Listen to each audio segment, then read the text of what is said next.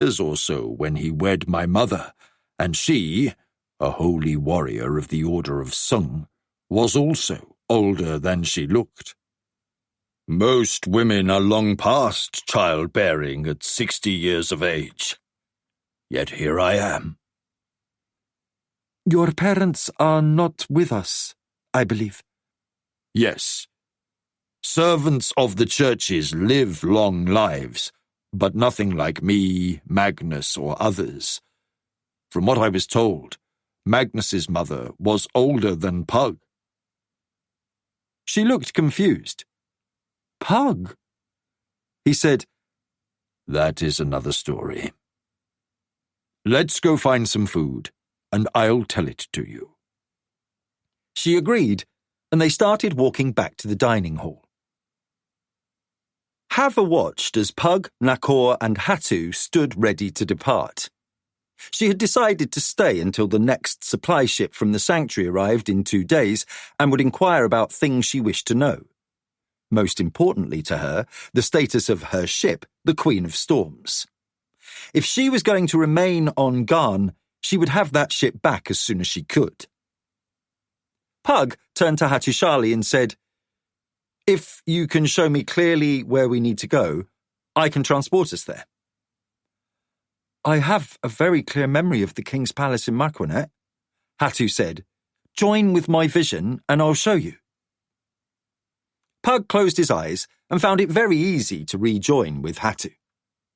The work the young man had done with Pug's memories had forged a link that made seeing what Hatu saw almost effortless. Pug saw a modest castle surrounded by outbuildings and a wall.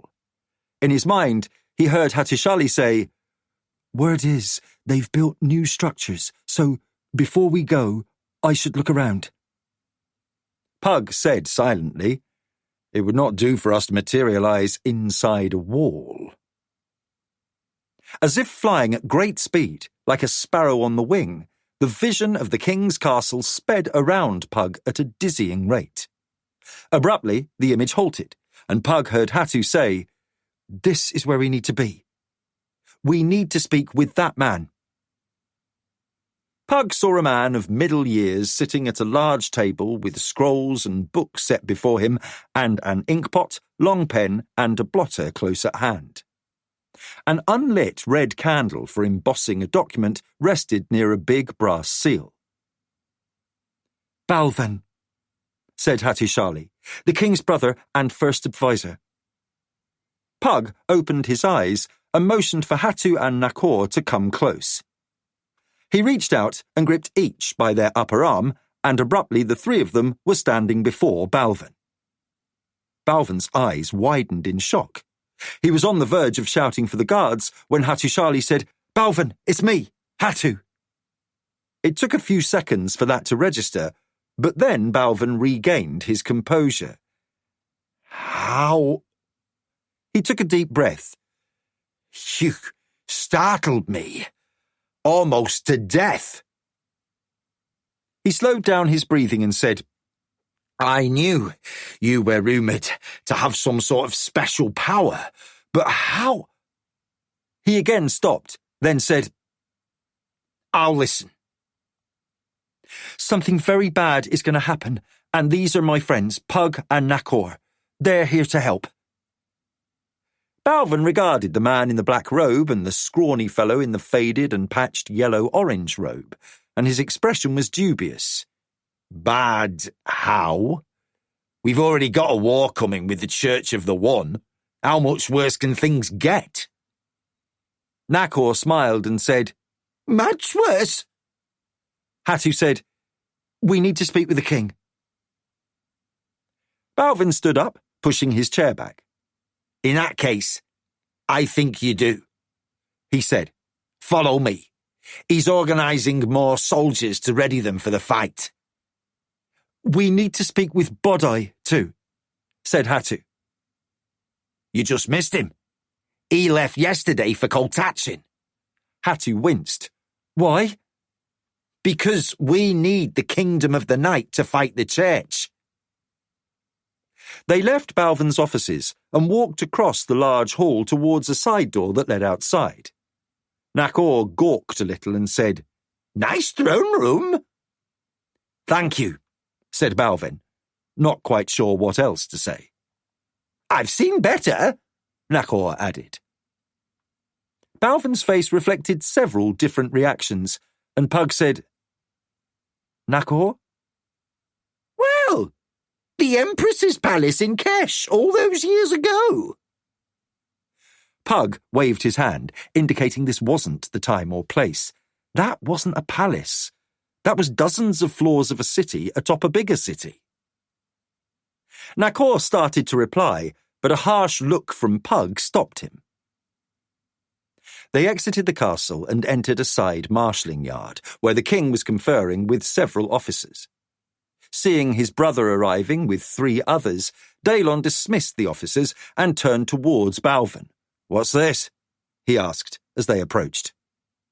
Hattusili bowed and was followed a moment later by Pug and Nakor. "Hattu!" said Daelon. He looked around, then asked, "Did Hava also come? The Navy could use her." Hattu said, "No, she's got business at the sanctuary." He left out the explanation that she was waiting for word of her ship's whereabouts. He introduced Pug and Nakor and said, "We are here because there's danger on its way." "The church. We know about that," said the king. Then saw Balvin shaking his head. "What, then?"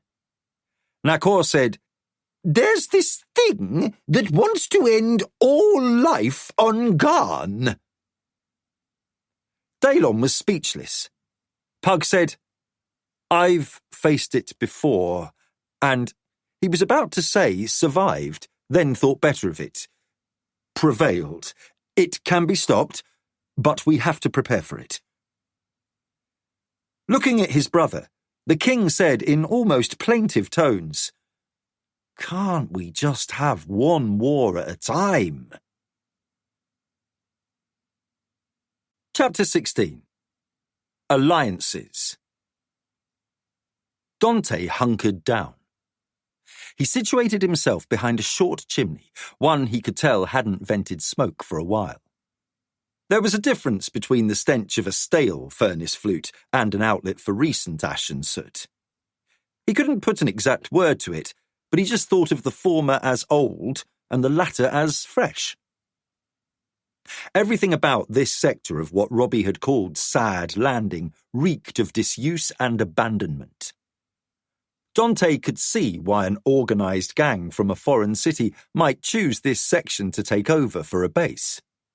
At one time, it might have been a low-priority landing for lesser freight haulers, because it was at the very edge of the old docks and was a more difficult location for unloading cargo and transporting it into the city and beyond. Time and circumstances had turned it into an abandoned quarter. Dante played the buffoon as well as anyone, and, truth be told, he often enjoyed the mayhem that caused. But he still listened. He might feign indifference to many things that others found interesting, but he always took note of information that might serve his ends. He did not know the specifics of kingdom history, the loss of Crondor as the major Bittersea port and the elevation of Port Vicor to preeminence, but he did remember that something terrible had happened and that trade had dwindled. So he deduced that the requirements for shipping intake had fallen off, and here was the area of the city that had suffered the most from that decline. All of this was in the back of his mind as he contemplated what to do about the sentry camped out at the other end of this roof. Both men squatted at opposite ends of an abandoned warehouse, and that alerted Dante to 2 things. First, he was in the right location, and Robbie's information so far was accurate. And second, if he made a wrong move, he was likely to end up dead. It was only by sheer luck he hadn't been spotted by the sentry. He had made a short leap from the neighbouring building closer to the docks, landing behind the short chimney. The guard had heard the slight noise and had walked over to investigate, but he had stopped short of the chimney and peered over the side of the building. He lingered there, while Dante crouched low and was ready with a dagger to end him. He heard footsteps approaching. Dante tensed, anticipating a fight. He knew the quickest way out of Sad Landing if he needed to flee. The sound of movement stopped. Then he heard the guard moving to the side opposite where he'd just been. Dante imagined the guard was trying to see if something was amiss below. He kept his breathing slow and calm, preventing his heart from thumping out of his chest. He was by nature a quick-tempered brawler, so the patience of the assassin, the ability to stay motionless for hours without fatigue or muscle cramping, had been for him among the most difficult lessons he had endured as a child. He was certain that had his grandfather not been a master, Dante would have been relegated to a minor role in Coltachin. Now, he was thankful for at least having had some of that training remain with him. After another long moment, the sound of lightly treading feet moved away, and Dante felt his body relax a little as tension began to fade. Dante considered his predicament. He was safe so long as he didn't call attention to himself. He could easily go back the way he had come by keeping the low chimney between himself and the sentry. A slip over the eaves and drop to the ground below would have him out of sight before the guard could come and investigate any noise he might make. There were enough stray dogs, alley cats, and vermin swarming through this part of the city that the mocker on duty might easily dismiss any slight sound. That option frustrated Dante, as he was only a little closer to locating the mocker's hideout. Still, he thought, there were other ways to discover where they had dug in. What would Haver do? He wondered. She was easily the cleverest of his peers at spycraft. Then he realized he knew exactly what she'd do. He slipped away and dropped to the ground with little noise and ducked across the empty street to shelter around a corner. He flattened himself against a wall and waited for any sign of torchlight or the sound of footfalls approaching. He counted slowly, and when he reached 100, he reckoned he'd got away without detection. Despite his often erratic behaviour and conflicts with authority when growing up, Dante had mastered much of the Coltachin craft, and one thing he was very good at was building a map in his head. He needed only to know which direction he was facing, north, south, east or west, and as he moved from point to point, he could memorise a detailed plan of key locations, cross streets and alleys, bridges, tunnels and important buildings. So, he returned to where he had entered the Sad Landing area and decided to loop around the farthest building, then come back in from another direction. Many hours later, as the sky to the east was beginning to lighten, Dante had constructed a mental map of Sad Landing, the location of half a dozen sentries circling one area, and a promising-looking tunnel entrance he was certain led to an underground lair of the mockers. He might not have felt so certain, except that tunnel was guarded by 2 sentries, and they had been the most alert of all those he had encountered. He was certain, had he lingered any longer, they might have spotted him. He sneaked out of Sad Landing, and once in a part of Dockside, made his way back to the Four Ravens. He reached the inn as the eastern sky lightened with the dawn. As Dante expected, it was open early. Shad behind the bar, and the smell of something cooking was in the air. Scully sat at a table half awake, while Lyndon's chair was tipped backwards, wedged into a corner, and he was snoring. Scully pushed Lyndon, waking him as Dante approached. Scully looked expectantly at Dante. "Found them?" Dante said, as he sat down. "Where?" asked Scully, while Lyndon shook his head slightly as he came fully awake. "So, the Sad Landing quarter," Dante said, holding a hand up, palm out, as if he were illustrating something in the air. "West side, halfway up, then 6 buildings in. A large street running more or less north to south, and a street from the west empties into a cross, but instead of continuing, it faces a big tunnel entrance. The tunnel is where they're holed up." He put his hand down. Scully nodded slowly. The old fish market. That makes sense. Why? My father told me when I was a boy how Sad Landing came to be. I guessed at part of that story, said Dante, about the big war or whatever it was that dried up trade, along with all the strange stuff like that jungle to the south. Green Reaches, Scully said, nodding. So, my father says his father was a boy when all that happened. The big crazy that changed everything. One thing stuck out, though. The last people to leave Sad Landing were fisherfolk, and before it was called Sad Landing, it was Fisherman's Landing. That street from the tunnel? It used to go from there to a dock that fell apart before I was at a nappies, and the tunnel leads down to a deep stone-lined underground warehouse, I guess you'd say. It gets bloody hot here some days during midsummer, and you know, heat and fish.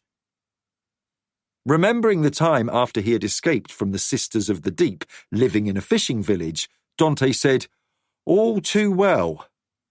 Ice is hard to come by when it's hot. You have to have fast freight, which means lots of gold, said Scully.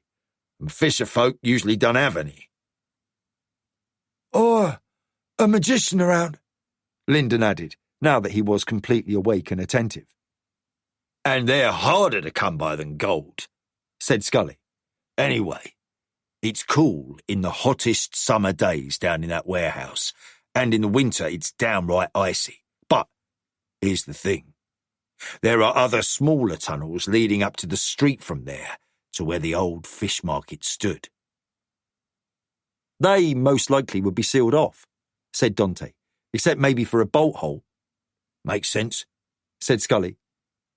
You gonna go looking for that bolt hole? No. Dante rubbed his chin. Not for what I have in mind.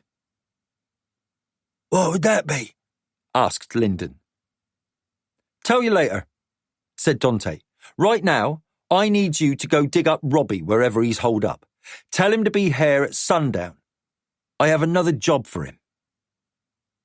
Lyndon rose and said, I know where to find him.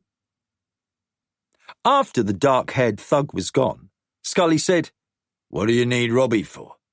Dante smiled. To tell the Keshians where the mockers are hiding their loot. Declan had moved back, his hand halfway to his sword, when he abruptly recognised that it was Hattusili who was standing before him. Next to him was a brown-haired man in a black robe holding a staff. Where did you come from? He shouted, as every other soldier within hearing turned and looked on in astonishment at the two men standing before the prince. They had not been there moments before. From your brother, said Hattusili. This is Pug, Highness. Pug bowed from the waist and said, I forgot to ask what the formal address here was. Highness. Declan laughed, grabbed Hattu in a hug and said, Does any of this look formal? Pug smiled. Industrious, yes. Formal, no. So you're back from that other world, said Declan. Seems your absence has caused a stir. That's why we're back, said Hattu. He motioned to Pug and said, Pug is from Midkemia. He is here to help. Declan studied the figure before him. What can you do? Pug said, What do you need doing? Declan moved his hand around in a slow arc and said, We're trying to clear this area and build a redoubt. But until we get the road cleared from the west, all we're accomplishing is making stumps and piling up timber. Can you chop down trees? Pug chuckled. I think I can help. Where do you want that road to go? West? West of here to the highway that connects Marquinet to the north. Right now, it's a 5, even 6-day journey to the city, with a straight west route, 2 days. Pug motioned towards where men were sawing at a giant oak and said, Call them back, please. Declan caught Sixto's attention and yelled, Clear everyone out of that section! Sixto hurried around a pile of stumps and fallen branches, reached the team soaring at the oak and ordered them away. When the area was clear, Pug moved to face the large oak. He put out his hand and incanted a few phrases, then suddenly the tree began to shake. Vibrations ran through the ground. With an ear-splitting noise, the earth shrieked as Pug focused his power and the massive oak lifted slowly out of the ground. Everyone could see leaves and small branches falling off as it continued to rise. Cracks appeared in the bark from forces ripping it from below, as if a pair of giant hands were gripping it and pulling upwards. Even Hatu, who had some idea of what magic could do, stood in open-mouthed amazement as the tree kept rising higher and higher until dangling roots hovered a yard above the torn soil. Clods of earth and leaves rained down from the oak. "Where do you want this?" Pug asked Declan. The Prince of Marquensis could hardly speak as he said, "Somewhere away from here, please."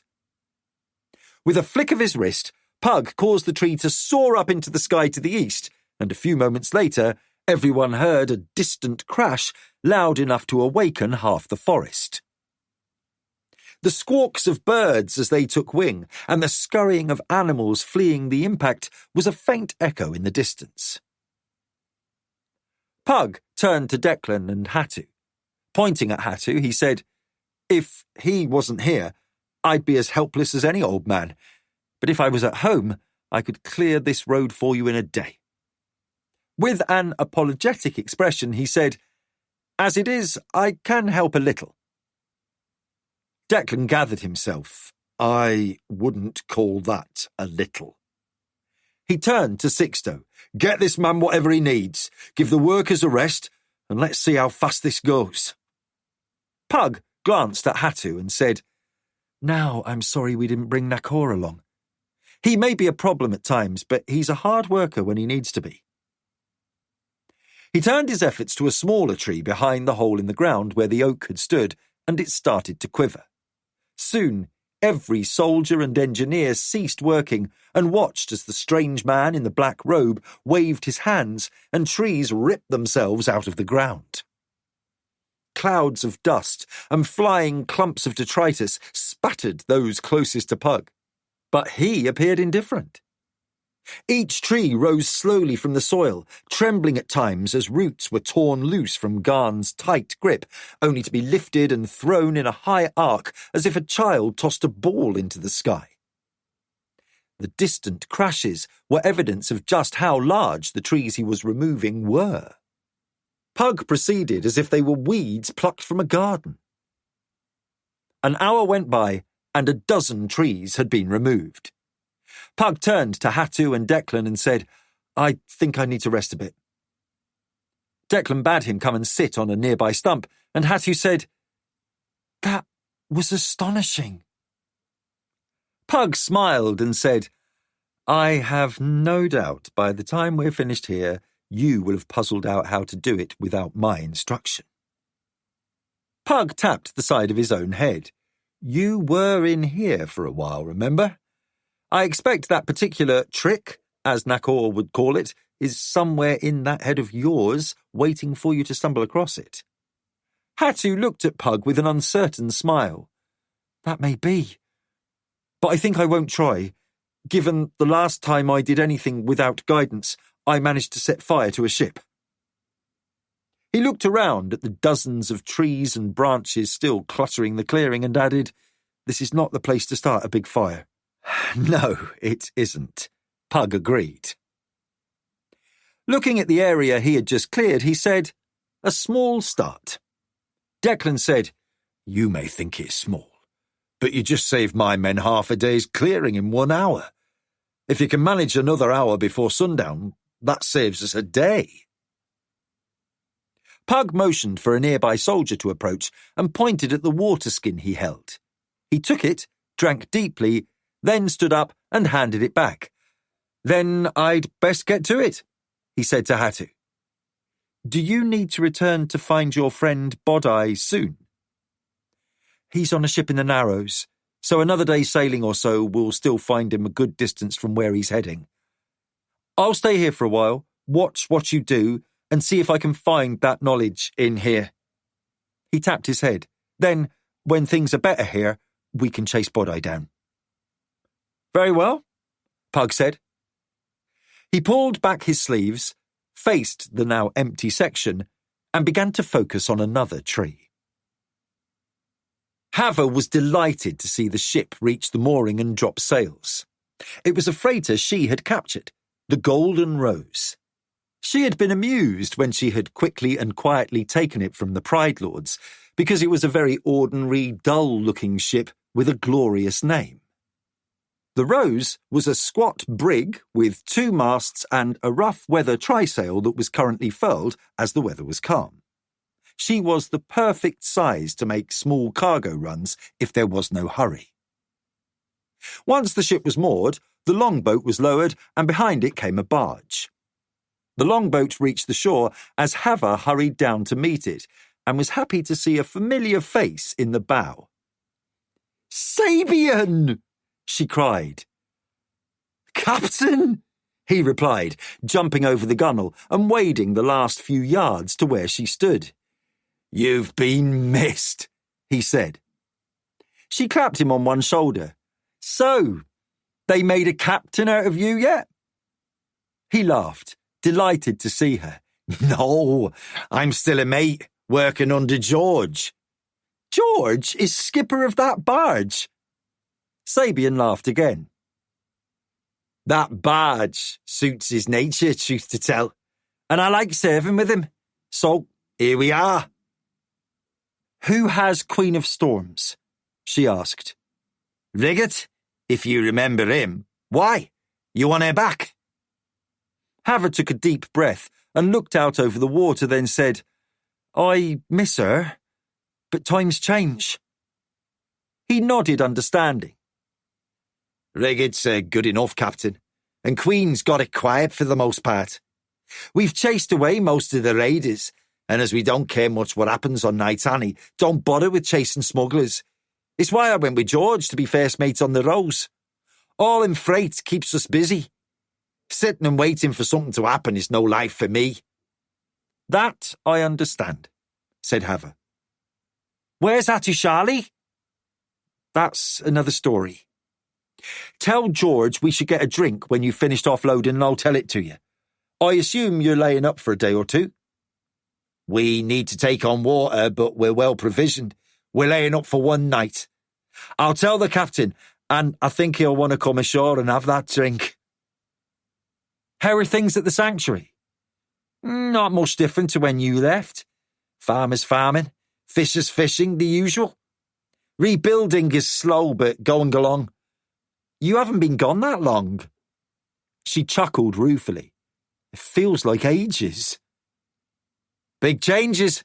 he asked, looking over to where the men were unloading the barge. "Go," she said, seeing that he was anxious to make sure things were done properly. "I'll tell you and George the whole story later." "Good. We have 2 more loads after this one, so around sundown, I'm thinking." "See you then." "Till then," he replied, hurrying off.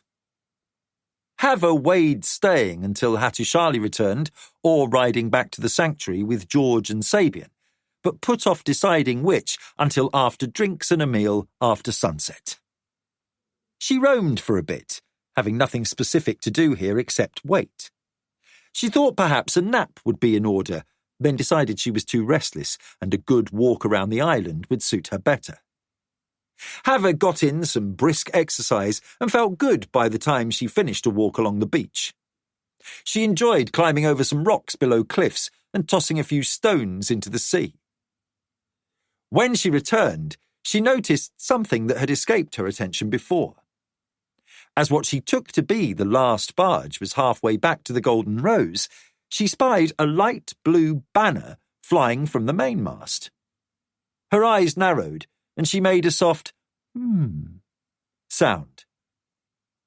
By the time Sabian and George entered the pavilion, Hava was sitting at a table with a pitcher of ale and 3 mugs. Haver and George embraced. George smiled and said, "You've been sorely missed, I can tell you." Sabian nodded. After taking a drink, Haver said, "I see you're flying a top banner." "Flag of Marquensis," said George. He took a drink, wiped his mouth, then added, "It just sort of happened as we were running goods back and forth from South Tembria." Haver said, "I like Declan, but his royal kin? I'm not sure about this. Spent enough time with this king to think him a good man, but when I left, we were still free. How did he convince you to join his navy?" "Well," said Sabian, "he didn't really have a navy, just a few ships scattered about. Before the war with the Pride Lords, he'd use Zindaros ships if he needed a few. So he needed a navy and, well, it was pretty easy when Declan brought those ships back with him from Zindaros to make a little fleet. But he was short of sailors, so—" "He's paying everyone's wages," interrupted George. "No threats or bullying, just swear to be loyal and I'll pay the men monthly." Haver laughed. "I guess that means everyone took the oath." "Tripping over themselves," said Sabian. "But we don't have a great leader. Admiral Keane." "Admiral?" Haver exclaimed. "Hard to call him something besides captain," said George.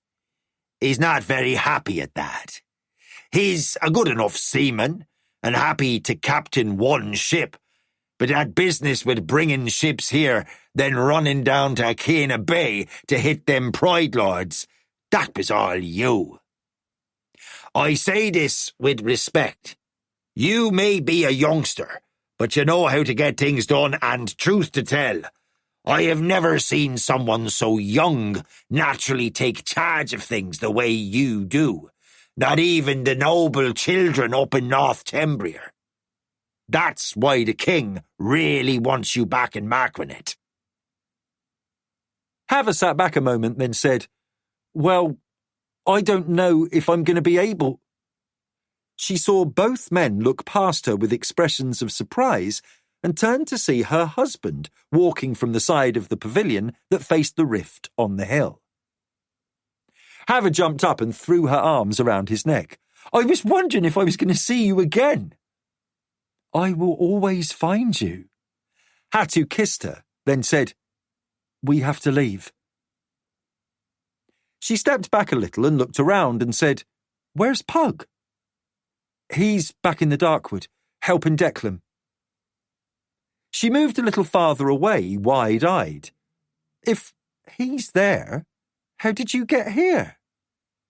"Pug showed me a trick. I'll tell you about it later." "Where are we going?" "To see the king," Hatu said, slipping his arm around her waist.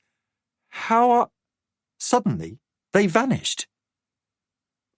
George and Sabian looked at the empty space for a moment, then at each other, and both reached for the pitcher of ale. Robbie said, "No, I won't do it." "I just need you to carry the word," said Dante. "Those questions almost cut my throat the last time I ran into them, and if they suspect for a second that I was the one who got word to them mockers about their smuggling, I'm dead." Dante resisted the impulse to bully Robbie, because his instinct said the man was genuinely terrified. Years of training had enabled him to judge this man would no longer be a valuable source. So he said, "I understand. But besides you, who else is a good rumour-monger?" "There's no one else in Port Vical." Dante held up his hand, cutting Robbie off. "I don't need a sales pitch. If you want to—" Dante realised he had been going about this all wrong. "Never mind. Forget about a rumour-monger. I need a tipster." "A snitch?" asked Robbie. "I need a good one." "If they're still alive, they're good," Robbie answered. "Obviously. Dante agreed. I need an informant. His eyes widened as he realised he had an answer. I don't need you to go to the Keshians, he said with increasing enthusiasm. I need you to tip a snitch. How's that? Asked Robbie. So, here's what you do, Dante began. You find the least trustworthy bastard you know and just tell him you're more desperate than usual and you're eager to find out where the Keshians are lying low. Well, I know where they are, Robbie whined.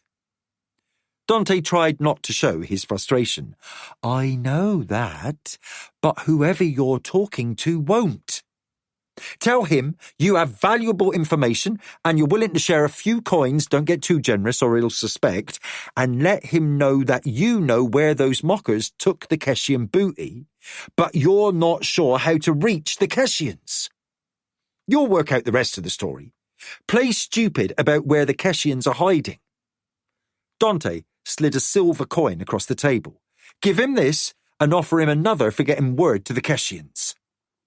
Robbie looked unconvinced, but Dante's willingness to pay well so far had him eager to keep getting paid. I think I know a fellow, but he's a shrewd one, which is why he still has his neck about him. I'll see what I can do. He rose, snatched the silver coin off the table, and hurried out of the inn. Dante looked at the corner table where Scully and Lyndon sat. With a tilt of his head, Dante had Lyndon leaving his chair and following Robbie. Scully got up and came to Dante's table. He sat down and asked, What now?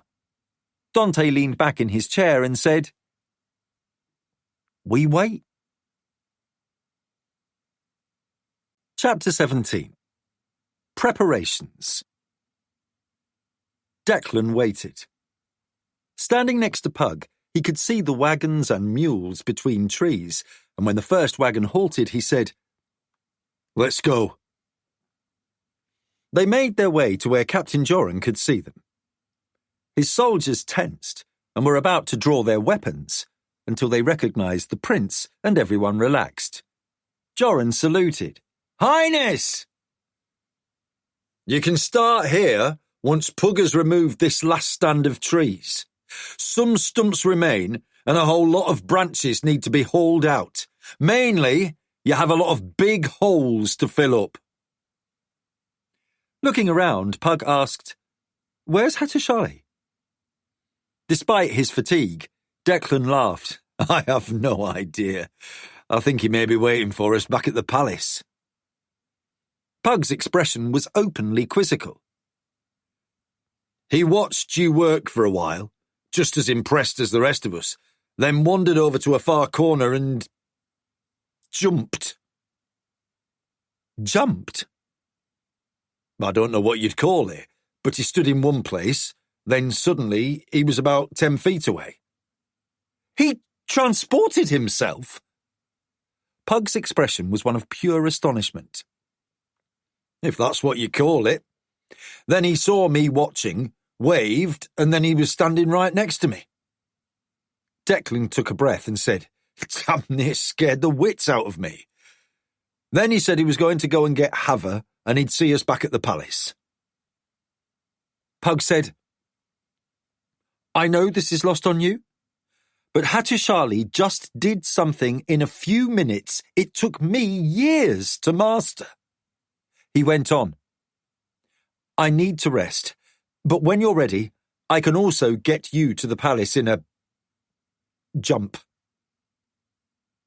Declan looked around at the workers unloading wagons and said, I should probably do that and leave this to Sixto and Joran to oversee, but... Pug interrupted, You don't like leaving tasks unfinished, I know. He looked at Declan. After a few hundred years, you get good at sensing what a person's like after a short time. Declan said, You're right. I am not good at leaving tasks to others, as my brother Balvin constantly has to remind me. Well, said Pug, let's both rest, and when you're ready, we'll go back to Marquinette after you've reassured yourself you've left things here in good hands. Declan tilted his head to indicate his agreement. He motioned Captain Joran over and said, "Once the other timbermen from the north arrive, start widening here and get those holes filled. The king will want a stone-paved road through here as soon as it can be built to connect to the King's Highway."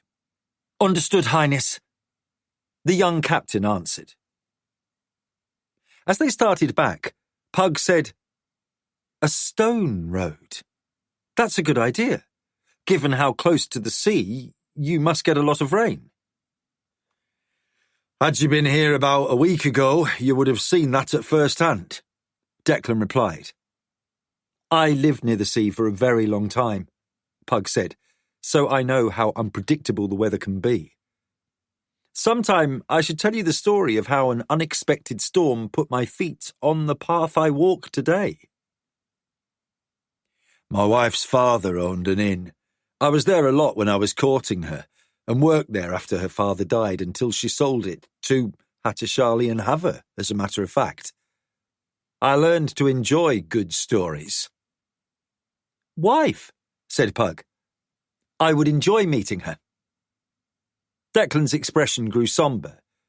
"She was killed, and that set my feet on the path I walk."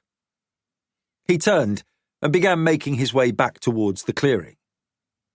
Pug hesitated, weighing the obvious pain Declan still felt at the death of his wife, and decided now was a good time not to say anything. He understood better than most what losing a wife meant. He'd endured that hurt twice. Dante entered the Red Starfish quietly and moved to the end of the bar. He had given up on Robbie carrying any more messages, even with the lure of more silver. The informant had found the man he sought, exchanged money for information, but when he returned, Dante was hardly pleased with the result. He'd discovered the name of the inn the Keshian smugglers frequented, and a name, Albec. But, beyond that, he had gained little knowledge. Whatever other faults he might possess, Dante had a good instinct about just how far he could push someone to do something against their will. He often employed that skill to good effect, despite sometimes just starting a brawl when the mood struck him. He scanned the room and saw his likely targets. 4 very dark-skinned men, some sporting prominent scars, wearing what he took to be some tribal fashion.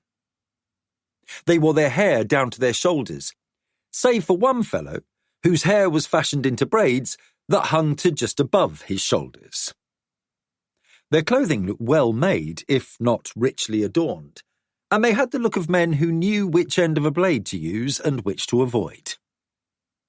Perhaps, for the first time in his life, Dante waited and watched. Before he had been captured by the Sisters of the Deep and kept alive by their dark magic, he would probably have just walked up and started something that would have ended in a brawl and likely bloodshed. Since that experience, he had become more aware of his own mortality. His first impulse still tended towards rashness, but he was developing a knack for not always giving in to his first impulse. Life might be a harsh teacher, but he was not an entirely stupid student. He waited, sipping very bad ale, and watched. A dark, well-dressed man with very fancy clothing entered, with 2 obvious bodyguards 1 step behind.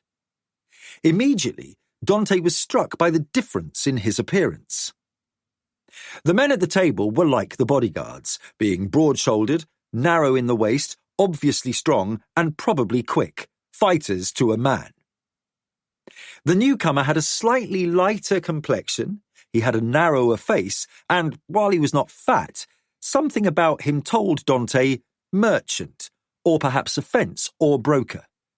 He was no warrior. As soon as the newcomer reached the table, Dante changed his mind. This was the boss. The men around the table all shifted in their chairs and their posture changed. Whoever this man was, he was important. Dante worked harder than usual to blend in, be just another worker at the bar. The two bodyguards were very alert, watching for anything that might be a threat.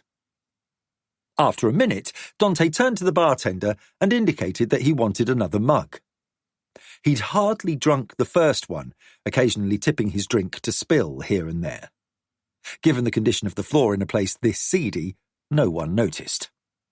When he looked back, the boss, as Dante thought of the man, was still speaking to the men at the table, and the guards were still being attentive to the room.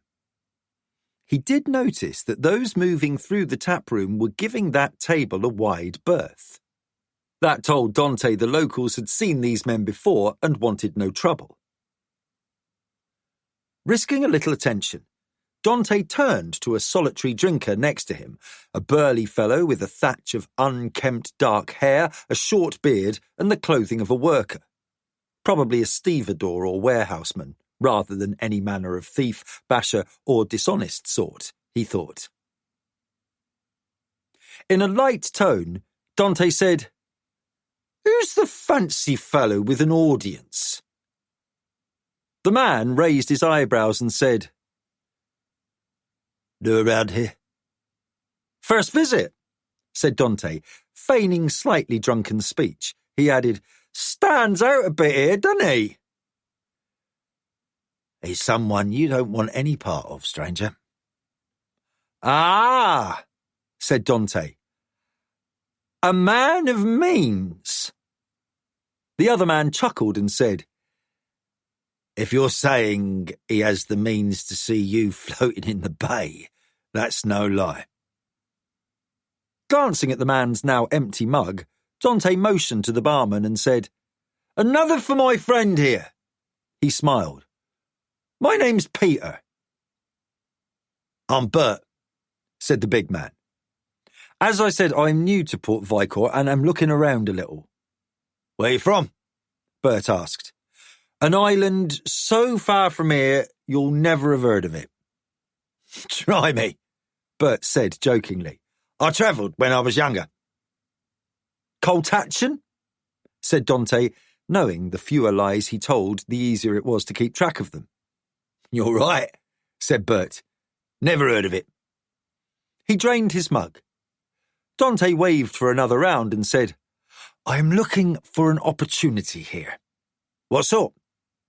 "Any that I tumble to," Dante said.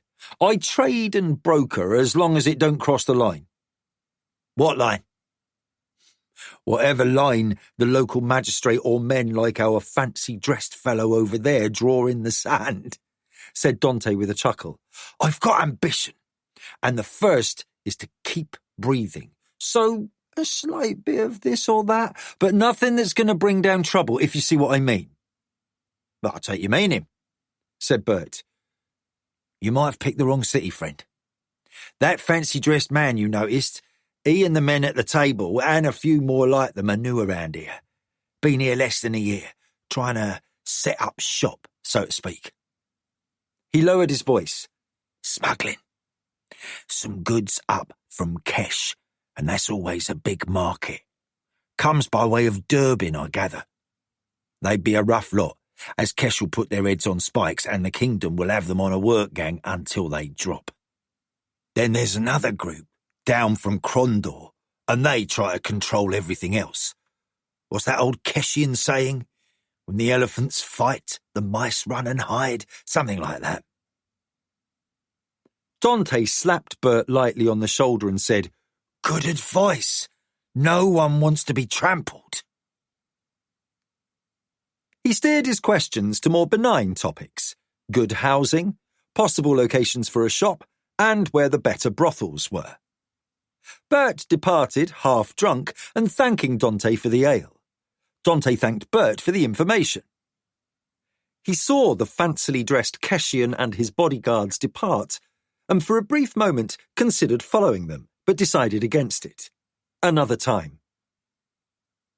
His conversation with Bert urged him to caution. He hated that. Dante put his almost full mug of ale on the bar and slipped out of the Red Starfish unnoticed. "Sakara!" The warlock turned and saw Sabella waving. He smiled and waved back. When she reached him, she said, "Your library is truly incredible." He laughed. "Well, it's not really mine, but they let me use it." She laughed in turn. "You know what I mean." "Wejuan has been showing you around?" "She's amazing," said Sabella. "I haven't seen you in a few days, so I spent my free time between classes there. I'm looking for anything on—" She waved her hands in small circles. "Energy, energy, mana, tenogo, juju." His laughter increased. "You certainly learned a lot of words for it." She shook her head emphatically as her humour faded. "You know what irks me? There are all these words and facts about how that energy is used, but not one thing I can find that tells me what it is. We have a label for something we don't understand." He nodded sympathetically. "I remember that frustration. When my father began to teach me the art of being a warlock, so many times I asked how, and his answer was, 'I don't know. That's just how things happen.'" Sabella looked as if suddenly something made sense. For a few seconds she stood motionless. Then her expression changed, and with wide eyes she said, "You're brilliant!" She grabbed his head, pulled it down, and gave him a kiss on the cheek, then turned and ran back towards the library. Zarkara watched her run off and realised, even though he was a century older, that she might be the most remarkable woman he had ever met. Sabella almost ran into Wejuan as the older woman was carrying books around a corner. It was only by sheer luck that she pulled up in time to avoid knocking the librarian to the ground. "What?" demanded the stout woman, her grey hair tied up in a knot and her face a map of fine wrinkles. "Something I have wondered about since I arrived, and now I think I have an answer." "Help me put these away and tell me what this is all about," said Wejuan. Sabella took half the books and followed Wejuan to the end of a massive shelf. Next to it lay a spiral staircase that rose to a landing halfway up the wall. She followed the older woman up the stairs until they reached that landing, and Wejuan said, "This task is pure drudgery." Sabella said, "I can help if you'd like." Wejuan found the first space she sought and put the topmost book in her stack with her right hand, while deftly balancing the others with the left, and said, "That's a lovely offer.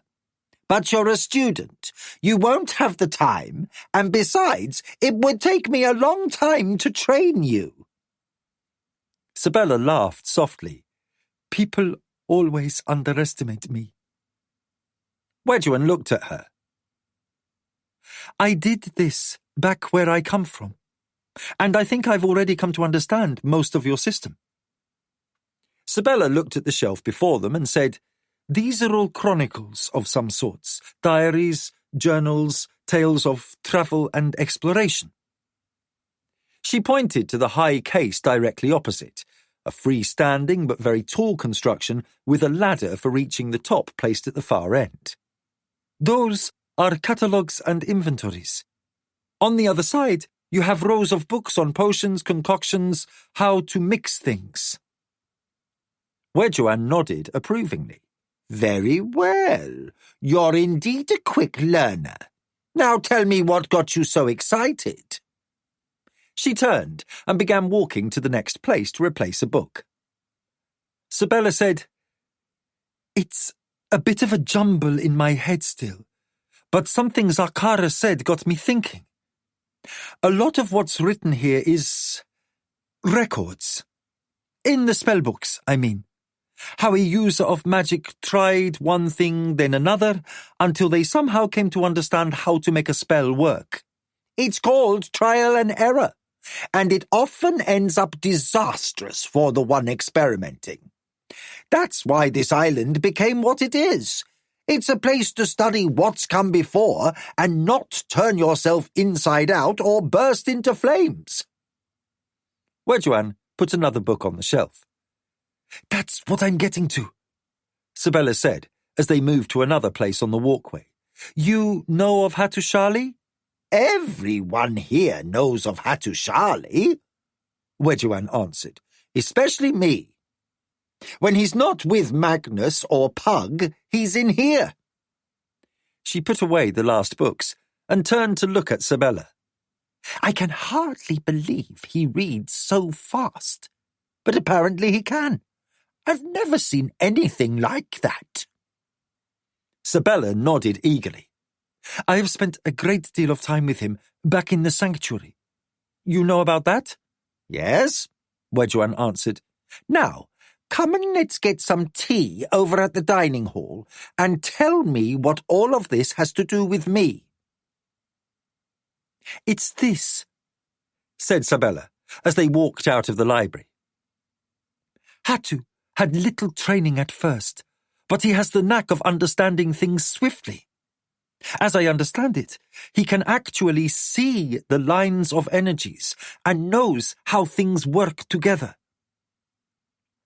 Reaching the top of a slight rise that stood between the library and the dining hall, Wedjuan said, I'm not sure I follow. You have a system, right? For organizing all the books, tomes and scrolls here? Wedjuan nodded. Hattusili sees how things are organized, underneath all the spells and devices used, and he just uses that energy. Again, Wedjuan nodded. Mana, juju, whatever it's called. Then she laughed. Stuff, as Nakor calls it. He's a strange man, but I think he knows a lot. You're not the first person to make that observation. Even before he turned up with Pug, stories abounded about him. He's a walking invitation to chaos, but he was also a valuable source of knowledge when the great conflict ended. Wedjuan smiled. That was many years ago, long before I was born. I'm old, but not that old. I only met him briefly here, and then he was off with Pug and Hattusili, said Sabella, and he said some very odd things about stuff and tricks that I didn't understand.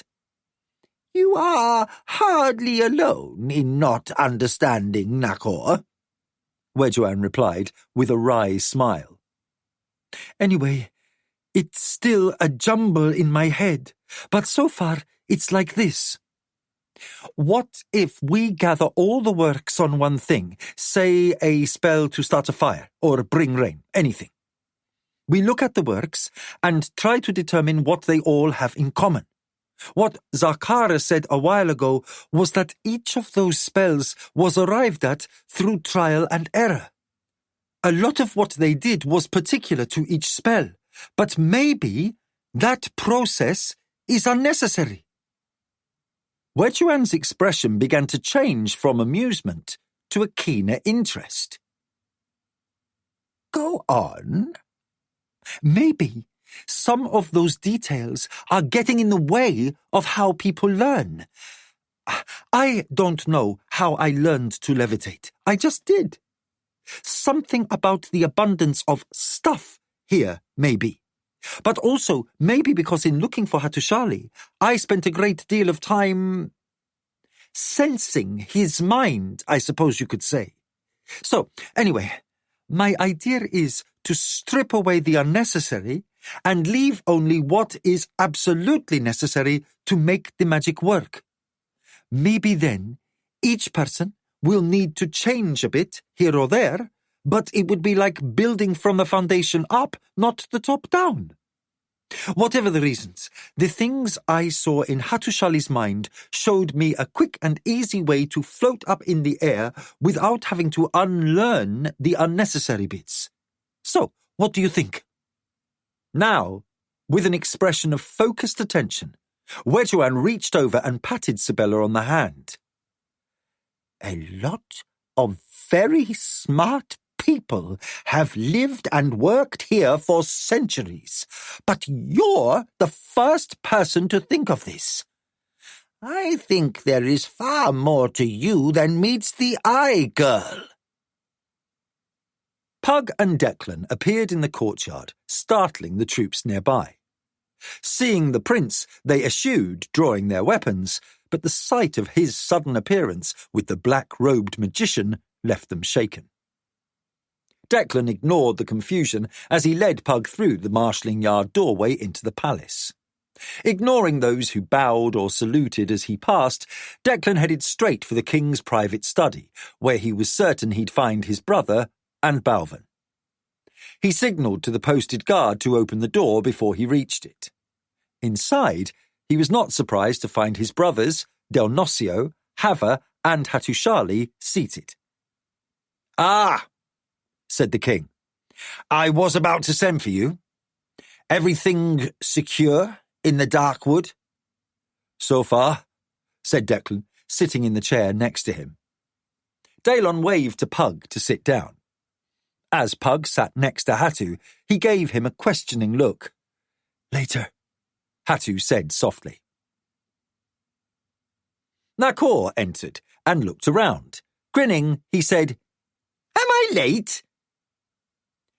"Where, might I ask, have you been hiding?" asked the king. "Here and there, poking around." Without waiting for permission, Nakor sat in the last empty chair. Pug looked at the king, shrugged, and said, "He does that a lot." Looking at Nakor, he said, "Were you back on Sorcerer's Isle?" "For a while. Then I went to some other places." The king said, "Very well. If there is even more menace about to threaten this kingdom, I need to know about it, but one thing at a time." He looked at Declan and said, "First, I need to know exactly how things stand with our current plans, so tell me, does the work go apace?" Pug opened his mouth to say something, then closed it again. Daelon noticed Pug's expression change, and before Declan could answer, he held up his hand saying, "Wait." To Pug, he asked, "Something troubling you, magician?" Pug felt a rising impatience, but recognised it as Philip's nature asserting itself. Patience had been hard-learned during Pug's life as a slave on Kellowan, and his training with the great ones of the Assembly of Magicians had instilled patience in him down to his core. "There is a matter of grave importance, Majesty," he replied, "but as you said, one thing at a time." The king looked at Declan and said, "So, again, how goes the work?" Declan indicated the magician. "Pug cleared more forest in a day than the men could in a week. A road to the highway has now begun, and the construction of a redoubt is underway." Balvin had listened silently, then looked at his two brothers and said, "It might be wise to clear even more forest, and as soon as the redoubt is completed, start building a permanent garrison, a small fortress." Daelon said, "Agreed. If we're going to press a claim to the western half of Ilcommon as now being part of Marquensis and the rest as a vassal barony, we'll need more fortifications to the east. The new garrison in the Darkwood will serve as a staging point for that.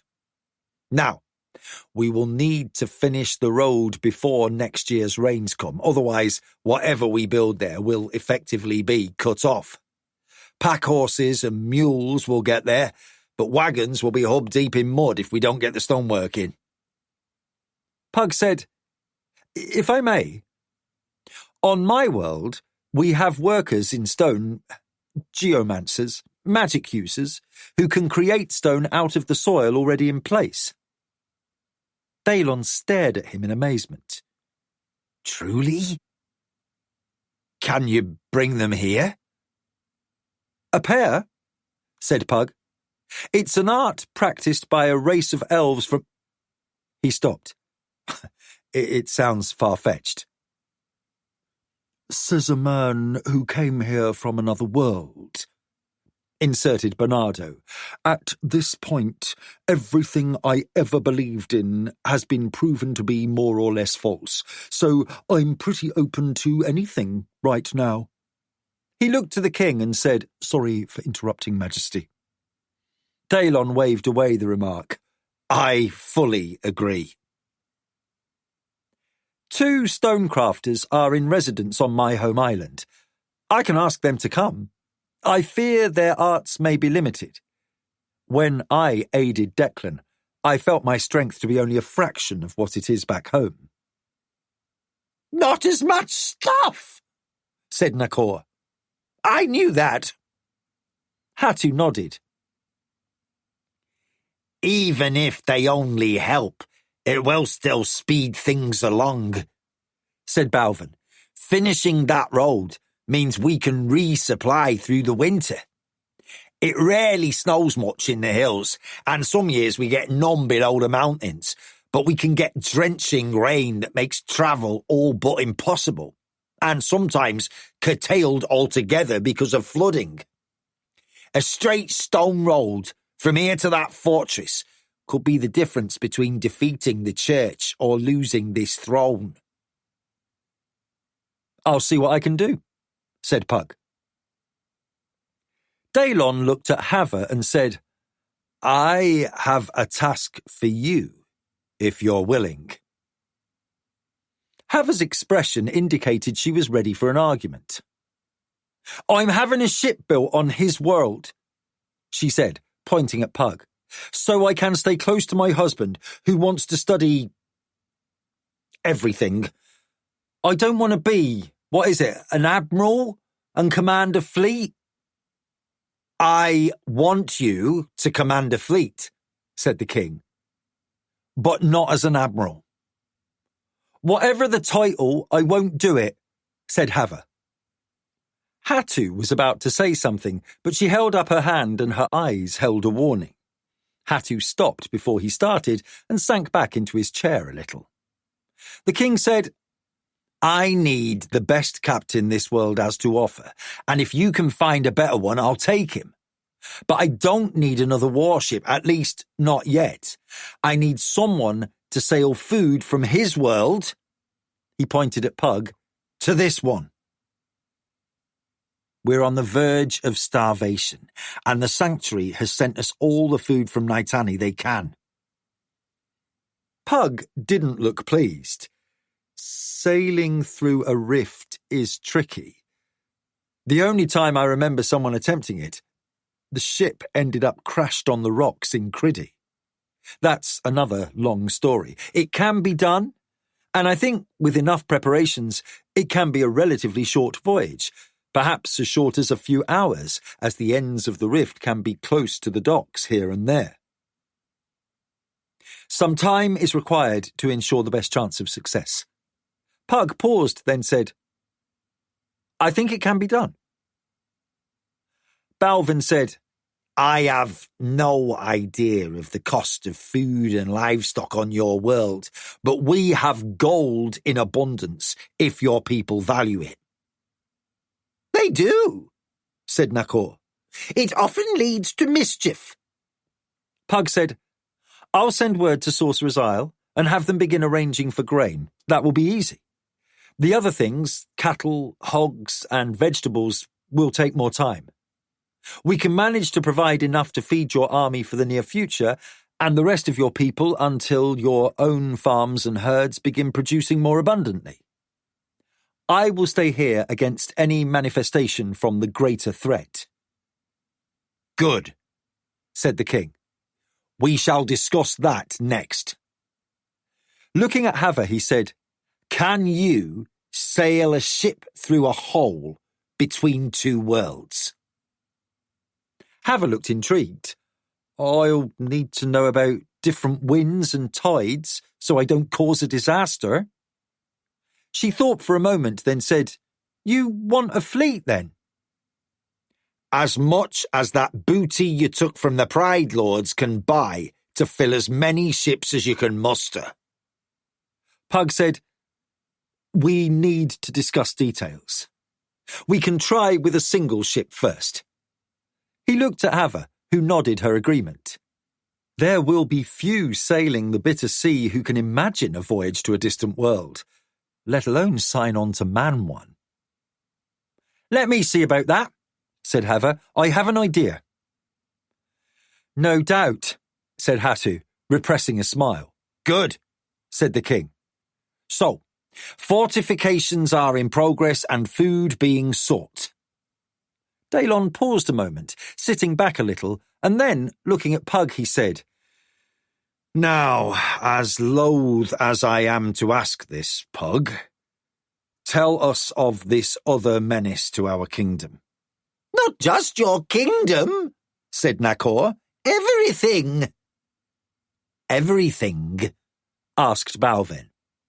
"He'll tell you," said Nakor, pointing at Pug. The king looked displeased, but said, "How much time do we have to prepare, and what sort of enemy is coming?"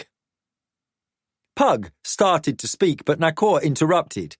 "Nobody knows about time." Hatushali nodded. "Yes," he began, but Hava put her hand on his, stopping him.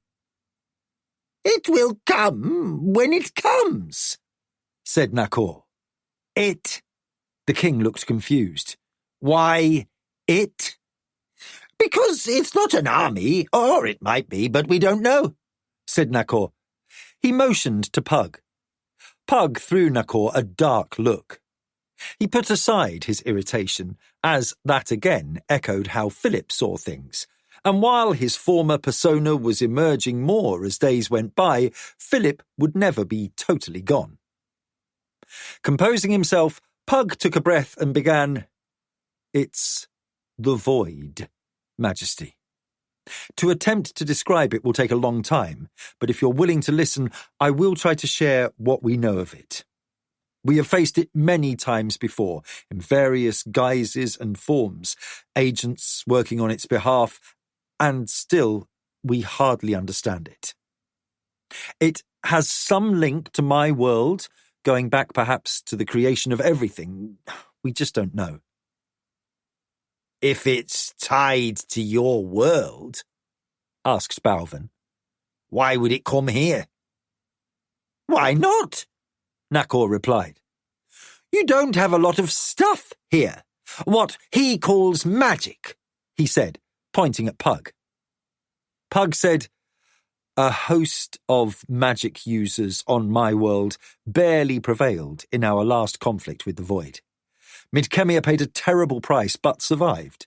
Here, without that sort of power, this world would be consumed in days." Nakor nodded. "Yes, because if you got all the armies on this world to stop fighting and come together, you'd still lose." The colour drained from the king's face. Quietly, he asked, "Can anything be done?" "We need to work out how to take some stuff from Midkemia and bring it here. Then we can fight it." "Is that possible?" asked Daelon. "I don't know," said Pug, "but we'll try, somehow. Because here you need more magic to fight the Void than has ever been imagined in the history of this world." Daelon slumped down in his chair, his hand over his eyes for a moment. With a tone more pleading than commanding, he said, "Please, do whatever you can." Chapter 18. Missions. Dante bided his time. For a day, he returned to the farm and oversaw what was turning into a tiny enterprise. While this farm would never make anyone wealthy, it would provide shelter and food for the littlest children. The older children were toughening up a bit as they were being taught the finer points of brawling, eye gouging, blows to the throat, kicks to the groin, all designed to give a smaller fighter a moment's advantage to escape. None of the youngsters was likely to grow up to be a proper brawler, though David was putting on a little weight with steady food and exercise. Mark showed some signs that he might do well at picking pockets, sleight of hand, street grifts, and anything requiring dexterity and a good eye. The others would make decent farmers. Tommy, the boy who had taken Dante to meet Healer, was showing remarkable quickness, but he lacked size. Dante considered him a future night thief, but hardly fit for a fighting crew. Now he was back in the Red Starfish, again trying to blend in. He had found a base at the Four Ravens and had paid Shad just enough silver to secure him a room on demand, but not enough that the innkeeper might try to poison him for his coin. Pug had been generous with the purse, but his funds were dwindling, so he began looking for his own opportunities to replenish his means, and now he was beginning to fully comprehend what the kids had been up against. When he recognised a street grift, the mockers had ample muscle nearby to prevent a mark from causing harm to the grifter. He had witnessed some fairly sophisticated robberies, with teams of perhaps as many as 4 individuals working together. Whoever this upright man in Crondor might be, he had well-trained thieves in his employ. Dante assumed that whatever other rackets the mockers were undertaking were well in hand. His wanderings through the richer quarters of the city had showed him a lot of high walls, guards at gates, iron bars at windows, and an annoyingly loud population of barking dogs. At least the children had enough sense that their only play was a quick cut-and-run purse grab in a busy market. Still, Dante knew that nothing worthwhile ever came easily. If he was to see some success here in Port Vicor, he needed to upset the balance. As he often said, out of chaos comes opportunity. This was Dante's 4th trip to the Red Starfish, and the second time he had encountered Bert. The burly worker was affable company. Dante kept the conversation trivial and still managed to draw out bits of information from him. He was getting well versed in local customs and attitudes. Port Vicor, and Dante assumed the Kingdom of the Isles, or at least this part, seemed like some cities on the mainland of Northumbria had been before the attack by the Pride Lords. The population was varied, from the rich and powerful down to the dregs of society, the majority being working people labouring away for their own goal. And that goal was simple: survival. Dante hadn't finished exploring the entire city, but he had visited most of it, and, as cities went, this was a modestly prosperous one, for a shipping port. Other than shipbuilding, there were no industries here. No heavy manufacturing like King Daelon was undertaking in Marquensis, with foundries, kilns, carpentry shops, tanners, dyers. From what Dante had learned, all of that was up in Crondor, an ancient city compared to Port Vicor. Wagons, alone or in trains, left and arrived between the two cities almost daily. Again, Dante decided he would eventually need to take a trip to Crondor. Since first coming to this inn, he had not spied the fancily dressed man he thought of as the boss of this crew from Kesh. But he had spent enough time watching the various members of that crew drift in and out to have some sense of whom he should approach when the time was right. Bert said, "Got an early start tomorrow, so I'd best be off." Dante glanced out of the door and saw the light was only fading a little and said, "Must be damned early if you're heading home now." Lowering his voice, Bert said, "Got one rolling in on the morning tide, and tomorrow's will be sweeping in before dawn. It's a damned 3-moon pull, so you know how that is." Dante nodded. He had no idea what a 3-moon pull was, though it clearly had something to do with the tide. After Bert left, Dante kept watch on the Keshians until there were only 2 left, one of them being the man he had marked as his likeliest contact. He wandered over and caught that man's eye, and, with a slight motion of his head, indicated he'd like a moment with him. The Keshian's brow furrowed, but he indicated that Dante should approach and sit with him. When Dante did so, he said, "But?" "Business," replied Dante. "But don't do business," the man replied. His accent was slightly difficult for Dante. He prided himself on having a good ear when it came to cutting through accents, but this man spoke as if he had pebbles in his mouth.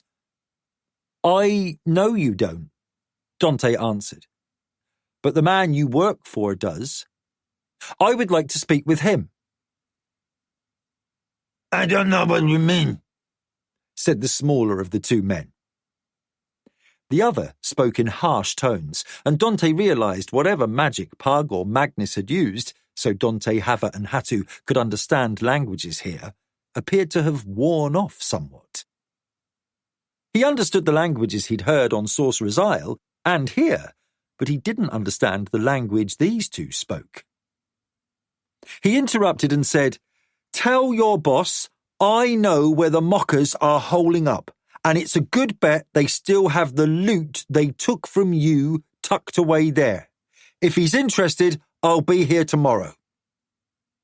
Before anything more was said, Dante rose and left the inn as quickly as he could, without running. Magnus looked relieved when Pug stepped through the rift from Garn. He sat upon a stool in the otherwise empty chamber. "Should we shut this down now?" he asked. "With Hatu still there?" "I think so." "Good," said Magnus, and the rift blinked out as he waved a hand. "I've had that portal watched every minute. It's a little difficult staying alert when things are so quiet, but something horrible might pop through at any time." "I understand," said Pug. He looked at the stool and said, "You could have fetched in something more comfortable." "And risk dozing off?"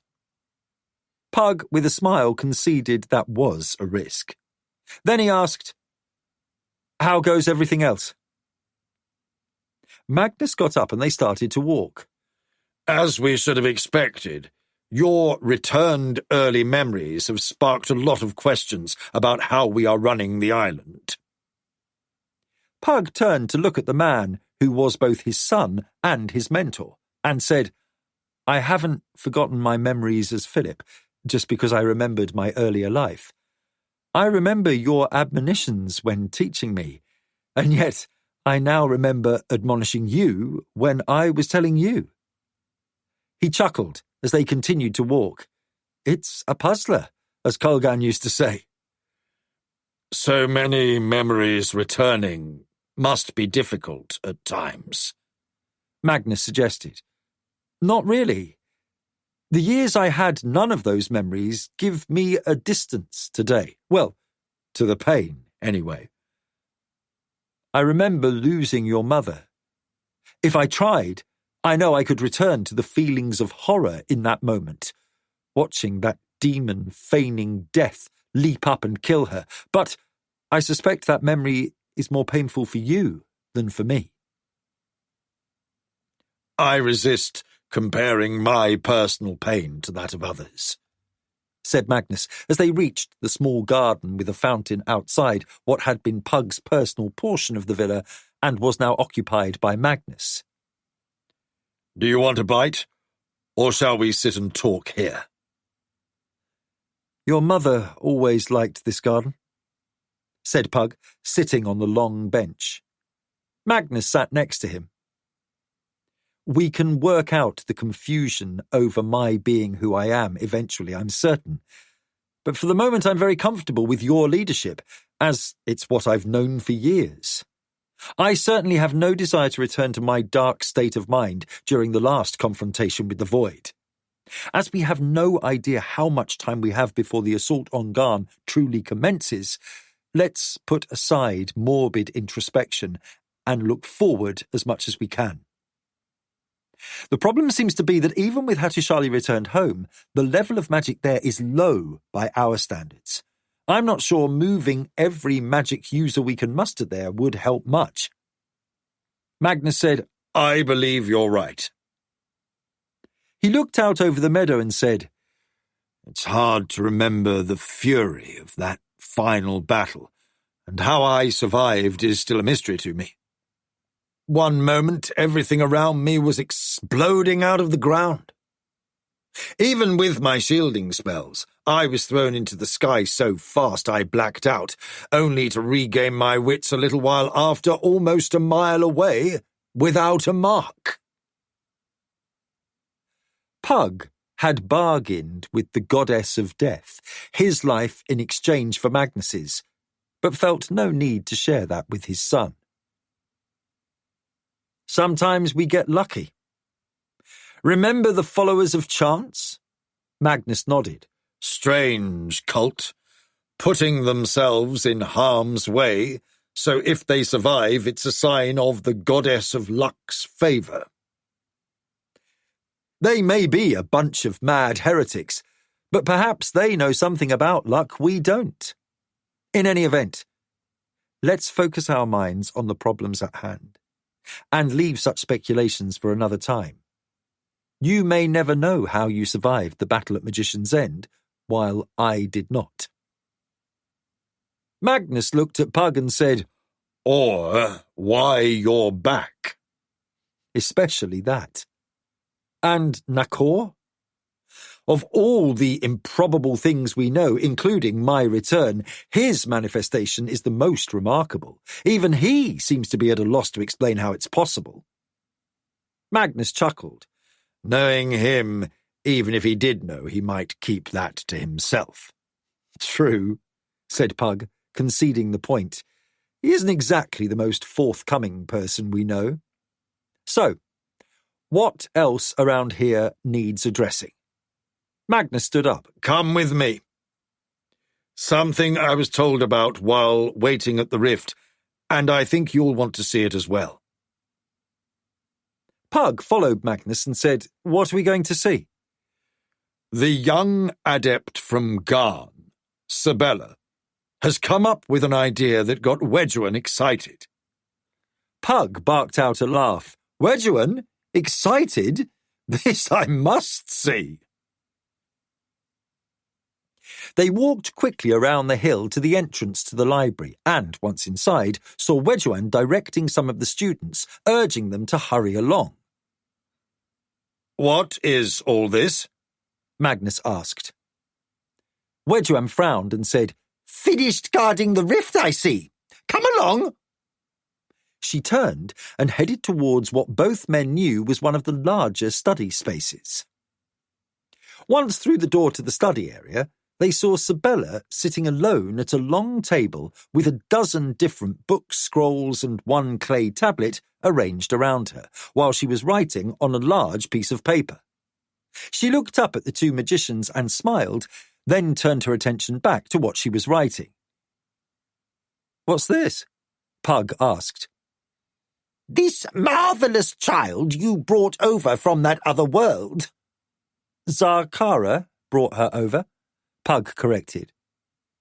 Wedgwood's expression darkened and, ignoring his correction, she continued, has contrived to investigate something you idiots never considered.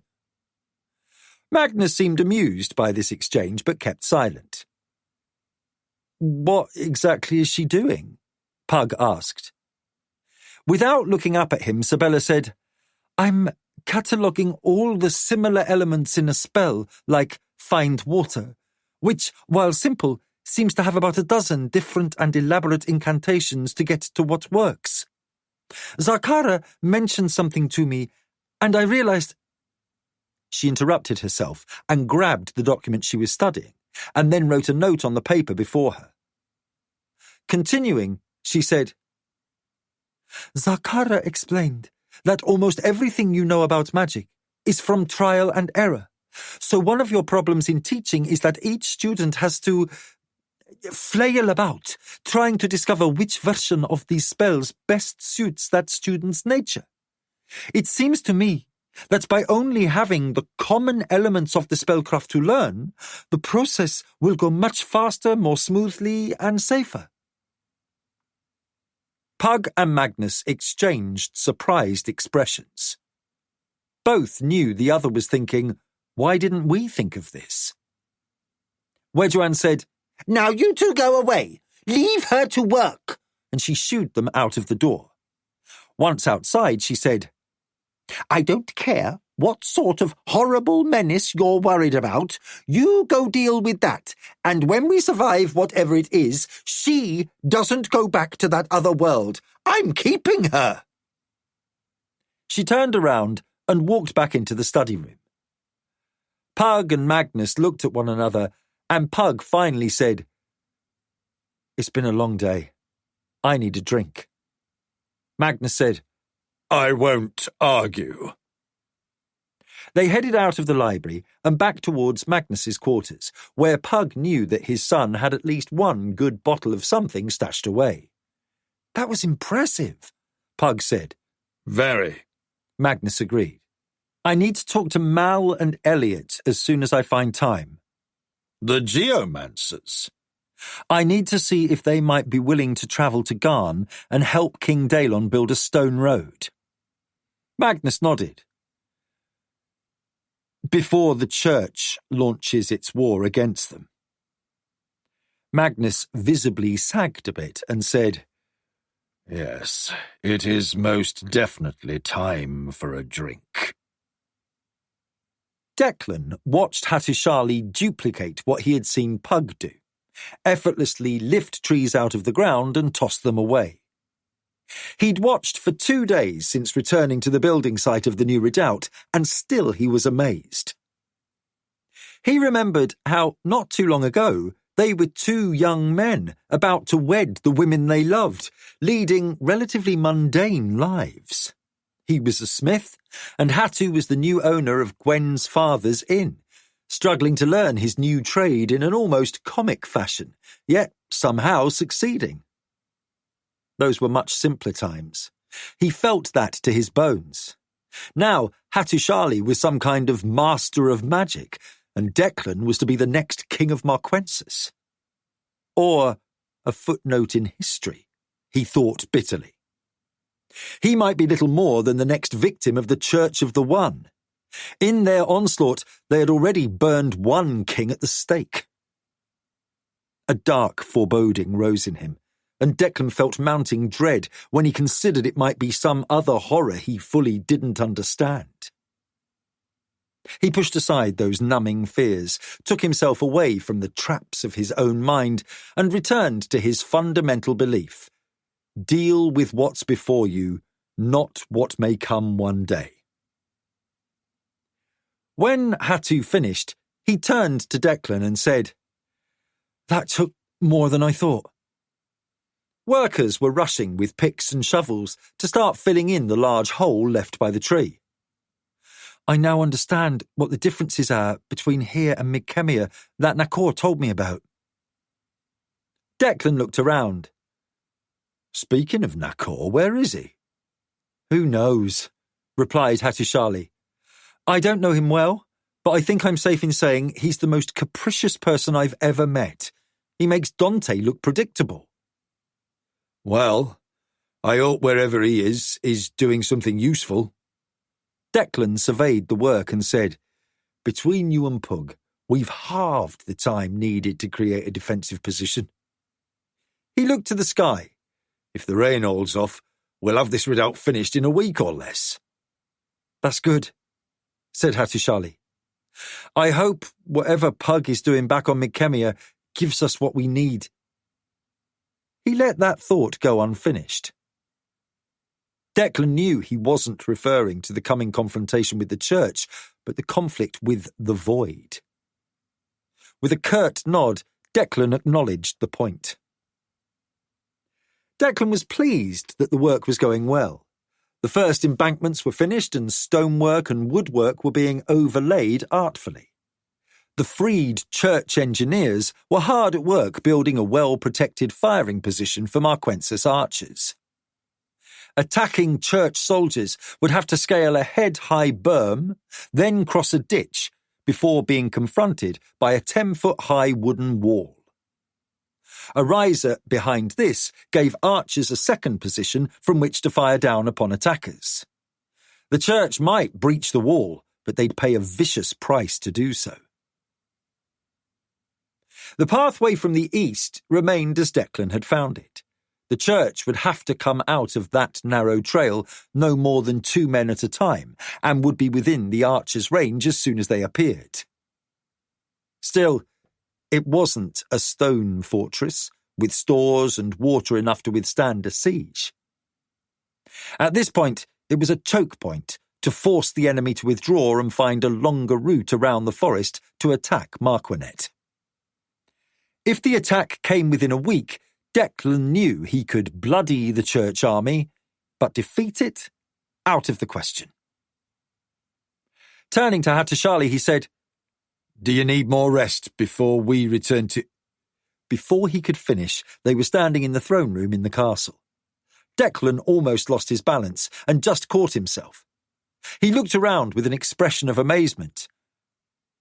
"I thought you had to touch me to carry me here." Hattu looked around in his turn. "I did touch you. With my mind."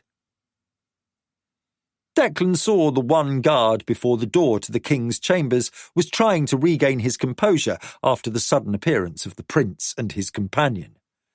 "I will never get used to this," Declan muttered as he motioned for Hattu to follow him into the king's study. He knocked once and began opening the door before Balvin's voice bade them enter. Balvin sat back as the two came in and said, "How goes it?" Declan sat opposite his brother and Hattu took the next chair. "Better than we could have hoped. Between Pug and Hattu, we have gained weeks in preparation. If the church lingers for another month, we'll hold the forest without question, perhaps even if they wait 2 more weeks." "If Pog can persuade those rock magicians, whatever they're called," said Balvin, "Geomancers," Hattu supplied, "to help, and we can finish that road, we can start patrols between the north and south garrisons in the Darkwood and hit their army in the flank if they skirt the forests." "Where's Daelon?" Declan asked. "Out riding with the cavalry. He said he had a few ideas to improve their training, but I think he just needed to get out of the palace and get on a horse." Declan let out a long breath. "I fully understand." "So, what news from that magician friend of yours?" Balvin said to Hattusili. "No word from Pug as yet," he replied. "He should return soon. He's not one to be careless in important matters, and I'm certain those things he and Nakor warned us of are very important." "Speaking of that funny little man," said Balvin, "I haven't seen him with you for a while. Did he return to the other world?" Hattu gave an uncertain gesture and said, "Actually, I have no idea where Nakor is." Nakor sat in a tree eating his last orange. He scolded himself for not having discovered the whereabouts of a fruit vendor in Marquinet. Marquensis was rich with groves, and the oranges were good. He preferred the deep red fruit pulp of his native Isolani blood oranges, but they didn't seem to exist on this world. Licking juice off his fingers, he peered down into the village below in the southern branch of Garn's Wound. He'd been observing people called eaters for the better part of the day. He knew as soon as he reached this area that very bad things were happening here. This part of the valley had been rigorously avoided by the men Declan had discovered stranded in the northern part of Garn's Wound. With good reason, Nakor thought. Freakish magic had played havoc with this region, and Nakor was at a loss to explain how the events on Midkemia at Magician's End related to this world. He usually found odd questions delightful, but not this one. This one involved a massive threat to everything, and that was not amusing. He was missing many of his memories.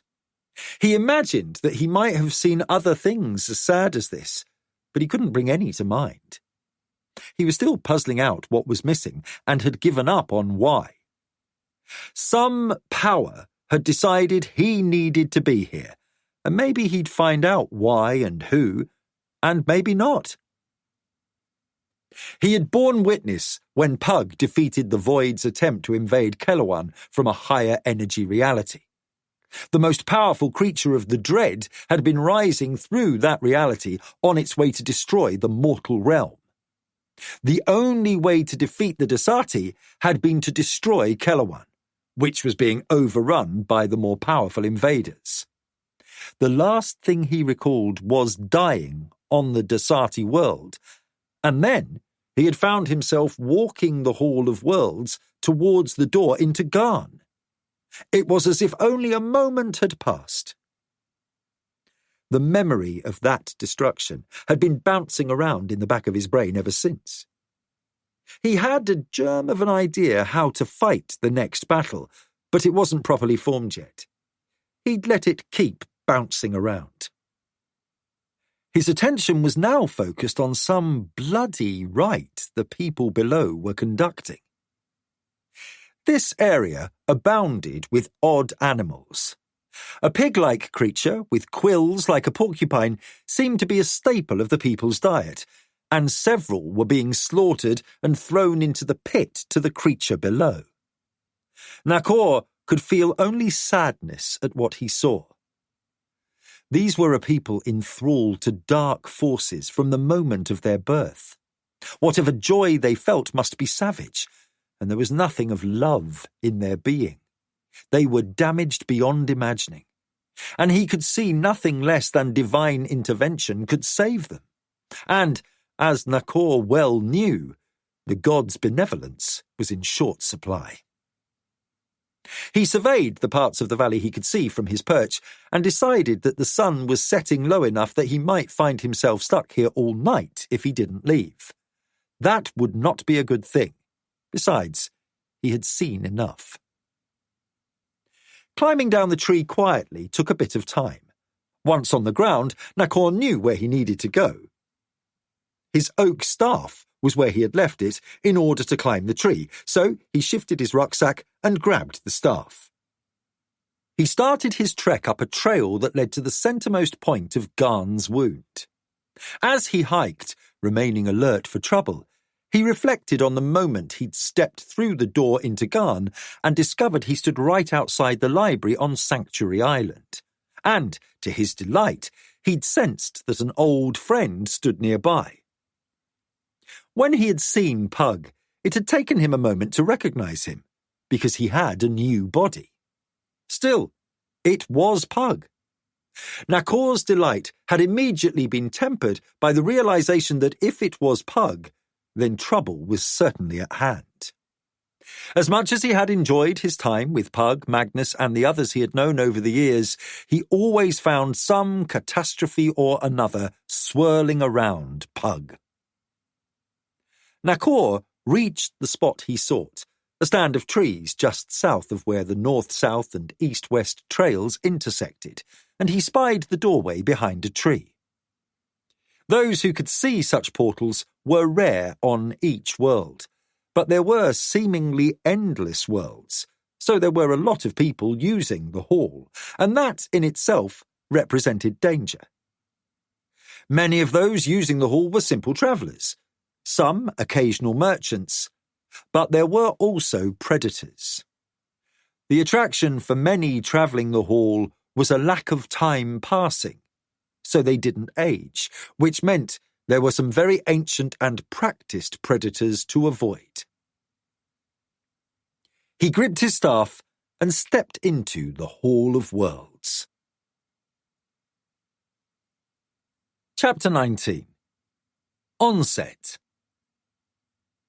Daylon read the message. "It's begun," he said to Balvin and Declan. "Scouts report an army of the Church has been sighted west of the dangerous passage. Church outriders almost took one of the scouts by surprise, but he escaped. He estimates from the road dust it's a large force, perhaps 1,000 men." "No more reconnoitring force nonsense, said Declan. Balvin said, if they're on the road from the dangerous passage, do they intend to strike at Berens Hill? Once the scouts got away, one brought the message here, and the others began shadowing the church army, said Daylon, putting down the report. He was silent for a moment, then said, at least we know they're not coming through the Narrows. Church ships would have been sighted days ago, and we have no word from our fortification down there. So, we muster our forces and get ready to move either east to the redoubt or north to Berens Hill. We leave the city defence brigade and militia here. I want the mercenary companies outside the city at muster. He added, I don't want them inside the walls while we muster regular soldiers outside. The City Watch has enough on its hands without the added confusion. They won't have time to deal with a bunch of drunken mercenaries brawling in some inn. I wish we could use Hattusili's jump ability to scout them out, said Declan. Too dangerous, said the king. Agreed, Declan replied. They had discussed it, but were concerned that Hattu might appear close enough to church soldiers to be taken or killed before he realised where he was. He might know where he was jumping, but he wouldn't know who was already there. After a moment, Declan said, Still, he can get me to Sixto and the redoubt, and I can be back here if needed in time. Daylon nodded, and with a wave of his hand indicated he could go. In the main throne room, Declan could feel a change in the air. The scout had almost certainly said something to the soldiers in the garrison, and word had spread. Each soldier he passed was a little more tense, a bit more on edge, and when he was saluted, it was a more formal bracing and slapping fist to chest than he was used to. They knew war was coming.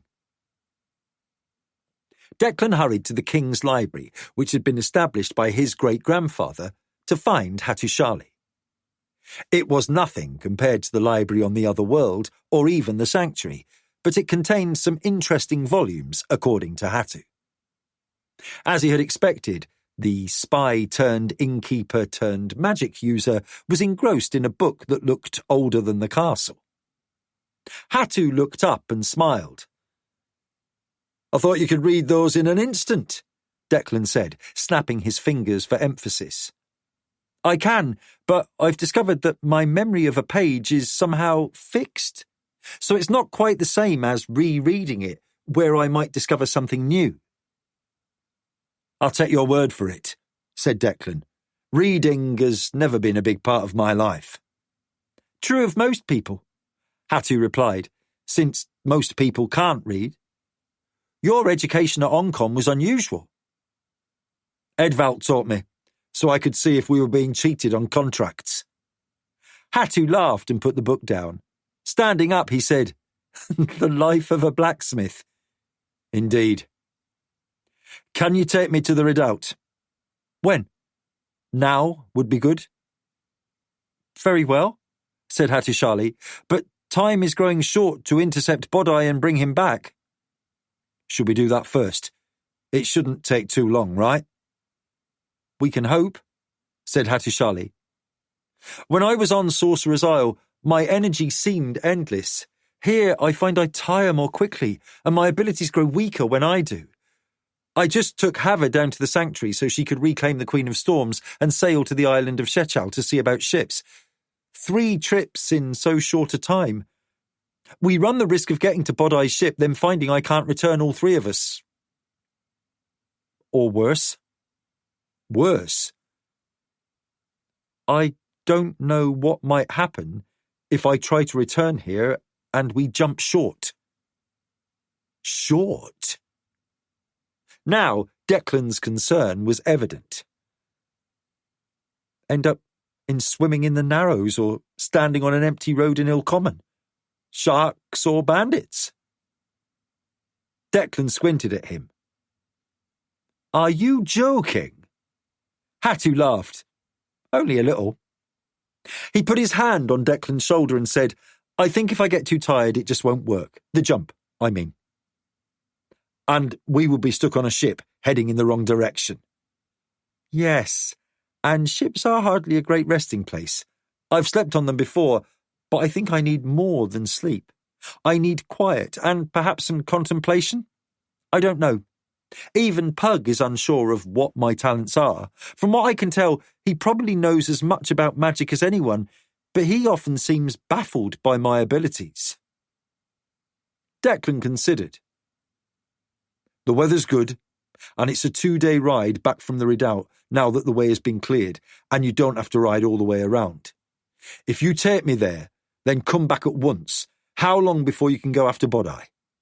Until we really understand what's happening, getting the Kingdom of the Night involved might not be our best choice. Nor Bodai getting his throat cut, added Hatu. I can take you there, return here, and with 2 days more rest, I can go and fetch Bodai back before he reaches any port in the Kingdom of the Night. Let's do that then, said Declan. I'll grab a pack and some travel clothing and be back shortly.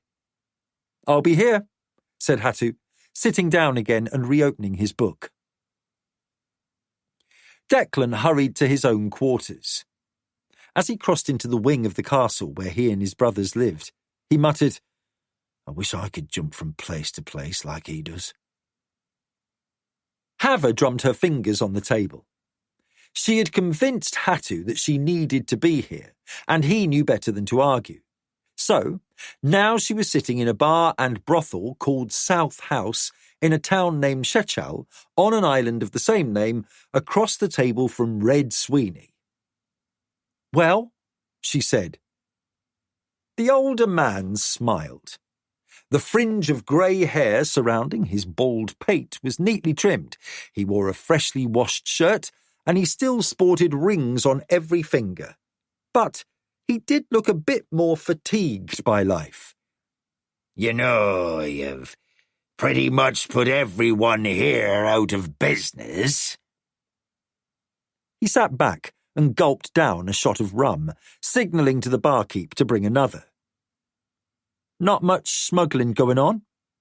Without the Pride Lords and those damaged Ashanti, you could bring in any cargo you could imagine and land on the docks of any port on Naitani, have a parade, and no one would care. You have reduced brilliant smugglers to ordinary merchants. Hava had spent enough time with him to recognise that Sweeney was only half joking. Almost everyone on Naitani was overjoyed at the end of the Pride Lord's rule. The Pride Lords might be gone, but more critical to the smugglers was the absence of a market. What the Pride Lords had called the slave nations were now city-states, tribal regions, and contained warlords frequently at war with their neighbours. Their appetite for luxury was on the wane, since constant warfare was their main concern these days. I have a possible solution, for the short term at least, to your friend's problem, Hava said. She knew that Red Sweeney had retired before she met him, but still cared for the people he had sheltered and done business with for years. What would that be? He asked. How many ships and reliable crews can you muster? He laughed. How soon do you need them? I can have 12 here in 10 days. Give me a month and I can have 100. 12 good-sized ships will be plenty, she said. But the hard part is, I need captains and crews who are not afraid of taking risks. Red Sweeney laughed. They're smugglers. They take risks every day. This is a different kind of risk, said Hava calmly. We're going to need calm minds and steady hands. What do you have in mind? He asked, as a barmaid brought over a fresh bottle of rum. He started to pour a second drink for himself and offered one to Hava, who shook her head, then said, As impossible as it may seem, I need a small fleet of cargo haulers to sail to another world and back. He stopped pouring. What? I said, I heard what you said, he replied, putting the bottle down. Another world? Sail there? Too much sun on the quarterdeck without your hat? Seems mad, I know, she said, but I'm as serious as I was about ending the Pride Lords. You still doubt me? Girl, I doubt my own senses. For a youngster, you've proven yourself more than once. You're as tough as an old boot. So, how does this magic work? She laughed. Magic is exactly how it works. She motioned for the offered drink. Change your mind? She nodded, and after he filled her mug, took a swallow and said, "This will take some explaining." I'm not going anywhere, he said, sitting back comfortably in his chair. Hava started by explaining a little of what Hattusili was doing and the legend of the Firemains. She glossed over most of what had occurred during the attack on North Tembria by the Pride Lords. Then she skipped over what Red Sweeney already knew about the Sanctuary and the Flame Guard and spoke instead of Hattu's training there and the arrival of the magicians from Midkemia. She barely understood some of it herself, but Red Sweeney asked no questions, so she was able to get to the point of Midkemia having food to sell and her needing ships to carry the food to Marquensis. When she finished, Red Sweeney shook his head slowly and said, "No, that's quite the tale." He was silent for a long moment, then said, "Another world. And you've been there?" She nodded. "What's it like?" "Not unlike here, but with 3 moons and rougher seas." 3 moons? He sat back, his expression rapt. That must be quite a sight. "Well, if you feel a tug of adventure, come along," she said in a teasing tone. "You've often told me what a brilliant seaman you were in your youth, or did you forget how to captain a ship in your old age?" Old age? He said in mock outrage, slamming his hand on the table. I damn well might, old age. Good. So that's one ship. I'm taking back the Queen of Storms for this voyage, and I'm going through alone to test the passage. She's the nimblest ship ever built here, so if I survive, I'll know what ships we need and how to sail this route. You're a bold one, Haver, I will say that. Red Sweeney poured another round, then asked, How many ships? As many as we can find with crews to match. Gold we have, but it's food we need. If I had 4 or 5 barges like Borzon's Black Wake, that would do it for a year. From what I've been told, the magic hole we'll sail through could handle that size, but we're going to be dealing with a sudden change in tide and winds, so I'll need smaller freighters. If the shift from one sea to the other is severe, a big wallowing freighter could break deep or capsize. Coast haulers should do, as we'll sail only an hour or so from port, go through the rift, then appear back here just outside Port Tyrande. We can offload there, get everyone paid, and those that wish can sail back here. Assuming we all survive, said Red Sweeney with a deep laugh, the rum obviously starting to have an impact on his mood. So, how many nimble freighters like the coasters that run along here or out to the border ports can you get? I can get you 100 in 2 or 3 weeks, but it's not ships. It's captains and crews willing to give this a try. I can count on 3 others for certain, and another dozen or so likely. I know some fools who would come, but they're bad enough captains, they'll likely run into each other, so we won't ask them. Hava pulled out a small purse and put 2 gold coins on the table, then slid them towards Sweeney. "For your time." Red Sweeney laughed again. "How much we payin' the lads?" "It's loading and unloading that will take time, so tell them we'll pay them a full voyage's pay for 2 days' work at sea, loading and unloading if all goes well." "That should convince them." "Good. Time is vital. We're not that far from half the people in North Tembry are starving." Hava stood and said, "I've got to sail back to the sanctuary. Send me word there when you know what we can do." "Good," Red Sweeney said, lifting his mug of rum in a salute. "All this depends on me sailing the Queen through that hole between worlds and living to tell you about it." "Good fortune, then," said Sweeney. "If you drown, I'll weep."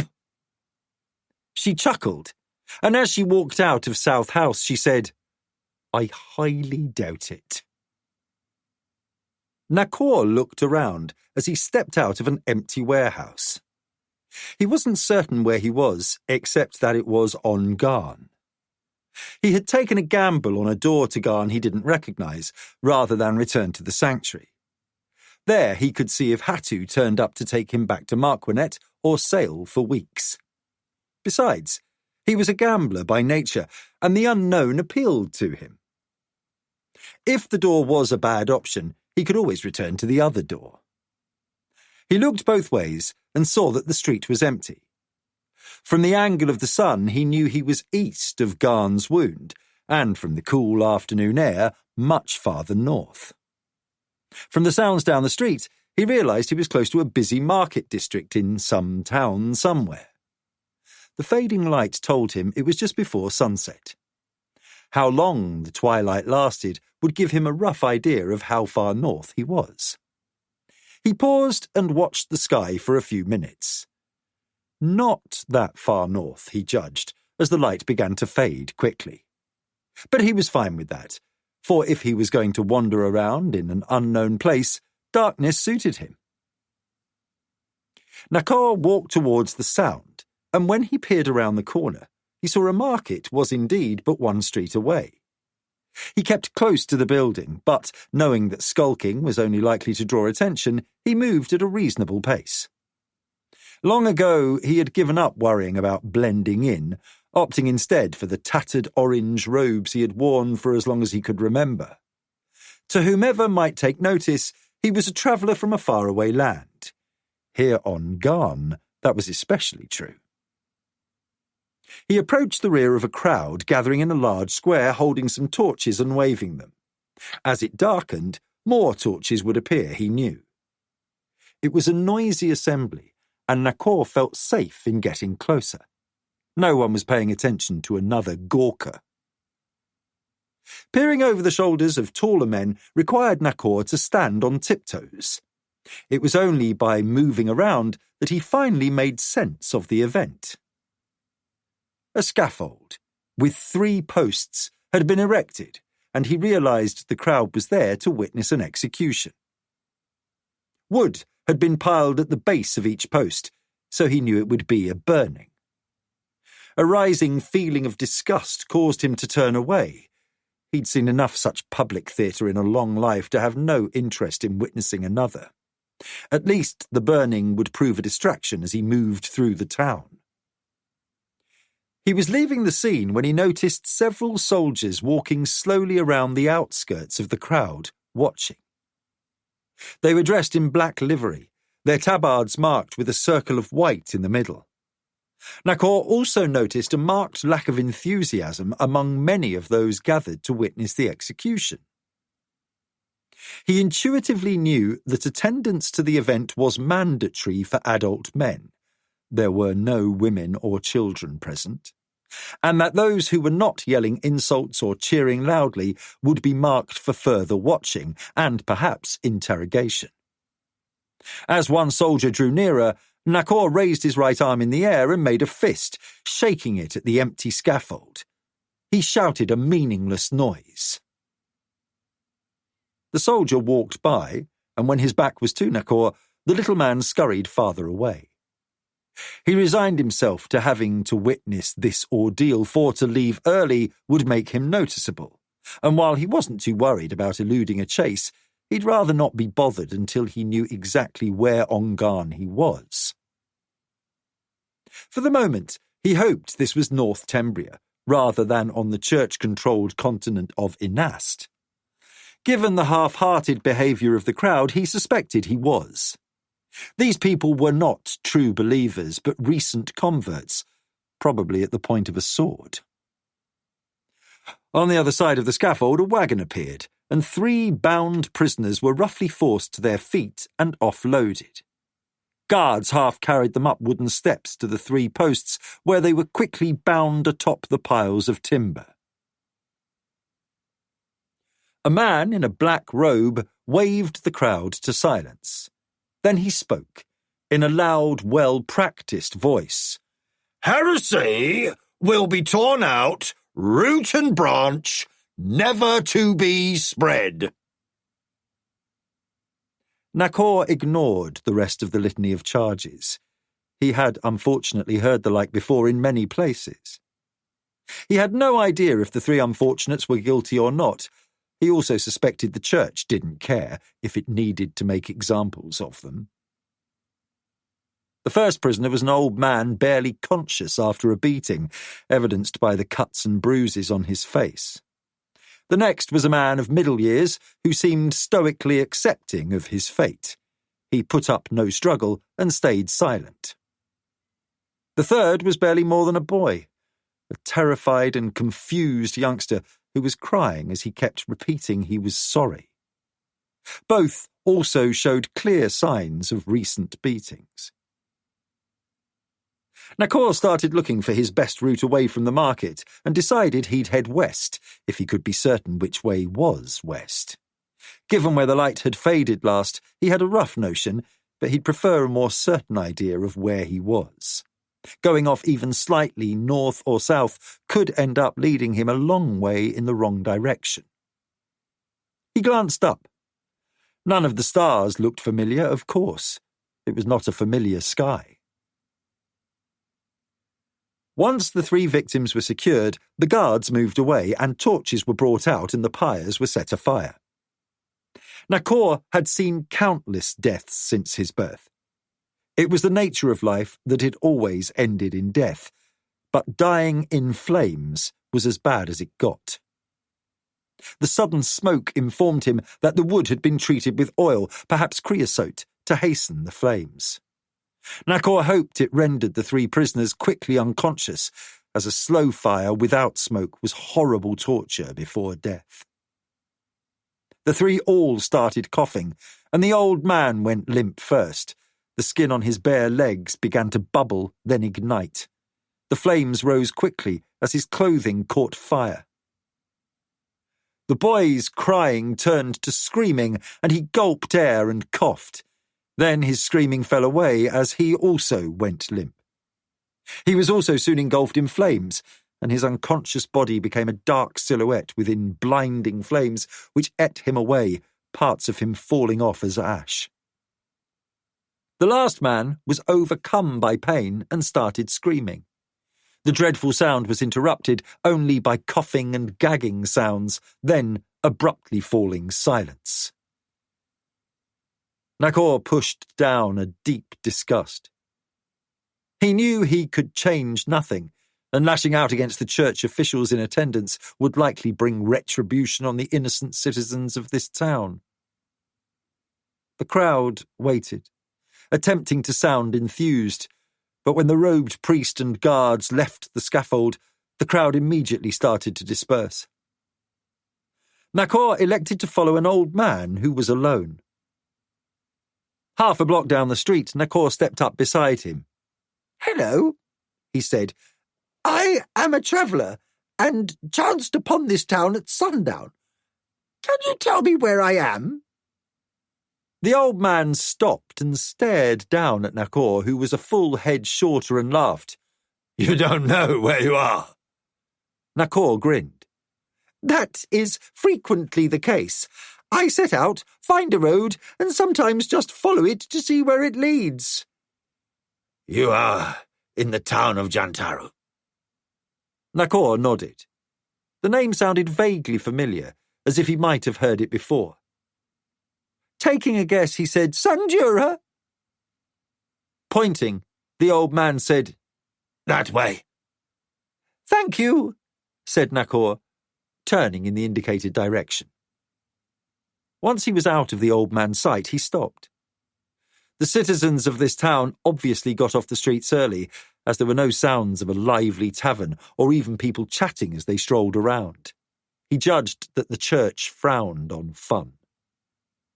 He paused for a moment and considered it lucky he was in North Tembria. He then considered it unlucky he was on the wrong side of the continent. Walking to Marquensis was possible, but would take far too long. He decided to double back the way he had come and enter the Hall of Worlds again, seeking out another exit to Garn. Failing that, he could always return to the sanctuary and take ship back to where he needed to be. As he carefully walked back, staying in the shadows as much as possible to avoid church soldiers on patrol, he decided that while the coming fight with the Void was inescapable, until it fully manifested, it was imperative to end the church. He was certain they were an instrument of the Void. He was firmly convinced everything evil that had happened on Garn since Hattushali's birth was connected to the Void. Its influence was insidious and far-reaching. Dante sat motionless, knowing that any move he suddenly made would be the wrong move. He was sitting at a table surrounded by agents of Kesh in the Red Starfish, when the man he thought of as the boss entered.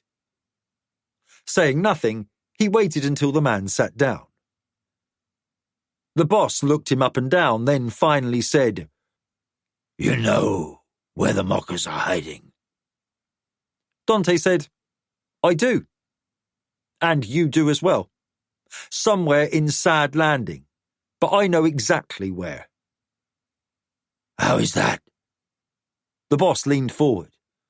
"None of my men got close." Dante smiled, resisting the urge to laugh. That told him a great deal about whom he was dealing with. Smugglers and fighters, but not a decent thief or spy in the bunch. "I have experience that perhaps your men lack. In any event, let's get to it.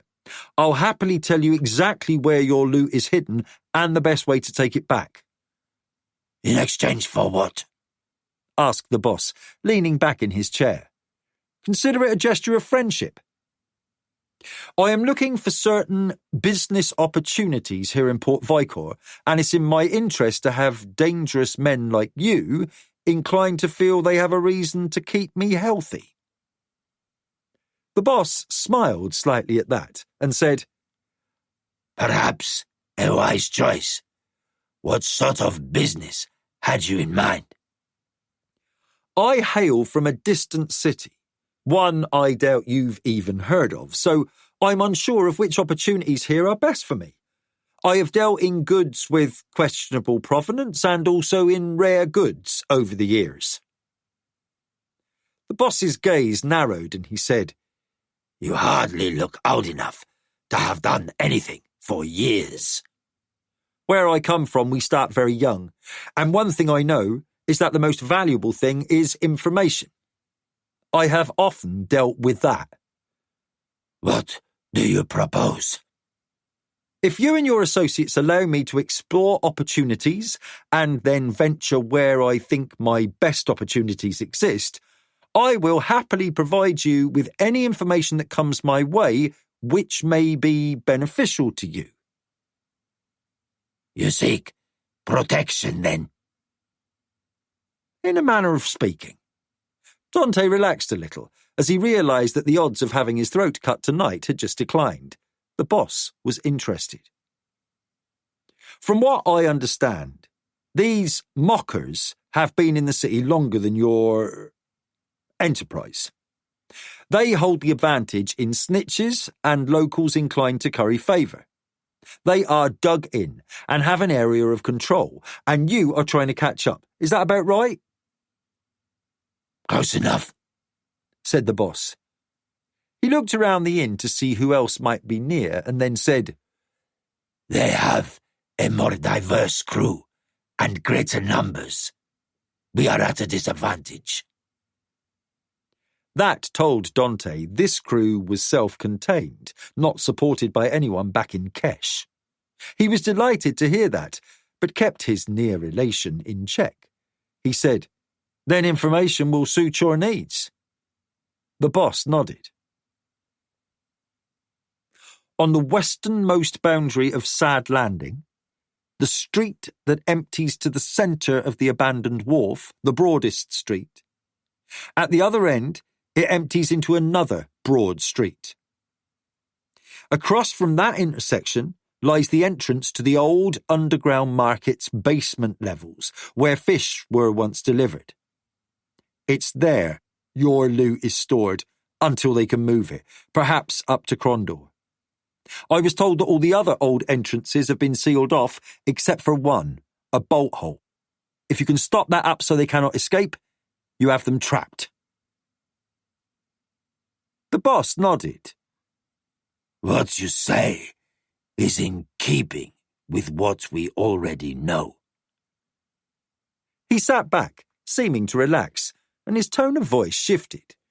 Even if we trap them, they outnumber us at least 3-2.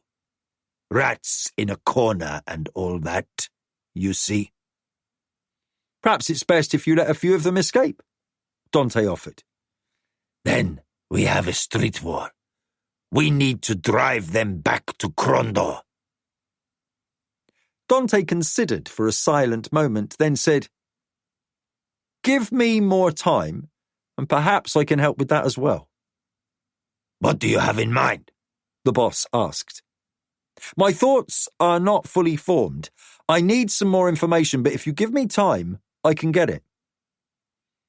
If they move our loot out of the city, we will suffer greatly. My men are loyal to a point. I still need to pay them. Understood, said Dante. I will be quick. How quick? Give me 3 more days, said Dante, standing up. As he rose, the Keshians tensed, and Dante realized none of them understood the common language he and the boss were speaking. He saw that the man he originally spoke with was absent, so he assumed he was the boss's second-in-command. The boss signalled for his men to relax, and they did. What do they call you? He asked Dante. With a chuckle, Dante answered, That depends on where I am. Here, I am Peter. Very well, Peter, said the boss. I am... Dante interrupted. I think of you as the boss. The man smiled broadly. I rather like that.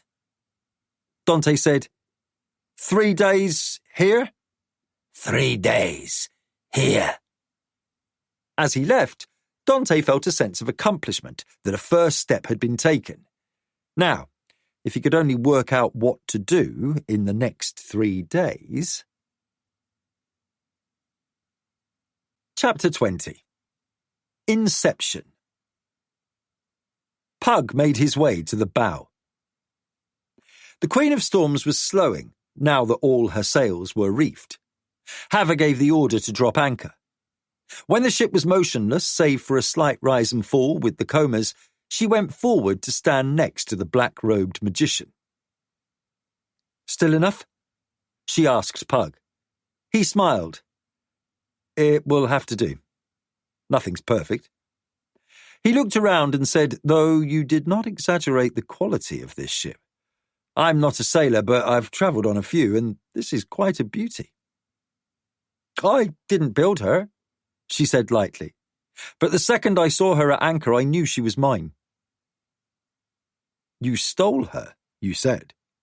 Hava nodded with a smile. From a murderous band of men who deserved their bloody ending. I'd like to hear that story at some point, said Pug. Turning to look forward, he said, but now I think it's time for me to get to work. They were anchored a half-day's sailing from the sanctuary, and Pug surveyed the horizon. The trick, he said, will be to test the relative levels of the two oceans. If they are not closely aligned, we'll see a waterfall one way or the other. Then let's not get too close, agreed? Said Haver. Pug nodded. A moment, he said. He stared ahead, then closed his eyes, and Haver saw his lips move, though he was silent. Then he made a quick gesture with his right hand and muttered again. After a few minutes, Haver saw a silver oval appear, hovering in the water, the 2/3 in the air appearing to be roughly large enough for a rider on horseback to pass through it. Pug nodded and said, "We can start." "It's a bit small to sail through," said Haver dryly. He smiled. "First, a small boat. I need to get close to the rift." Haver ordered a longboat lowered, and 4 rowers shimmied down lines to the boat, with Haver following. Pug simply jumped, as Haver thought of his transport, to stand next to her. One of the sailors looked surprised, but the others appeared to have become used to his displays of magic. They rowed to where the rift had appeared, a silver, shimmering oval mainly above the water. As they got close, Haver had the men reverse their stroke, backing water to stop the boat, and said, "No waterfall on this side." "That's a very good thing," said Pug. He untied a knot in his rope belt and loosened it, then deftly pulled his robe off over his head. Standing in a white breechclout, he stretched and said, "It's been a while since I've swum in the ocean. I hope I haven't forgotten how." She gave him a dubious look. "You're going to swim through?" He nodded. "Only way to be sure. If there's a waterfall on the other side, I can protect myself, and on Midkemia my powers will easily allow me to elevate myself to come back. Once I see if this works, we will establish where you want the rift to open in both worlds, and how big it needs to be. Likely I'll need to do that from the Midkemian side, as it will require a great deal of energy." Without another word, Pug stepped up onto the gunwale and dived into the sea. He swam smartly towards the rift and vanished from Haver's view. A sudden sinking feeling hit him in his stomach, and Pug felt himself fall several feet and almost shoot out of the Midkemian side of the rift, for Garn's ocean was elevated perhaps 6 feet above the bitter sea. Fortunately, Pug was able simply to halt his fall, and he hovered with water showering around him. He moved himself by will beyond the torrent of water and glanced around. The rift on this side was where he wanted it to be, a short distance from the west side of Sorcerer's Isle. Elevation was going to be trickier. Any stout ship could handle an easy drop of 6 feet or more, though it might rattle the cargo. But going the other way, trying to climb even 6 feet on inertia alone, would be impossible without a strong wind. He might need Magnus's help to get it right, but at this point he judged the task doable. He orientated the location and attempted in his mind to adjust the height. Somewhere in his past, his first life as Pug of Criddy, he had intuitively managed to create rifts at ground level without having to think about it. This challenge was fascinating, for the rift not only had to be large, but enough of it had to be underwater so that a ship could sail through. He now fully appreciated the danger that long ago had driven a Serani Great One to attempt a rift during a storm on Kellowan. That failed attempt had carried his ship onto the rocks at Criddy. Pug felt slightly annoyed with himself that it had taken him 2 lifetimes to fully appreciate the problem. And he was now aware that he was hanging in the air, dripping wet and getting chilly. He transported himself to the entrance of the rift and started swimming upstream. Immediately he was in calmer water and swimming towards the boat, where Haver looked at him with a questioning expression. "Well?" she asked as he clambered aboard. He shook off as much water as he could and said, "We can do it. I'll need more trial and error and perhaps help, but it can be done." She handed him his robe, which he lifted and dropped over himself. Tying his rope belt, he said, "Sometime I'll tell you a story about the first time I saw a ship that had tried this. I believe I made the same offer to Declan. One day when we're all together." Haver said, "Good, but for now, let's get back to the ship." She gave the order, and as the longboat began to swing around, Pug caused the rift to vanish. "I know where to anchor that rift near Sorcerer's Isle, but you'll have to show me where the other side needs to be here." "Outside the port of Toranda," she answered. "Nearer to North Point is too shallow for a fleet of ships to appear suddenly, and Port Kolos is just too far away." "Good," said Pug. He sat on the second seat ahead of the first pair of rowers and said, "I'm going on ahead to the sanctuary, if you don't mind." "In a hurry?" she asked, half joking. "No, hungry," said Pug with a laugh. Then he vanished. Shaking her head, she chuckled and said, "You and Dante." Nakor held as still as possible, pressing his back against a wall. The sound of footfalls grew fainter as the creature headed away from his location. He cursed himself silently and looked upwards. There was a faint line in the ceiling indicating the path through this maze. He was almost certain he had passed through this way before, but it was so long ago and, given the gaps in his memory, he wasn't entirely certain where this particular way led.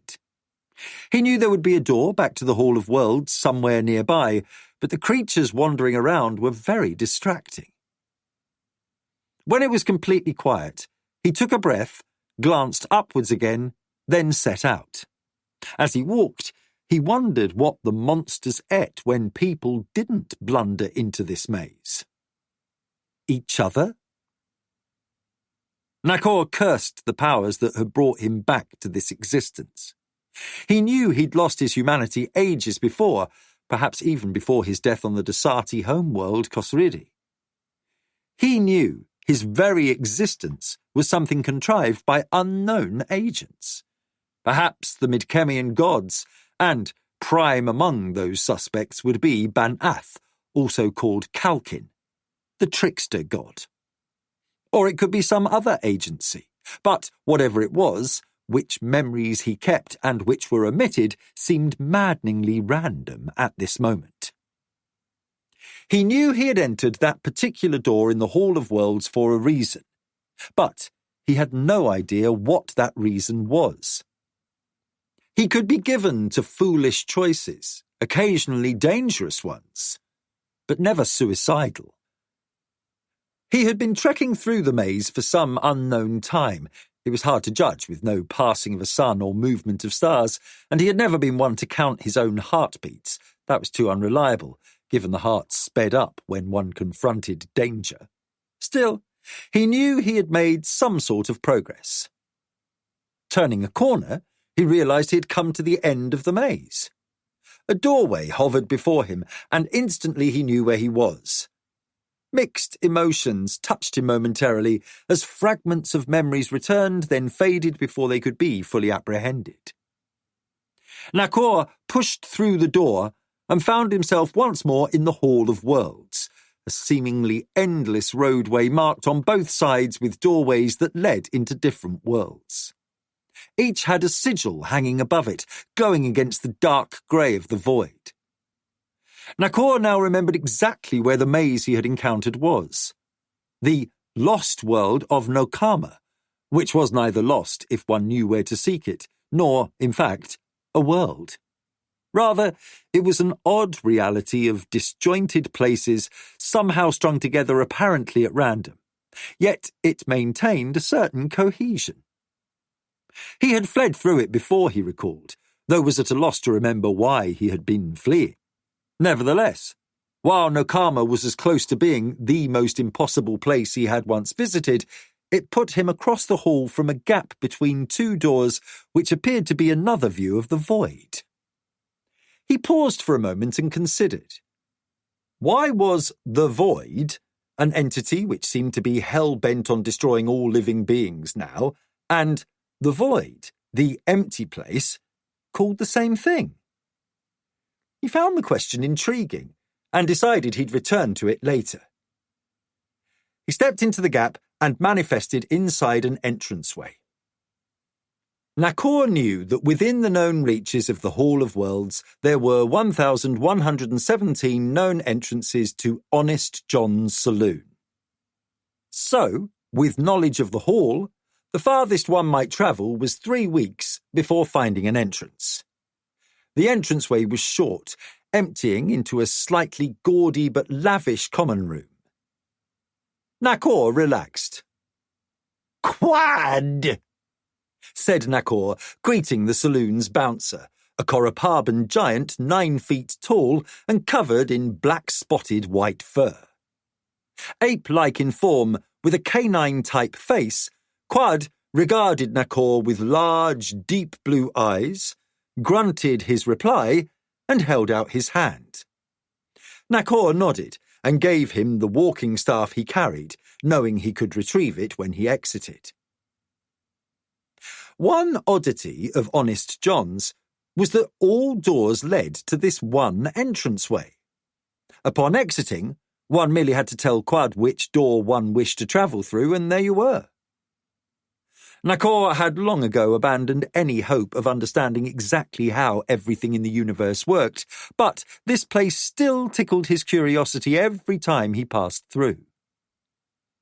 His last journey had been with Pug and Magnus, seeking to find a means to change their energy states and visit the Desati homeworld of Khosridi. How long ago had that been, he wondered. Dying and returning seemed to play havoc with his sense of passing time. One of the seemingly endless games of chance was underway, and Nakor resisted the urge to sit down at the table. Whatever other gifts he possessed for petty larceny and the like, Nakor considered himself, first and foremost, a gambler. Most of the time he was good enough that he didn't need to cheat, and he was a good enough cheat that most times he didn't get caught. But when he did get caught, he was very good at escaping. Scanning the room, he caught sight of the owner, Honest John. It was by common consensus that Honest John was honest, and John was likely not his real name. As the establishment was the only oasis of life in Rift space, people felt the need to simply accept Honest John's identity. Nakor wended his way through the crowd, some of whom were people who never left the hall, because one never aged here. There were beings here who were virtually immortal as a result. There were predators who roamed the hall, a threat to travellers and the lost, but Honest John's was neutral ground. He was about to slap away the hand of a would-be pickpocket when a creature resembling a shadow swooped in and carried the malefactor away. Honest John was a being who took the name seriously. Nakor grinned. There was a great deal about this place he profoundly enjoyed.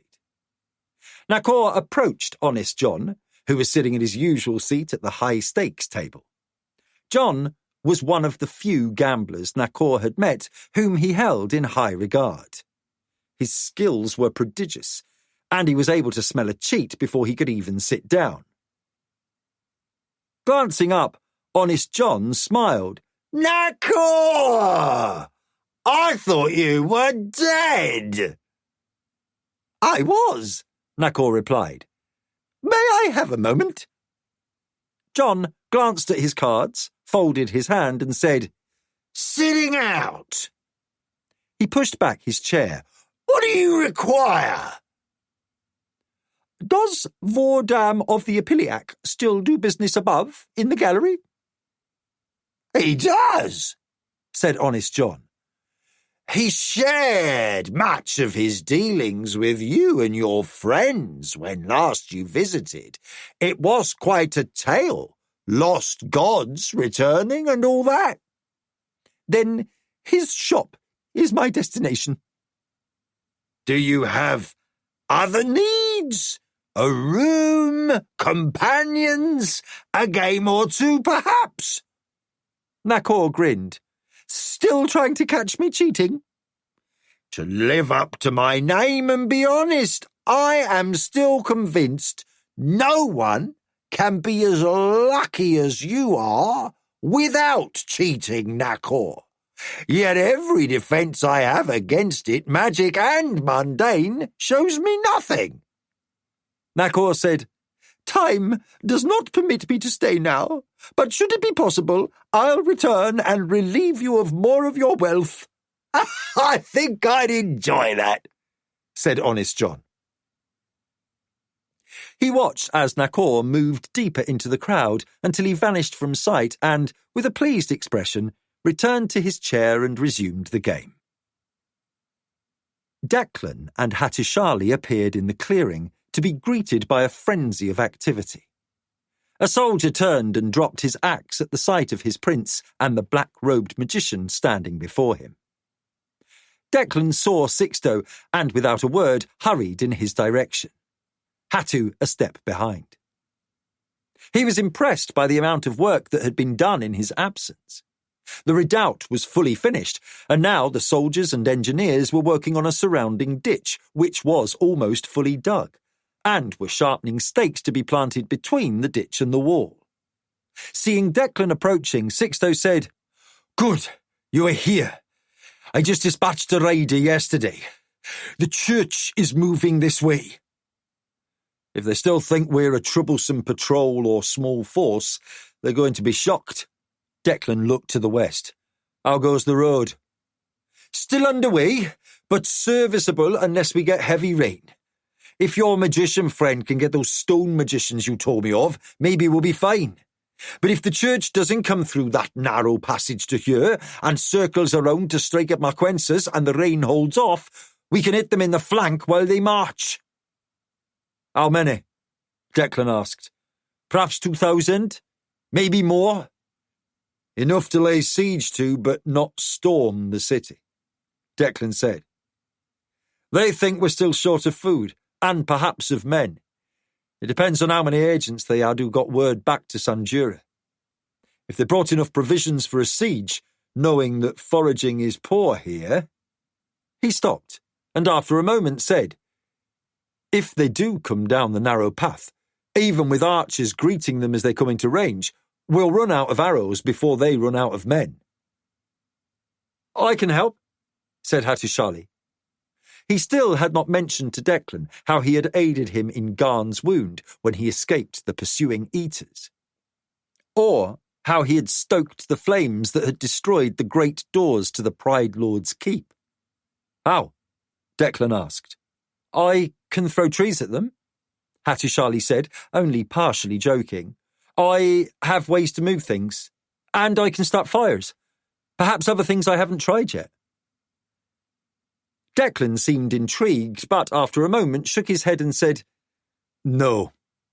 I don't fully understand, but what little I have gleaned from those black-robed magicians and that funny little man is that you are too vital to risk with even a remote chance of a stray arrow.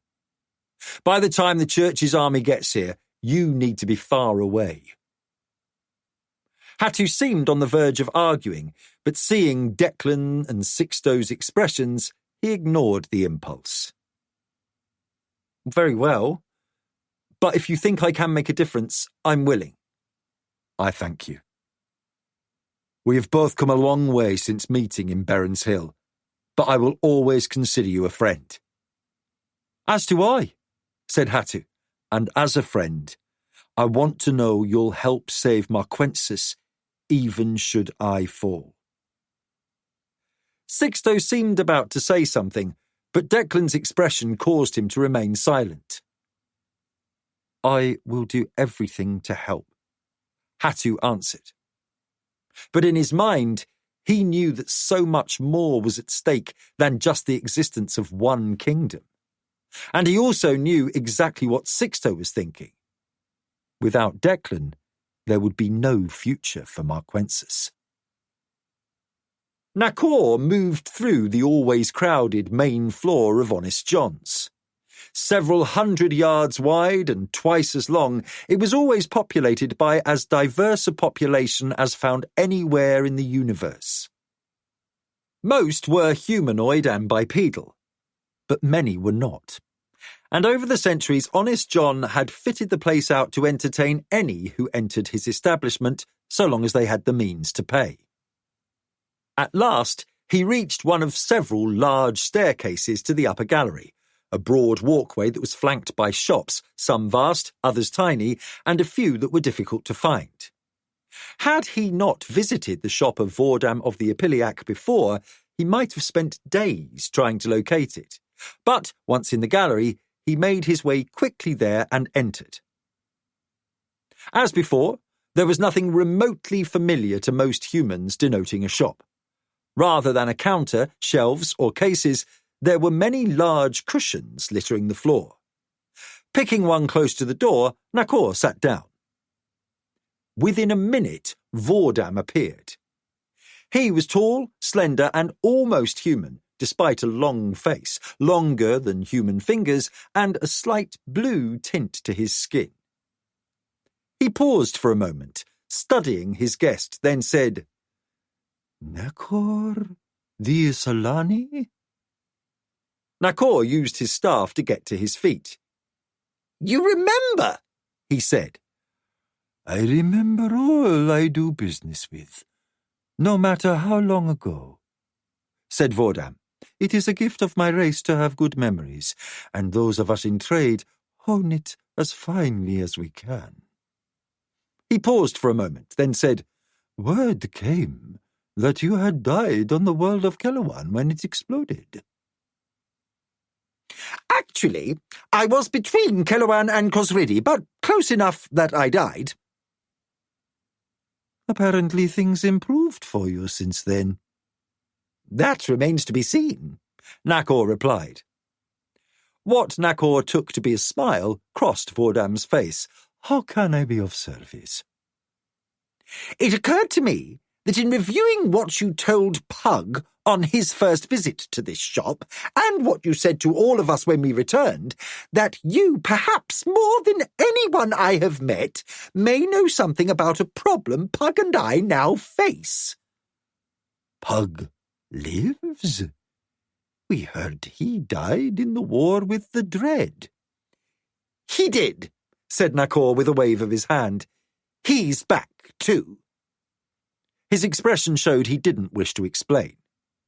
"When we travelled to Delacordia to stay with Castor, the magic apothecary who prepared them for the Desati homeworld of Cosridi, while we got ready to travel to the realm below this one, I was given the impression that the best analogy to how energy differs between realms is that of water running downhill." "That is exactly the analogy I used when I first explained the planes. The concept of the 7 heavens or hells is common to many worlds and peoples, and from what I have gleaned over a very long lifetime, is that all reality is—" "Like an onion," Nakor interrupted. "Pug told me that bit. Peel away a skin, and there's another layer below, and so on and so forth. But why 7? In each direction?" "I can only surmise that is because wherever you live, the limits that perception and understanding can possibly bridge lies at 15 levels, with your level being the center, and 7 above, 7 below." "That seems reasonable," said Nakor, "especially as there's no means to test the theory. Just getting to the Desati realm was difficult enough, and that was 1 below." He paused, then his brow knitted in thought. "Belog, the demon with my memories, he and Child walked..." here. That's 4 levels. I have no understanding of that occurrence. Was that during the war with the Dread? Nakor nodded and sat down. That's a story. If you wish, I can share some of it. Vordam said, I'd like to hear it. He sat on a cushion opposite Nakor. Nakor began by saying, I have some memories that are not mine, and some of mine are missing. I may not even be Nakor. I may be a memory or echo, though it feels as though I am me. Vordam said nothing, just nodded. When a demon named Belog gained my memories, he was smart enough to realize that a great battle was coming, and he set out with another demon, Child, who now possessed the memories of Miranda, Pug's dead wife. This is becoming unusual even for me, said Vordam. It gets worse, Nakor said. He shared the story of the conflict that had concluded at Magician's End with the time-frozen conflict between the greatest dreadlord created by the Void and the revived mind of Ashen Shugar, last of the Valheru, the Dragon Lords, in the body of Thomas, Pug's lifelong friend. When he finished, Nakor added, I am convinced that struggle was not the last, and a bigger threat awaits us all. Us all? Asked Vordam. All of Midkemia? Nakor said, If only it were just that. I mean all of reality. All the realms. And with a sweep of his hand he added, Even here, in this oasis in the rift space. That strains credibility, Vordam said. I understand, said Nakor. But if what we know about the Void proves to be accurate, this place, Honest John's, floats in the centre of the very thing that seeks to destroy it. The Void is aware and has purpose. The Void, said Nakor, emphasizing the name, is nothing remotely like any life as we know it. It may not even be alive, yet it exists, is aware, and has fashioned beings that have come to harm us in the past. Wraiths, spectres, wights, death dancers, demons, spirits, the names are endless, but they are all children of the Void. For the first time in ages, you bring me disquiet. A reasonable reaction, said Nakor. Have you wondered how this, he waved his hand, indicating all of Honest John's, came to exist in the middle of the Void, rift space? Few who have found their way here have not, Vordam replied. No one knows. As with the City Forever and the Garden, the Hall of Worlds itself, existing within this Void, but not consumed by it. Yes, we have all wondered at one time or another. Mysteries. Very much so, Nakor acknowledged. Now, let me ask this. Where are we? By that I mean, where is Honest John's within rift space? Vordam pondered the question for a few moments, and then he said, All here assume this is somehow at the centre of the Void, a place linked in numerous places to the whole. You said assume, Nakor observed. Mortal minds are limited first by perception, second by logic, and last by imagination. Yet much exists beyond our ability to comprehend, and beyond that, our ability to be aware of that existence. We must again be willing to accept the existence of realms higher and lower than the 7 above and below those we imagine. Vordam looked at Nakor, his expression one of concerned interest. Just because we're limited in our perspective doesn't mean reality is also limited. Yet we know one thing, that energy, mana, juju, whatever it's called, flows downwards like water. That is the prevailing theory. More than theory, said Nakor. When Pug, Magnus, Rallan Beck and I travelled to Cosridi, both Pug and Magnus felt their powers diminished. Yet Beck, a being of that realm, brought prodigious powers with him from our realm, the one above Cosridi. You have an idea, then? One is forming. Before I share it, another question.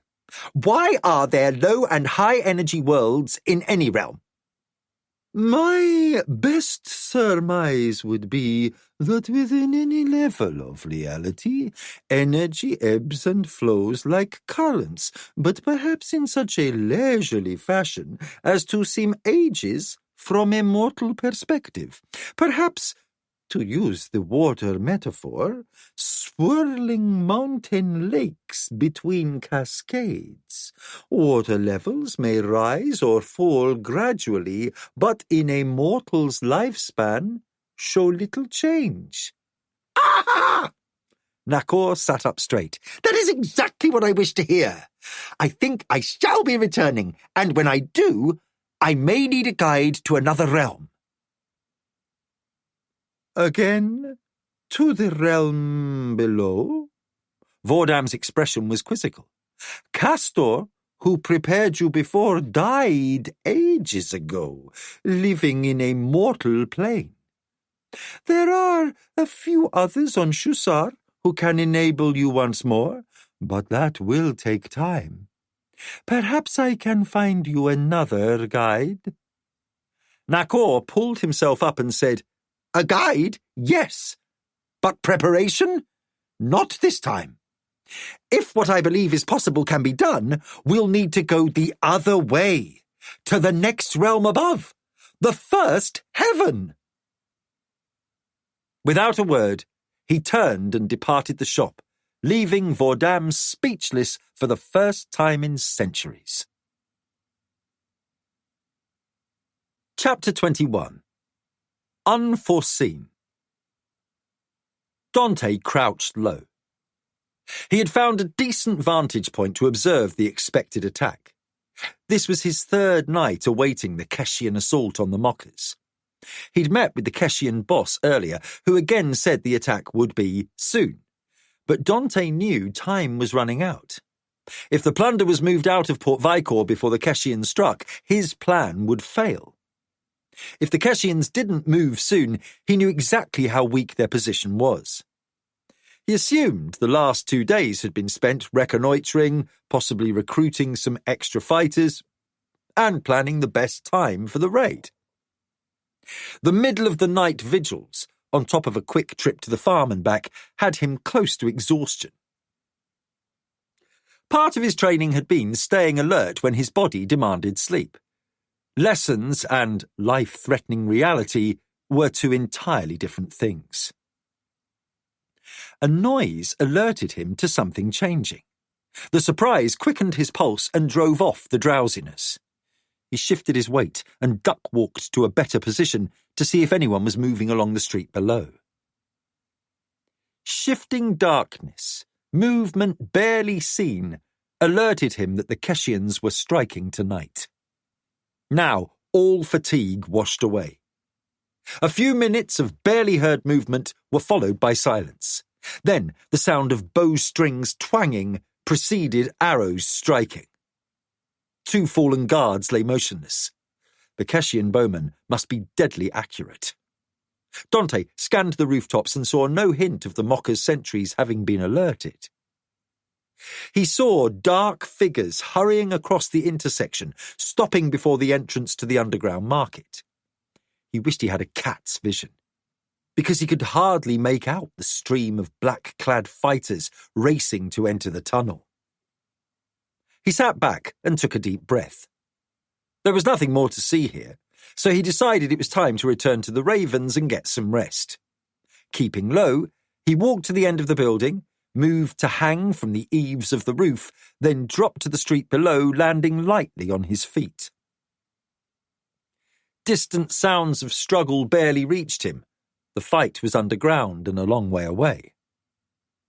He moved from building to building, staying in the deepest shadows. Dante emerged from the sad landing quarter and hurried to the inn.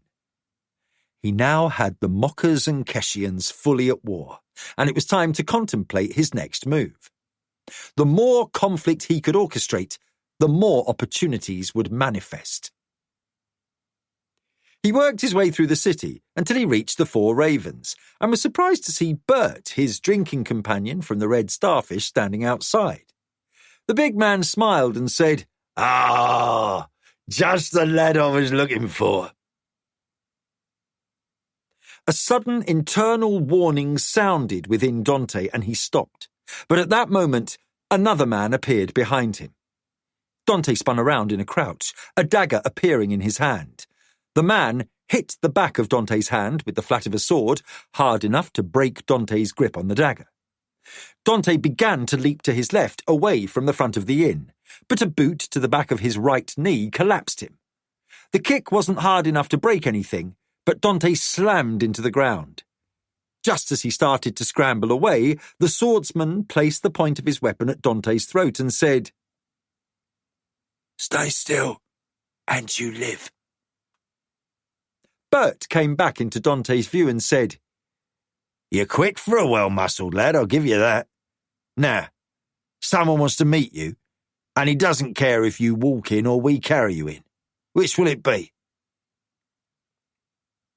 Knowing that any sudden move on his part might end in a serious wound, Dante stayed motionless. After a second, he said, "I think I'd rather walk." "Smart choice," said Bert, extending his hand to help Dante to his feet. Dante reached up, and as Bert pulled him to his feet, Dante felt a blow to the back of his head and lost consciousness. Hava came ashore at the sanctuary and saw Nakor and Pug standing at the end of the dock. Moving towards them, Hava said to Nakor, "Hello, where have you been?" "Around," said Nakor, grinning. "Finding out some things." "Care to share?" asked Hava. "Soon," said Nakor. "I could use a meal and a drink. I had a bit of a scuffle in the hall getting back here." Hava's brow furrowed. "The hall? Which hall? And who were you scuffling with?" Pug made a sound halfway between a scoff and a chuckle. "I don't think he means any hall here in the sanctuary, but the Hall of Worlds." "What's that?" she asked. "I'll tell you while we eat," said Pug. He asked Nakor, "What were you doing in the hall?" "Getting back from Honest John's." He moved his right shoulder slowly in a circle. "I think I strained a muscle swinging my staff at a Nollian thief." "Honest John's?" asked Hava. "Later, over lunch," said Pug again. "Why were you walking the hall? You've been here and have a fixed point of reference. Once out of Honest John's, you'd be free of his magic dampers and could have transported here." Nakor's eyes widened. "From the hall to this world? There are a few, like you and Magnus, who can use tricks like that. I doubt I'd have the power even if I knew how." Pug bent to look Nakor in the eye. "Even if you knew how? You know how? Miranda trained us all together, me, you, and Magnus at the same time back on Sorcerer's Isle. You're as adept at jumping from place to place as Magnus or me. I've seen you."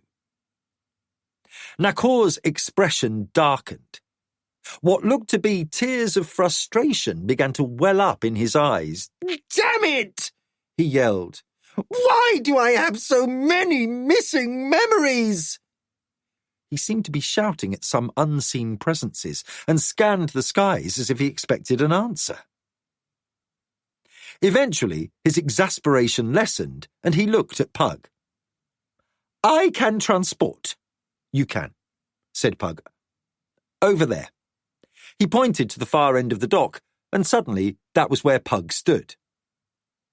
Nakor stood looking at the magician and stared for a long moment, then, abruptly, he was standing next to Pug. You're right. I know that trick. For a moment, he seemed fully on the verge of tears. Then he took a deep breath, composing himself, and, abruptly, his cheerful smile returned. He chuckled. It's a pretty good trick. Maybe more of your memories will return, Pug said. One can hope, said Nakor.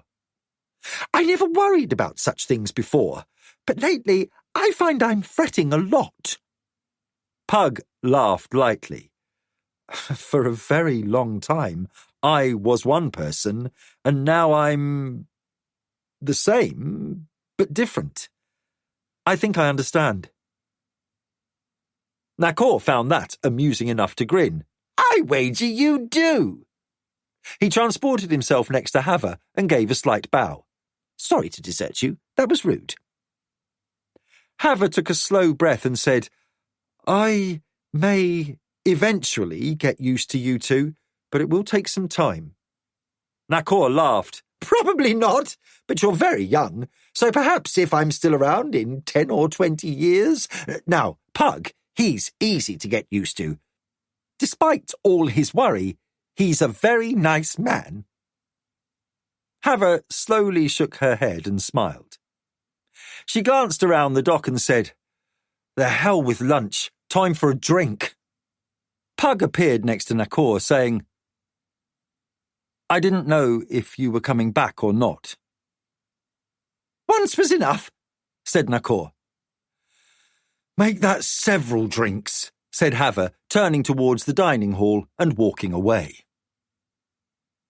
Declan watched as the scout ran into view, leading his horse by the reins through the narrow passage.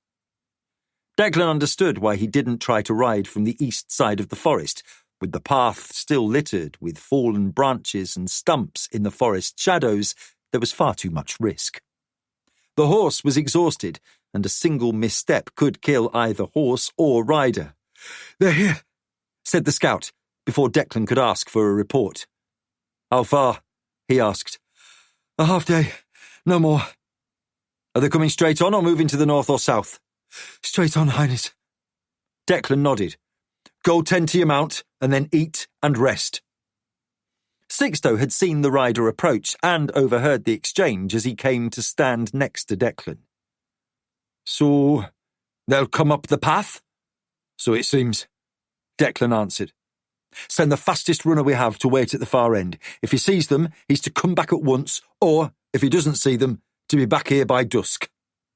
Sixto waved over a young soldier and gave him the prince's orders. The young man took off at a brisk trot towards the eastern edge of the forest. It makes little sense, said Sixto. Either one of the church's scouts made it back and warned them, or no one came back and they got suspicious. Either way, they should expect trouble here. Given the way they fight, I think we're looking at some arrogant bastards who don't care how many men they send out to die, as long as they get what they want. I wonder what sort of faith does that, said Sixto. The same faith that burns people alive because they don't share their beliefs. They burned King Ludovico and half the royal court of Sandura, Declan answered. It's the same faith that convinced Ludovico to destroy Thrace, then turned on him. Bad people, said Sixto with no humour. Very bad people. Indeed, Declan replied. Even if they get to the forest's edge before sundown, they can't be foolish enough to try to get through the trees in the dark. We can't take anything for granted, said Declan. Traps? Good idea. Declan looked around, saw one of the engineers taking a drink from a barrel, and motioned him over. When the engineer approached, Declan said, Jaden, isn't it? The engineer, who had been forced to labour for the church, seemed pleased that Declan had remembered his name. Despite being exhausted and covered in grime, he brightened noticeably and said, Yes, Highness. How long would it take for you and some men to create a nasty surprise for someone coming along that eastern trail in the dark? Not long if you only want to slow them down a little. A serious trap like a deep pit would take almost a full day. They'd have to build a makeshift bridge to get across or retreat. Looking at the position of the sun overhead, Declan said, You have half a day. Take as many men as you can and get it done before sundown. Yes, Highness. The engineer put his fist over his heart and then ran off to gather workers. Sixto said, We'd better send word to that scout we just sent off. Wish I'd thought of that, Declan said. Send another runner and have Jaden put a long plank across the pit and tell the scout to be careful and pull the plank after him. Sixto smiled. We'll figure all this out. I certainly hope so. What's the biggest fight you and I have seen? Or down in a parlour. Bogartis' 50 against what? 200 raiders? How many men have we here? About 500 here and out on the western edge of the forest? Sixto answered. And maybe 2,000 church soldiers headed this way. Declan said, his expression grim. Same odds, said Sixto. Same odds, Declan echoed. Well, this time we have a fortification, we're not out in the open, and there's no surprise.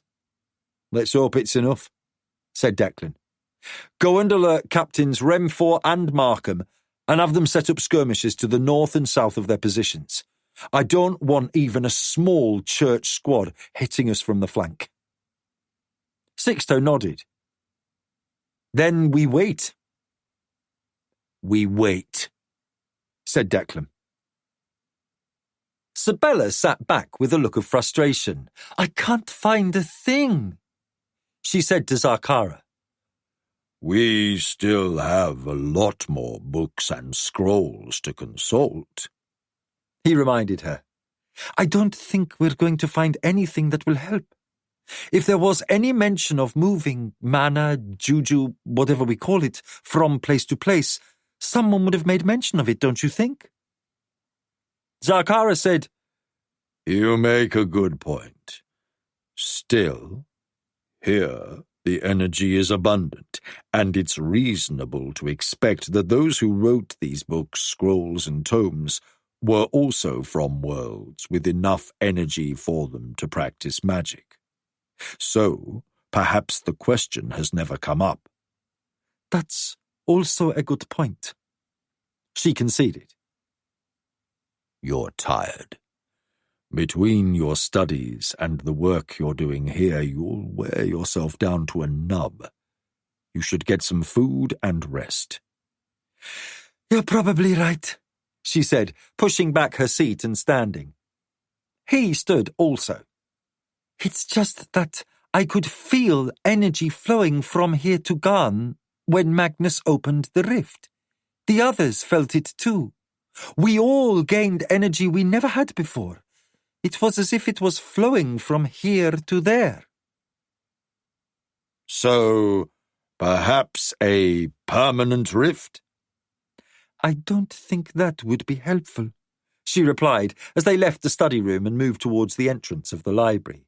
The best analogy I can imagine is that of enough water coming through a hose to keep someone from dying of thirst, and many people lined up to drink from it being revived, but not enough to fill an ocean, all of Garn.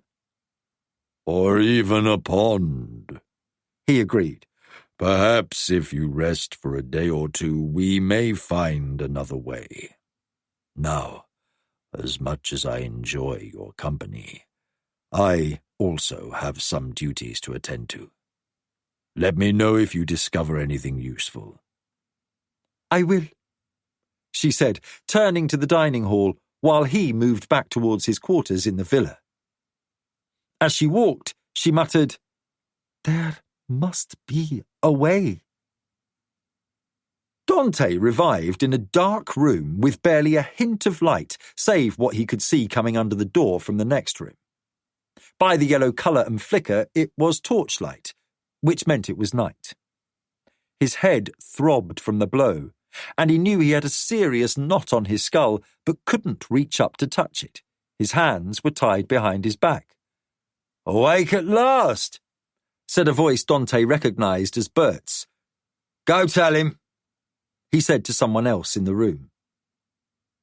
The door quickly opened, and a man stepped through, and in that moment of illumination, Dante could see that Bert and 2 other men were standing between him and the door. Dante was on a stone floor near a wall. He scooted back a foot and got himself sitting upright. "Take it easy, and you might live through this," said Bert in an almost friendly voice. "I genuinely would hate to see you dead. You're pleasant drinking company." The door opened again, and this time a man with a torch entered, followed by another. The second man came to stand before Dante and said, "Get him up." He was the biggest man in the room, and Dante sensed he was probably the biggest threat.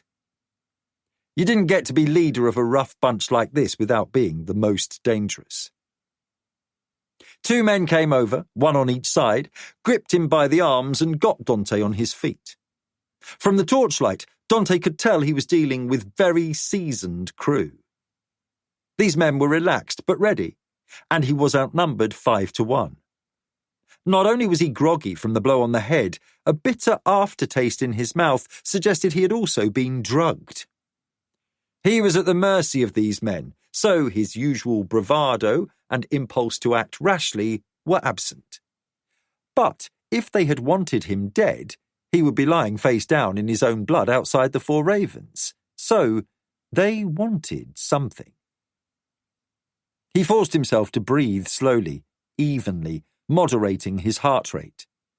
He knew that fear made you stupid, and he used to joke to Hatu and Hava that he didn't need any help being stupid. At last, he said, "I'm here, so what do you want?" The last man to arrive, who seemed to be in charge, said, "You're a lad who's been mucking about with the Kessians and the lads from Krondor, right?" He turned his face towards Bert, who nodded. "Pointless for me to say otherwise, isn't it?" Dante replied. "Smart lad," said the man. "Now, can you give us a good reason for all your goings on?" "Seems to me sort of obvious," said Dante. "But if it isn't, I had in mind a bit of enterprise in Port Vicor. When I arrived, I found 2 gangs working against each other. Seemed to me that if I let them bleed each other, that made more chaos. I've often heard, out of chaos comes opportunity." "A bit of an entrepreneur, are you?" "A man's got to make a place for himself." Dante now thought he saw where this was going. "You picked a bit of a mess to step into," said the man in charge. "Generally, we just do away with intruders, but Bert here thinks you have a knack. He's our man to watch what's going on with the Kessians, so when you turned up, he saw you were watching them too. Rather than sort you out, he decided to keep an eye on you and judged you to be a clever one." Dante glanced at Bert and said, "You run a very good con. I thought you were exactly who you said you were." "Years of practice," Bert said. "Now, what are we to do with you?" said the big man. "Getting untied is my first idea," said Dante.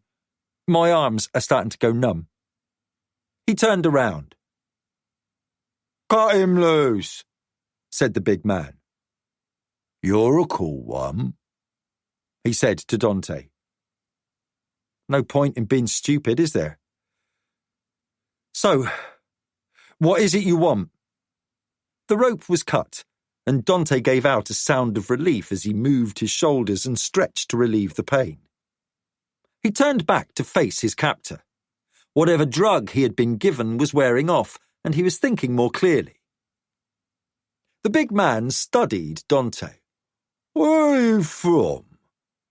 You said you were a stranger to Port Vicor, and I'm pretty certain if you'd been running around anywhere else in the Western realm, a lad like you would have drawn our attention pretty quick."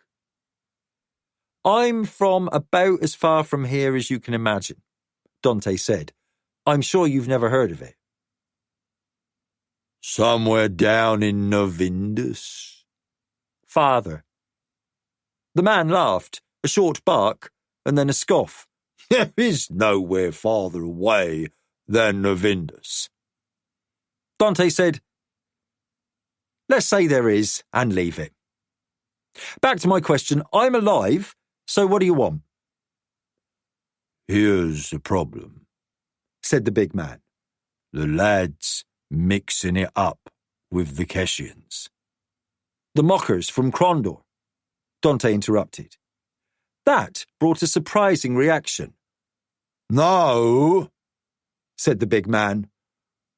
"We're the mockers, and you're in Krondor." Declan had the men stop working early. He ordered food and rest as the sun was lowering in the west. There was a fight on its way, and he wanted every man fit for battle. For a moment he wished Pug or Hatu were still here to throw some trees or whatever at the church soldiers when they arrived, but Pug was off with Hava discovering how to get ships from one world to the other, and Hatu was back at the castle in Marquinet. Sixto and the other captains were inspecting every emplacement and ensuring that the men would be ready the next day. Sixto came to stand next to Declan and said, "Everything is as right as we can make it." After sunset, the scout he had stationed at the east side of the forest returned. He jogged over and saluted. "They're out there, Highness, but they've camped for the night. I could see sun glinting off armour and weapons, and heard horses and wagons as they arrived, and as the light faded, I could see fires." "Good," said Declan. "We need to be alert," said Sixto. "So let's be wary of assassins wending their way through the trees. A single man can get through the forest if he knows his craft." "In the dark?" Declan asked. "It's possible. I station sentries around here and there just in case." "Wise," Declan replied. "Let's try to rest." Both men returned to the campfire next to the cooking shack and took the same meal as the fighting men, a bowl of stew and a large hunk of bread. Declan chose plain water over a mug of ale. He wanted to be as alert as possible tomorrow, for everything rode upon him not failing in his mission. Dante said, "Krondor? How long was I out?" "A day," answered his chief captor. "After you were clubbed, they slipped a sleeping draught into you so you'd be no problem along the way. They got you here a few hours ago before sundown." "Sorry about messing with your lads down in Port Vicor," was all Dante could think to say. "Well," said the big man, "that's the thing. They're not our lads, or at least no longer." He waved his hand to his men and said, "Let's move this to the other room." The two silent men stood on either side of Dante as Bert followed the big man and the fifth man out of the door.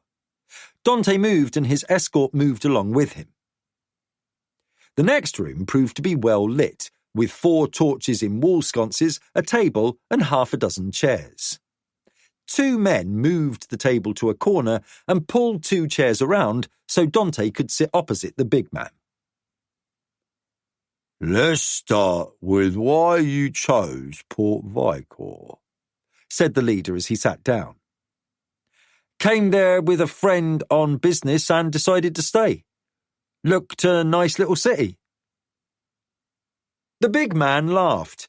His surprisingly pale skin was marked by lines of age, yet he showed no signs of weakness in his posture or movements. He might be older, Dante thought, but that didn't make him any less dangerous. So, those lads in Port Vicor are just claiming to be the mockers of Crondor? Dante already knew the answer, but playing for time to think had been drilled into him since childhood.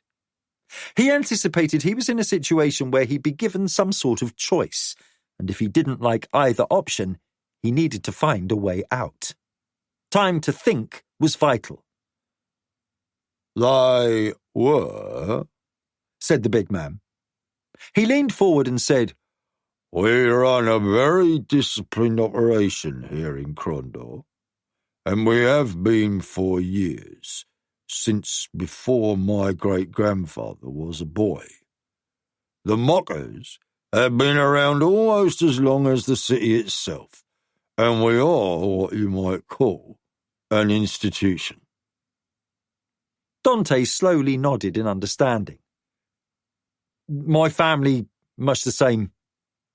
My grandfather is a master of crews in many places, as was his grandfather. Where did you say you were from? I didn't. As I told you, you've never heard of it. Try me. It's called Koltachin. The big man sat back, his face now openly amazed. You're one of the off-worlders? Dante was genuinely taken aback. For a moment he remained silent, then slowly nodded. You must have some very good spies, he said. Let's say we have a lot of friends in many different places. As I said, we are something of an institution here in Crondor. We have come to an accommodation with the Crown, so long as we keep our business, shall we say, from becoming too much of a burden. We try to keep out of each other's way. You're the upright man. The big man laughed. No. There are only two men in Crondor who know who he is. I am one. I am the Night Master. Dante nodded. That would explain why you're rather pale. I suppose then the other is called the Day Master? You're a sharp one, I'll say. He looked hard at Dante, then said, Even if your answers are wrong, I think I'd like to keep you around a while, just to learn how that place you hail from works. We have only a few rumours about you and your two friends, but that can keep, said the Nightmaster, standing up. I was to decide if we should kill you, or take you to meet the upright man. I thought you said only two men knew who he was, Dante said. With a chuckle, the Nightmaster said, I should have said, we take you so he can get a look at you. You won't see him. He looked at Bert and said, Bag him. We need this done before sunrise. Dante looked towards Bert, who approached with a dark bag, which he put over Dante's head, plunging him into darkness again. At least, Dante said through the cloth, I don't get another bang on the head. Chapter 22. War. Declan dozed. Sleep had escaped him all night, but he had rested.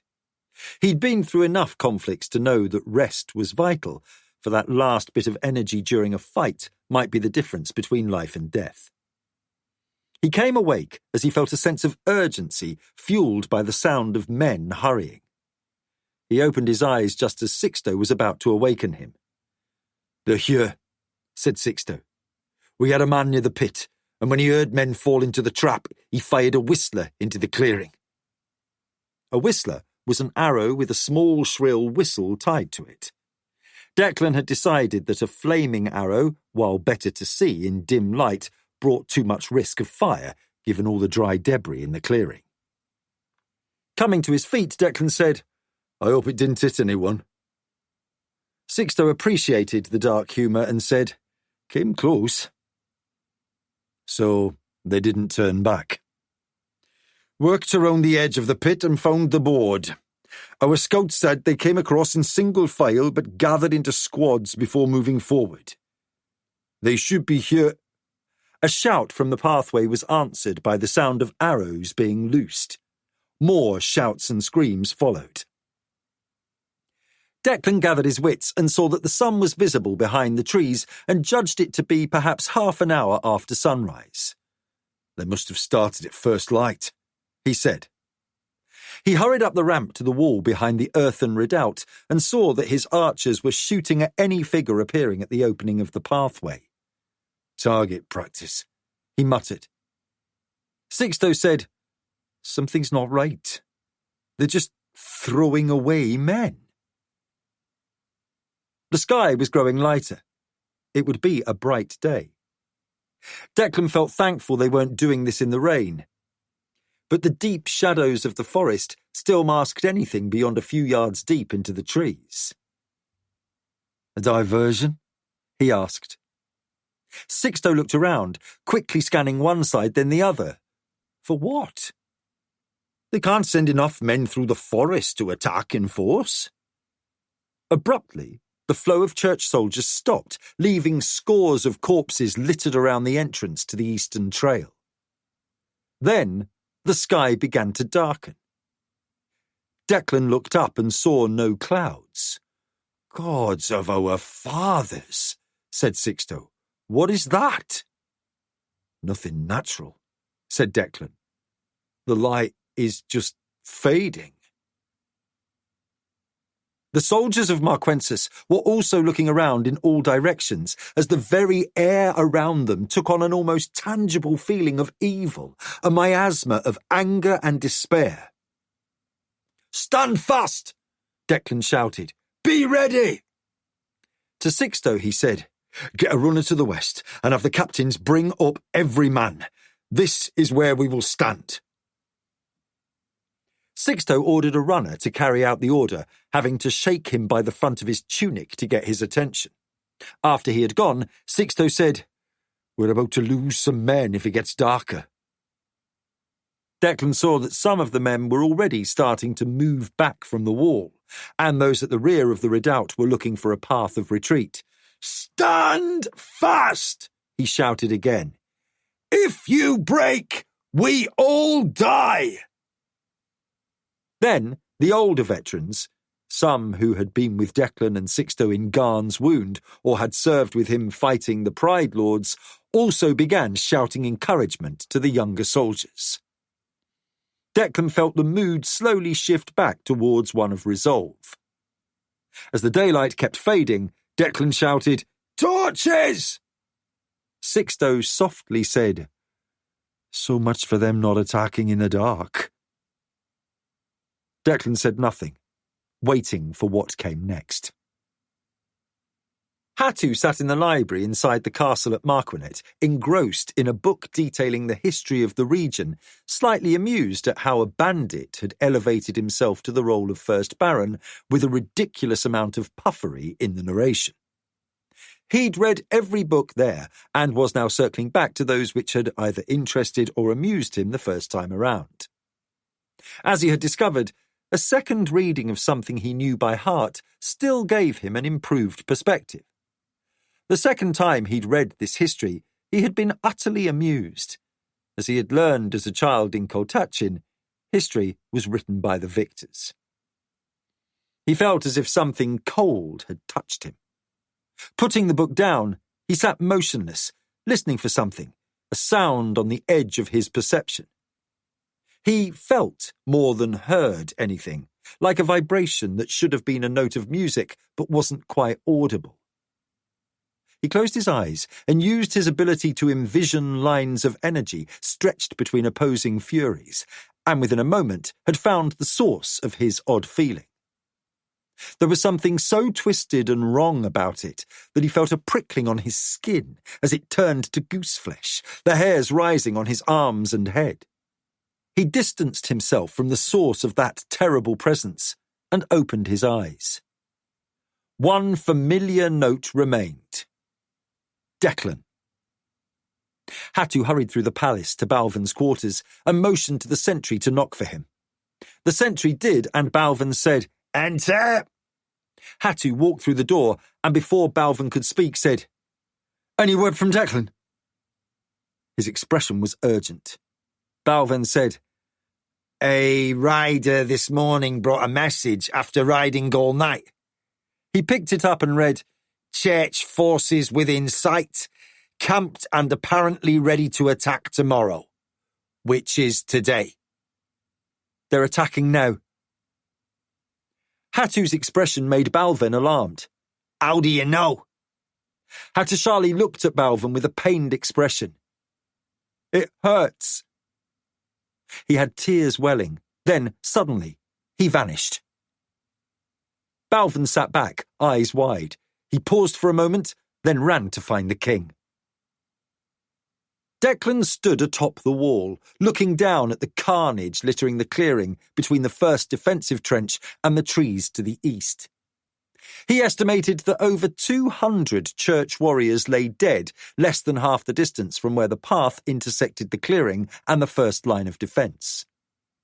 Sixto said, "Utter madness! The skies are black, and the dead never had a—" He stopped. "Look, that man is only wounded." Declan looked where Sixto pointed and saw that one church soldier, his body sporting half a dozen arrows, was twitching. "Death throes," he muttered. "No, he fell too long ago." Again, Sixto stopped, for another corpse had also begun to move. "What?" Declan asked. Slowly, the corpses strewn across the clearing began to twitch, then tremble, and, after a moment of thrashing, started to rise. Declan's forces stared on in collective horror at the sight of the dead standing. After long moments of stunned disbelief, a few archers began shooting at the animated corpses. When they were struck, the force of the shaft would knock them down or turn them, but they kept moving. The corpses grabbed fallen weapons, hefting them with purpose, and turned for the redoubt. At first, they stepped slowly towards the men from Marquensis. Then they began to pick up the pace. After a few strides, the dead were charging. Arrows flew furiously, knocking some of the dead over, but they just sat up, then got to their feet. Declan shouted, "Save your arrows! They're useless! Swords and axes! Pass the word!" Several soldiers threw down their weapons and turned to flee. But at that moment, the reinforcements from the west arrived. Captains Remfor and Markham both brandished their weapons and shouted, "Stand!" A few hesitated and were almost overrun by the soldiers behind the captains. The other soldiers turned and went back to their positions. The first wave of the dead struck the base of the redoubt and began scrambling up the earthen incline, ignoring the protruding, sharpened stakes that would have injured or killed mortal men. A few became impaled on the stakes and thrashed as they attempted to release themselves, but the rest kept coming. The first who breasted the earthen wall began swinging at the nearest living soldier.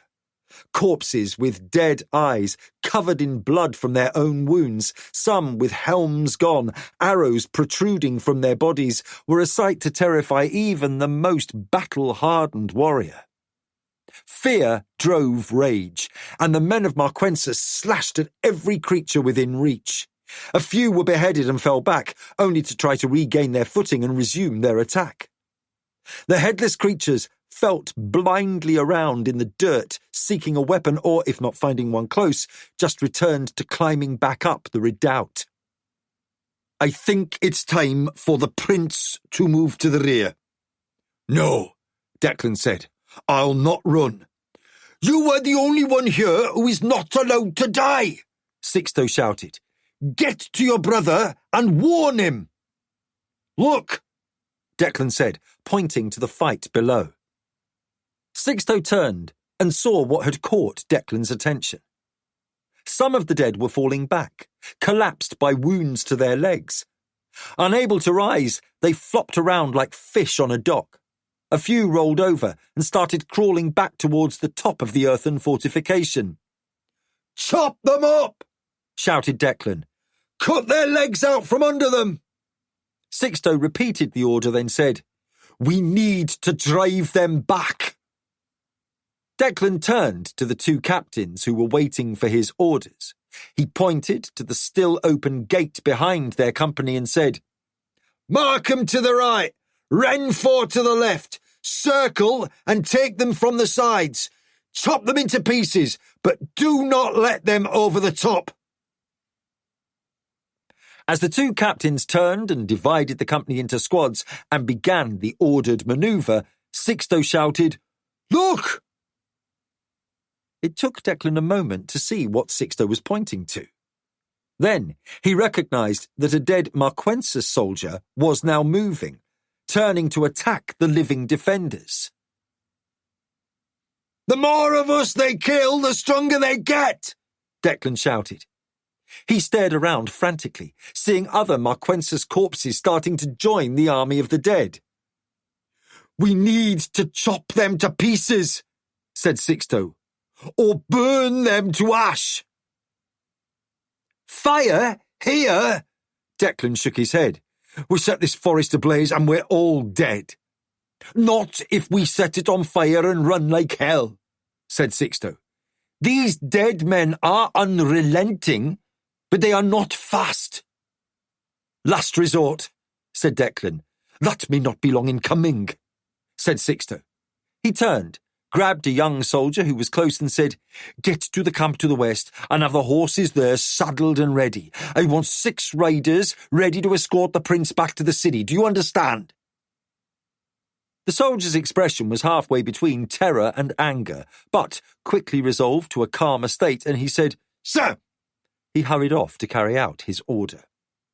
If we set fires, said Sixto, you will be on a horse, even if I have to knock you out and drape you across the withers myself. Declan did not look pleased at this, but he didn't argue. The sky continued to darken, so now it was dusk everywhere, and Declan knew that evil powers were now orchestrating this fight. He pushed away a feeling of dread and sought the power he knew was within him when the rising anger slowed down the battle and gave him the almost inhuman ability to fight. And if ever he had needed such an advantage, this was the time. Pug and Haver looked at the slowly assembling fleet, smugglers that Red Sweeney had judged reliable, with crews fearless enough to try something that most would think folly. Nicely done, Pug said. This tidy fleet should bring a year's provisions or more to the city. Haver nodded. People are starting to notice we're only a few weeks away from running out of sugar, honey, salt, grain, a lot of what they need every day. She looked around and smiled. Not to mention, everyone but the fishermen are getting tired of fish. We bring food now, and next time cattle, sheep, ducks, chickens and seeds. Lots of seeds. Pug said, Marquensis will be back on a solid footing. Suddenly, his expression changed. Haver looked at him and said, What? I don't know. A sudden feeling. He cocked his head as if listening. Something is off. What is it? She asked again. He shook his head. I really don't know. If that feeling returns, I'll see if I can find the source.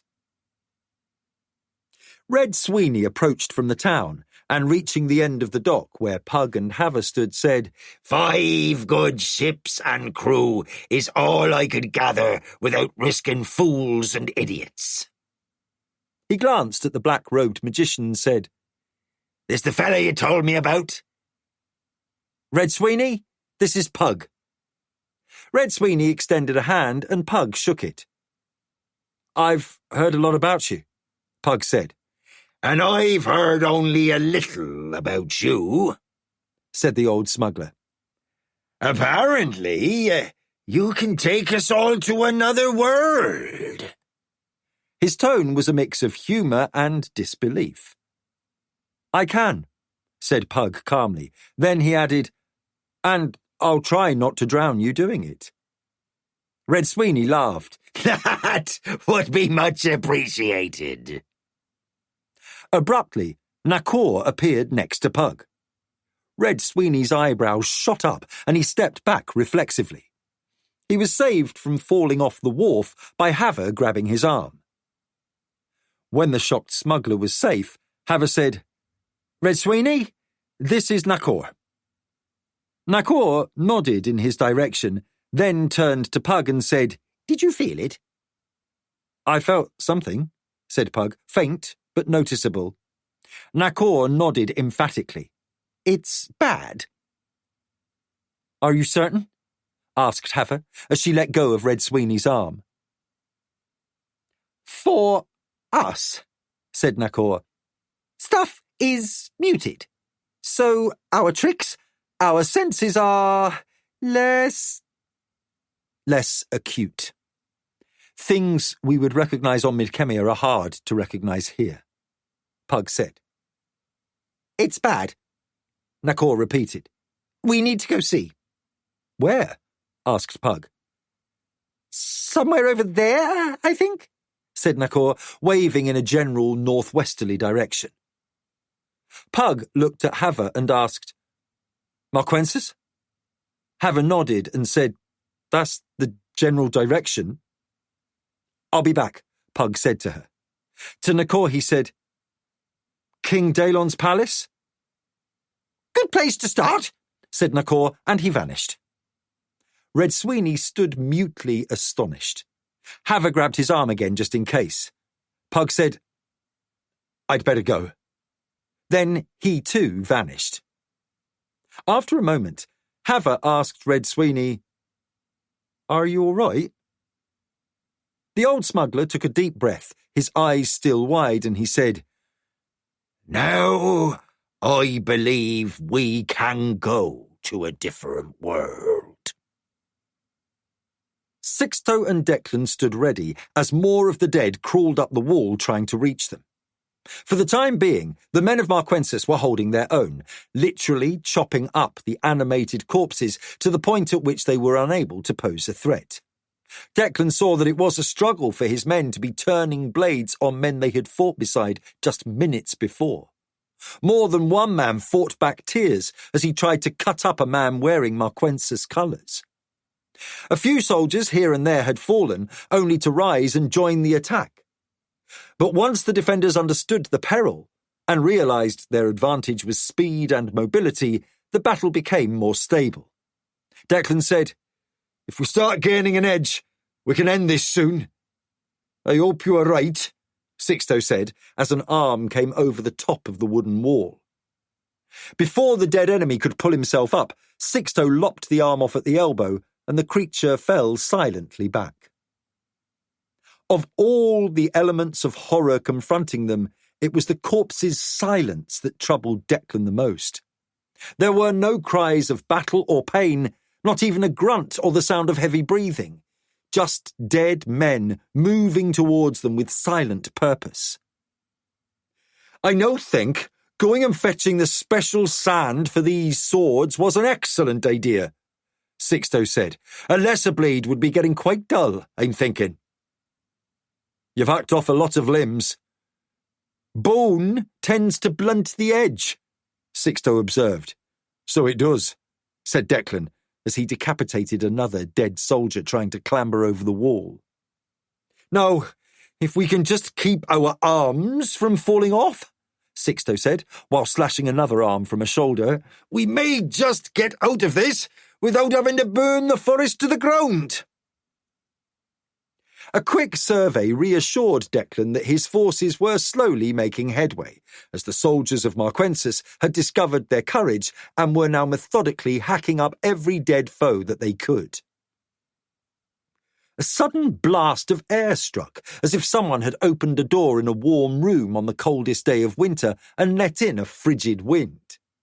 Declan felt the cold cut to his bones, and every exposed inch of his skin puckered as goose flesh raised the hair on his body.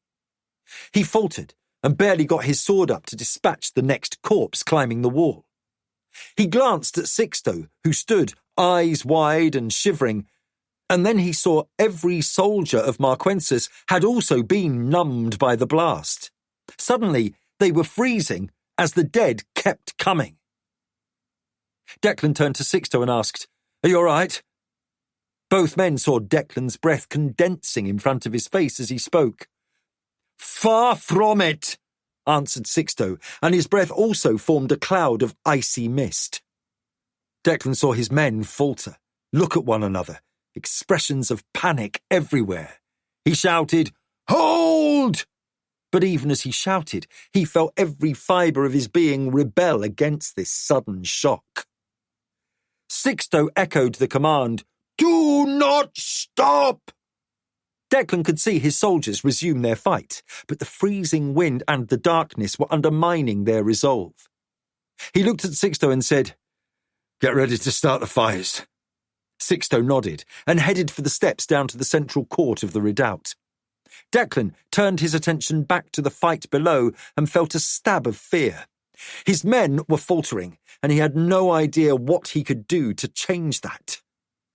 Then a ringing filled the air, a tone of evil that caused men to drop their weapons and cover their ears. Declan bent over, barely holding on to his sword, and felt his stomach flip as if someone had punched him unexpectedly. He felt his gorge rise and only just kept himself from vomiting. His eyes watered, and he felt dizzy, and for the first time in his life, Declan was certain he was about to die. Pug arrived minutes after Nakor, who was standing with Hattusili while the king looked on with a stunned expression. Nakor turned to Pug. "Something terrible is underway." Pug nodded. He looked at Hattusili and asked, "You felt that too?" "Like a blow to my heart," Hattu answered. "Something evil is visiting us." Pug said, "Where?" It was Hattu who said, "East," and he pointed. "Where Declan is." The king looked appalled, then shouted, "Go!" Hattu had been arguing that he should go and help Declan, but till now, Dalen had held to the position that Hattu was too valuable to risk accidental death. But the horror that now visited them all, the nameless terror they felt to the core of their being, was too severe to ignore. Pug said to Hattu, "Can you show us?" Hattu said, "Yes," and suddenly, both Pug and Nakor had a vivid vision of Declan atop a battlement with a battle raging around him. Then Hattu vanished. Pug looked at Nakor, who said, "I know where we're going. Look for me." Nakor vanished. Pug extended his senses. He again recognized that the range of his powers on Garn were diminished, yet he could sense where Nakor was. Pug vanished. Dalon, king of Marquensis, sat mute, his emotions overwhelming him as he realized that for now nothing he did would matter, and the fate of his nation, his home, and his family were in the hands of people he hardly knew, whose powers he barely understood. Pug appeared on the battlement next to Nakor, and it took only a moment to see that things were far worse than he had imagined possible. Where he had expected 2 human armies in battle, he found evil unleashed, a chaotic struggle in a dark and freezing landscape. The wailing noise had the army of Marquensis in disarray, and the dead soldiers were oblivious to it. Men were unable to defend themselves and were dying, only to rise again moments later. Pug closed his eyes and discovered the source of the horrible noise, darkness, and cold. It was an evil presence that felt both alien and vaguely familiar. He ignored any questions that might be answered later and attempted to counter the spell. After a moment of struggle, he found what he sought, the handiwork of magic, the source that dimmed sunlight, robbed heat, and created noise. Tentatively at first, he engaged the dark forces he could feel, pushed back slightly at what he perceived as the boundary between the normality of this world and the intruding evil. Summoning everything he could from deep within himself, he lashed out with the most powerful counterspell he could manage on Garn. He could almost feel a physical resistance as he gathered his will and unleashed every scrap of power he could muster. The noise ceased. Pug opened his eyes and saw the sky was again blue, with daylight flooding down. He steadied himself as his knees threatened to buckle. The soldiers were in disarray, but the return of sunlight and warmth on their faces and the ending of the ear-shattering din seemed to revive them a little. A few rallied, and after a few minutes, order began to take hold. Still, Pug could see the soldiers were worn down, fatigued from a long fight. He couldn't see Hattusili, and with a hoarse voice shouted, "Where is Hattu?" Nakor pointed upwards, and Pug looked and saw the young man hovering in the air directly overhead, observing the battle. Then Hattu descended to stand next to Pug. "There's something happening that I don't understand," he said. "I tried to see what was causing the darkness, but..." He blinked. "Something here is confusing me. I couldn't see the lines of energy I needed to see. The darkness hid everything. How did you end it?" "I'll tell you later," said Pug, turning his attention to the battle. His breathing was heavy, but he seemed to be regaining his composure. Nakor gripped Hattu's arm. "It's a trick to stop you from seeing. It's something we can train you to overcome, but not here or now." He looked at Pug and said, "Something very dark is near." "I can still feel it," Pug said. Pug extended an arm towards a knot of fighting corpses, and a lance of energy erupted from his hand. Instantly, 4 of them flared in a scintillating shimmer of light, then turned to dust. "I'm weakening," he said. He looked at Nakor with a questioning expression. Nakor said, "I can't do that trick, but I can do this." He waved his staff over his head, causing Hattu to duck as it barely missed striking him. The little man pointed with his left hand while twirling the staff with his right, and where he pointed, a swirl of air manifested, and suddenly a 10-foot-high whirlwind appeared. Nakor guided it through another group of dead church fighters, who were caught up in it, swept off their feet, and carried high into the air. With a flick of his wrist, he caused them to be thrown up and over the top of the trees and out of sight. Declan shouted, "Thank you!" over the sounds of battle. "We are exhausted!" Sixto said, "But where is the rest of their army?" Hattu said, "I'll find out." And he shot up into the air, high enough that he was barely visible. After a few minutes, he returned. Declan asked, "What did you see?" "They are just sitting there. The church army is all ready, but they look as if they're waiting for something." Declan looked around and saw that with Nakor and Pug's help, his men were finally overcoming the dead. "Waiting for what?" he wondered aloud. Pug directed another beam of energy towards 6 dead, and they too vanished into light and dust. Hattu closed his eyes, put his hand on Pug's shoulder, then said, "Oh, that's how you do that." Hattu then extended his right arm, and a flash of energy identical to Pug's took a church corpse and flashed it away. Pug said, "Thank you. I'm nearing the end of my ability to help." Between Nakor and Hattusili's magic, the fight turned quickly, and a few minutes later it was over. Every dead soldier was now gone or hacked to pieces. Some body parts twitched or moved slightly, but the fight had ended. Pug took a deep breath and looked at Declan. The lack of energy here weakens us. I could have ended this in minutes back on Mid-Kemir. That's why we have to fix the problem, said Nakor. His expression was unusually sombre. I have an idea, but I don't know if it will work. Once we clean up this mess, we can talk about it, said Pug. Men of Marquensis were slowly leaving the field of battle, some helping injured comrades get to where their wounds could be tended. Many paced around, still wary, as if unsure that they were safe. Many were drained of colour, horror at the battle still vivid in their minds. A few simply sat where they were, regaining their strength before they attempted to leave the field. What was that gloom? Asked Sixto. Pug said, it was a simple enough spell, but who cast it? Declan had sheathed his sword and was wiping his brow with the sleeve of his tunic. We've had no reports ever of the church using any sort of magic. Until I met him, he pointed at Hattu. I didn't believe magic existed.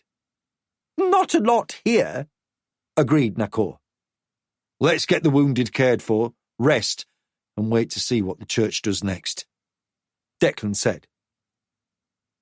A small tent in the centre of the new fortification held most of the supplies already delivered from the wagons west of the forest. Declan led the others to it and said, We should have a bottle of wine somewhere in here. In the tent, Declan moved a box and found the wine. He drew his sword and deftly sliced the neck below the cork and looked around. Seeing no cups, he shrugged and put the bottle slightly above his mouth, poured a little and swallowed. He handed the bottle to Pug and said, Mind the glass. Sixto laughed. Sword still sharp, Master Smith. He tapped the hilt on his own blade. I am grateful we survived to get that damned sand up here to make these blades.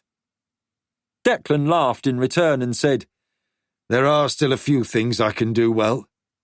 More than a few, Sixto said seriously. Then, with a note of levity, he added, You turned me into a bloody officer. A good thing too, said Declan, as he saw Pug hand the bottle to Nakor. They all drank, and soon the bottle was empty.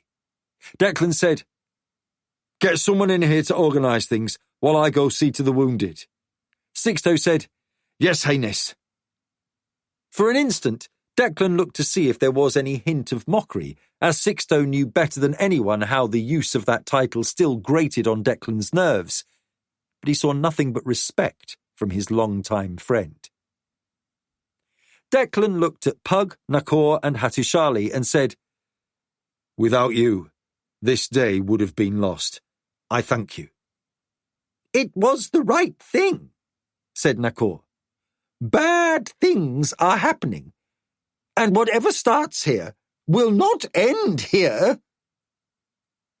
Declan felt as tired as he had ever felt, but said, I think I understand. I need to rest, but first I must see to the men. As he moved off, Hattu said, He's like that. Pug said, That's why he may be a great leader. With a bitter note, Nakor said, If we live long enough. Chapter 23. Accommodations. Dante blinked. Tears were filling his eyes from the harsh light he faced. The bag had been unceremoniously pulled off, and he was staring at two very bright lanterns with polished reflectors that completely blinded him to anything else in the room. As no light was reflected off the walls, Dante assumed the room was painted black specifically for this arrangement. Damned clever. he thought, as he finally blinked away the tears and got his eyes adjusted to the blinding illumination. He felt the ropes binding him to the chair, not as tightly as before, but hardly comfortable. He twisted as much as he could, so the light wasn't directly in his eyes. A voice said, "It sometimes helps if you close your eyes and just listen." Dante said, "Seems like a good choice." And he closed his eyes. He still saw a red hue from the light through his eyelids. "That is a very bright light," he said, matter-of-factly. "Yes," replied the voice. "Now to the reason you're here. "Yes?" What you told the Night Master. How much of it was true?" "All of it, I think," Dante replied. "You think?" Dante realised it was not a good time to be overly clever and said, "I got a pretty good knot on my head and someone slipped me a spike." "A spike?" "Spiked my drink. Gave me an extra, whatever you call it here. Drugged me." "Ah," came the reply. "Differences in local idiom, I expect." "That's a common problem where I come from," Dante said. "Trying to blend in can prove tricky. Not knowing what a phrase means can trip you up." He paused for a moment. "I assume you would be the upright man, given what the Night Master told me." "A fair assumption. I rarely speak directly to anyone unless I feel the need.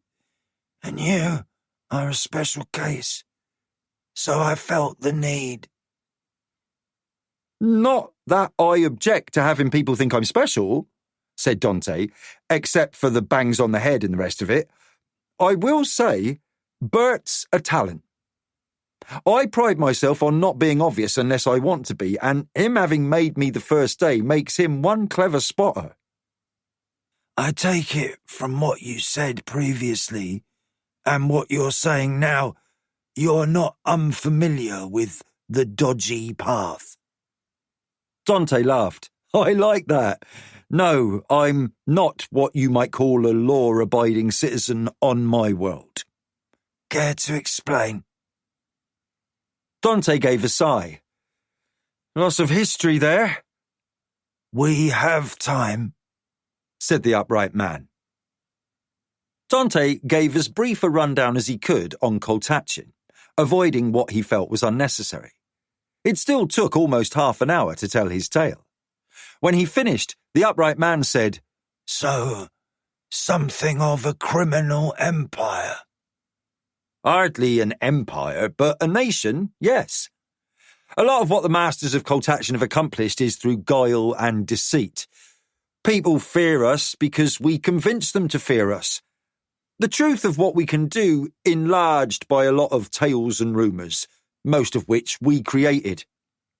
So, while we have crews in a lot of cities, we don't seek to rule, but we do like to run the grifts, get a cut from others like the brothels, gambling halls, smuggling, whatever we can get a taste of." "How do you fit in there?" "That's another long tale," said Dante. He explained his grandfather being one of the 7 masters, the Council of Coltachin, and that he was considered a likely heir. "Then, if you are to become one of these masters, how did you end up here on another world?" "I like to travel," Dante replied. There was a moment of silence, then a burst of laughter. Dante heard a few chuckles from behind. He assumed there would be guards, and now he knew there were. "There's travel, and then there's this," said the upright man. "Our history teaches us about other worlds. We've had wars with invaders from them more than once. The Great Disaster is suspected to be the result of one such, though there is little true history about that. So, again, why did you, the heir to a high position at home, come here? Dante realised he was sliding into his old habit of defiance, and it would not serve him here. He took a long breath, exhaled, and said, "My two best friends, hell, my only friends, were brought here by some magicians for some reason I'm still not clear on. I wasn't invited, but at the last moment I jumped through that magic hole to come with them, so that's how I got here." "They're doing whatever it is they're doing with those magicians At Stardock?" asked the upright man.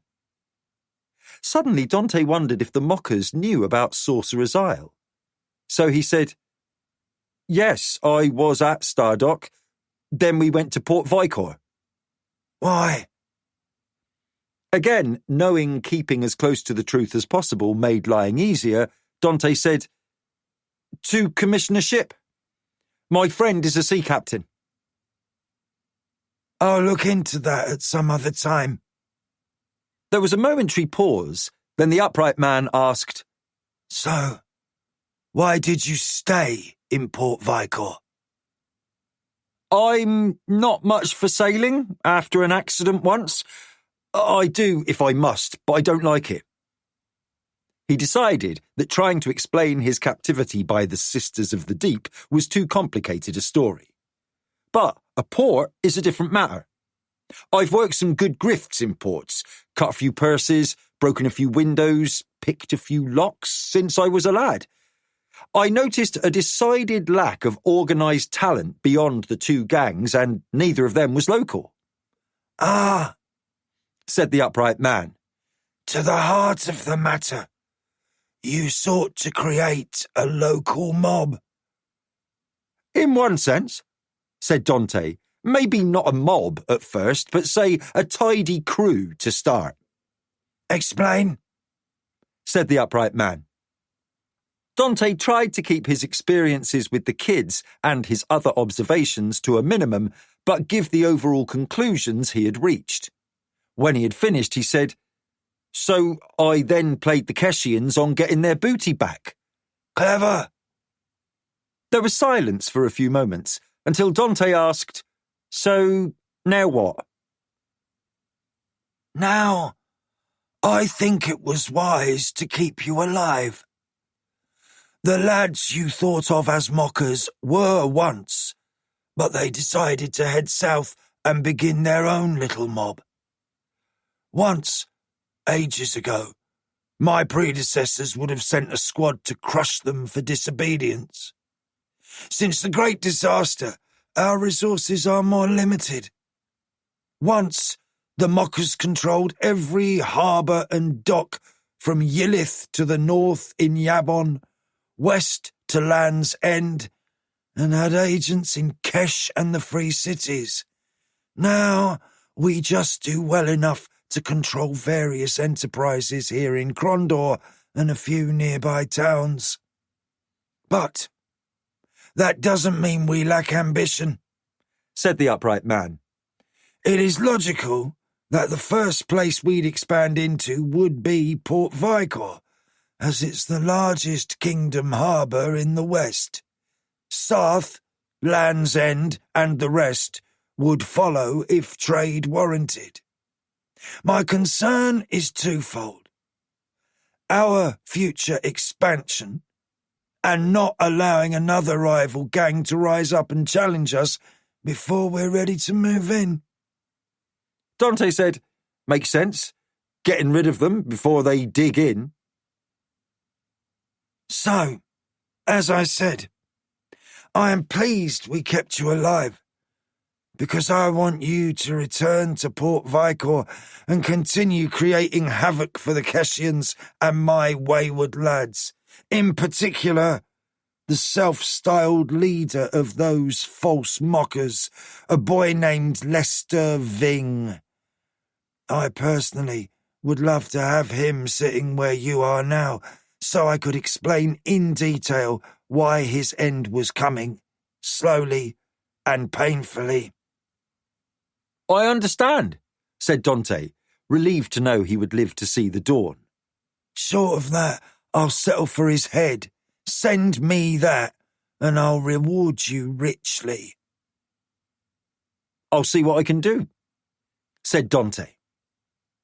Suddenly, the bag was placed over his head again, and his restraints were cut. 2 men put firm grips on his arms, and he was half lifted from the chair before he could get his feet under him. They're just waiting, Hatu said to those gathered in the king's throne room.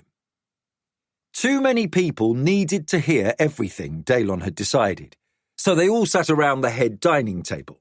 Pug, Declan and Nakor sat next to Hattusili at one end, while Delnosio, Colin, Baldassar and Balvin sat at the other end. The king took the centremost seat. How can you know? Asked General Baldassar. Balvin said, He has this ability to see things at a great distance. How he does it, no one knows. I just do it, said Hatu. How is a question for another time, said the king. What we need to know is why the remaining army of the Church of the One is sitting on its haunches in formation a few miles away from... He looked at Declan. You tell them.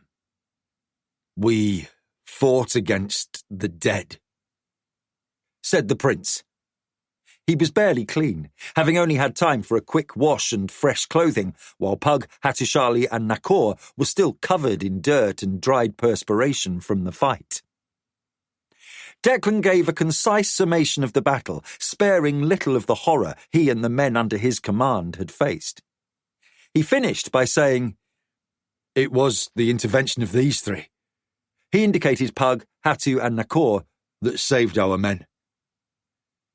He looked at Pug and asked, Can you explain more? Pug saw doubt and fear on the faces of those gathered. His strength was slowly returning, and he was again fully alert. He said, There is an enemy out there in the universe. It is something vast, and it seeks the end to everything you know, from all of humanity down to the smallest creature that flies or crawls. It seeks to obliterate all life. He had anticipated their questions, so he added, We only have a vague idea of its motives, why it wishes to end everything living.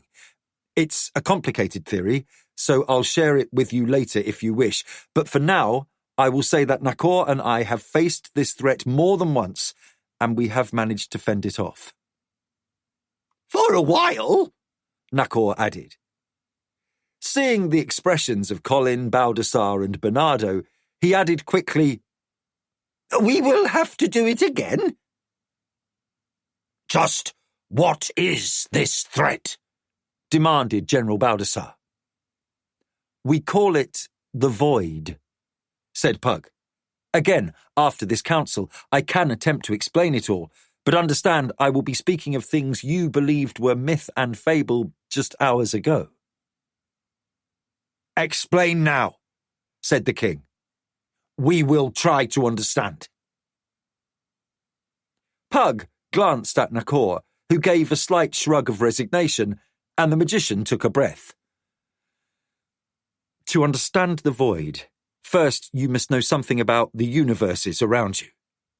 He tried to give as simple a summation as possible, given the complexity, history, and unknown aspects of the nature of the void.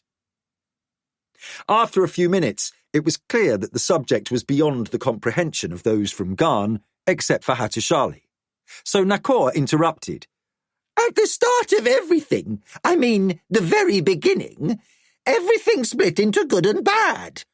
We are the good living things. The void is the bad, something that wants to end life. Understand? Colin and Baldassar both looked relieved.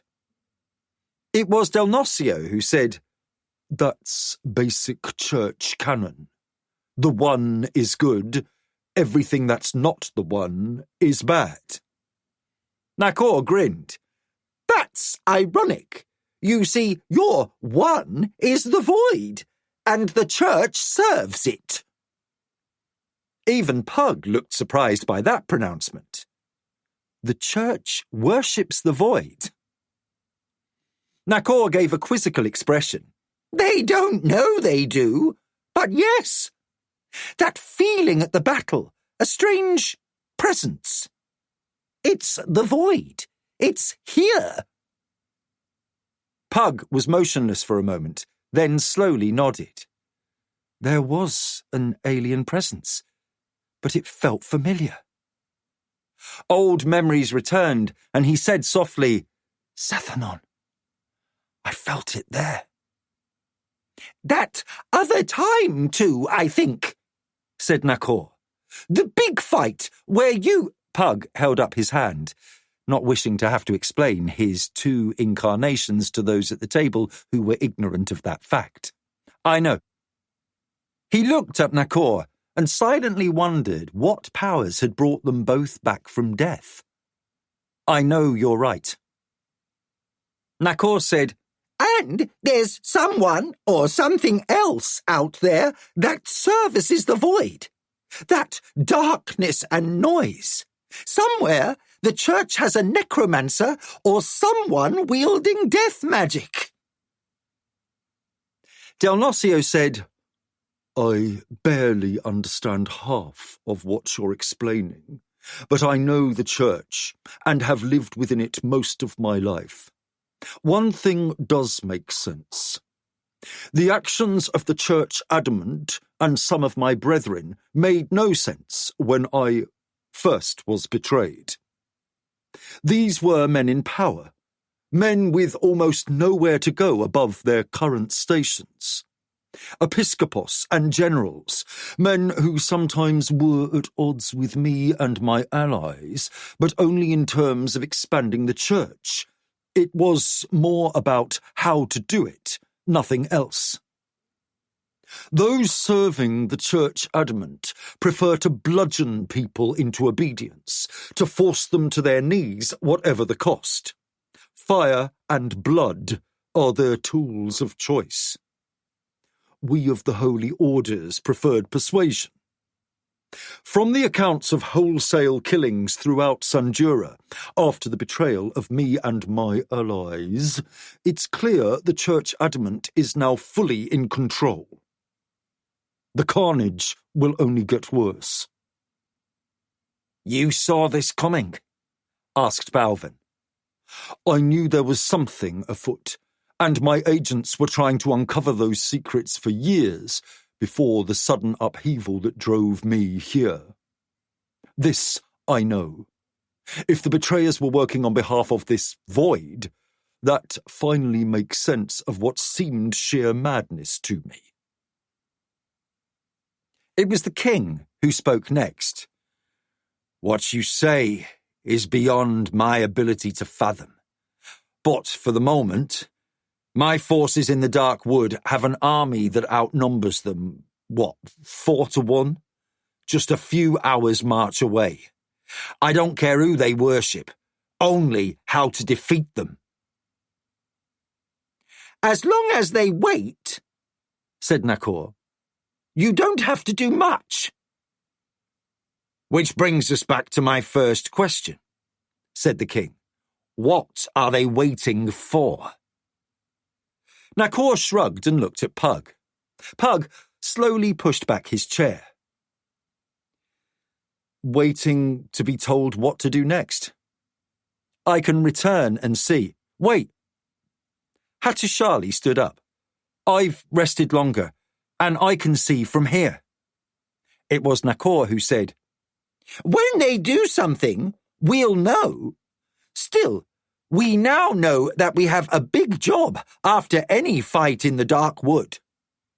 Balven asked, What's that? Nakor smiled and said, We must destroy this church. All of it.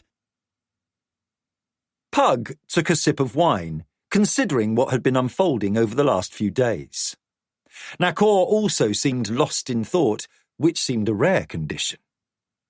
Hattusili sat quietly waiting to hear what they had to say next. Eventually, Nakor said, At first, I thought we had to deal with this church because it was a distraction to the larger conflict, but now I see I was wrong. It's an agent of chaos, designed to obscure the real threat, the void. Pug seemed about to speak, but Nakor waved him to silence and continued. The void has worked its will on others before. The entire war between the demons and the Saga. The conflict among demons, the impostor advisors in 3 different nations, all were at the behest of the void. We cannot assume this church isn't a major weapon. Pug looked slightly annoyed. What I was about to say is that the void tried to rid this world of all magic. He pointed at Hattusili. But he survived. Hattu looked at Nakor. The Flame Guard was dedicated to preserving the fire main line, and they saved me, so perhaps this void is unaware that I'm here. Who knows? Said Nakor. Pug nodded. We've opposed the void and its agents for centuries, yet we still understand little about it or its capabilities. You've said a few things, Hattu remarked, but I'd like to know more. When the universe was created, Pug began. Created by whom? Hattu interrupted. That is a wonderful question, Nakor said, grinning. If you find an answer, I would like to know. Forces beyond our understanding, Pug said. It began when I was still serving the Duke of Criddy and apprentice to the magician Colgan. A storm brought us to Sorcerer's Isle for the first time. That's where I first met Macross the Black. Pug explained the evolution of his relationship with the Black Sorcerer. As fate would have it, it was his daughter I wed. He glanced at Nakor to see if he was going to inject something gratuitous, but he was surprisingly silent. Pug told Hattu about Thomas.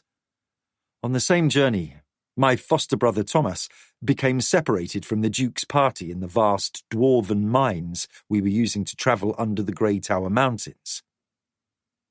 He detailed how Thomas had eluded a wraith, Pug's first encounter with one of the Children of the Void, and how he had eventually found his way to a dragon's lair. At the mention of the blind dragon Ruag, Hattu's eyes widened. The dwarf leader Dolgan found him, and both witnessed the final passing of that great dragon. As a gift, Thomas was given the magic armour of Ashen Sugar, last of the Dragon Lords, and eventually gained the mystic powers within that armour.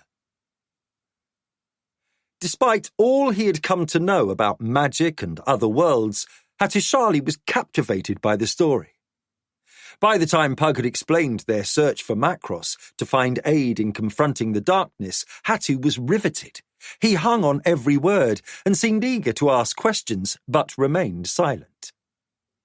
Pug told his story for almost an hour, reaching the part about the time trap concocted by the Pantathian serpent priests and the flight backwards through time.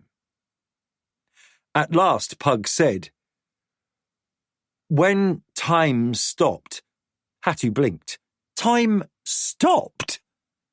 "Well, we stopped our flight backwards in time," said Pug, "and all of reality stood before us as a very large ball." "A ball?" Pug waved his hand. "Since then, I've learned that our perceptions are limited. Everything is a matter of how we see things and our perspective." Nakor grinned and nodded. Before I died the first time, in between realms, I saw things. Pug held up his hand, as did I. More than once in my life, I've learned it's vanity to assume what we see is real and not just what we can perceive and apprehend. "Tell me, what do you understand?" Hattu asked. We reached our goal, the garden at the edge of the city forever. Hattusili's expression was puzzled. The city forever is a place inside the void. Pug began, and then he stopped. We need to differentiate between the void, that grey, featureless place, and the void. Nakor shrugged. We also call it rift space. Pug smiled. We shall call the grey void rift space. Hattu tilted his head. Rift space makes sense. Then he asked, if it's an empty place, why are those other places there? Nakor laughed. A question that has been asked by many, explained by none. One day you will have to visit the Hall of Worlds and Honest Johns. Pug waved this comment aside. The garden floats just above the edge of the city forever. Both places appear to be adrift in time, somehow separate from time itself. In any event, we were seeking Macross. We sat down in the garden, and as he tried to warn us away, a time trap was sprung, hurling us into the past. I still don't know how that trap was fashioned. Macross and I used our magic to increase the speed of travel, doubling it repeatedly until centuries flew by in moments. When we reached the beginning of time, the trap ceased to exist. Back then, time had no meaning. Then we saw the creation of this universe. That ball exploded with the brilliance of countless stars and spread out in all directions. It was the birth of this universe. Once out of the time trap, we were able to return to our current time. Hattu was silent, considering what Pug had just said. Then he asked, how did you return without waiting for billions of years? Nakor looked at Pug and said, that is a very good question. Macross had opposed the void before I was born. He and a dragon named Ryath together made the journey possible. It was she who could breach the barriers of time and space. Macross and I accelerated the passage of time using the same magic as before. So you travelled to the past, then again to the future? Asked Hattu. Yes, Pug answered. Ah. Hattu looked at Pug and said, then I think maybe I need to speak with a dragon. Perhaps this Ryath. A great many dragons perished in our last confrontation with the servants of the void, the Dread. We barely survived, and the world of Midkemia paid a terrible price for that victory. Nakor pointed at Pug. He died. Pug looked annoyed and continued. During my second incarnation, before my earlier memories returned, I spent years travelling Midkemia with Magnus, and not even rumours of dragons were heard. I know not all perished, but it seems likely they chose no longer to reveal themselves to the other races. Nakor said, still, if they're out there, we might be able to find one for you to talk to. Pug went on. The Pantathian serpent priests constructed the time trap. At least, that was our assumption. But if they also served the void, even unknowingly, that would answer questions I have had for a very long time. They were a race without natural magical abilities, we learned, but when they found magic, it robbed them of both intelligence and any sense of right and wrong. Perhaps it was from the void these powers came. The most powerful of the serpent priests were all but mindless and blindly obeyed orders. Perhaps like an army, sitting, waiting, in the middle of Marquensis, Nakor suggested, raising his eyebrows. Pug nodded slowly. That is very possible. Maybe that's why I was sent back. So many questions. Pug replied. That's why I think this church must be ended, said Nakor. The Pantathians were enough of a problem, and there were only a few of them. But this church, they control nations and armies. They can put dead people in the field by the thousands. Pug sat back, took another drink of wine, and said, I'm at a loss what to do next. Do what we know we need to do, said Hattusili. Get that fleet Hava is taking to your world, keep looking for where the church attacks next, and hope we come up with a means of confronting the void when it next appears. Nakor grinned. The energy of youth! How I miss it! Pug chuckled. I've never noticed you lacking energy in all the years I've known you. Nakor smiled again. You should have seen me when I was a young man. The mind boggles, Pug replied. He stood up and said, Hattu, you should return to Declan and the king, and if you can use your far-seeing ability to spy out the church's army, please do. Information is key. Nakor, you and I have some work to do back on Midkemia. What? Asked the little man. I need to see if any geomancer is willing to travel here and hasten King Daelon's road building.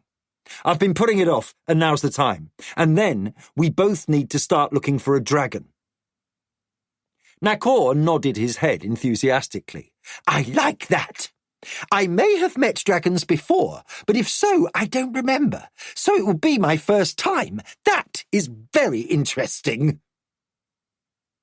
The three left the room, and Hattu moved back towards the king's chamber.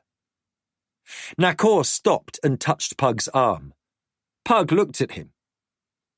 Yes? Nakor took a breath, grinned, and said, I guess we go find a dragon. Chapter 24. Searching. Pug stepped through the rift. A young magician named Helena sat in a chair in the rift chamber. She put down a book, stood up, and said, Welcome back. She was petite, with close-cropped light brown hair and dark eyes and a winsome smile. Pug knew her to be a gifted student, though a novice. He smiled back. Where's, he almost said, my son, but caught himself at the last moment and said, Magnus. He's here, in the meeting room by his quarters, she replied. Pug thanked her and left the chamber. Magnus must feel comfortable leaving a youngster to watch the rift. Since Hattu had detected a tiny gap at the rift's edges, suggesting that was where creatures of the void came through when rifts were left open too long, Pug and Magnus had fixed it. After that, nothing unwelcome had slipped through. Pug hurried to the meeting room and found Magnus in discussion with Zarkara and Sabella. Magnus said, We're discussing something interesting. You're just in time. As Pug sat down, Magnus looked at Sabella. Why don't you fill Pug in? She nodded. We just started a little bit ago, and you already know most of what I've discovered, that energy flows from Midkemia to Garn, just enough that Zara, Daria, Ifa, Beryl, and I could aid Zarkara in opening a small rift back here after Hattusili left Garn. Yes, said Pug. What have you found that's new? If you could find a world with even more energy available than here, I think it might be possible to channel that energy to Garn. Pug was silent for a moment, then said, Not a bad idea. He looked at Magnus. Honest Johns? Magnus considered that for a moment. We've never found worlds significantly higher in mana than here, but that doesn't mean they don't exist. It shouldn't take long to question a few of the better information sources there. Zarkara looked at Pug and asked, How stand things on Garn? Badly, Pug replied. Nakor is convinced the Church of the One is serving the Void, and I think he's right. He says the Church must be eliminated before the Void's next attack, and I see nothing faulty in his logic. Zarkara's expression was troubled. You've more pressing matters to address, but Sabella has done a remarkable job in simplifying several common spells. It will make teaching the new students much easier, I think. Sabella smiled and lowered her gaze. Once I see the common elements in the rituals and what is unnecessary, it's fairly easy to do. Pug smiled broadly, and yet, with all the brilliant minds... He glanced at Magnus and Zarkara, and his voice held a hint of irony. We've had here for centuries. You were the first to think of it. Well done. Magnus stood up. We'd best be about our respective tasks. Zarkara and Sabella rose from their seats and left. Magnus looked at Pug. Those two seem to have formed something of a bond. Pug gestured agreement. He seems to have taken to her more like a daughter than his student. Then he chuckled. What she has in mind, I have no idea. So, he may be in trouble? Pug laughed. I enjoy squeezing every moment of humour possible out of life, given how much horror and pain we confront. Given his parents, it's no wonder he's a bit aloof with women. Gods, they did fight, didn't they? Magnus also smiled. One good thing about having your memories fully restored, I don't have to explain a great many things to you anymore. Now you remember Amarantha and Sandrina in their prime, not as an old couple quarrelling all the time. Not all the time, Pug corrected. They did love each other a great deal. True, Magnus agreed. I came back to tell you things are moving apace. Hava is, as I once said, exceptionally gifted. She is very hard to say no to. Magnus chuckled. Does she still remind you of Mother? More now than ever. Hattushali is a rare young man, and I think that's in large part because of her. He paused, then said, We have known some remarkable women in our lives. That we have, Magnus agreed. So, how goes buying what Marquensis needs? It goes well. I've got our agents arranging many small deliveries at various ports. Our captains can pick them up without creating undue curiosity. It will take longer that way, but it's safer. I'm a little more concerned about organising things here to have Hava's fleet pick everything up in an orderly fashion. But among ourselves, we have enough ability here to make up for a lack of stevedores and barges. Unloading in Marquinet will be more conventional. If it works out, we can perhaps manage 1 or 2 more shipments before anyone beyond our confidants starts noticing.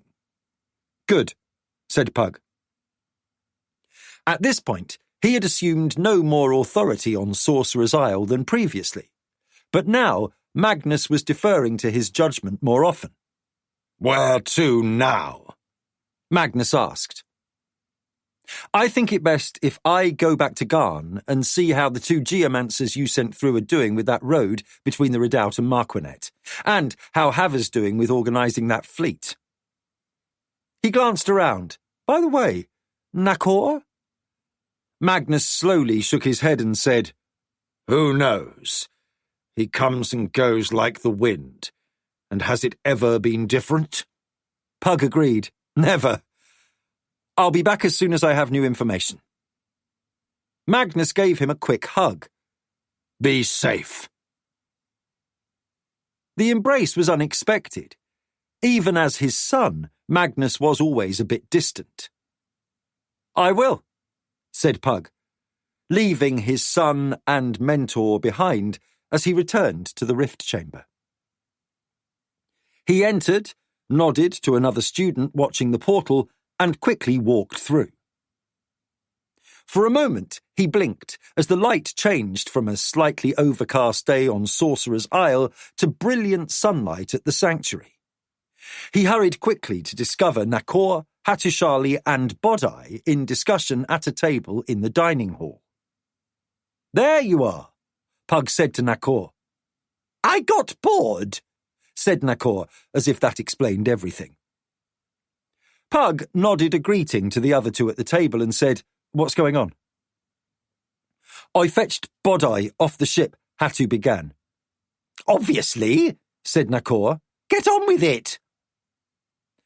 Hattu's furrowed brow showed his reaction to the interruption. "We returned to Marquensis and conferred with the king and Declan and decided we needed to wait upon enlisting the aid of Koltachin in facing the church." Bodai held up a hand in greeting. "It was well timed.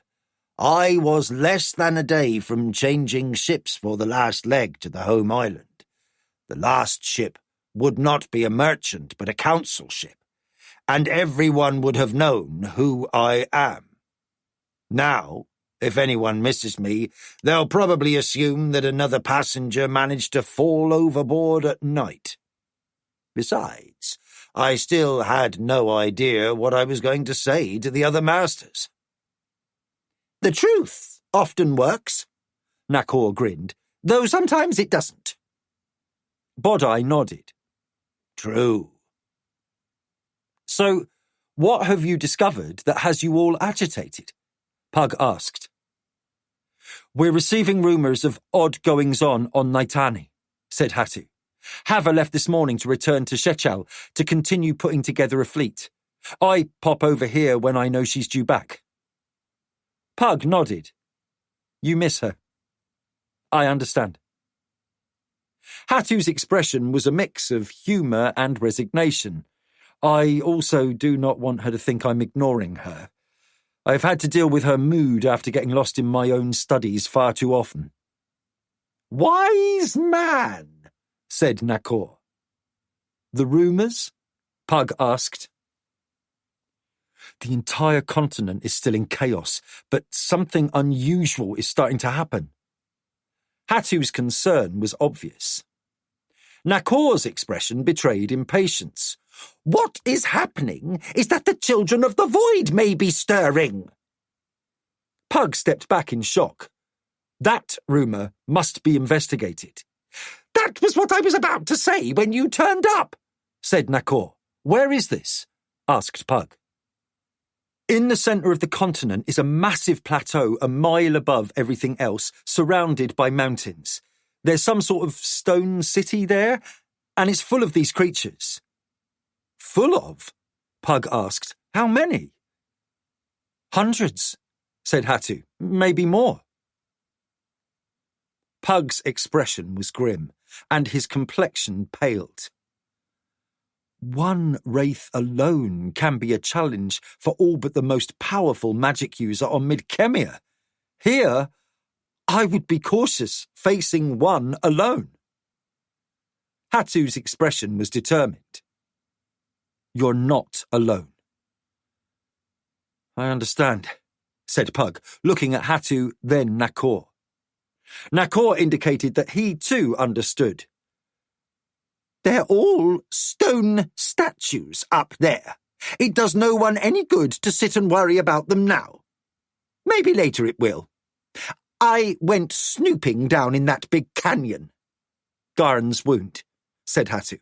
"There's a village there full of very sad people who are enthralled to a dreadlord." Pug's eyes opened wide. "A dreadlord? Why didn't you say something immediately?" Nakor lifted his shoulders. "Didn't seem important." "Not important?" Pug was incredulous. "It's not moving. Just There, said Nakor. There seem to be other things to worry about first. Pug could barely contain his irritation at Nakor's capricious approach to sharing information.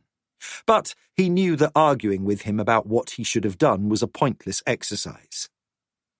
Pushing aside his incredulity at how Nakor set his priorities, he pulled out a chair and sat down.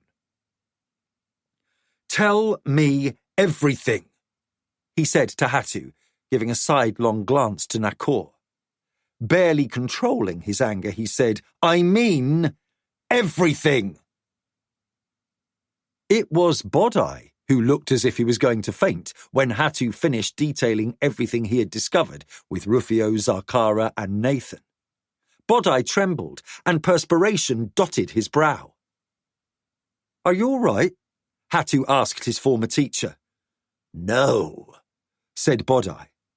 "I've seen many terrible things in my life, but creatures that can suck the life out of you with just a touch?" He took a slow breath, calming himself. "How do you fight something like that?" "Well, they don't like the touch of cold steel," offered Nakor. "Hit them enough times and they go away." Then he paused and added, "But they only have to hit you once, so it's tricky." Pug scowled. "Ignore that. Simply put, on my world, I can easily destroy as many as 3 wraiths, spectres, wights, or other creatures from the void single-handed. But here..." He sat back and crossed his arms and said softly, "I would dare to face 1. 2 or more, I would likely flee." Bodai looked as if he was wilting. "That's not reassuring. There are, 4, 5 of you magicians?" "More," said Nakor. "Many more on Midkemia, and some other places, but none as good as him or Magnus." "Not helping." Pug looked at Nakor with a scowl. "I'll be quiet now." Nakor tried to look contrite and failed. Pug turned to Bodai. "I know this can be overwhelming, so I understand your disquiet. If I said not to worry, I'd be insulting your intelligence, but I will ask you not to panic. Hatu and Hava both praised your wisdom, and you have more knowledge about the local politics of this planet than anyone else we can trust. So, please, marshal your resolve and help us." Bodai took a deep breath and appeared to summon some strength. "I'm an old man who has given up much to serve a greater power. It's clear to me now that the Flame Guard was created for a purpose far beyond what we were led to believe." He took another long, deep breath, then added, "Of course, anything in my power to do, all you need to do is ask." "Good," said Pug, gripping Bodai's shoulder. He turned to Hatu. "You said Rufio, Zarkara, and this Nathan travelled with you?" "Not travelled literally, but witnessed through my vision." Pug looked at Nakor with a raised eyebrow. "Nathan?" Nakor put up his hands. "Don't look at me, I'm not him." Then he muttered, "At least I don't think I was." He looked at Pug and said, "I don't remember a lot of things." Pug sighed. If Rufio or Zarkara mentioned a group of children of the void to Magnus, why am I only hearing of it now? "People forget." There was no hint of humour in Nakor's remark. "Or someone made them forget." Hatu said, "Through my vision, they look like stone carvings, not alive, if that's the right word for these things. I'm not even sure what it was we all saw." He sat back and added, "Perhaps Rufio and Zarkara saw them differently." Pug forced himself to calmness. This entire situation is fraught with the unexplainable. He looked at Nakor. Your return, and then at Hatu, and generations of your family becoming the sole conduit for magic on Garn. He put his palms down on the table and softly said, "We are but the tools of agencies unknown to us. They will reveal themselves to us, or not," Nakor interjected. "Or not. But whatever truth is to be found, for the moment we must deal with the menaces before us." He stood up. To Hatu he said, "Can you guide me to this place of evil?" Hatu said, "Easily. There is the curb, a barrier of death surrounding this area." Pug was about to say he could use the spell to shield them, but before he could speak, Hatu continued, "But I can protect us." Pug realised he had to stop underestimating what this young man, barely older than a boy, could do. Hatu reached for Pug's arm, gripped it firmly, then they both vanished. Nakor looked at Bodai. What? Bodai asked. "I'm out of oranges." "We can find some in the kitchen," said Bodai. Nakor looked at Bodai with a serious expression, then grinned. "I think this time I'd rather have a drink before I catch up to those two." Bodai got up and moved towards the kitchen. "I won't argue." Dante sat watching the children, half tending the sheep and half playing with them. The sounds of shouting and laughter was punctuated by the bleating of sheep as they moved away, only to be chased by happy children. The afternoon sun bathed the scene in a warm glow as glistening sparks shone off puddles left by earlier rain. Lyndon said, "They were here for 3 days of cold and wet, so they're just happy to be outside." Dante tried to mask his disappointment as he said, "I wanted to build a crew, and I get sheep herders." Sighing, he sat on a stool and said, "It's my own fault. I should have stuck with pigs." Scully tried not to laugh and failed to hide his amusement. "It may not work out as you planned, but at least it's a better situation than we hoped for. If the mockers are not going to meddle, we can keep petting the Keshians against the boys from Krondor for a while." Robertson straddled a reversed chair, his arms folded across the top of its back.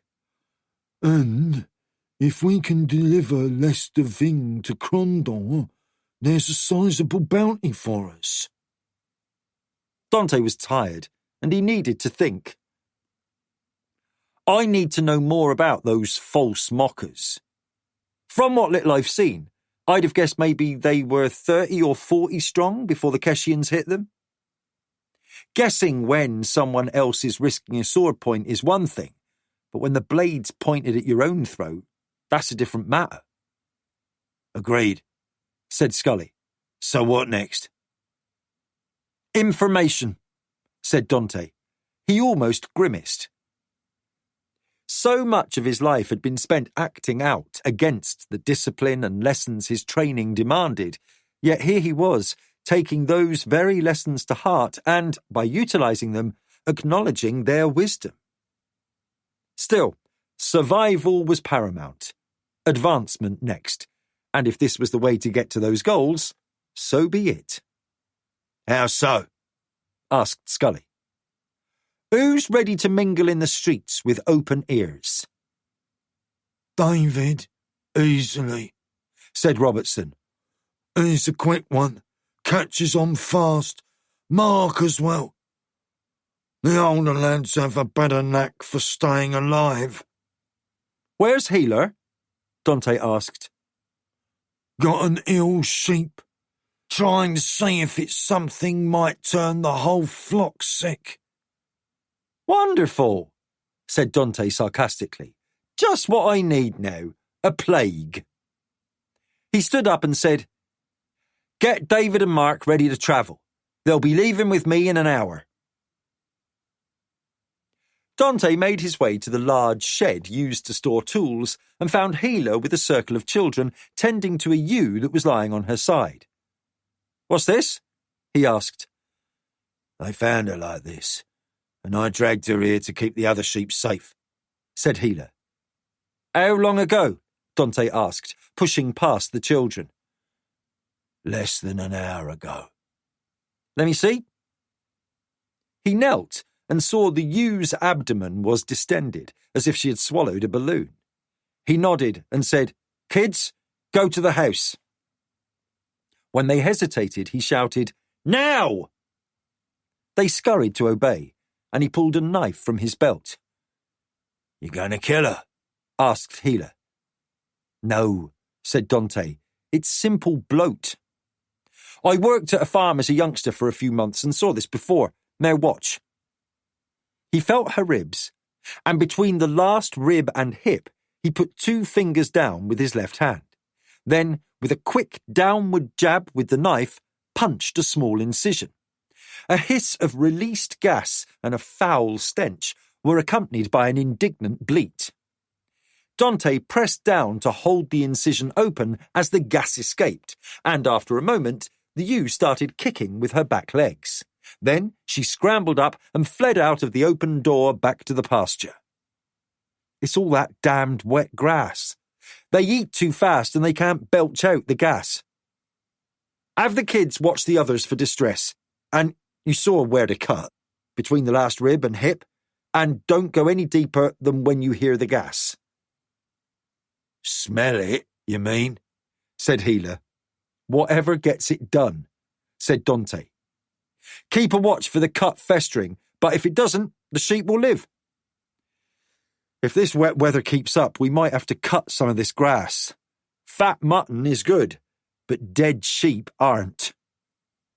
An hour later, Dante had the 2 oldest boys ready to leave with haversacks over their shoulders. Each boy wore nondescript, simple travel wear, loose-fitting tunics, baggy trousers tucked into the top of their boots. Each had a small assortment of daggers secreted about them, one in the belt, one at the small of the back, and a pair of smaller blades, one each in a boot. "I'll ride, you walk," said Dante, mounting his horse. "We'll stay together until we're in sight of the city, and then I'll head in before you. As soon as you're near the gates, you'll split up. Come on now, let's get to it." A few of the children, with Hela, stood watching as the 3 set off towards Port Vicor.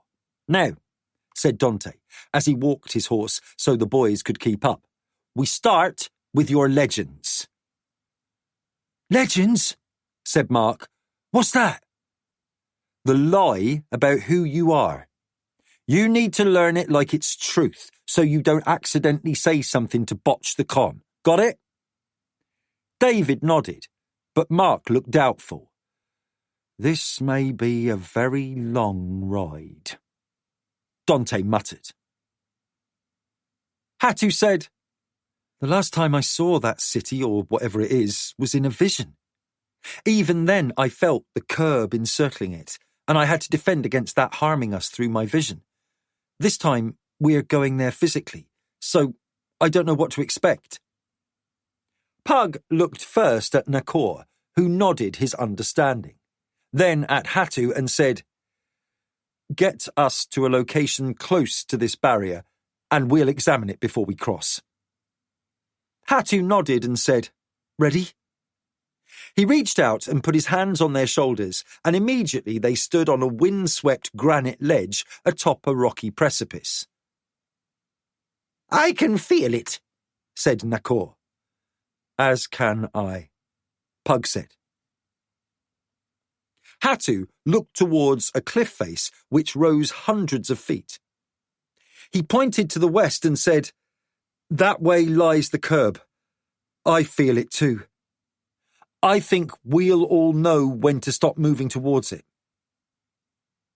Pug peered at the next escarpment and said, "I judged that to be less than a few miles, so we should be able to walk it." He glanced around. not a lot of plants. He paused to listen, closed his eyes for a moment, then added, I don't sense any animals of size nearby. Nakor said, Feels dead to me. Pug silently nodded.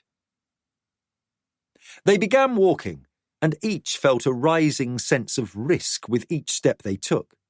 Finally, when they were a few 100 yards short of the next cliff face, they all stopped. Any farther, and we're taking needless risk, said Pug. He looked at Hatu. When you used your vision, what precautions did you take? I don't know if I can fully explain it, but I sensed how energy moved between the Furies one way or the other. I felt that this curb was designed to draw the life force out of us, so He paused. I guess you could say I just wouldn't let it. Impressive, said Nakor. Pug motioned for him to stand close, then cast a spell. He asked, Did it feel like this? Hatu extended his senses and said, Something like this, yes. Nakor grinned. As I said, impressive. Protection wards need to be as powerful as what they are shielding us from, Hatu, said Pug. This is a very powerful defence, and to fend it off takes great mastery. Like many other things, you did it intuitively. He reached out and put his arms around Hatu and Nakor's waists. While we investigate, I think it best if we stay close. Without waiting for a reply, Pug elevated them straight up until they could look down into the plateau's centre. A flat ring of empty land circled a massive structure, seemingly fashioned out of the heart of the plateau, carved into the stone. It was an open maze, but punctuated with domes and square edifices without apparent purpose. Pug cautiously moved closer and downwards, and as he did so, more details became apparent. Most terrifying were frozen figures Pug knew all too well. Children of the Void, he said. That's what Rufio called them, said Hatu. They look like stone, said Pug. I can see why you may have thought them statues or no threat. After they descended more closely, Nakor said, They aren't stone. Pug reached out mentally and gently probed a figure of what he took to be a wraith close by. And after a moment he softly said, It's alive. Or as close to that as these things get, said Nakor. Pug steered them down until their feet touched the stone, and all three felt a strange tugging, as if something was seeking to suck them down. The life-draining force here is fierce, Nakor said. Worse than anything I've seen before, agreed Pug. What is this place? Asked Hatu. I have no idea, Pug admitted. It resembles a warren, an alien imitation of a city, perhaps? We're only going to find out by looking, Nakor said. Pug moved towards the nearest structure, and they descended through an opening. They settled on the stones, and Pug said, Stay close. Let's see what's here. They entered the structure, and Hatu created a circle of light around them, and they found a ramp leading downwards. The walls were featureless, as if somehow carved out of solid stone by some device or agency that created perfect tunnels. They descended to a large room with a vaulted ceiling. Across the floor lay a lattice of stones, tilting slightly downwards towards another tunnel on the far side. Walking towards the tunnel, they inspected the chamber. Upon the walls were dozens of odd symbols carved into the stone. What is all this? Pug wondered aloud. It's not any language, said Hatu. Pug and Nakor both looked at him, and Nakor asked, If not any language, what is it? Hattusili stepped closer and examined the multitude of lines that ran from the floor to the ceiling, some branching off to the right or left. He stared for a few seconds. I have no idea. He turned to look back at Pug and Nakor. Everything here is different. He closed his eyes and after a moment opened them again. I can barely see any of the normal threads of energy that surround us out there. He pointed in the direction from which they had come. I can sense the protective spell you cast around us, Pug, and I'm sure that's what's keeping us alive. Nakor said, This place is ungiving. Not a blade of grass, not an insect, nothing within the... whatever it's called. The curb, Pug answered. Come, I have an idea. He motioned for them to stay close and continued walking across the chamber and up an incline opposite the one by which they had entered. Lines and geometric designs were carved everywhere, and finally, when they emerged above ground, they could see hundreds of motionless figures, shadow creatures of various sizes and shapes. As they passed close to something taller than any of them, Nakor said, Wait! He dropped to his knees and half crawled until his face was down above the stones, mere inches from the bottom of the figure. It was a roughly human shape, but appeared as if it were created out of smoke, partially translucent and frozen in an instant.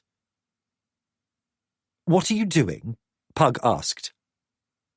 Nakor sat back on his heels. There may be no spiders or insects, birds or grass here, but there is dust. Look closely. This thing is moving. Hattu got down next to Nakor, while Pug used his magic to look closely at the bottom of the figure, which looked something like the hem of a long robe that swept the ground. Behind it was a tiny, thin line containing noticeably less dust than everywhere else around. How did you notice that? Hattusili asked.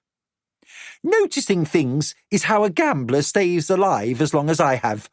Or did. You know what I mean. Nakor stood up. Time here did not stop. It just slowed to the point at which a second may take years or even longer. Pug's brow furrowed. I used a similar spell to slow time around Princess Anita when she was poisoned, so Prince Aretha had time to travel, to find a cure. He cut short the story. Come close, he said. When they were close, Pug again put his arms around their waists. Hattu, you have the power. Take us up for a better view, please. Suddenly, they were rising into the air. Abruptly, the sun shone brightly. Hattu said, Letting more light in helps. Looking down, Pug asked, What do you see? Nakor said, A very odd-looking city full of evil things.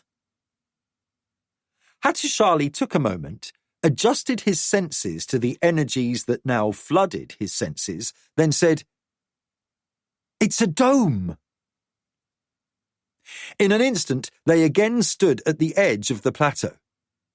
What is all this? Hattusili asked. I don't know, Pug answered, but at some time in the past, the void or its agents created this horror, and someone else froze it. Macross?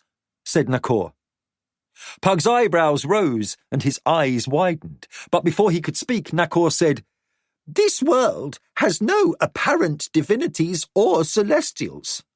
Of every mortal we have met, human or otherwise, he is the only one who might have had the power to do something like this. Imagine appearing here with all your skills and doing this while fighting off those creatures, or the dread. Pug said, With the low energy here? Impossible. Perhaps that was before, when stuff was more, he shrugged, Abundant? I don't know what I'm saying. He pointed at Hattusili. Him! All the stuff to do tricks ends up in one family. Then just in Hattu? Again, he shrugged. How did all that happen? There's a design to all this I certainly do not understand, Pug admitted. Then we should find someone who does, said Nakor. Who? Asked Pug. Nakor waved his hand in a circle. This place must be known to someone who wrote history. We just need to find out who. Hattusili said, Declan and the king were here, fighting the Pride Lords. Most of the army of Marquensis was here. Someone may have seen something? I'll go, said Pug. You return to the sanctuary and see what's in that library, and perhaps Bodai knows something. I have an idea, said Nakor, and he vanished. Pug gave out a long sigh. He does that. Chapter 25. Discoveries. Nakor floated. He hovered above the dark sphere he had visited with Hattusili and Pug. He rose slowly until he could observe the entire area clearly. An occasional cloud drifted between, but he found that only mildly annoying. In his left arm, he held a large piece of wood, extending from the crook of his elbow to beyond his fingertips. He had affixed a cord to the back and wrapped that around his wrist in case he lost his grip. In his right hand, he held a long stick of drawing charcoal. He drew. It had taken him a few minutes to get to this height, and working out how to anchor himself above it had taken a bit of experimenting. Before that, he'd used the same trick he had seen Hattusili employ to rid the dome of the darkness, and had been pleased to discover it was a very easy trick. Then he again wondered if he had already known it before and had just forgotten it. He had armoured himself against the cold at this altitude, and while the air was thin, he could cope with it. He'd endured higher mountain peaks before. He had been drawing as much as he could see from above, wishing he was a better draftsman, but content that he was getting enough detail to convey a good idea of what this place was to anyone who might understand the design. Dark clouds were coming up from the western side of the escarpment, and the sun was moving towards the horizon. Nakor glanced down to see if there was some important-looking detail he might have missed, then decided the light was failing too quickly for him to be certain what was a feature and what was a lengthening shadow. And his arm was starting to ache, so he put the charcoal stick in his rucksack and vanished. A moment later, he stood before the doorway at the sanctuary that entered the Hall of Worlds. Farther to the east than a moment earlier, he arrived at twilight. He took a moment to enjoy firm ground beneath his feet and the luxury of unfolding his arm and flexing it a little. He had no idea if he was who he thought he was, if this was truly a mortal body or some construction of energy created by an unknown entity. But however he had come into existence this time, he certainly felt every ache and pain as if he were mortal. And hunger. He realised he hadn't eaten all day and had nothing in his pack to eat. He balanced the need for food against the urgency of discovering the secret of that alien place. Then he decided to eat. Entering the dining hall, he saw it was virtually empty, with only a handful of students getting ready for the evening meal. Nakor hurried to where the plates were stacked, grabbed one, and quickly filled it with food. He elected for some fruit, tossing 2 oranges into his pack, a large portion of dark bread, and a thick slice of cheese. Juggling the board over one shoulder, his rucksack over the other, and a platter, he managed to grab a flagon of ale and get to a chair without spilling anything. Halfway through his meal, he saw Pug and Hava enter the hall. Pug said something to Hava, and they both approached the table. "Where did you go?" Pug spoke in even tones, though his expression betrayed his annoyance. Hava tried to conceal her amusement. "I'm going to grab some food." Looking at Pug, she added, "Can I fetch you something?" He shook his head. "Thanks, but I'll be along shortly." Nakor motioned towards the large board leaning against the table. Look at that! Pug picked up the board and inspected the drawing. Don't smudge it, Nakor warned. Pug studied it for a moment and asked, "Is that the place under the dome?" As well as I can draw it, Nakor answered. "I think you got it close." I just need to show this to someone I think may know what it is. Nakor shoved the last piece of cheese and bread into his mouth, chewed and swallowed, then said, It's not a city.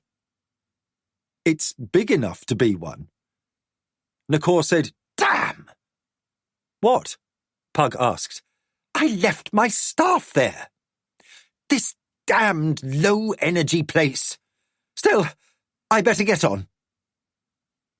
He grabbed the drawing and his rucksack, then vanished.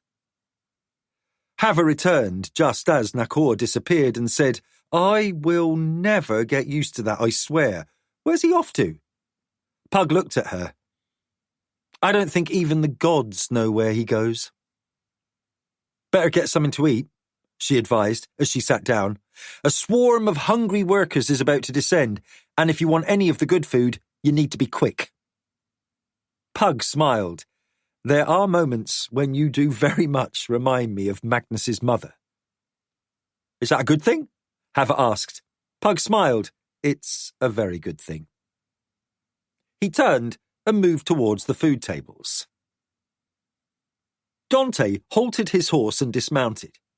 In the distance lay Port Vicor, with the sun halfway to sundown. "Now, any last questions?" he asked the boys. David glanced down the road. The boys knew that from this point Dante would ride ahead and they would enter the city after him. He slowly looked around and said, "My name is Davy from a village near the edge of the border, Ilbundy, closer to Landreth than here. I'm looking for my brother." "What's his name?" Dante studied David to see if there were any hint of lying. "Tommy. He and our father got into it over him staying on the farm, so he ran away. We know he went north." "And?" Dante kept his eyes fixed on the youngster. "Our father died, and our mother sent me looking for Tommy while she and my little brother worked the farm." "What type of farm?" "Sheep," said David. Dante pointed at Mark. "You?" "I'm Mickey from Landreth, and I want to go to sea, so I needed to get to Port Vicor." "Good. Makes for why you're acting like a dock rat." Dante asked a few more questions, then said, "I guess you're as ready as you'll ever be. Now, keep your secret purse inside your trousers secret. You know Port Vicor well enough to stay out of needless trouble. Remember, with Healer at the farm, you're on your own. Try to avoid anyone who might remember you, and if you need me, leave word at the Four Ravens, and we'll set up a meet." He mounted his horse, and without another word, rode towards the city. He entered the city an hour later and found his way to a reputable boarding stable where he arranged for his horse's keep, and getting his saddle and tack cleaned. It was nearing sundown as he set out for the Four Ravens. On arrival, everything looked exactly the way it had the last time he had been there. Not unexpectedly, Shad's first words were, Buying a drink? Dante muttered, "It's nice to know that in an uncertain universe some things are predictable." He raised his voice and said, "Yes, a mug of ale." When the mug was placed before him, Dante took a long swallow, then said, "If I go up to my room, will it be empty?" Should be, said Shad. Kept it like you told me. "Somehow I doubt that," said Dante. "Just make sure the sheets are clean." He turned and looked around. Now we get to work. Declan read the report the king handed to him. Have you seen this? He asks Balvin. Of course. Balvin had a troubled expression. The message from the redoubt had arrived while Declan was making an inspection of the forges and speaking with Edvald Tasman on what was needed to continue arming the kingdom. Word of the rider reached him there, and he had hurried to the king's chamber without being summoned. They're dead. All of them. He tossed the message back on the table in King Daelon's council room. You read it, said the king. The church soldiers in the field before the forest and those in the big encampment behind them. Corpses everywhere. I left after the battle over 2 weeks ago, said Declan. They should have been provisioned for a long march, so food and water would have been ample. Why are they dead? I sent back word that we need more information, said Balvin. Retreating, I would understand. Quitting the field to regroup, plan another attack, seek another course of action, but to just sit there and die. His distress was obvious. It's as if they don't need this army. Declan considered that for a moment. They don't. Or at least, they don't need a living army. I know that all too well. Daelon and Balvin looked at him expectantly. Dying of thirst and starvation is obvious. But this part about the dead just lying there, it... Then he sat up, almost leaving his seat. The bodies should have stunk enough that any breeze would have washed the stench to the redoubt, and the carrion birds and scavengers should have descended in flocks. Those corpses would have been mutilated by now. Daelon recalled the scene after the Battle of Betrayal, when the last king of Ithrace had been murdered. Crows would be swarming. Vultures would be soaring above to swoop down upon the dead. The field would be overrun with carrion eaters, wild dogs, foxes, right down to beetles and ants. I must go and see, said Declan, standing up. If Hattusili turns up, have him find me. I'm leaving by horse now. He departed before the king formally gave him permission to depart, which hardly surprised Daelon. Things remained informal when the brothers were alone. He turned to look at Balvin. I'll be relieved to learn what he finds there. Balvin said softly, I won't. I have a sense of foreboding. Daelon drummed his fingers on the table. Yes, relieved is the wrong word. There is too much here of dark magic. Especially when I didn't believe in magic only a year ago. Balvin said, That is indeed my foreboding. Nakor had found his staff where he'd left it, outside the dark dome on Naitani, and had recovered it without incident, then had gone back to the door from the sanctuary to the Hall of Worlds. Once in the hall, it had been a short jump to the entrance to Honest John's. He entered and again was greeted by Quad, the large Koropaban, who had been the door bouncer for as long as Nakor could remember. He gave over his staff and a small dagger in his robe, then entered. As with every time before, he took a moment to inspect this improbable establishment. A vaulting roof of 4 stories rose overhead, each floor revealing an open gallery overlooking the main floor. This main floor was a massive casino, displaying games of chance from a multitude of worlds, offering almost numberless opportunities to lose a fortune. Interspersed were open cafes, moneylenders' booths, and around the edges were brothels, sleeping quarters, tailors, and other common places of business. The galleries above were populated by purveyors of rare goods, skilled craftsmen, illicit merchandise, and any service imaginable. The massive and varied architecture of Honest John's constantly evolved, and getting lost was a common hazard. The decor was bright, slightly chaotic, and still managed to come together in a style Nakor thought he'd seen before, though he couldn't recall the name for it.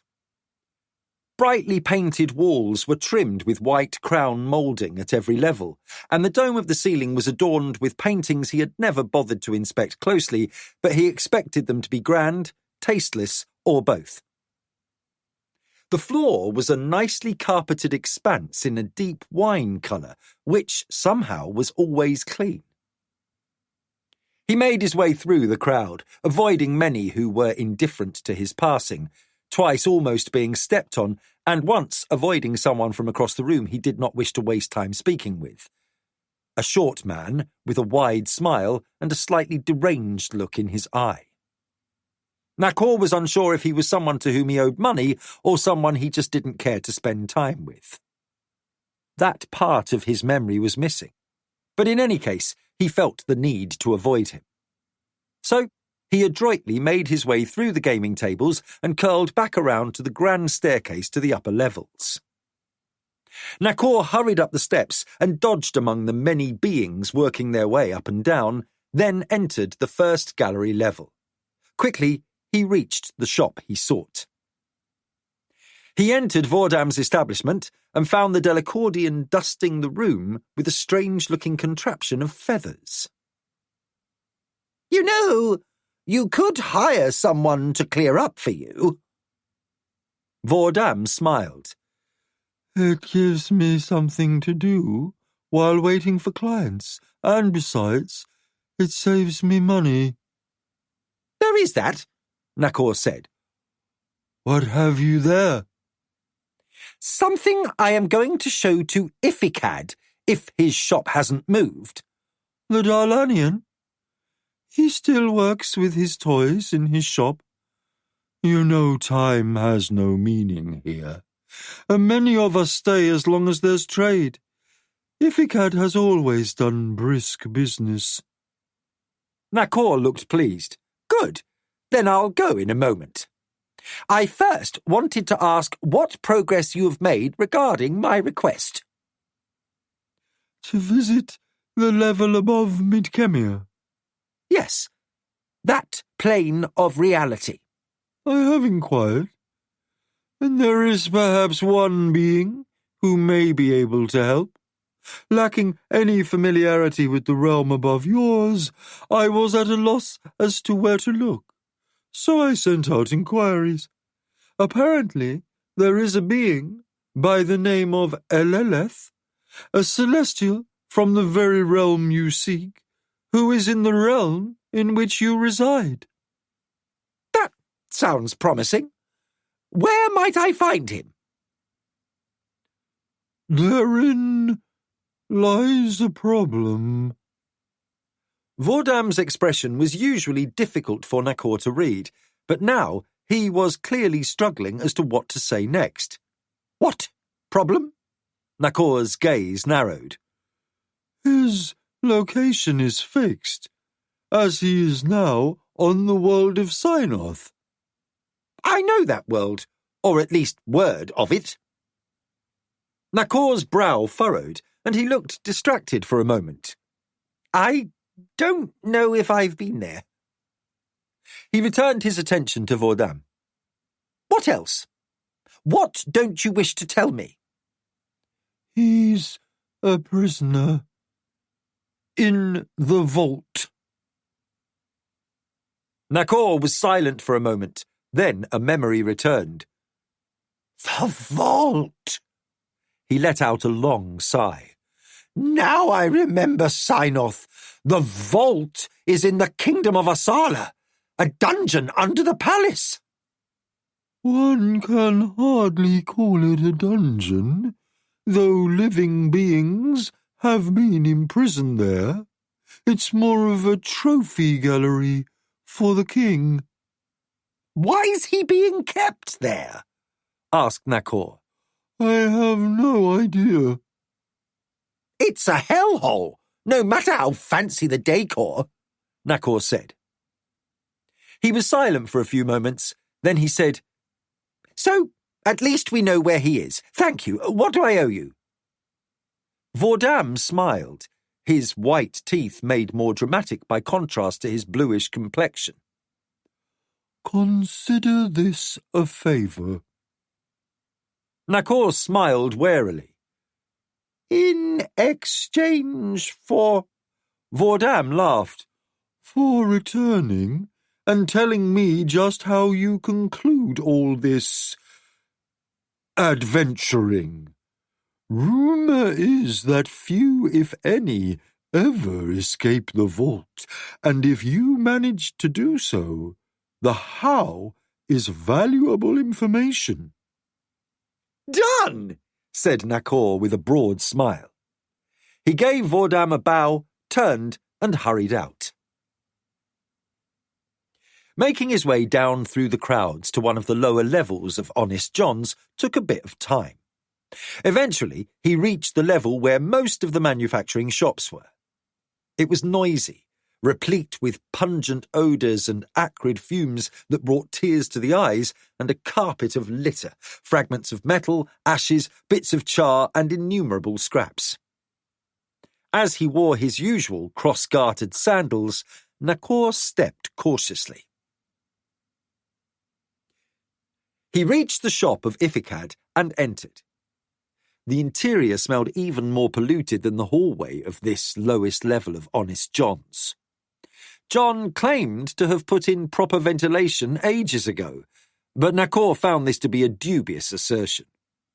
He saw cases along each wall full of odd devices and gadgets, most of which were alien to him, their functions and purpose obscure.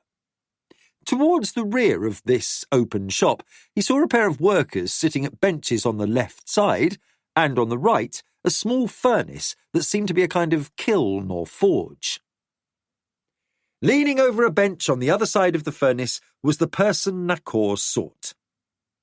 Ifikad, a Darlanian tinker, a master of mechanical and other devices with an apparently encyclopedic knowledge of apparatuses and instruments of all types from many worlds.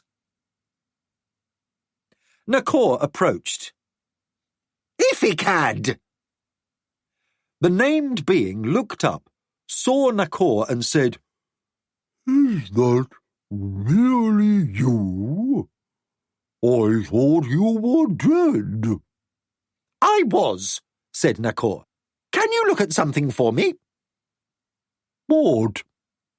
Ifikad rose from his stool, coming to his full height, which was a good deal taller than Nakor.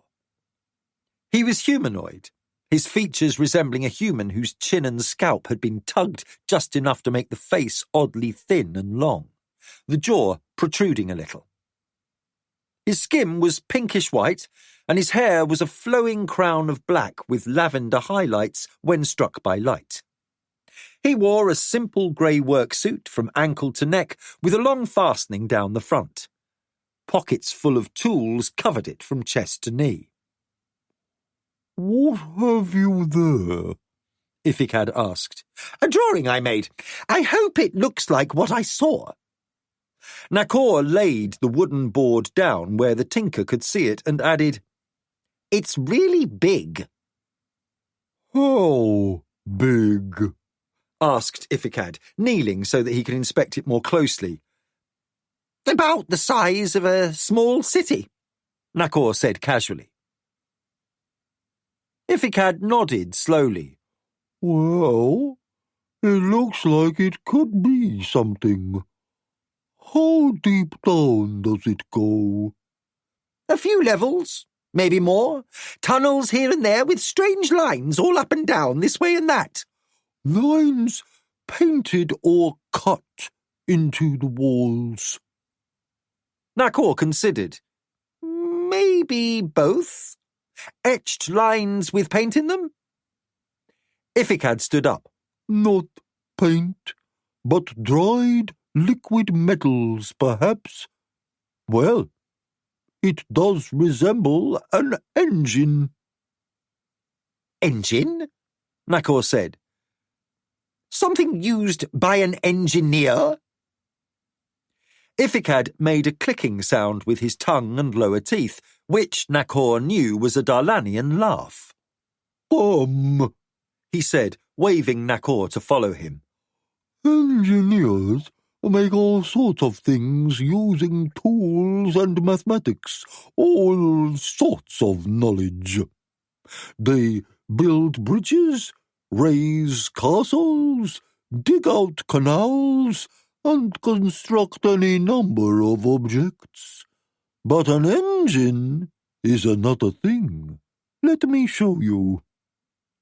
He led Nakor to one of the shelves along the wall and took down an odd-looking device.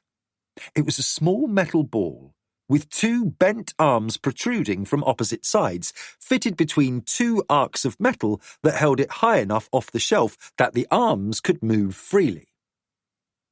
This device he set down on a table near the shelf, then moved across the room and returned with a pitcher of water and a lit candle. I fill this device with a little water, he said, pouring the water through a tiny hole, which he then stopped up with a small rubber cork. Then he put the candle under the orb. Observe, he repeated. In a few moments, wisps of steam came out of the two small openings at the end of the bent arms. After a few more moments, the steam started to whistle and the ball began to rotate on the stand. This is an engine. It's a child's toy, but it uses the same principle. He pointed as the steam lessened and the ball slowed. He removed the candle. What I saw was no child's toy, said Nakor. No, it isn't, agreed Ifikad. What an engine does is to take energy and convert it into something else. In this case, motion. Imagine a device a great deal larger, anchored firmly to the ground, with a huge fire below and a large volume of water within. Now, imagine that the whirling engine has a wheel connected and it turns a mill to grind grain somewhere with no running stream, river, or waterfall. Nakor's eyes widened as he began to comprehend the concept. So, a ship sails? In one sense, yes. The ship is an engine that converts wind energy to motion through the water. What type of engine do you think I saw? Ifikad said, I don't know. I might speculate if I knew what sort of energy it was to convert. Fire, or heat, light, or even electrical lightning. Nakor suddenly went pale, and things he had learned from those who had seen the carvings of the Pride Lords and those who had told him of the law came flooding back. And at last he said, "Human lives! The tale said instead of simply draining victims, the children of the void would sweep down and carry them off." He sighed. "They took them up to the plateau and drained their lives into that place. It's a death engine." Ifikad moved his hands suddenly in a gesture that appeared to be a superstitious warding against evil. If this thing is a death engine that big, I can only guess it's a creation for massive evil. Necromancy is the most unholy and foul of the magic arts, and those who wield it are beings with the darkest hearts. He took another look at the drawing and asked, These 3 round spots. His long finger pointed. Look as if they are aligned in a triangle. Nakor looked again at his drawing and said, I was floating in the air 1,000 feet or so above it, so the proportions may be a little off. Iphicad seemed unfazed by the statement and said, If they are exactly equilateral, then when energy is pulsed through this massive engine, whatever that energy is transformed into will burst forth and strike a point in the sky above. Well, what will that do? One can only guess, offered Iphicad. But it can be for nothing good. And depending on how many lives are sacrificed into that thing, it could rip open the sky. Sky? That very thing you seek to do. Reach a higher plane of existence. This device could possibly rip open a massive passage between realms, either up or down. Both stood in silence for a moment. Then Nakor said, My experience with the human life force is limited, but it seems to me that a lot of lives would have to be sacrificed at the same time to make this work. Am I correct? Not necessarily, Iphicad responded. If they are stored. Stored? In a cell, battery, or other means to hold energy. Iphicad stopped and then said, Those lines are... He blinked. Nakor, that entire structure is an accumulator. Nakor was silent. Then his eyes went wide. I must go. He hurried out of the shop, almost knocking over people in his haste to climb the stairs up to the main floor of Honest John's. Ignoring greetings from acquaintances, he hurried to where Quad stood, retrieved his staff and dagger and said, The sanctuary on Garn! The black-spotted, massive being operated a device next to him, then waved Nakor in. He stepped through, seeming to appear from between two other doors from Rift Space and across from the door leading to the sanctuary. A quick glance showed him no other being nearby, and he quickly crossed the wide hall to the door, opened it, and stepped into the library at the sanctuary. Glancing around, he saw that the library was empty, but the torches were not lit, so he assumed it was still daylight outside.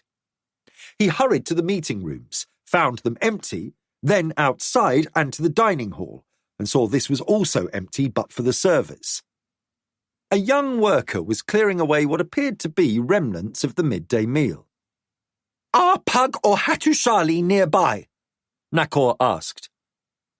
The young worker shrugged and returned to cleaning. Outside, Nakor saw no one near enough to speak with, so with a sense of desperation, he willed himself to the docks. A dock worker almost fell into the water when Nakor suddenly appeared next to him, and Nakor had to reach out and grab his arm to stop him from falling. Sorry, he said. Looking around quickly, he saw the Queen of Storms wasn't berthed at the dock, and if that ship was gone, so was Hava, and Pug probably with her. He vanished, only to reappear a moment later in the King's throne room in Marquinet, outside the door to the King's chamber. A pair of guards outside the door both jumped at the little man's sudden appearance. Declan, is he here? One of the guards gathered his wits and said, He left a while ago. He pointed towards the exit to the marshalling yard. Nakor went to the door, stepped outside, and saw a pair of guards chatting at the entrance to the stables. He hurried over and said, Prince Declan? One of the guards looked at Nakor with a confused expression, but the other said, He rode out of the eastern gate at... Before he could finish, Nakor had vanished. Nakor stood on the road outside the eastern gate and fixed his gaze on the horizon. The trick, as he thought of it, was to transport to what he could see. He jumped and jumped again, and after half a dozen jumps saw a company of horsemen down the road. With a deep breath, he gathered his strength then appeared a few yards ahead of Declan. Declan held up his hand, signalling a stop. What? Nakor said, "We need to find Pug." Declan pulled on the reins and his horse circled. Last I saw, he was arranging the transfer of food from your world to this. What is this? "Things best discussed somewhere else." Nakor looked around and said, "What are you doing?" Declan quickly explained the information about the entire church army lying dead, and Nakor said, "We must find Pug. We must send for Magnus, and you and I need to see this dead army." "We're a day away from—" Before he could finish, Nakor came to stand next to his horse, grabbed the bridle, and suddenly the two of them were outside the redoubt. The horse whinnied, beginning to buck, and Declan had to use every trick he knew to calm it. After getting his mount under control, Declan gave Nakor an evil look. The little man was unsteady, obviously weakening. Declan looked around and saw Sixto. He dismounted and grabbed Nakor by the arm. Half dragging the little man to where Sixto stood, he said, "What do you know?" Sixto said, Since I sent the message, I've had scouts trying to reach the main church position on the far side of where the dead lay, but they couldn't seem to get close. They became light-headed, felt weak, and were barely able to get away to regain their strength. Nakor said, "We must go there now."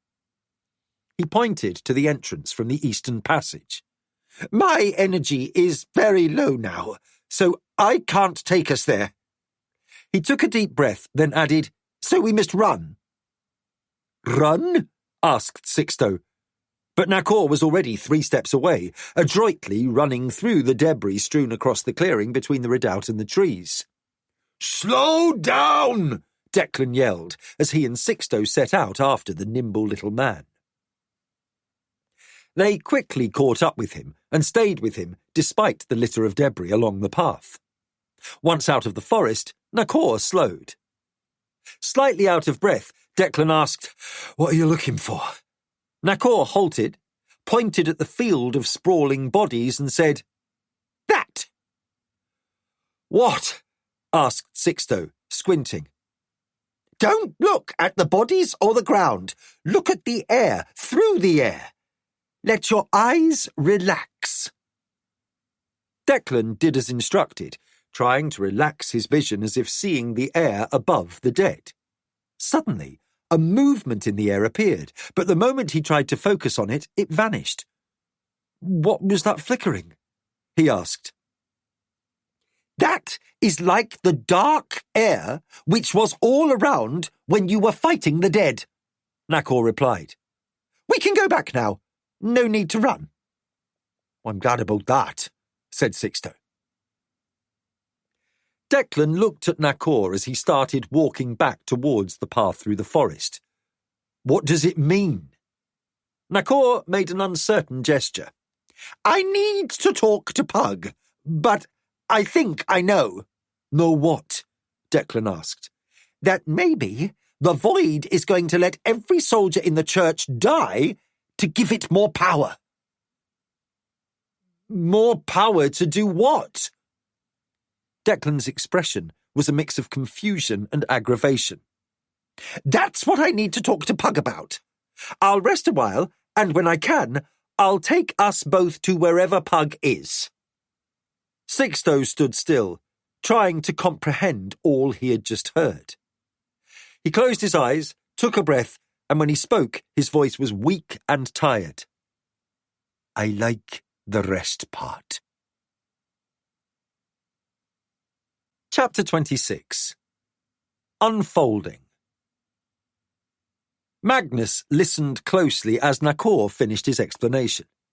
He looked around the table, seeing puzzled expressions from Bodai, Declan, the king, and Balvin.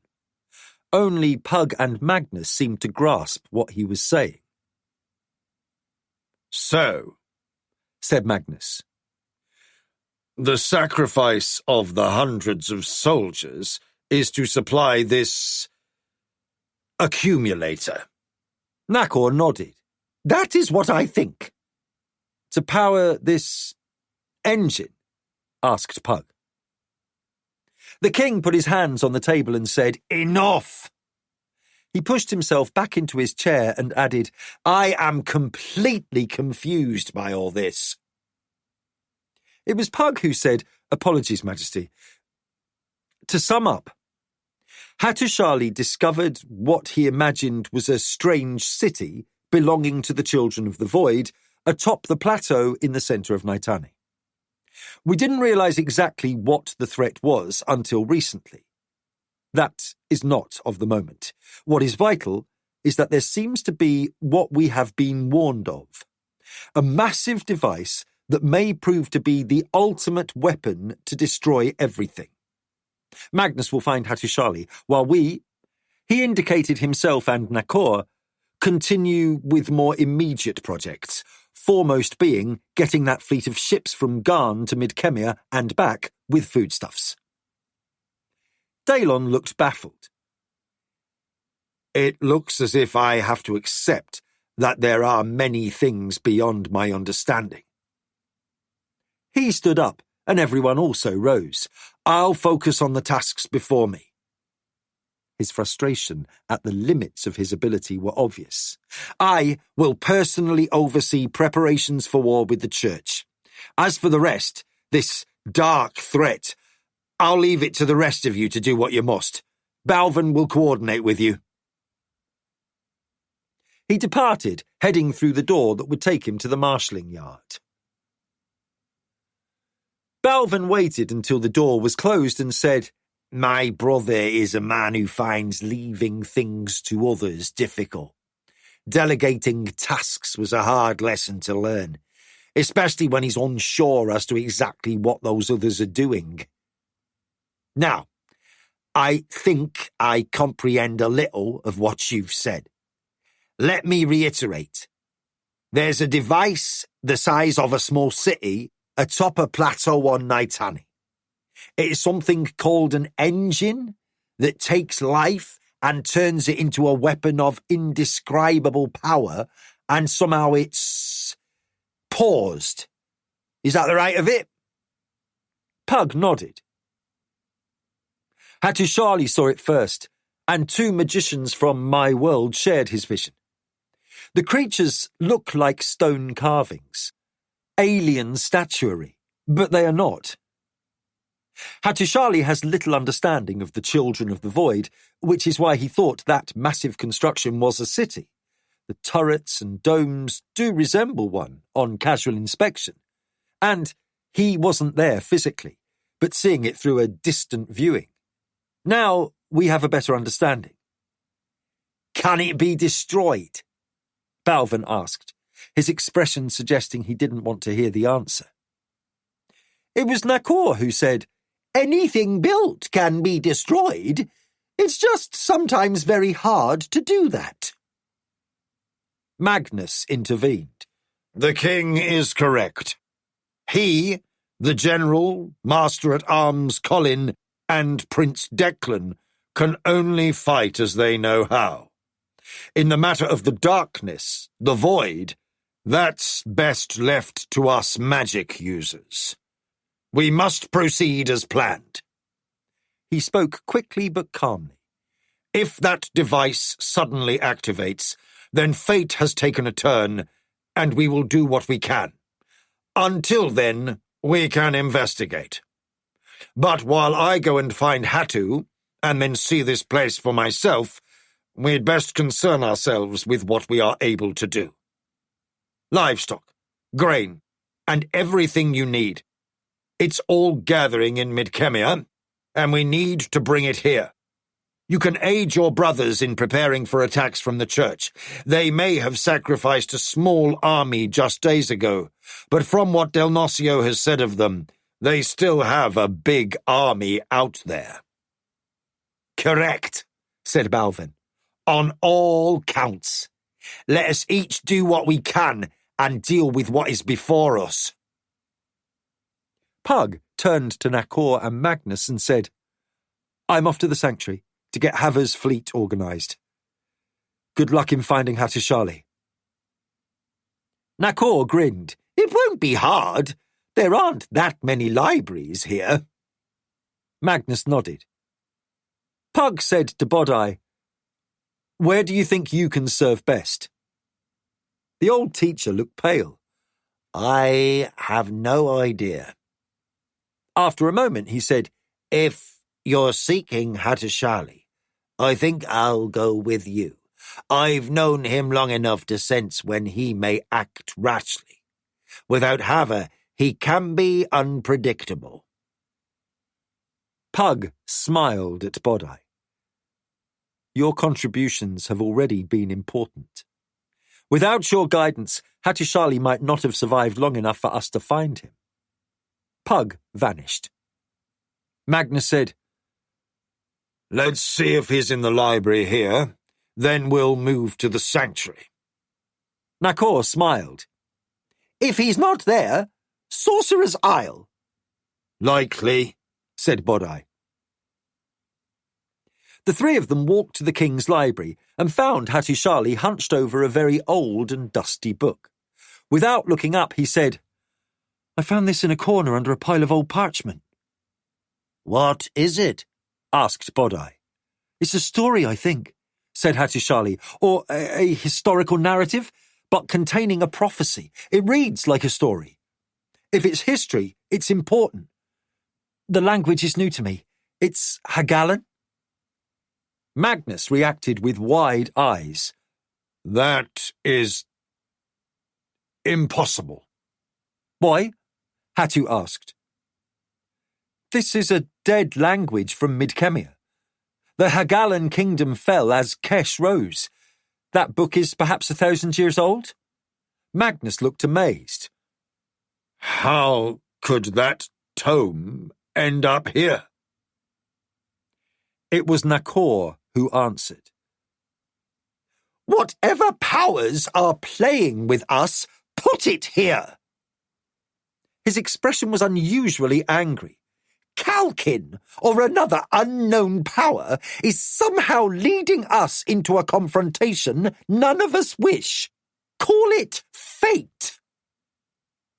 Pug shared Nakor's anger, but controlled his words. We'll worry about how later. What does it say? Sensing their anger, Hattusili looked uncertain and glanced from face to face, worrying he'd done something wrong. Suddenly, Pug realized that despite his incredible abilities and powers, Hattusili was still very young. Not yet 26 years old, he was facing 4 people who measured their lives in centuries. Pug took a breath, then smiled to reassure Hattu. You have done nothing wrong. We are simply frustrated about what we don't know. Hattu relaxed. Well do I know that feeling. Ask Hava about my temper as a boy when denied knowing things. Pug continued, We can only deal with what we know is threatening now, not an unknown future. We have never been able to predict what the void creates. To guess is a waste of our time. Bodai asked, What is this book about? As far as I can tell, Hattu answered. There was a prophet who was captured by some king in Hagala, the city the kingdom was named after. It's unclear why he was taken prisoner, or I'm not understanding something, but the prophet was brought before the king, who demanded that the prophet prove he wasn't a charlatan. Hattu took a deep breath and then went on.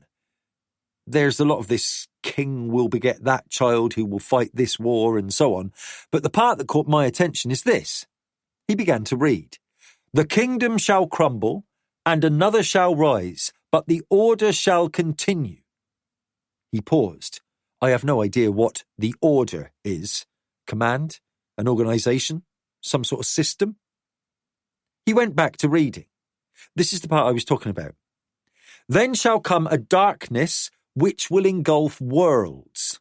Worlds, not just Mid-Kemia. He who must travel against time's wind will halt the darkness before. He looked at Pug, Magnus, and Nakor and said, I don't know what that means. Pug was silent for a long moment, then he said, I think I understand part of it. Centuries ago, when I first lived on Sorcerer's Isle, my daughter Gamina came to us. My wife, Katala, did not bear her, but we took her into our home and hearts. She had travelled with a kind blind man, a seer named Rogan, who was the first to warn us of a coming darkness. That ended in our first battle with the Void and its agents at the kingdom city of Sethanon. Some ancient seer in Hagala foretold of the Void's coming. Pug sighed and looked down at Hattusili. I think I know where we must go. He turned to Magnus and said, We will not be long, but I must take this tome and Hattu to... The Oracle, Magnus finished. I've known you too long not to know what you're thinking. I'll continue to work with Hava in anticipation of your return and getting that fleet through the rift. Pug looked at Hattu. If this is a clue of some sort, it's that a seer predicted the Void. On Midkemia, there is only one who might have that ability. Nakor interrupted. The Oracle of Aal! He grinned at Pug. I'll go too. Pug looked resigned. After all these years, he knew better than to argue. Bring that tome, he said to Hattusili. Where are we going? Hattu asked. First to the sanctuary, then to Midkemia, then to the abandoned city of Sethanon. Dante waved David over to his table and asked, What word? The youngster glanced around and then sat down, and Dante was pleased to see he was checking his surroundings instead of automatically assuming he was safe because Dante was here. I think I'm in as a boy looking for a lost brother and have avoided being seen by anyone who might know me. He smiled. I'm a bit taller than when we left here, and I've got a lot more weight on me. Besides, nobody pays attention to a street boy. Dante asked, Any word on Lester Ving or the Mockers? Not that I heard, but I'm just the new boy. I can work as a slot boy at the Red Starfish like you suggested, so if the Keshians say anything about the Mockers or their own business, I should catch a hint. Slot boy's a nasty enough job, but the good thing is no one will look twice at you. You'll be furniture with ears. One thing, if you see a big burly fellow by the name of Bert at the bar, looks like a labourer, ignore him. If he says anything to you, play stupid and tell me as soon as you can. He works for the real Mockers, but you don't know that, understand? David nodded. I trust him up to a point, but knowing you work for me is beyond that point. So you get out of here and get to work. Without another word, David left the table and Dante sat back. Throughout his upbringing, he and the other children, many younger than David, had been constantly at risk, even while still in school. They were often sent from the school to train with a crew in any of a dozen towns and cities, and occasionally a child did not return. Dante hadn't minded losing another child when he was a student. It was the risk they all took. Now that he was the one sending children into harm's way, he discovered he wasn't happy with that responsibility at all. He cursed himself, silently, for growing fond of the kids. They were not like the children of Koltachin. The girl, Sarah, had blossomed at the farm, loving the sheep and excited for the coming lambs. She worked all day without complaint and sang in the field and the kitchen. Damn me, Dante muttered to himself, if I'm not turning into some soft-headed mark ready to be conned by a bad trickster. Scully came over, sat down and said, I have a line on that fella Lester Ving. What? Scully said, The Keshian payback hit them mockers hard, so he's looking for reinforcements. Wants some leg breakers. Dante considered what this might mean. Then he said, "Has he looked for new muscle before?" Not that I've heard. I might have considered working for him if he had. I guess the Keshians made him change his mind about only working with the boys he brought with him from Krondor. He's got religion. He smiled. Dante wasn't quite sure what that last remark meant, but then said, "The religion of survival?" Yep, said Scully, motioning to one of Shad's new girls and ordering a pitcher of ale. Dante decided that meant Scully planned on staying a while and found himself darkly amused. Between his sudden concerns over the kids' welfare and his mild annoyance that Scully assumed Dante was paying for the ale, he decided being a crime lord might not be all it was cracked up to be. "So, leg breakers," said Dante. He paused, then looked at Scully. "Did he ask for leg breakers, or did you just say that?" I don't know what you mean, Scully replied, sucking down a gulp of ale. "If he wants muscle, it could be for his personal safety. If he wants leg breakers, he's looking to lean on businesses for protection or to bust back at the Keshians." I think I heard muscle. I just said leg breakers. Dante nodded. "Then you have a career opportunity. If he's looking for new muscle to replace the lads he brought here from Krondor, it means the Keshians hit him really hard. It means we might be able to put you inside." Me? Scully said, pushing his chair back slightly. "You, Lyndon, and Robertson are stout lads who can thump a skull. But Robertson looks Keshian and has no idea how to pretend to be anyone else, and Lyndon gets giddy and talkative when he drinks, right?" Scully chuckled. Too right. So, I go spying. "Something like that. You've been around and know the risks, so I'm thinking two things. First, you only send me messages that are really important. I won't need a "this is how many times he visited the Jakes to piss" or how he plays cards. We're not setting him up for a confidence trick. Just anything about his business. Clear? Absolutely, said Scully. "I'll steer clear of here and only seek you out when I have something solid." Good. Dante smiled. "It's a good thing I didn't break your neck." Scully laughed. I agree. Dante took a long swallow of ale. He still had a little gold and silver to spread around, informants in place, and was clear what his next move should be. Things were coming together, if slowly, but as alien as patience was to him, he embraced the need for it. Eventually, when the pitcher was drained and Dante made no move to order more, Scully said, "I'll be off." As Scully turned to leave, Dante said, "Try and avoid getting killed if you can." Too right, Scully replied, and he left. Dante picked up his flagon of ale, which he'd been nursing, took a deep drink, then sighed. He'd been captured by evil sea hags, washed up on a shore with little memory, and now was in a different world with no masters to placate. Life wasn't turning out the way he thought it would when he was younger. He'd expected to get a crew, then take over a city operation for his grandfather. Maybe end up being one of the Council of Masters. Nothing like being on another world, working a game with two warring crews, and trying to look after a bunch of kids. No, nothing like he imagined, Dante thought. He took another drink.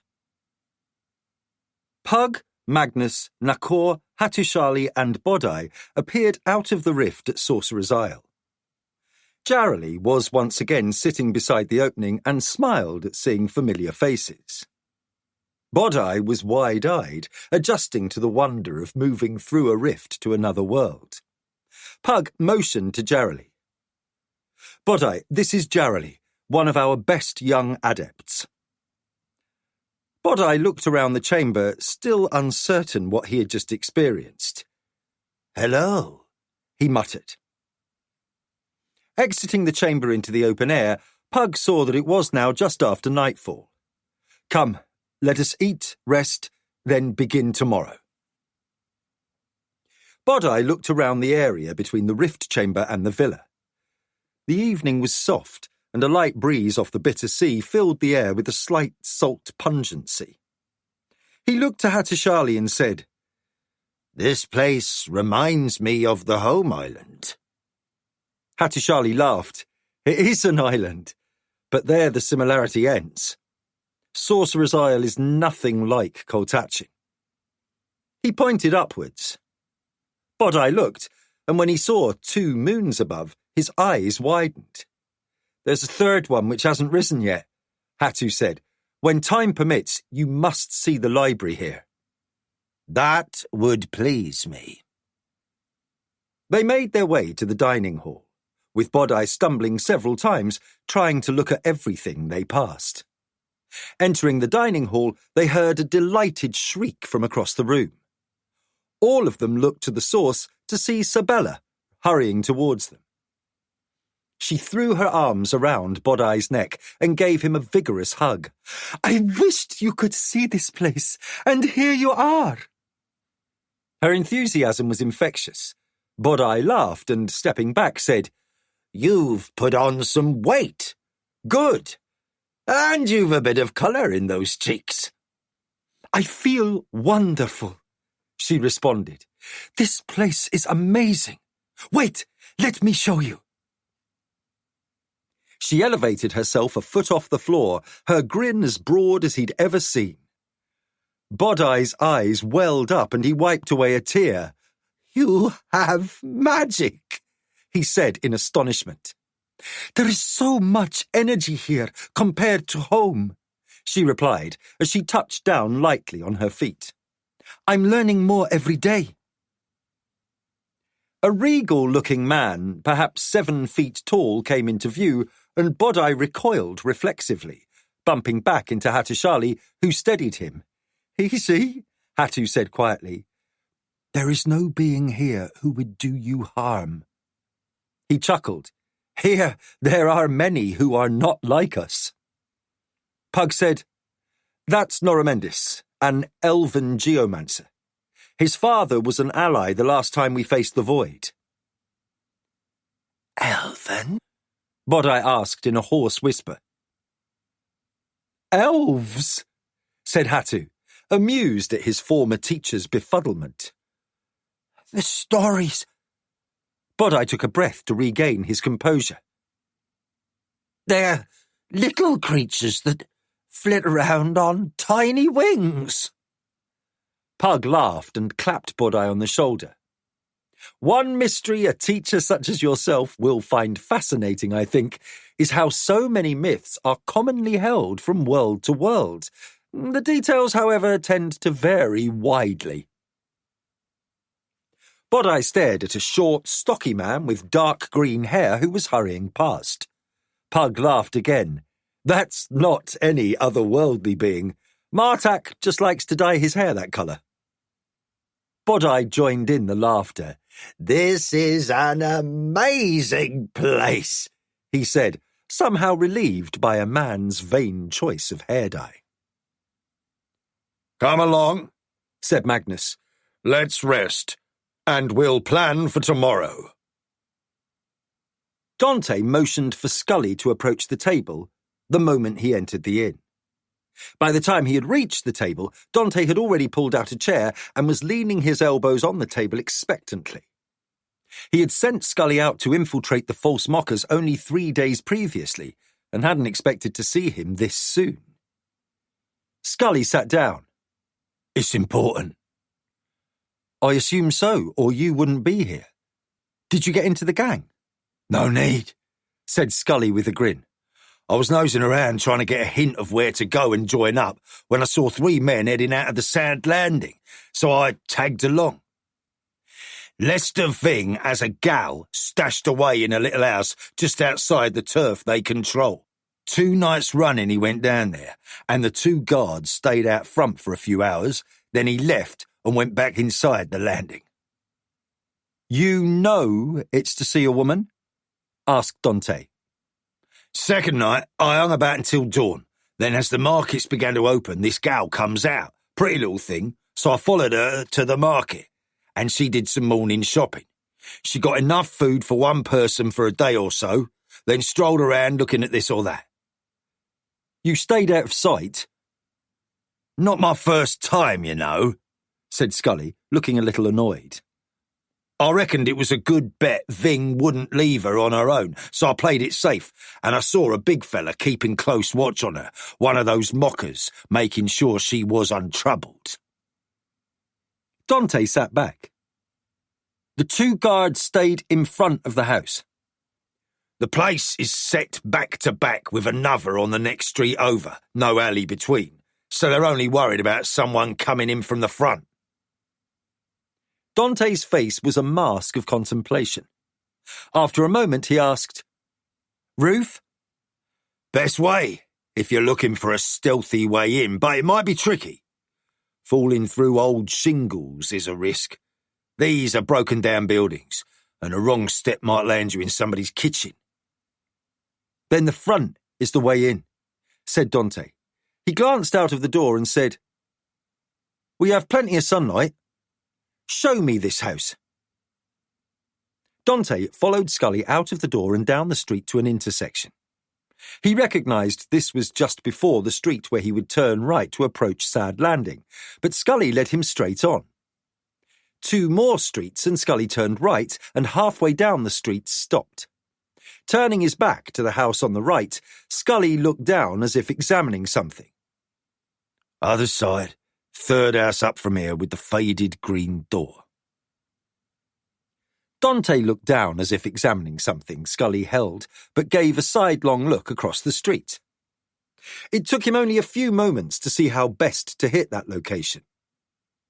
Let's head back. Once they reached the 4 Ravens, Dante grabbed a pitcher of ale from Shad and went back to the table where Scully waited. Pouring out 2 mugs, he said, Go fetch Robertson and Linden. 4 of us should be able to handle 2 of Ving's lads. That'll take me a couple of days, you know, said Scully. I'll keep watch on Ving. I want to see if he goes every night and if it's always 2 with him. Scully nodded, drained the goblet and said, Horse? Dante opened his purse and handed a pair of silver coins to him. Even if you were stealing my horse for a silver, the lad at the stable would let you. But tell him it's me. Richard's the name I used, and don't ruin my horse. I'll be gentle. I'll push through tonight, then rest tomorrow. Me and the lads will be back here in a few days. Dante said, Before you get the horse, see if you can grab the boys. Have Mark and David find me here. Scully nodded and left. Dante sat back and considered. The simplest approach was direct, but before he committed to that course in his mind, he reminded himself the simplest was not always the best. Again, he realised this whole being in charge thing was an annoyance. Pug sat with Magnus, waiting for the others to arrive. Magnus said, I'm getting a little apprehensive about this visit. Pug smiled. You? Apprehensive? Magnus rolled his eyes. He knew he was about to be teased. Pug added, You could be as good a card player as Nakor, except for the cheating. You almost never show your feelings, let alone admit to them. Years ago, I worried about that, when you became very distant after losing Helena. Over the years, I've realised that it's simply who you are. Not everyone is gregarious. Caleb was far more at ease with people than you were. Magnus relaxed a little. This was more his father speaking than Philip. The youngster he had taught for years, that personality was fading, and his father's character was becoming dominant. Philip would not have ignored the opportunity to sling a barb. Magnus said, "One doesn't visit the Oracle of Arl uninvited." Chalmers, the oracle's servant, said that we are always invited. Magnus nodded. "What about the others?" "Stop Nakor from coming along?" asked Pug. Magnus smiled slightly. "Not likely." "My other concern is Hattusili." "You think he should go?" "Absolutely. That youngster is unique and has a critical role to play in what is coming. Of that I am certain. I've encountered countless users of magic. The assembly on Kellowan numbered hundreds, as did the academy at Stardock. And among practitioners of magic, you were the most powerful, with arts like mine and your mother's combined. But Hattusili already has abilities to rival ours, and more, the ability to see, do, and understand things we can hardly imagine. And he's hardly more than a boy." Pug was silent a moment, then added, "Look how long it took for you to come into your full power." Then he smiled. "It was your tendency to be so cautious that slowed you in manifesting your powers, I think." Magnus chuckled. "The fire I started that got Mother so upset when I was a boy. I think that was the cause of my becoming cautious." Pug laughed. "I thought of that the exact moment Rufio told me the story he'd heard from Bodai about Hattu burning a ship to the waterline." "Anger will do that," Magnus agreed. Hattu and Bodai entered with Nakor a step behind. They arrived at the table and Pug said, "Let's eat, then get on with a very busy day." They all got their food and returned to the table.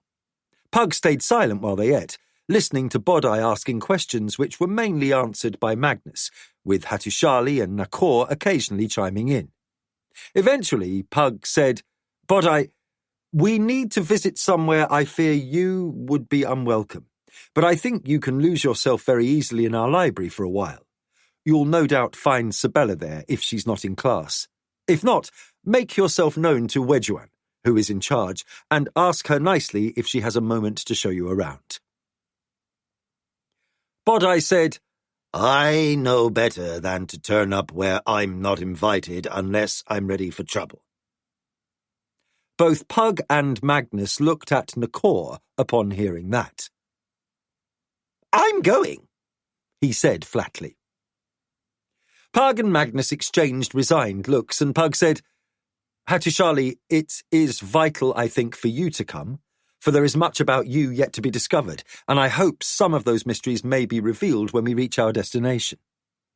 Hattu said, "I'm willing to come." Pug looked at Magnus and said, "Hava is expecting me to join her soon, before she sails to Shechal to gather the fleet. Would you visit her and explain the reason for my absence?" "I'll do that," Magnus said, standing up. Pug said, "Return here and wait for us. I don't think this will take very long." "I will." Magnus nodded goodbye to them, then turned and headed towards the rift chamber. Pug looked at the others and said, "Let's be on our way." They stood.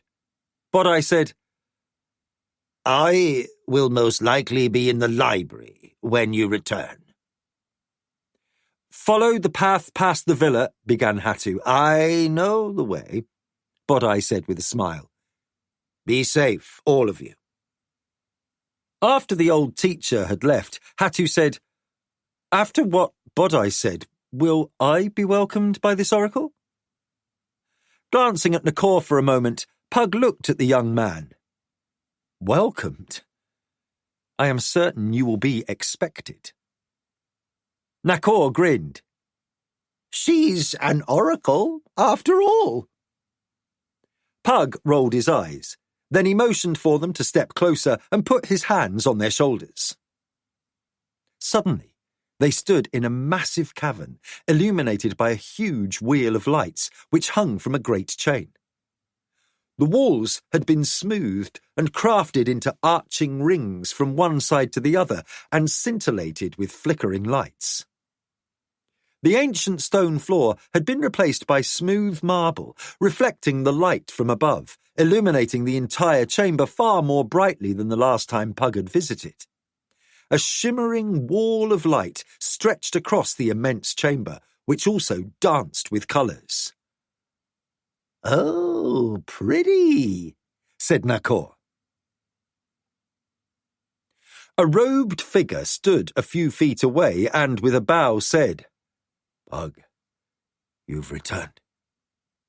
The man had his hood thrown back, revealing a bald pate, high forehead and dark eyes. His narrow face was set in a neutral expression, neither friendly nor hostile. Pug returned the bow. When last we spoke, you granted us leave to return at will. We seek counsel. He looked around the chamber. Some fine changes since last I was here. When the oracle sleeps, we who attend her have little to do, so using our magic and a great deal of labour to create a more commodious home seemed a clear choice, said the robed man. Welcome to all. I am Chalmers, first attendant. You are different than I remember, said Pug. As are you, the robed man said. True. We both possess different bodies, but the essence within remains the same. Chalmers turned to Nakor. The gambler, he said, with another bow. Then, to Hattusili, he added, and the master of furies, who can bend energy to his will. Hattu's expression was one of awe as he spoke in a near whisper. We were indeed expected. We serve the greatest oracle ever known, said Chalmers. Surprises are exceedingly rare. "Where is the oracle?" Nakor asked. "This place is pretty empty." A smile crossed Chalmers's face. She is here. He waved his hand towards the rear of the vast hall, and the shimmering wall of light vanished, revealing a massive, brilliant form. The dragon sat upon a mound of cloth the size of a hill. Her body was covered in scales that seemed fashioned of gold, embedded with thousands of gems of all colours. Sapphires, rubies, emeralds, opals, diamonds of all shapes, cuts and sizes. Her body was enormous, her shoulders easily 4 times Hattusili's height. Her head was the size of a huge freight wagon, and her long snout had a downturned beak-like shape. The tips of 2 fangs protruded to overhang her lower jaw, and black eyes the size of doorways peered down at the 3 visitors. A silver crest ran from the crown of her head down her spine, and her claws were like ebony. She rose up and slowly unfolded, then extended her gigantic wings, as if in greeting. She lowered her head almost to the floor, and a voice sounded in their minds. Greetings. Pug bowed deeply and spoke aloud. Greetings. Are you well? As well as can be expected. This time, the words sounded out of nowhere, hanging in the air. Hattusili regarded the dragon with wide eyes, his mouth open. He was visibly shaking. Nakor grinned in delight. "I once saw a dragon flying towards the Dragon Mere when I was a boy. No one in my village believed me." The darkness returns, said Pug. I know, the voice in the air replied. We must know anything that will aid us. Pug's tone was pleading. When we fought and won here against the servants of the void, I thought the world safe. Then, when I died at what is now called the Battle of Magician's End, I again thought us safe, and the void vanquished. But now, we find the void manifested on another world. What you call the void, said the dragon, is a manifestation of the very fabric of all reality. You cannot vanquish that part of reality any more than you can vanquish air or sunlight or the soil beneath your feet. You could destroy Midkemia and the sun around which it circles, but there are countless other worlds with air, sunlight, and soil. Stars are being born. Worlds are forming even as we speak. The vastness of multiple universes cannot be comprehended even by me. Is our task hopeless, then? Pug asked. Are we fated to end in oblivion? There are outcomes beyond my ability to see, said the oracle. Again, we come to a fixed nexus, and beyond that is only uncertainty. Endless possibilities that exist as potential until that point in time is past. Only then will the future reveal itself to me. Then what do we do? Pug asked. Listen, came the voice in the air. And witness, said the voice in their minds. They plunged into darkness. Chapter 27. Revelations. Dante waited. He peered around the corner, then pulled back. The two guards outside the door of the small building appeared to be at ease, chatting as if nothing threatening had ever occurred on their watch. Lester Ving was upstairs with his lady, and Dante was getting ready to ruin his night. He turned to Scully and Robertson and whispered, "Should be about now." At the other end of the street, two shadowy figures appeared, running towards the two guards. The guards both turned and quickly had knives out. The two runners slid to a stop just yards away from the guards. Dante could now see Mark and David in the dim light. One guard shouted and charged, and the boys set off as fast as they could run. "Hey!" the remaining guard shouted, vainly waving for his companion to return. "No," said Dante, leading Scully and Robertson in a rush towards the lone guard. By the time footfalls alerted him to turn, Dante had slammed into him and slashed him across the throat. The guard who had chased the boys turned to see three men running towards him. He hesitated for an instant, then spun and fled. Dante shouted, "Enough! We don't want him!"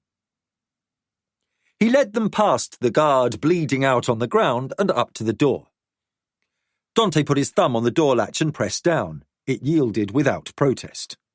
He inclined his head and opened the door. In the dark, it was difficult to see anything other than vague shapes.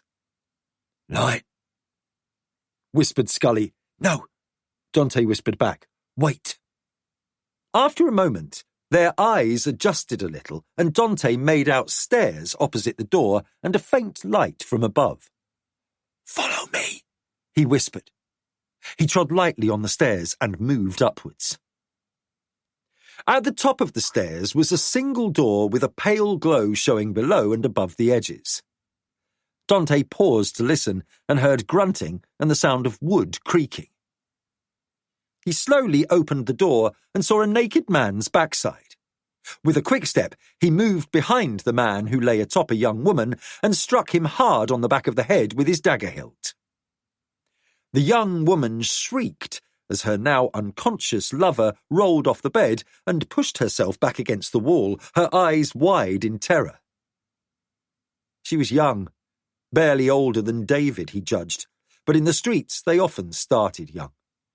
She had large brown eyes, dark hair, and otherwise resembled many girls Dante had known in the gangs. He suspected that she was a lot tougher than she looked.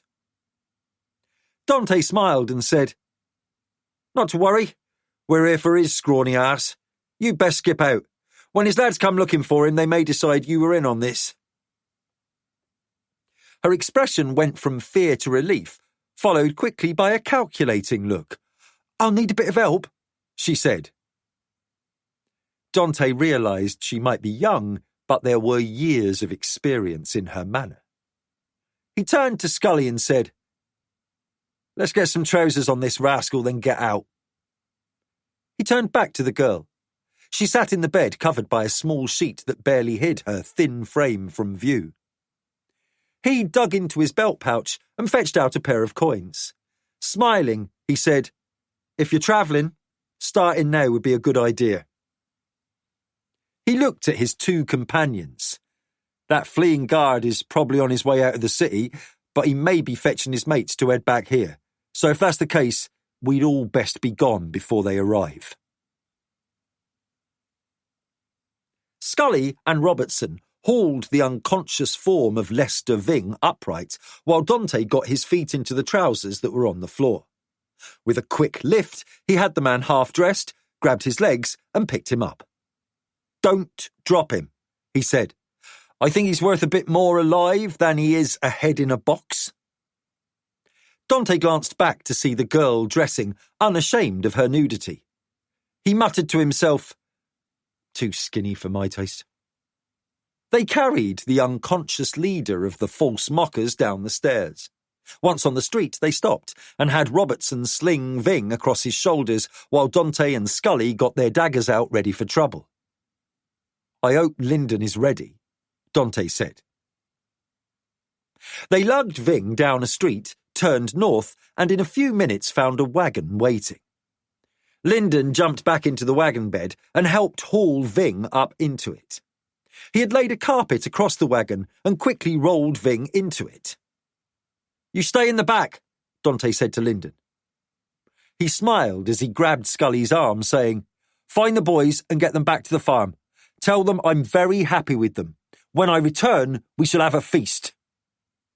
Almost giddy with how smoothly the operation had gone, Dante climbed up to the seat next to Robertson and took the reins.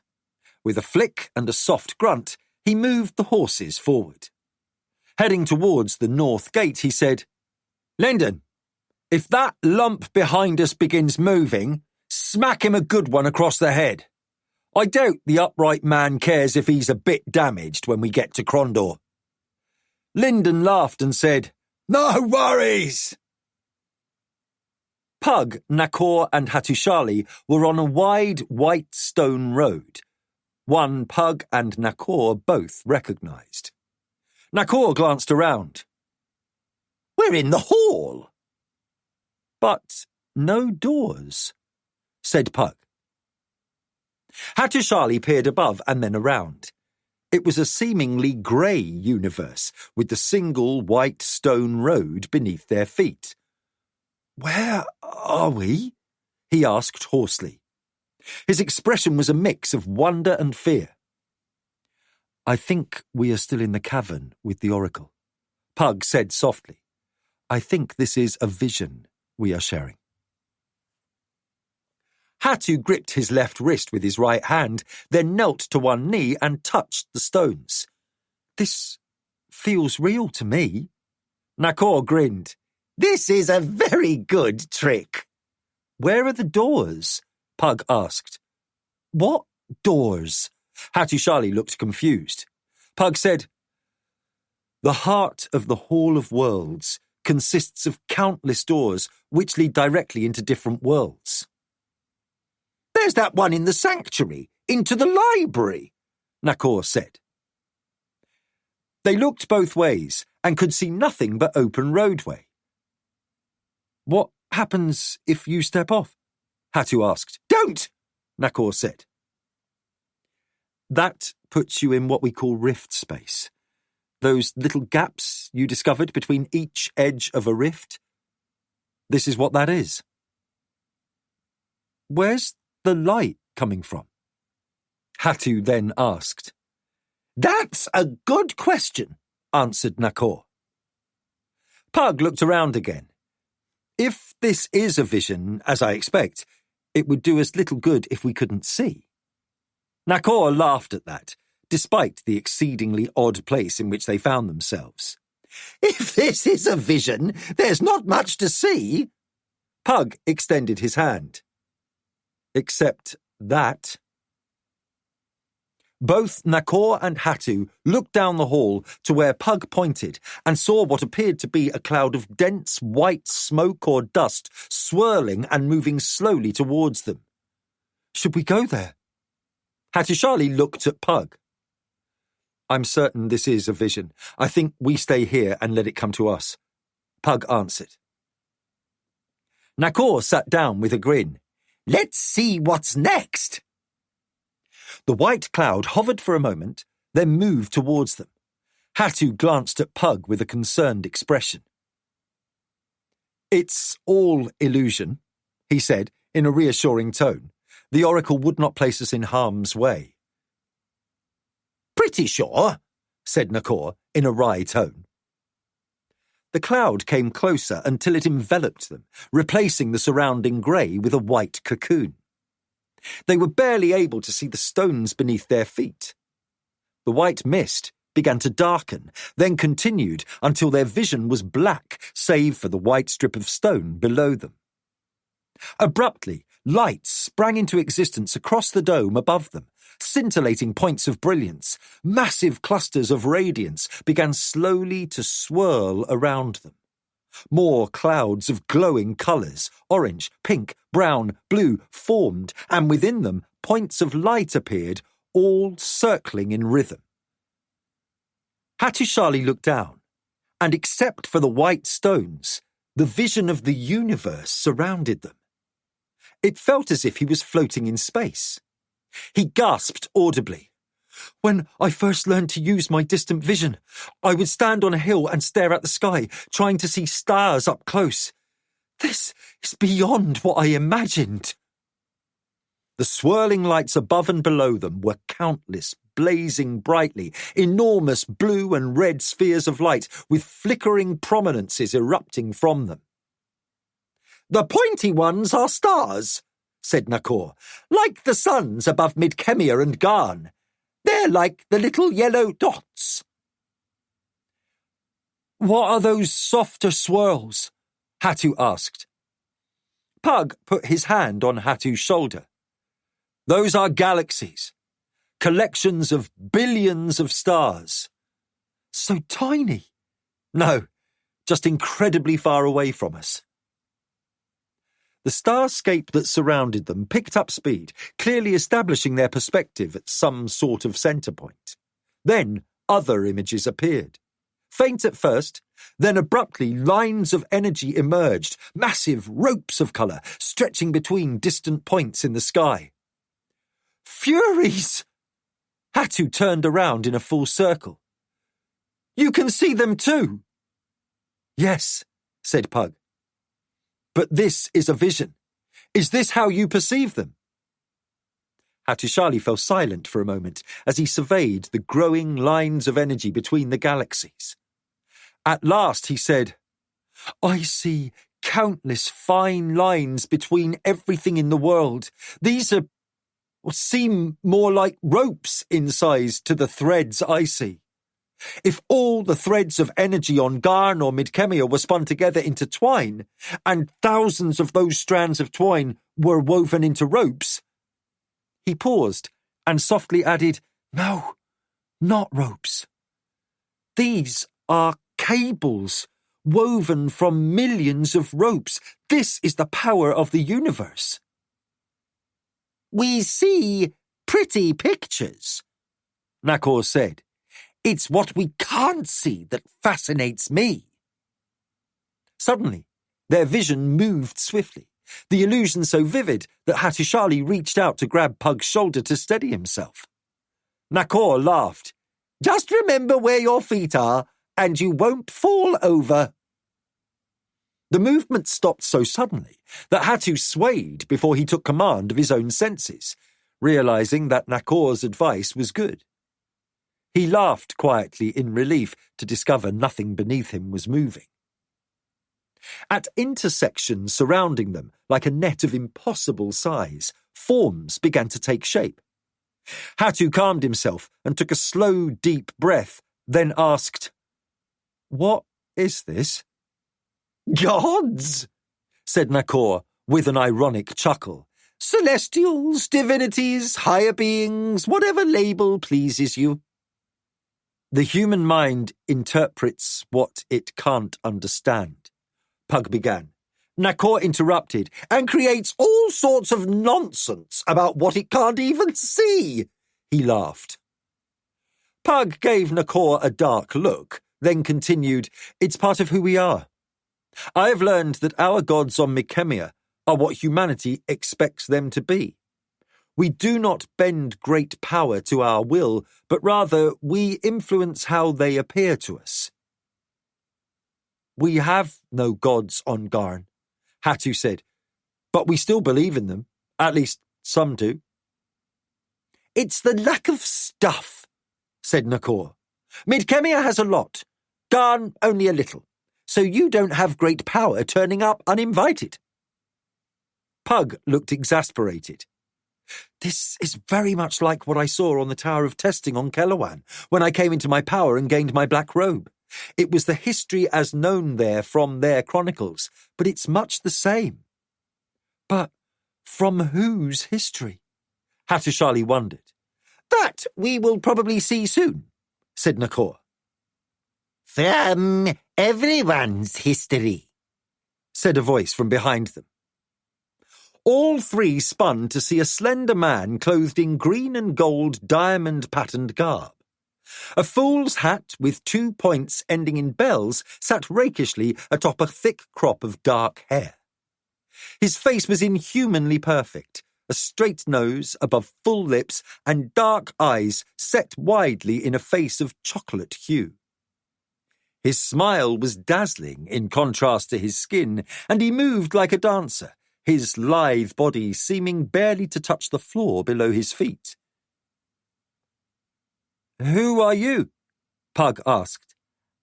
I am called Piper, he answered. Suddenly Nakor's eyes widened. I remember. What? Asked Pug. When the Svengari trap sent us to the higher realm. Pug's eyes narrowed. You're Belog? I don't know, Nakor answered in hoarse tones. Piper laughed. You mortals live in such confined ways of seeing, understanding, thinking.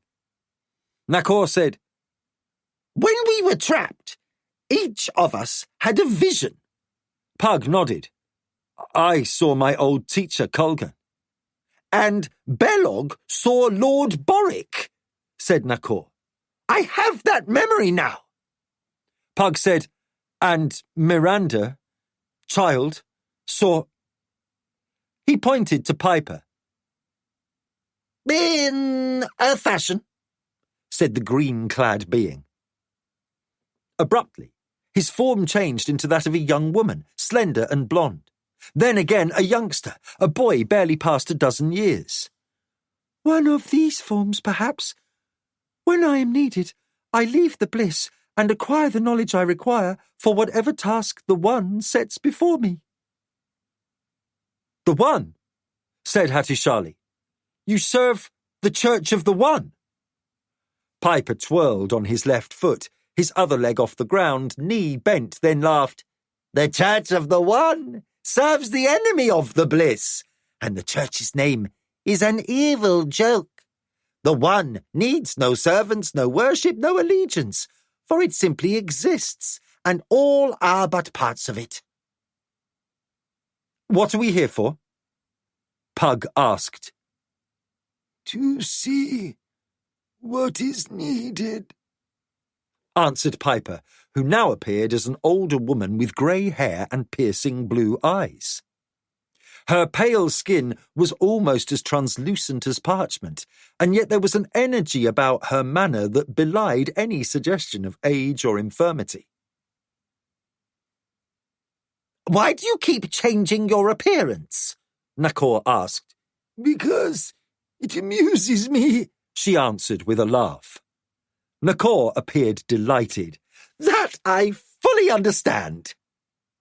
Then his mood turned more sombre. Am I who I appear to be? Or am I— She interrupted. You are an echo of all you have ever been before. Nakor the Isolani. Time and distance have no meaning in the sphere of bliss. Only once past the realm of emergence, upon whose boundary you now stand, are such things meaningful. Hatu's eyes went wide. Tell me about time. She smiled and suddenly became a young man with brown hair and freckles. His youthful laughter was pleasing to their ears, and he cried, "It is but another illusion!" He spun on his toes and sang, "Come follow!"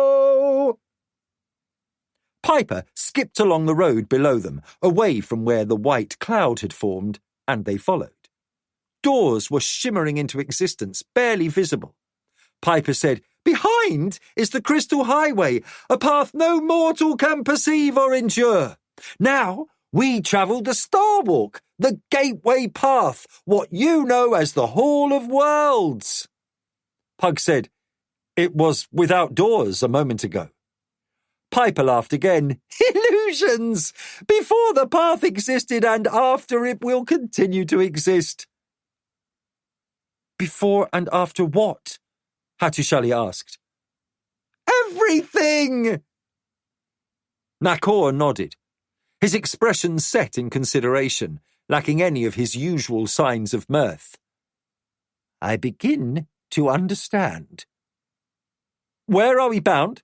Pug asked. "Here!" Piper sang, and abruptly they floated in the grey of rift space. An enormous structure hovered below them. It stretched in all directions, surrounded by emptiness. Directly below them was a circle of green. Pug whispered, "The city forever." Piper said, "And the garden." They drifted downwards, and when their feet touched the grass lawn in the garden centre, Pug tensed slightly, half expecting the time trap. "What is this place?" Hatu asked, eyes wide. "It's still an illusion," Nakor reminded him. "It feels so real," Hatu replied. "The good tricks do," Nakor said, with a hint of admiration in his tone. Pug spoke softly. No one knows what these places are. The city forever, the garden, Honest John's are all places within rift space, but somehow able to exist. Piper laughed. "You know what they are. You just don't know yet." Now a young woman, she said, "Time confuses me." Hattusili was about to ask a question, but the illusion vanished, and abruptly they stood before the Oracle of Aal. Again, Hattusili almost fell over, as if his balance was betraying him, but he caught himself in time. From the air came the Oracle's voice. "You have seen." Pug took a slow, deep breath and said, "I have witnessed some of that before. I think I know where we must go next." "Seek wisdom and knowledge from ancient times, magician, from those who were here before. Know the truth. The Aal are not the eldest race. We are the eldest, the first race in this epoch. But there are some who linger from before." Nakor laughed delightedly. He turned to Hatu and said, "Don't ask." Hattusili stepped back slightly. "What?" "Before. Because it's the same answer. Everything." Nakor gave the oracle a low bow. "I thank you, for you have given me a great deal." He reached for Pug and Hatu, and they were suddenly back on Sorcerer's Isle. "I really have got good at this trick, haven't I?" he said with a chuckle. Hattusili looked around, pale and shocked. What now? Pug looked at Nakor and said, I think we need to eat. Nakor grinned. Then we need to go find some elves. Dante guided the wagon through the streets of Crondor. He stayed on the alert for anyone who might be a mocker lookout, since he was sure eventually word would reach the upright man that he was back in the city. Lester Ving had revived twice, and Lyndon had quickly rendered him senseless again with a thump to his head. The second time he groaned and moved a bit, but then fell back into unconsciousness. I think this is it, said Dante, pulling over to the side of the road. He left enough room on his right for pedestrians to pass, and enough on the left for another wagon. This was a rather nicer quarter of the city than he had anticipated. Wash yourselves, he said to his companions. I'll be back shortly. He jumped down from the driver's bench and muttered, I hope. Dante crossed the street and stopped at a small shop door. He looked to his right and saw stairs leading to a top-floor entrance. He counted the steps, 16, and gave himself a nod of reassurance. He glanced both ways to see if he was being observed and saw no one obviously watching. He returned to the door and opened it, stepped through, and saw a large man behind a table with a device Dante didn't recognize. The man regarded him with dark, deep-set eyes. He sported a full beard, dark with some grey, and Dante saw enough old marks and faded scars to know this man had been a scrapper in his youth. His broad shoulders and his seated position made it difficult for Dante to judge if he was fit or fat, but just to be on the safe side, he stood with his back to the door. After a silent moment, the man pushed his chair back a bit. Yes. I have your package, Dante said, motioning with his head that it was outside. The man was silent for a moment. What package? The one you asked me to deliver, said Dante, when we last had a chat upstairs. He pointed at the ceiling. The man looked at him, then asked, Are you sure you're at the right shop? Dante grinned widely. Now I'm absolutely certain. See, you made 2 mistakes. First, you drugged me, bringing me here from Port Vicor, but you only bagged me when you turned me loose. I learned how to blind trace a route by counting steps and turns, and your lads never even tried to hide the route. Second, you didn't disguise your voice. Ving is in a wagon across the street. He's a little the worse for wear, but you can still have whatever sport you like with him. So, you said there would be a reward? The man behind the table crossed his arms and said nothing, then finally stood up. Dante saw that he was heavy-set, but that there was still a lot of strength under his fat was apparent just by the way he moved around the table. Dante tensed slightly, his hand drifting to the hilt of his dagger. You use that? Do you think you'll live as far as the city gate? The upright man asked. Dante hid his apprehension and patted his dagger. I use this, and I might just take over the mockers. The big man stopped, looked Dante up and down, then laughed. Nothing shy about you, is there? Where I'm from, you train all your life, or you run out of life. It's just how it is. I don't know about your boys, but those lads following Ving were disorganised. Bad training and easily disposed of. Show me Ving, said the upright man. Before Dante could open the door, he added, And to anyone else, I'm a go-between. Understand? Completely, said Dante. Trusting he wasn't going to be knifed from behind, he stepped through the door and indicated the wagon where Robertson and Lyndon waited. They crossed the road and Dante said, Show him. Lyndon pulled aside the rug and revealed Lester Ving lying there. His face was a collection of black and blue lumps, but he was still breathing. "Some blood," said Dante, "but no permanent damage." The upright man nodded and put his hand in the air. From a short distance away, 4 men hurried to them. "Get off the wagon, and I'll buy you another." Dante waved for his 2 companions to leave the wagon. Robertson and Lyndon jumped down, and the 4 men who had arrived quickly mounted the wagon and drove it off. The upright man waved Dante and the others to follow him. Then, at the door to the shop, he motioned for Robertson and Lyndon to wait outside. Once inside, with the door closed, he turned to Dante and said, "Who am I?" "A fence for the mockers. They'll accept that." "You're too clever to kill." The upright man circled around the table and sat down. "But you're only the 3rd man alive who has seen my face." "I can be a loudmouth, foolish, and short-tempered," said Dante. "But I can also keep my mouth shut and, if I must, think before I act. I do like to stay alive." "Good," said the upright man. "Then I think I can use you."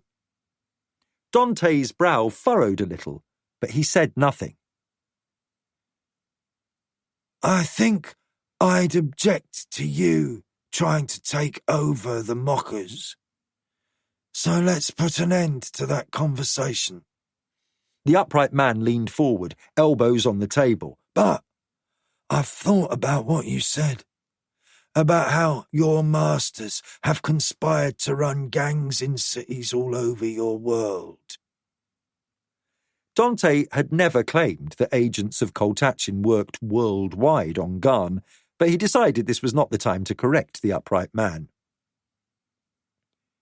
"Let's do this.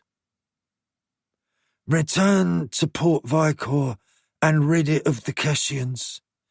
Set up the crews and get the merchants sorted out. Send me 1/10 of what you collect each month. If you can do that in a year, I'll get you up to another city. The Day Master and Night Master each manage Krondor in my name, but outside the city, we've lost all control. It's time to return the Guild of Thieves, the Ragged Brotherhood, the Mockers, to its former authority." Dante grinned. "Ambition. That's good." "You're willing?" Dante laughed. "Do I have a choice?" "No," said the upright man with a chuckle. "I'll need help," said Dante. "You've met 2 of the 3 men who work for me. I'll need more if I'm going to rid Port Vicor of the competition." The upright man sat back. 3? You only had 3 helping you round up Ving? Dante nodded. "You are dangerous." The upright man sounded impressed. "I've tried to track down the traitor for 4 years." Dante nodded. "Training. You don't train your people." "Training." He considered that, then said, "We will talk more. What do you need?" "A little coin, always, but 6 men. Give me 3 of your best and 3 youngsters who can be trained to become the best. I'll do the rest." "You can take over Port Vicor with 9 men." "I can do it with 6, but 9 does it faster." "Done," the upright man said. "Wait here." He stepped through a curtained doorway and after a few moments returned with a heavy pouch. He tossed it to Dante, who jingled it and then stuck it inside his shirt. "Not going to count it?" asked the upright man. "It's fair, I expect. You'd kill me before you'd cheat me." Dante smiled broadly. "I can't say I understand you fully, but I'm getting there." The upright man sighed, smiled, and sat back. You finish in Port Vicor, and we'll have a long conversation about training up the mockers. We lack that precision. Dante gave a shrug. It's brutal, but effective. Where do I send the 6 men? Find me at the sign of the 4 ravens. Have them ask for Richard. With a smile, he said, and when you're not up there, he pointed upwards. What do I call you? Leon the Chandler. He gestured at the device on the table that had been there since Dante entered. Now Dante could see it was some sort of navigational device. I fix things. Dante smiled and left without another word. Outside, he stopped and considered.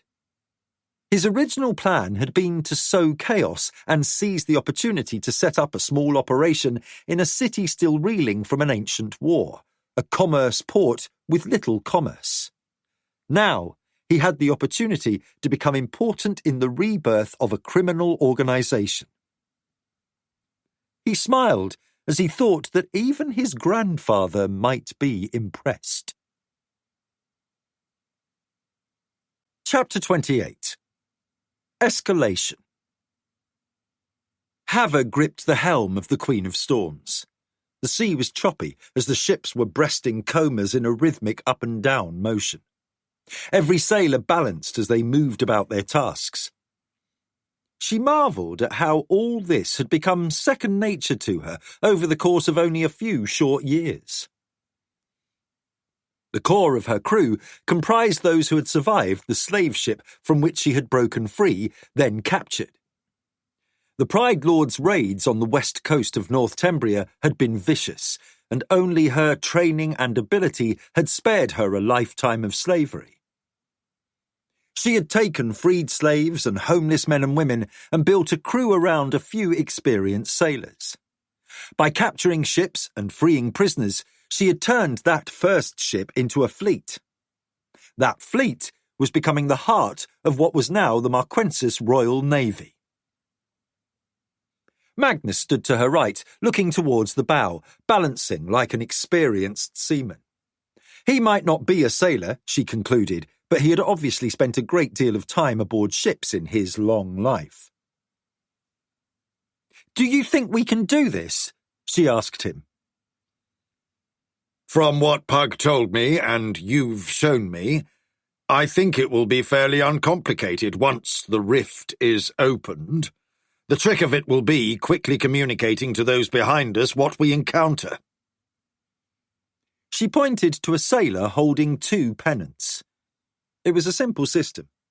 Each ship could quickly see if they were to bear right, a red pennant, or to the left, a blue pennant. No pennant shown meant straight on. Magnus had spent an hour using his arts to jump from the ship to the rift on Garn, through that to Sorcerer's Isle, then back. As far as he could judge, the sea on both worlds was navigable.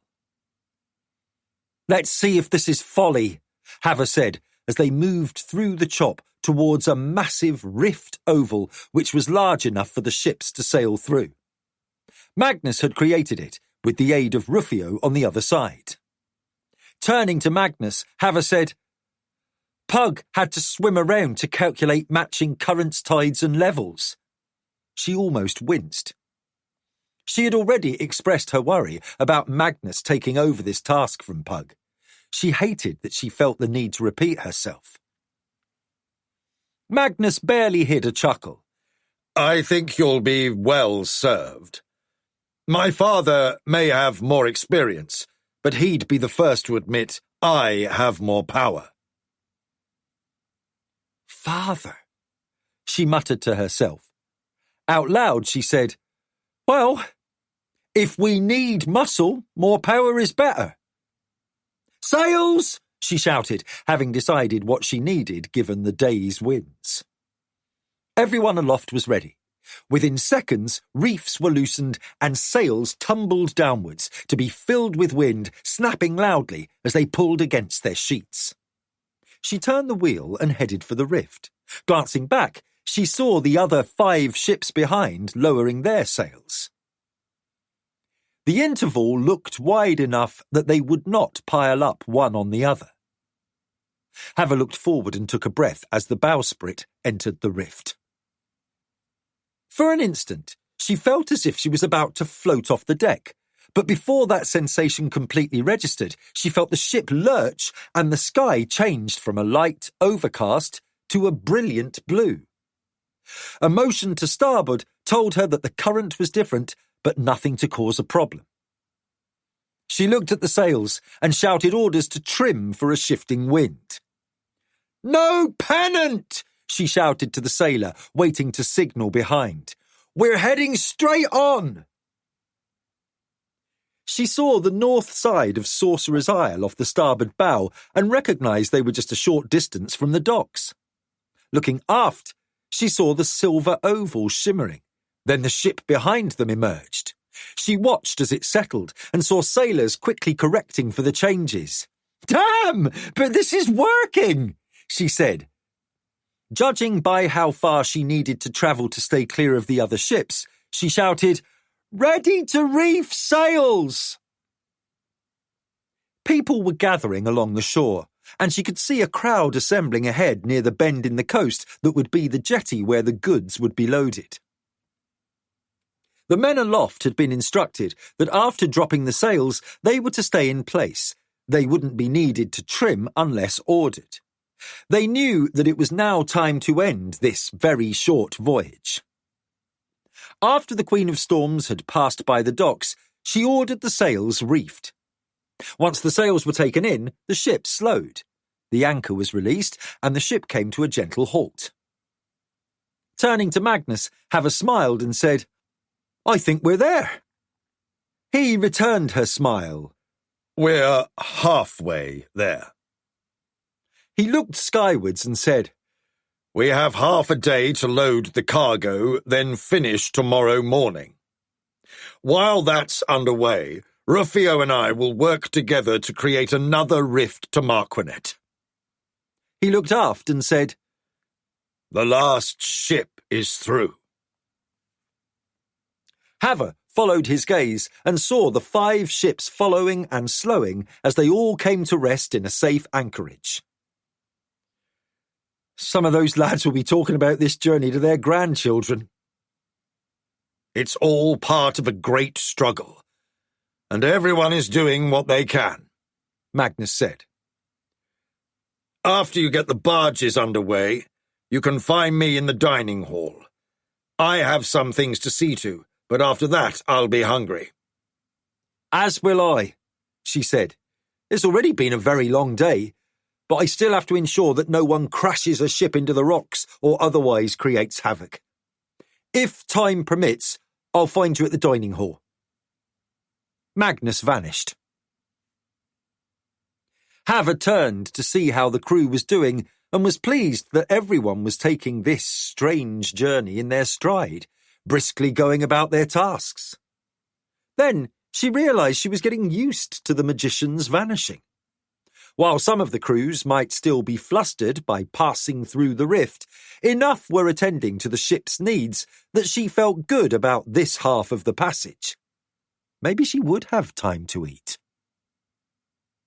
Hattusili, Nakor, and Pug appeared near the bank of a river. Pug said, "Now we wait." "For what?" Hattusili asked. "To be invited into the elven forest," Pug answered, kneeling, then sitting back on the woodland ground. "This is the river boundary, and we sit here on the northwest border of the Duchy of Criddy and wait." "What's a duchy?" Hattu asked. "I've read the word and know it's political, but I've never fully understood it." "They have no dukes on Garn," Nakor said, sitting next to Pug.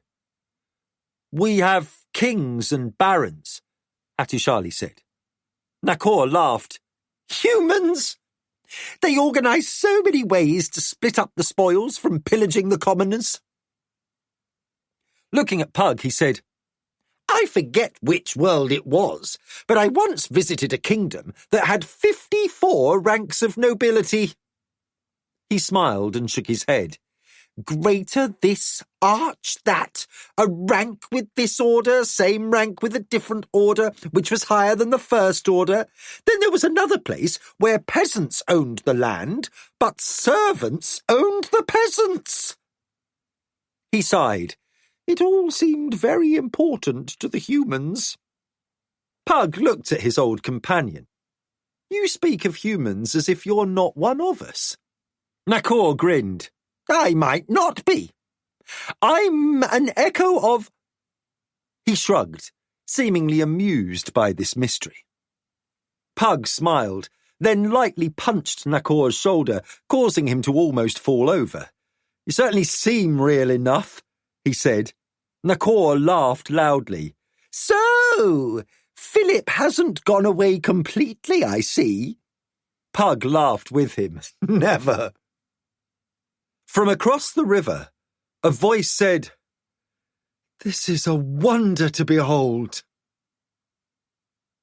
The three looked across the river to see a tall, blonde figure standing in the late afternoon sun. His hair fell to his shoulders, and he wore green-dyed leathers and held an elven longbow. Behind him were two other tall figures, dressed alike, one with reddish-blonde hair, the other with raven-black hair. Nakor leapt to his feet. Callis! Pug stood, as did Hatishali. "May we enter?" asked Pug. "Welcome," said Callis, and Nakor waded quickly across the river. Pug took Hatu's hand and jumped to stand next to the tall half-elf.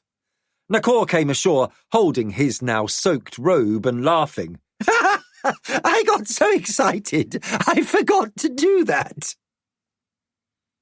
Callis said to Pug, "You are different. I don't know what to call you." "Call me Pug," he said. "I have all my memories back, so am my essential self." Callis looked at him in wonder. "I mourned your death." "Me too," said Nakor. "But you know how these things go." Callis slowly shook his head. "Not really." He took a deep breath, then said to Pug, "It's been a very long time." "Yes and no," Pug said. "While I am again Pug, I am still Philip." He paused and then said gravely, "The darkness returns." Callis's brow furrowed. "We have much to speak of then." He turned to his companions and said, "Continue without me." The two elves nodded and silently set off on what Pug assumed was a routine patrol and quickly vanished between the trees. Callis slung his bow over his shoulder. "Magnus never openly said he suspected who you were, but as much time as we have been together—" He let the thought go unfinished. Pug nodded. "We have a long history, you and I. I remember the first time I met your brother when your mother rode to Criddy to share the news of the Surani with Lord Boric. He was generous with his wisdom to a very young boy, a boy who was unsure of himself, especially when it came to what he should do regarding a young princess." His smile faded and he said, "We can reminisce later. For now, I must meet with the king and the Eldar." Callis said, "Since the Battle at Magician's End, few humans have come to the river boundary. Fewer still were welcomed to Elvendar." "I know," said Pug. "The war was harder upon the long-lived than upon us humans. Many elven warriors and spellweavers sacrificed themselves to save us all." He paused and said, "And now the darkness is back." Callis was silent for a moment, and his expression changed so subtly that few humans other than Pug would have noticed. In that change of expression, Pug saw a hint of fear and anger. Callis said, Your need is understood. He looked at Hatu. Pug said, Hatushali, this is Callis, war leader of Elvendar and brother to King Kalin. Callis, this is Hatushali, from the world of Garn. He has magic like no other, which is why we need to speak with an Eldar spellweaver. Come, said Callis. I expect you can get us to the king's court faster than if we run for 3 days. Pug smiled. If Elvendar is in the same place as it was last I was here, yes. It hasn't moved, Callis said dryly. Pug reached out, and the four formed a circle. There was a sudden whoosh, and they stood in a clearing. Hatushali's eyes widened. Before them, across the clearing, a city of trees rose upwards. Towering boles, dwarfing any oaks Hatu had ever seen, were linked together by huge arching bridges of branches. The bridges were flat across the top, and elves were crossing from tree to tree. Hatushali looked up and saw that the trunks rose above the bridges until they were hidden by leaves and branches. The leaves were mainly a lush green, but golden, silver, or even white foliage was visible. In this late afternoon light, the leaves were aglow with a soft radiance. Pug put his hand on Hatu's shoulder and simply said, Elvendar. Hatushali was speechless. Callis said, Let me carry word to my brother king, and then you should walk to the court. You'll just arrive in time to be feasted. He smiled at Pug. Then we can catch up. Before you go, Pug said, how are Elia and the boys? Callis appeared to be genuinely delighted. My wife is hale and will welcome the return of an old friend. For a city-dwelling elf from across the sea, she has come to be at ease here. The boys, as you called them, are fully grown men. Pug seemed embarrassed as he said, It has been a while, hasn't it? As usual, a father will always think of them as boys. But they are well past that. Both are wed, and I am a grandfather. It has been a very long time, said Nakor. The Crimson Eagles. Callis nodded and said, I think of them from time to time. Now I must go. Wait a short while, then take the high path. Pug remembers the way. I do, Pug said. Hatu watched as Callis set off at an easy jog, heading towards what appeared to be an entrance to the City of Trees. Pug clapped him on the shoulder and said, I think you will find this a wonderful place to learn some new arts. Nakor grinned. The spellweavers know a lot of good tricks. As they neared the entrance to Elvendar, Hatushali could see a busy community. Hunters were dressing a deer. Next to them stood 2 younger elves ready to pull a cart piled with the day's meat. 2 large hunting hounds waited patiently nearby for permission to devour the leavings. A few yards away, a group of elven women were finishing the day's work at a massive loom, where a shimmering cloth was being carefully taken down from a giant head roller, while 2 heddles the size of a man's arm were pulled away. Elven crafts are much like our own, said Pug to Hatu, but so much finer. Nakor chuckled. They've had a lot more years to learn how to do things. Which is exactly why we're here, Pug replied. They continued until they reached a wide staircase spiralling up the side of a huge tree. As they climbed, Hatu realised there was no handrail or safety line on the outer edge. After a single circuit of the tree, he looked down and saw they were now a good 30 feet above the forest floor. Good thing we know how to fly, Nakor joked. Yes, said Hatushali nervously. Pug looked at the young man. Smiling broadly, he added, elves are very sure-footed. Apparently, Hatu said, as they continued to climb higher. Dante looked over the 6 men the upright man had sent to Port Vicor. He sat in the common room of the 4 ravens and silently waited until the new serving girl had poured 7 mugs of ale. When she left, Dante inclined his head and picked up his mug. The 3 younger men glanced around, unsure of what was expected, and Dante laughed. "Drink up, lads!" He took a long swallow from his mug, then set it down. The 3 older men also drank, and when their mugs were returned to the table, Dante pushed his chair back. "Either you are the best the upright man could send, or people he wants to get rid of." He laughed. "Either way, he wishes to extend the Mocker's reach and get rid of the Keshians." The 3 older men glanced at one another and were silent, but the younger trio looked very worried. "It doesn't matter," Dante said. "We have an opportunity to take over this city." He took another drink and continued.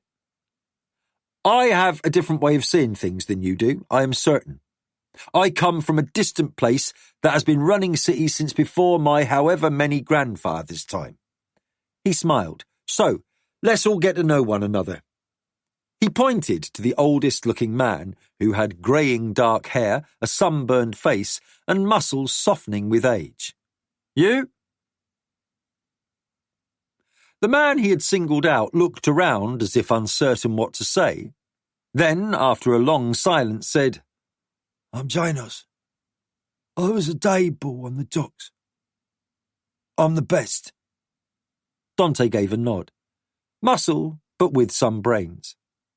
He pointed to the next man, a brawler by appearance, more muscle than Janos, and enough facial scars to show he wasn't especially adept at ducking. "Frederick, but everyone calls me Freddy." Dante smiled. "I guard." Dante didn't bother to ask what he guarded, as he already knew the answer. Anything that needed guarding. Given his appearance as a human makiwara, the Koltachin word for punching bag, he was obviously tough enough to take a beating and survive. Dante looked at the 3rd man, older, wiry, his grey hair cut short, and dark eyes that darted around the room. Dante said, "Roof runner?" The man said, "Hillman. People call me Hilly." He nodded. "I'm the best thief in Krondor." One of the younger men laughed. "Say claims," he said with a mocking expression. He was also a slender man with a dancer's frame and a cunning air about him. Dark hair and eyes and a dusky complexion suggested he had some Keshian or desert blood in him, from what Dante had learned. His clothing was also what Dante would expect from a practiced night thief. Hilly looked as if he was ready to stand and confront the youngster, but Dante prevented that with a curt "Don't." Looking at the young man, Dante said, "And you?" "Name's Stanley, but everyone calls me Shadow." It was Hilly's turn to scoff. "Nobody but Stanley calls him Shadow." Dante looked at Hilly, then Stanley, and said, "Am I going to have trouble with you two?" Hilly shook his head. "I just do what I'm told. That lad thinks he's the next Jimmy the Ant." Dante shrugged. Whoever he was. To Stanley, he said, "And you? Do you do what you're told?" "More," Stanley answered. "If I see an opportunity, I'll take it. If I'm told to steal a prize from a merchant, I try to come back with more." Dante sat back and considered this for a moment, then said, "Ambition. I like it." Stanley's expression brightened. "And sometimes I hate it," he added. Stanley's pleased expression faded. "You have always got to balance risk against reward, especially if you're on a pilfer alone." Hilly nodded. Dante said, "Here's the thing. The upright man intends to take over Port Vicor. I delivered Lester Ving to him last week, so he put me in charge here. So consider me the upright man of Port Vicor, without all the secrecy. Or the night master or day master, whatever time it is, or simply your boss. Understood? All of them exchanged looks, and Dante laughed. Ah! So he sent you here without bothering to let you know what's coming. He shook his head. I guess that means he didn't tell you this city is your new home. Look, spare yourself any notion of running back to Krondor first chance, because you won't be welcomed back. So, let's make the best of this. Dante stood and said, Where I'm from, we run things differently, so we're going to make some changes from what you're used to. According to what I've been told, you all come in and out of somewhere called Mother's and get instructions from whoever's in charge at that hour. They nodded. Well, where I'm from, we're more spread out, so we have crews. That's how we'll do it here. I'll give orders to 3 lads you'll meet soon enough by the names of Scully, Robertson and Linden, and they'll be the ones to keep you informed of what we want done. In between times, you get to take advantage of whatever brings in some booty, just enough not to get the city watch frothing at the mouth. That means no unnecessary blood, broken bones, brawling, abusing people for sport, anything that gets us noticed, right? They all nodded that they understood. So here's how I see it. Janos, you get the harbour. Which one of these lads do you choose? Janos glanced over and pointed to a young man who looked enough like him to be a relative, stocky and with a thick neck, clearly a strong brawler. Peter. I've done work with him before. He's good in a dust-up, and he does what he's told. Good, said Dante. He pointed to the last youngster and said, Your name? Andrew, he answered. He was a nondescript-looking fellow, which Dante liked in someone who was trying to blend in. He had light brown hair, brown eyes, was not too tall, short, fat or thin. You're with Freddie. Dante looked at the older man. I don't need much guarding these days. I need people who can blend in and stay quiet and who listen. You two may be told where to go and who to follow, but most of the time I want you wandering around the merchants and listening. I'll have runners around who can carry word should you need to reach me. That leaves you two, he said to Hilly and Stanley. As both stared at him, Dante held up his hand to halt any protest. I don't care if you have problems. You put them away. He pointed at Hilly. You have skills he needs to learn. He then pointed at Stanley. You want to be called Shadow? You earn it. You listen. That's how you learn. Dante fought down the urge to laugh uproariously at saying all the things that had been said to him as a student, and that he had routinely ignored. He continued speaking to Stanley. If you have a hunch, share it. Act rashly and you'll pay the price for that rashness if it brings any heat down on the rest of us. He motioned for them to stand. Start by cleaning up around here. It may not be Mother's, but it's our home for the time being. From this point on, we are the mockers of Port Vicor. He moved towards the door. I have other business, but the 3 men I told you about will be rolling in here in a few hours. See that they're not disappointed in how much work you've done today. Dante left the building and turned down the street that led to where his horse was stabled. He was overdue to visit the farm and catch up with Gila on what was happening there. As side hustles went, sheep farming was rarely profitable, but given how much trouble building a criminal empire was becoming, he might just give it up and become a sheep farmer full-time. Declan read the report and threw it on the table. We need Hatu or one of those other magicians here, he said to his brothers. King Daelon said, Where are they? At least one of them will be returning shortly with Hava and the fleet bringing food from Mid-Kemia, said Balvin. Until then, All we can do is wait and watch. Declan's expression was clearly one of frustration. No decay, no scavengers, bodies just lying there, looking as if they fell only moments before. It's nearly a month now. I should get back to the new fortification. To do what? Said the king. To look over everyone's shoulder, waiting for the dead to rise up and attack again.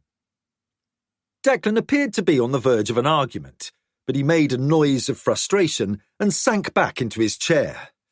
I just need to do something.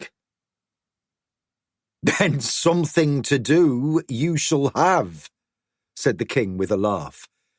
Seriously, little brother, I think you need to take a ride down to our fortress at the Narrows and see if everything looks as good as the reports suggest.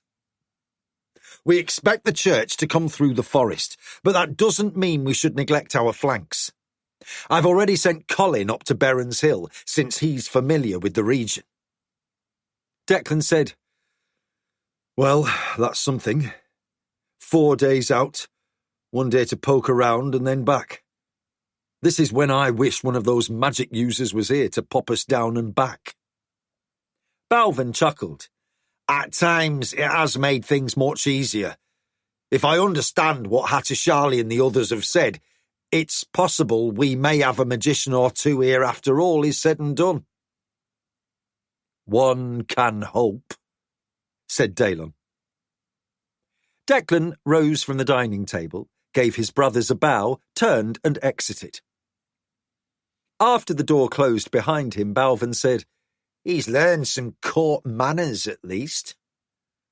The king let out a long sigh and said, Now, if we can just prevent him from getting himself killed, or us, when he gets to meet his future wife.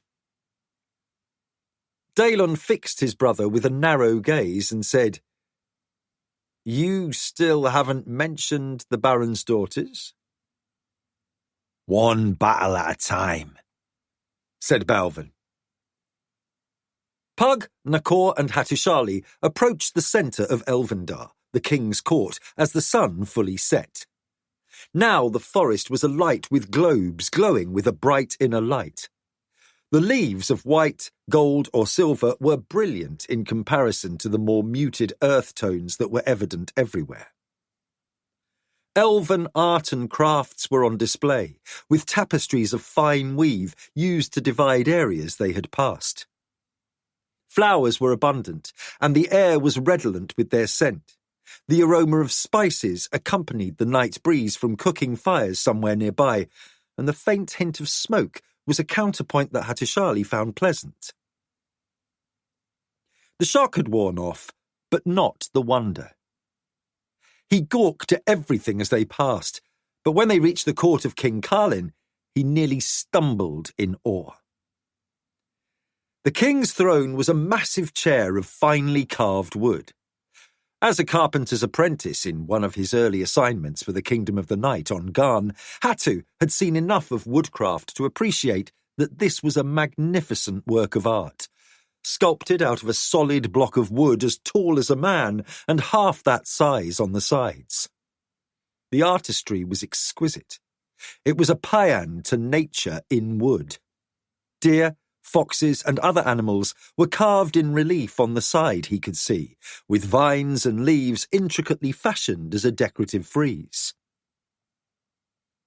The king wore a simple circlet of gold on his head, open at the brow. Carlin looked just as Pug remembered, with perhaps a tiny bit more weight and a hint of grey in his brown hair. Seeing the three humans enter, Carlin rose with a smile and said, Pug, welcome, old friend. Pug bowed from the waist, and Nakor and Hattusharli followed his example. Greetings, King Carlin. It has been too long. The king descended from his throne and gave Pug a warm embrace. I sense you are now more than you were when we last met. All my memories have returned, Pug said, from before the Battle of Magician's End. Ah, said the king. That explains much.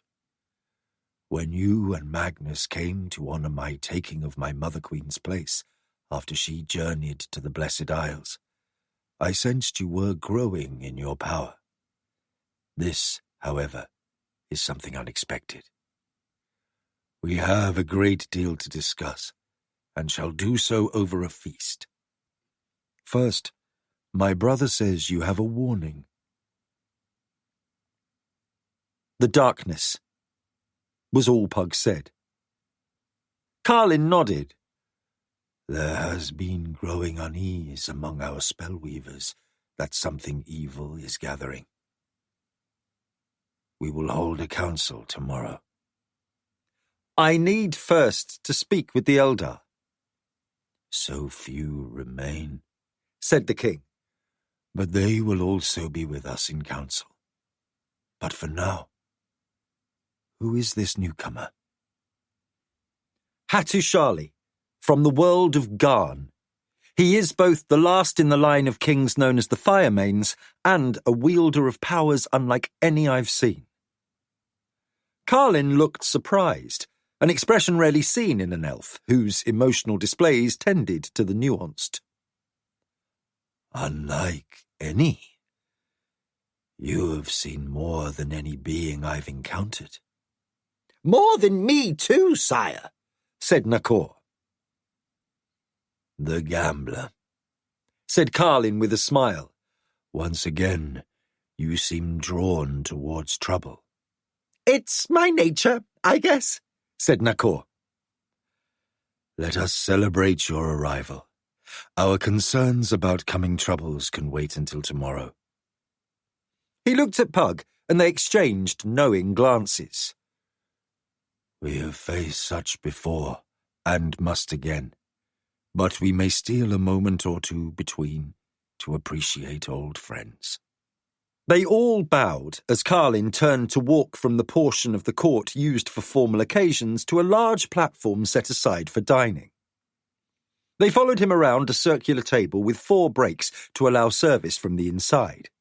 Carlin indicated that Pug should sit to his left, as Carlis arrived and took a cushion to his brother's right. Pug recognised some faces, but there were many younger elves who were now members of the court, and too many older friends no longer here. Pug felt a passing sadness for the absence of those he had come to cherish as friends. Aglarana, Carlin and Callis's mother, the elf queen who had married Pug's childhood friend Thomas, for years a brother. Tathar, the old spellweaver who had taught Pug so much. They and others were gone. Pushing aside his melancholy musings, Pug smiled at those he did recognise and turned to Hattushali and said, "You were doing well for someone who did not know these people even existed before you came here." Hattu smiled and said, "It's wonderful." "We must endeavour to keep our sense of wonder, if we are to keep our resolve," said Pug. "Now, enjoy this evening, for tomorrow we begin to unravel mysteries." Chapter 29. Mysteries. Pug awoke. Elvendar was never dark, but the soft glow was all that remained after the illumination globes had been dimmed. Carlis knelt next to the sleeping mat, removed his hand from Pug's shoulder, and, with a single nod, indicated that Pug should get up and follow him. Carlis had been stealthy. The others slept on. Pug adjusted his robe and followed. Once outside, he glanced skywards and estimated there were still 3 or more hours to sunrise. Soon, some members of the Elvendar community would be rousing, those whose duties included preparing the morning meal, hunters setting out in the pre-dawn hours when game was about, and patrols and sentries relieving the night watch. Pug followed Callis to the king's private chamber, which he had not seen since Carlis was a baby. There was a poignant moment as he recalled standing there with Carlis's parents, the elf queen Aglarana, and Pug's boyhood foster brother Thomas. Within that relatively small chamber The king waited with 2 old elves Pug recognised. Carlis moved to sit next to his older brother. The 2 Eldar sat side by side on cushions in front of the king. Pug inclined his head towards Carlin, then said, "Abadin, Jacinta, it's good to see old friends." Philip had only known those elves whom he had met the one time he had visited Elvendar with Magnus. These 2 had not been among them, but now, with Pug's memories fully returned, he knew them both very well, and was struck by the changes time had wrought. Elves aged slowly, but they did age, and it was centuries since he had last seen these 2. The vigour of elves in their prime had been replaced by grey hair, faces lined with age, and a slightly less energetic demeanour, though, like all elderly elves, they were still alert, with lively expressions and bright eyes. Abaddon and Jacinta had been among the youngest members of the Eldar when Pug had found them on the Serani world of Kelawam. Once servants of the Dragon Lords, the Eldar were living in a forest under the ice cap, protected by magic, a place called Elverdane, a smaller twin forest to Elvendar. The Eldar had lived there for centuries, until Pug offered them the means to return to their home in Mid-Kemia. The 2 old elves greeted Pug warmly, his change of appearance clearly of no matter to them. King Carlin said, "I deduced from what you said that while you wished to consult with our spellweavers, you wished to speak with the Eldar first." Pug suddenly felt a drop in his stomach and said, "Are you all that's left?" Abaddon smiled, his deep wrinkles in sharp contrast to his bright blue eyes. "We are the last descendants of those tasked with serving the Valheru, who were born on Kelawam." The Dragon Lords had Eldar with them when they raided other worlds. "Our children born here are simply Eldhel. The only distinction left is that we still hold knowledge from that time." "It is that lore I seek," Pug said, sitting on a floor cushion. "I found Elverdane because of a hint of what I witnessed on the Serani Tower of Testing when I finally mastered my arts and was granted a Great One's black robe. When humans knew you only as the Watchers. Finding you was my first step in learning many things beyond what I learned at the assembly on Kelawam." He paused, gathering his thoughts. "I spoke to the Oracle of Arl, as I have done before, and remembering when I first encountered them on their dying world, the legend of them being the oldest race in the universe seemed fitting. Ancient in knowledge and gentle wisdom, and with the power to see the future. But I am faced with a conundrum. Elves are the oldest people of Mid-Kemia since the Valheru vanished into rift space, but legend says that the Dragon Lords were the first people. So, how is that reconciled?" Jacinta studied Pug for a moment. Her face was a match to her husband's, aged and weather-beaten, framed by long, flowing grey hair, yet her eyes also were alight with youthful energy. Pug knew that the elves lived for centuries, barely showing their age before looking as these 2 did. Elves suffered no elderly infirmity unless caused by an injury, but when death came, it was unexpected and sudden. After a few moments, Jacinta said, "Even the Valheru are not the oldest race here. The dragons came first, then the Valheru, then the Edhel."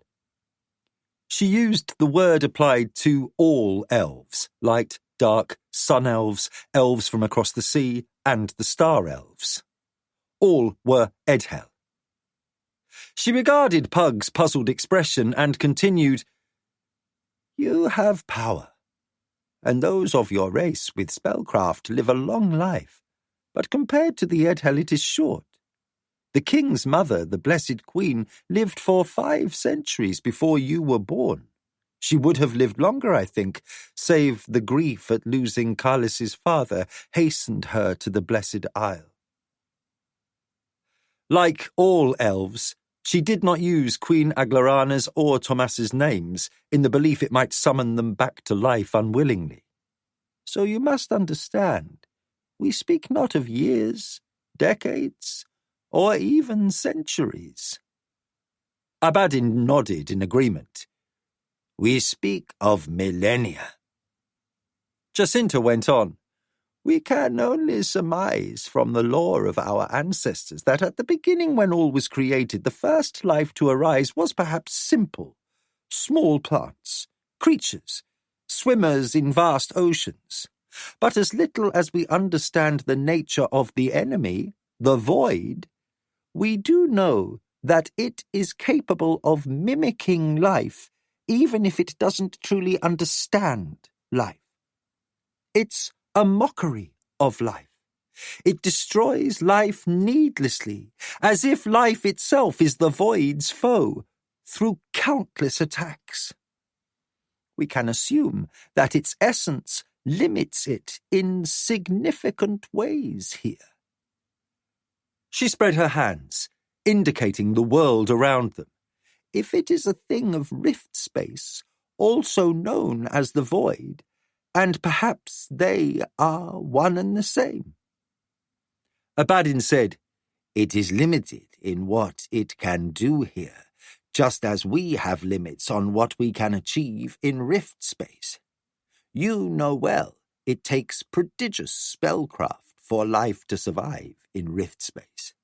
Life is of this realm, while the void is apart, alien to life.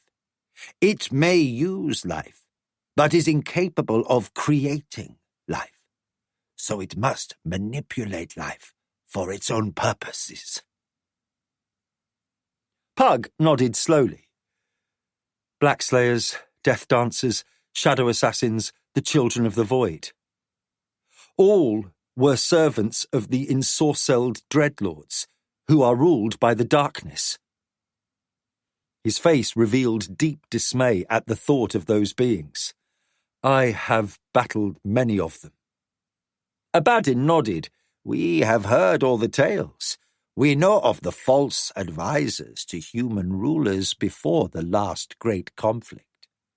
We know of demons summoned from other realms, some corporeal, some created out of human flesh for spirits to control, and some dark spirits possessing still living beings. All of these are servants of the void. You say dragons were first. Pug's expression was puzzled. He looked at Jacinta, who looked to King Caelin. This lore is hidden, said the king. Known only to our ancients. He indicated the two Eldar. My parents knew, as did I, when I was named war leader. He nodded towards Carlis, indicating to Pug that this was also true of Carlis. He added, Younger lore keepers have also been given this knowledge. Abadin said, When Jacinta and I journey to the Blessed Isle, the lore will endure. Our descendants may have not been born on Keloan, but that knowledge remains with them. You must understand, this universe is ancient, billions upon billions of years old. Unimaginable forces were unleashed in its creation, and beings of immense power sprang into being.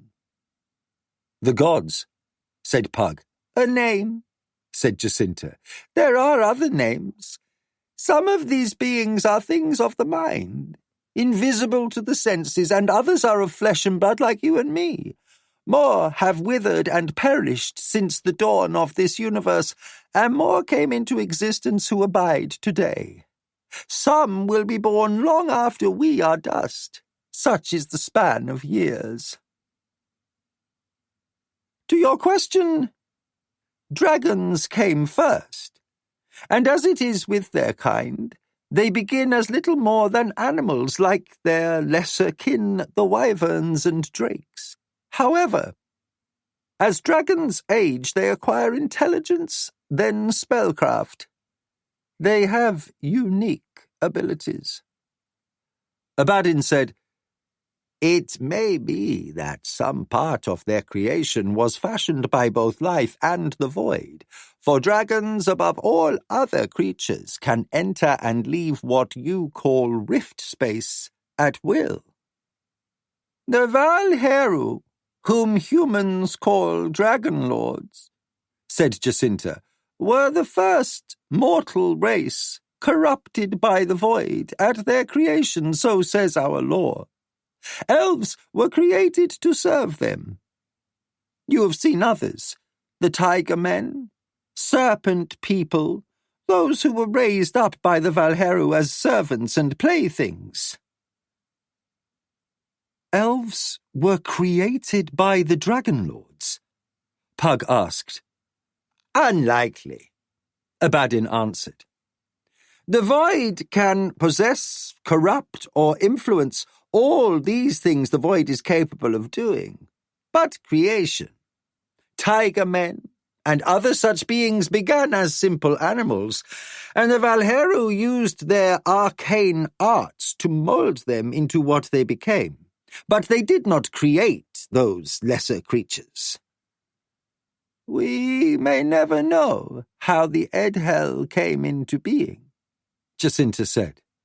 "But our belief is that life itself created this form.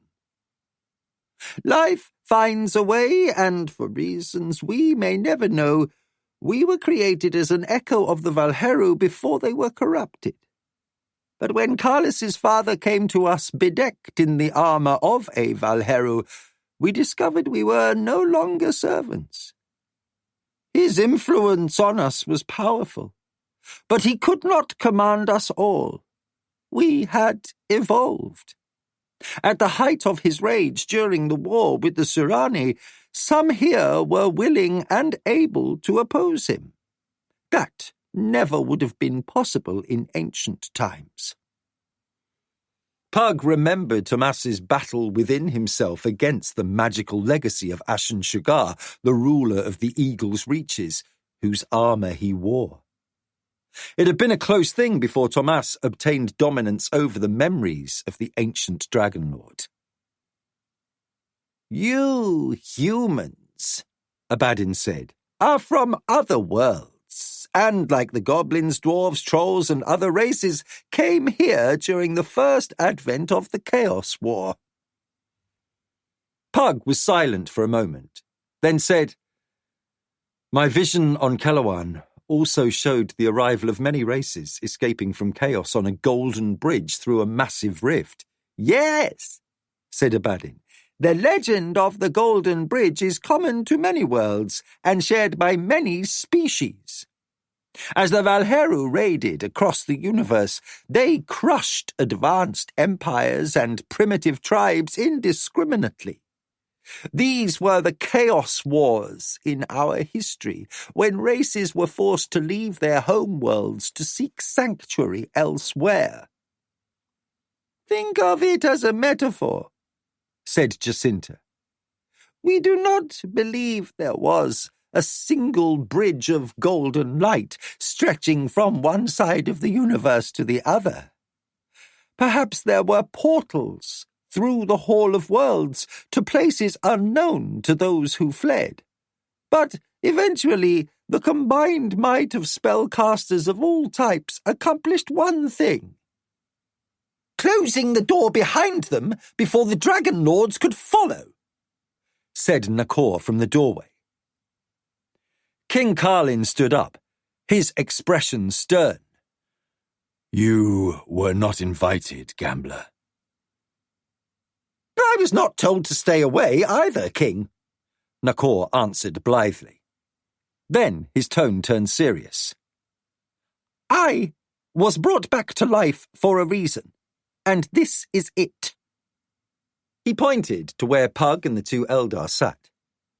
Pug was skilled enough at reading elven expressions and movement to see that Carlin conceded Nakor's point. The king sat down again without comment. Nakor came and sat next to Pug. The question that is plaguing Pug here is, if the Arl are not the first race in this universe, who are? Abadin answered. Dragons are the oldest race in this universe. Having changed over the ages, rising to become beings of unequaled power and intelligence, yet unique in that they must evolve within their own life cycle to attain that status. Moreover, they are able to traverse both rift space and time, and no other being we know of can do that. What of the race of the Arl? Pug asked. Jacinta said, We do not know.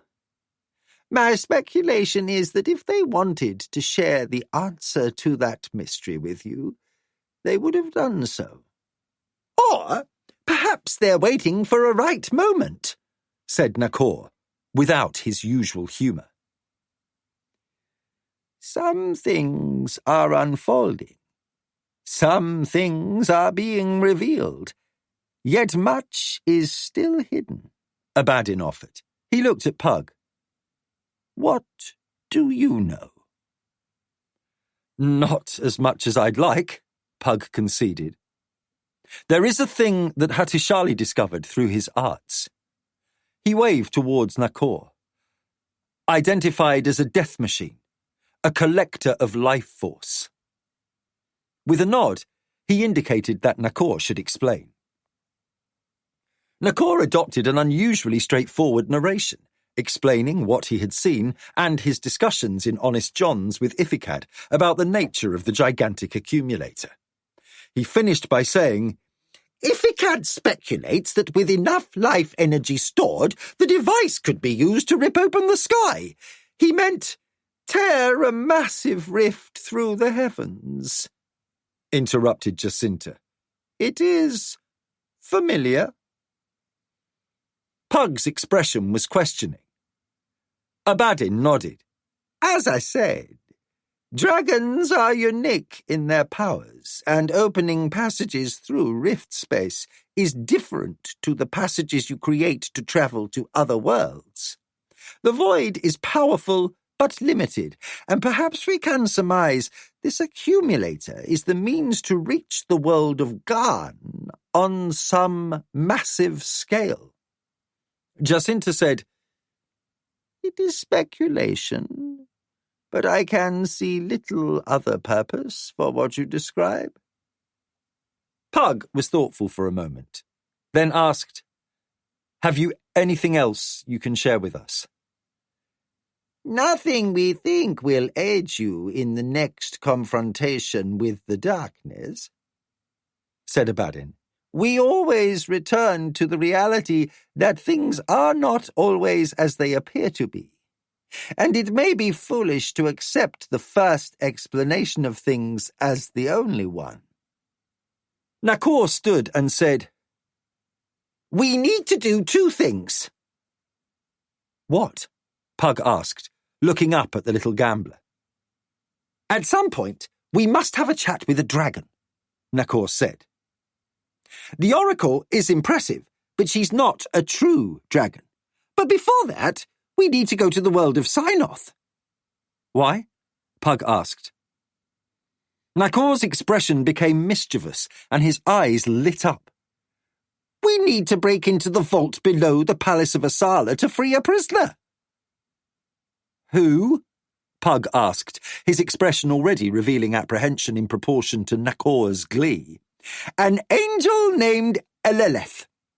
Pug was speechless. He can show us a way into heaven. Even the 4 elves could find no words. Heaven? Pug asked. If the lower levels are hells, then the upper levels are heavens, right? Pug could only nod. Magnus looked at Hava and said, Rufio and I are ready. He's waiting at Sorcerer's Isle, ready to deal with any unexpected problems there. Haver took one last look at the line of ships ahead and said, "The nice thing about this rift business is not having to turn the ships around." She looked over her shoulder and added, "Those ships are damn near wallowing, they're so loaded with cargo." Magnus smiled. Once we get the cargo ashore, you can get these ships back to the sanctuary or leave them in Marquensis as you please. I'll speak to the king about doing resupply by wagon. 12 wagons a week from here to there should keep Marquensis fed until their farms, flocks, and herds are fully restored. We shouldn't have to do this by ship again. Haver laughed. "I know just the fellow. He had a thriving freight business before the Pride Lord raids. He works for the king now, and he'll be glad of the work. All people here will have to do is learn to endure Ratigan's constant complaints." Magnus inclined his head. Most here have lived very long lives. We're familiar with whiners. He's a bit more prickly than that. She judged the wind and said, "Let's be off." Magnus closed his eyes and held up a hand, and a moment later the rift opened 100 yards ahead of the ship's prow. Haver ordered the flag-bearer, "Signal that we are getting underway." Then she shouted, "Raise anchor! Drop sails!" The crew went about their tasks efficiently, and soon the ship was moving towards the rift. It quickly picked up speed and entered the rift without incident. The sudden shift from Midkemia to Garn was far less tranquil than the transition had been the day before.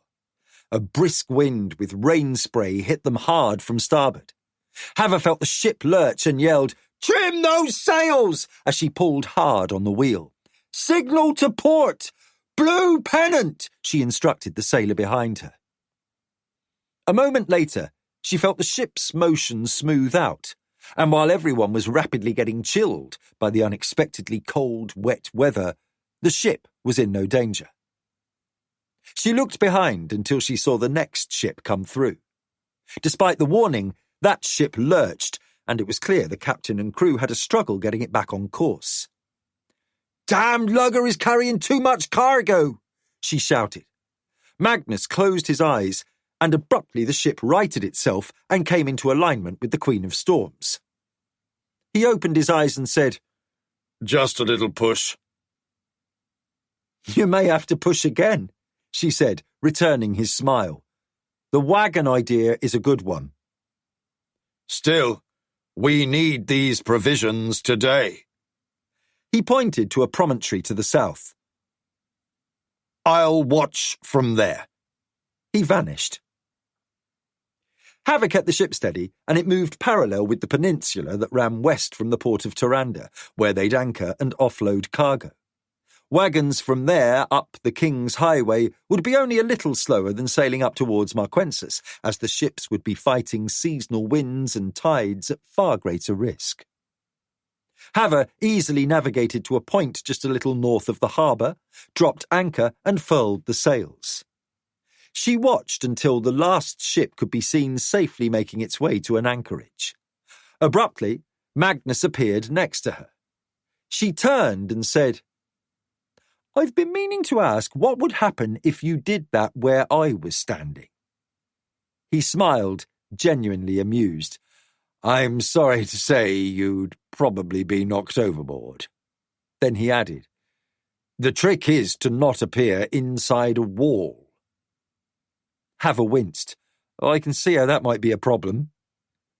"The key is knowing exactly where you want to appear. Make a mistake, it's your last problem." Haver saw that several figures had appeared on the docks. She pulled out her spyglass and inspected them. "Looks like they're ready," she said, lowering the metal tube. "Ratigan's there, so Balvin got everything organised from here to Marquinet. While they're loading the wagons, you'll have time to set up his travelling to Midkemia and back. Going to another world will hardly bother him if there's money to be made." She tapped Magnus on the chest lightly with the spyglass, And do not ever start discussing payment with him. Just tell him to take the matter up with Balvin when he gets to Marquensis. Good, said Magnus, gently pushing the spyglass aside. I'm very bad at haggling. I almost never have to do it.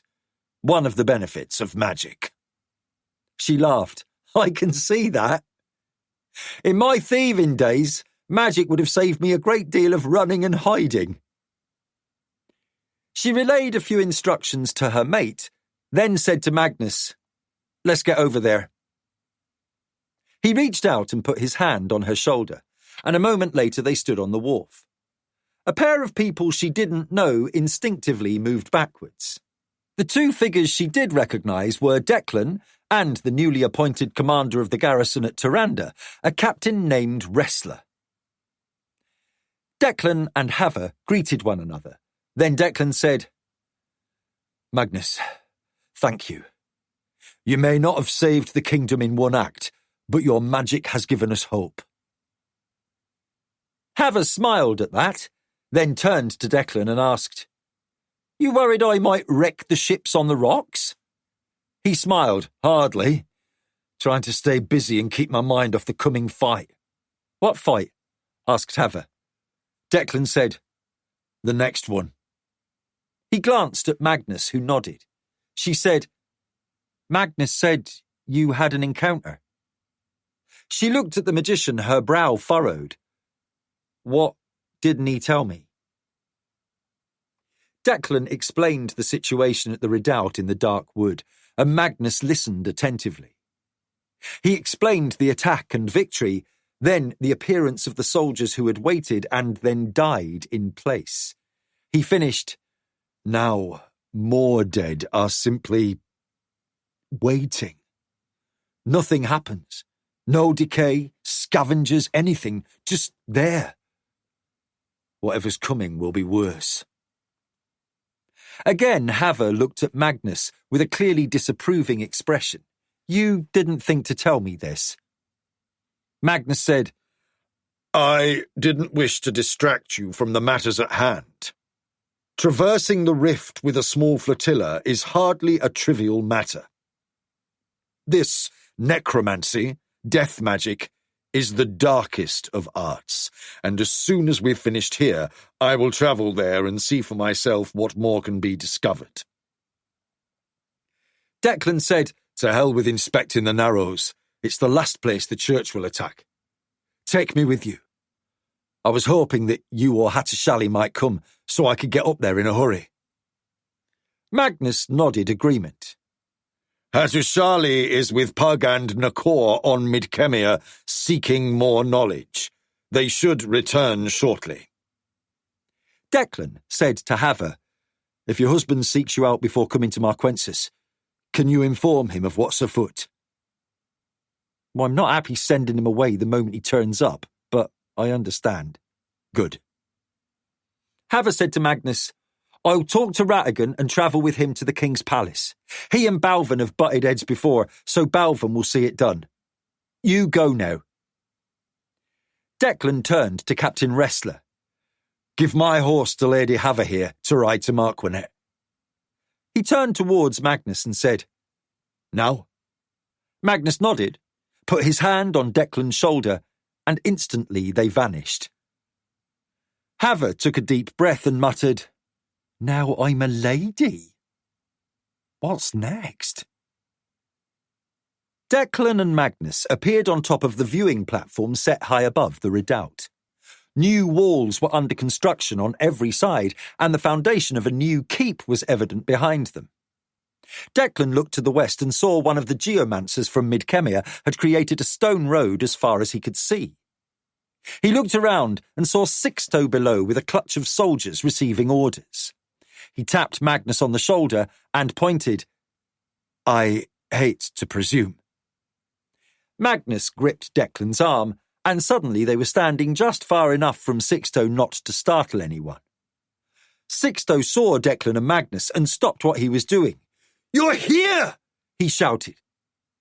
The soldiers turned as one and, seeing their prince, saluted. Declan waved them aside and said, "What news?"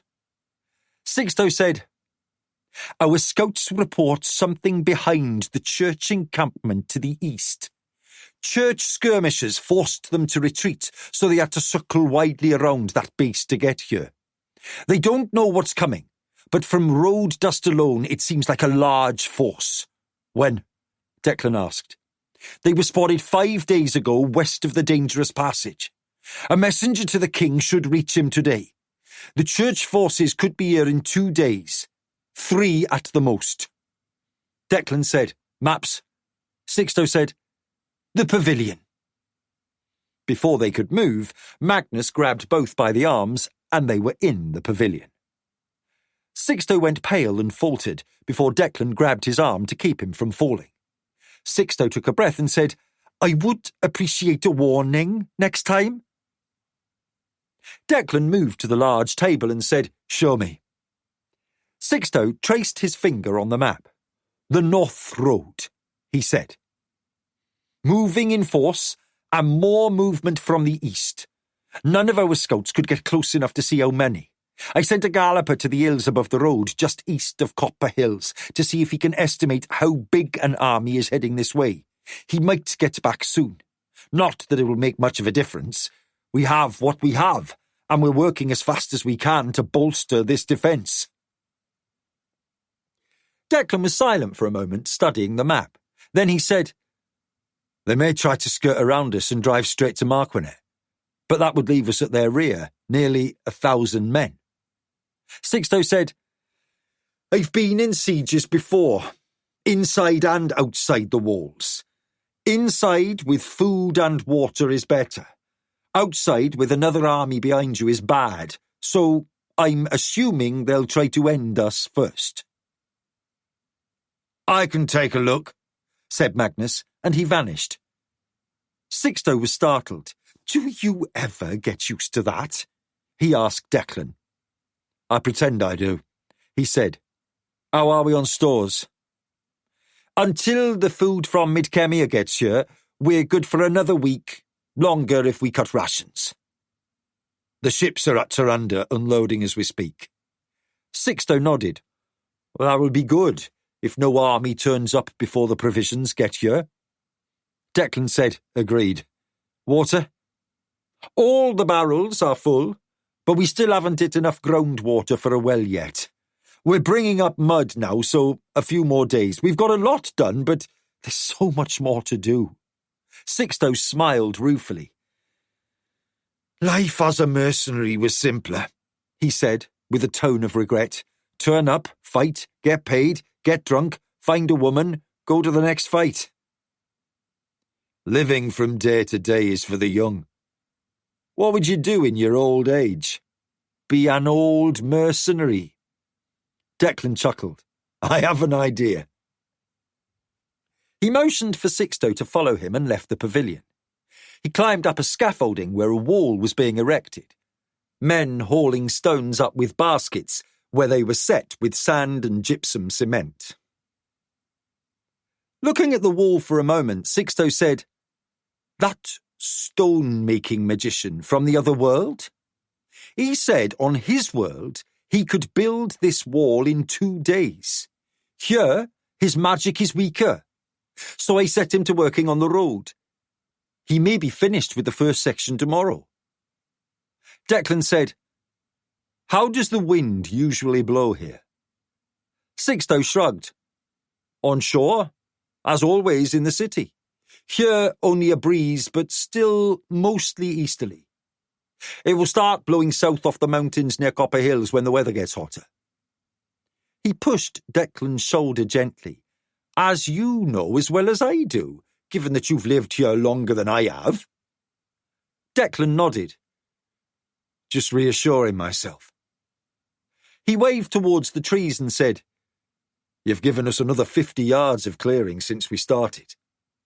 Sixto said, "We needed a lot of timber for scaffolding and fires."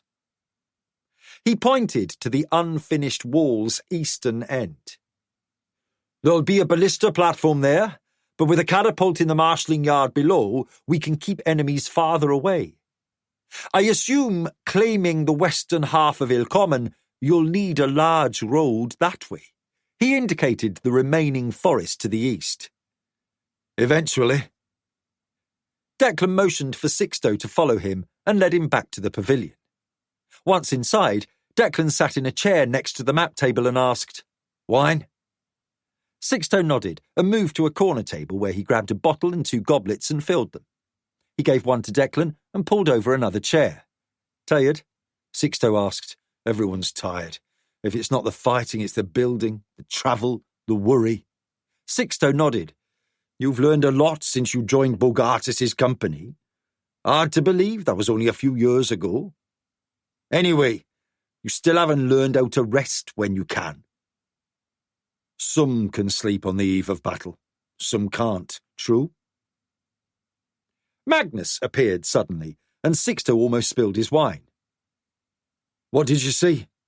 asked Declan as he stood up and helped Magnus sit in his chair. It was obvious that the white-haired magician was on the verge of exhaustion. "A moment," said Magnus as he gathered himself. Sixto went to the table, poured another goblet of wine and brought it to Magnus. Magnus drank and said, "I've done a lot of work today, and I forget how quickly I become weak here. 3 transports with others, and now I can barely stay awake." "You can nap on my pallet," said Declan. "Just tell me what's coming." Magnus said, "I flew above the enemy's army and saw perhaps 3,000 men and 200 horses, supply wagons, and mules hauling siege engines. It looks likely they'll attack the city." "How far away?" "At the rate they're travelling, about 4 days. I must rest, then find Pug. This dark magic confirms the Church is serving the darkness, either willingly or by manipulation. The dead to the east are there for a purpose which I can only guess at. They'll attack here, while the large army attacks the city. That will prevent us from attacking their rear," Sixto said, with a sigh of exasperation. Declan said to Magnus, "Rest, and Sixto and I will come up with a plan." He indicated a curtained-off area of the pavilion. "My thanks," said Magnus, rising and crossing to the sleeping section. "Plan?" Sixto looked dubious. "I have a bad one," said Declan. With a wry smile, Sixto said, "A bad plan is better than no plan at all." Chapter 30. Battle. Pug listened. Thala, an older spellweaver, had been asking Hattusili questions for almost an hour and was learning a great deal about the young man's abilities from the exchange. Elven magic was an organic use of energy, so in ways Pug barely understood, it seemed more naturally in harmony with Hattu's manipulation of the Fury's energy. The old elf smiled and said to Pug, "This youngster wields enormous power at a thought. He is unlike any user of magic we have ever encountered. You did well in bringing him here." Her face was alight with excitement. Hattusili said, "Thank you for helping me understand myself more, but there are so many more questions." "There always are," said Nakor with a smile. "The more you learn, the more you understand how little you know." Pug nodded and stood up. "We must go. The darkness menaces Garn, so we need to return." The old elf rose from her cushion and said, "Young Hattusili, should we weather this coming struggle, you will always be welcome to come and study here should you wish. Pug has ever been generous with sharing his knowledge, and many of us have been welcomed at Sorcerer's Isle. I myself spent a lovely year there ages ago. We learn much from one another." Hattu gave her a bow. "If fate allows, I would love to return. This is perhaps the most amazing place I have ever seen. Just being here fills me with energy. Thala said, What you call magic? Stuff? Nakor said playfully. Thala seemed amused. Labels are meaningless. Do you know the old adage, the map is not the terrain? Nakor laughed. Yes, it is true. Hattusili looked confused, and Pug reached out and put his hand on Hattu's arm. Think about it, and you'll understand. He looked at Thala and said, Thank you, and goodbye. Back to Sorcerer's Oil? Hattu asked. And then to Garn, Pug replied. After a moment, he touched Hattusili and Nakor, and they were standing in a clearing west of the villa. Hattu spent a moment surveying the scene. Students were hurrying past nearby, and a few recognised Pug and waved. Hattu said, In understanding my powers and magic, my life on Garn seems barren compared to what I have experienced here. Perhaps that's why we all met, said Nakor. His tone was again serious as he looked directly at Hattu. How you came to be the preeminent wielder of power on an entire planet is a question still to be answered, and how you can return that power to others without loss to yourself, yet another question. Pug put his hands on both men's shoulders in a reassuring gesture.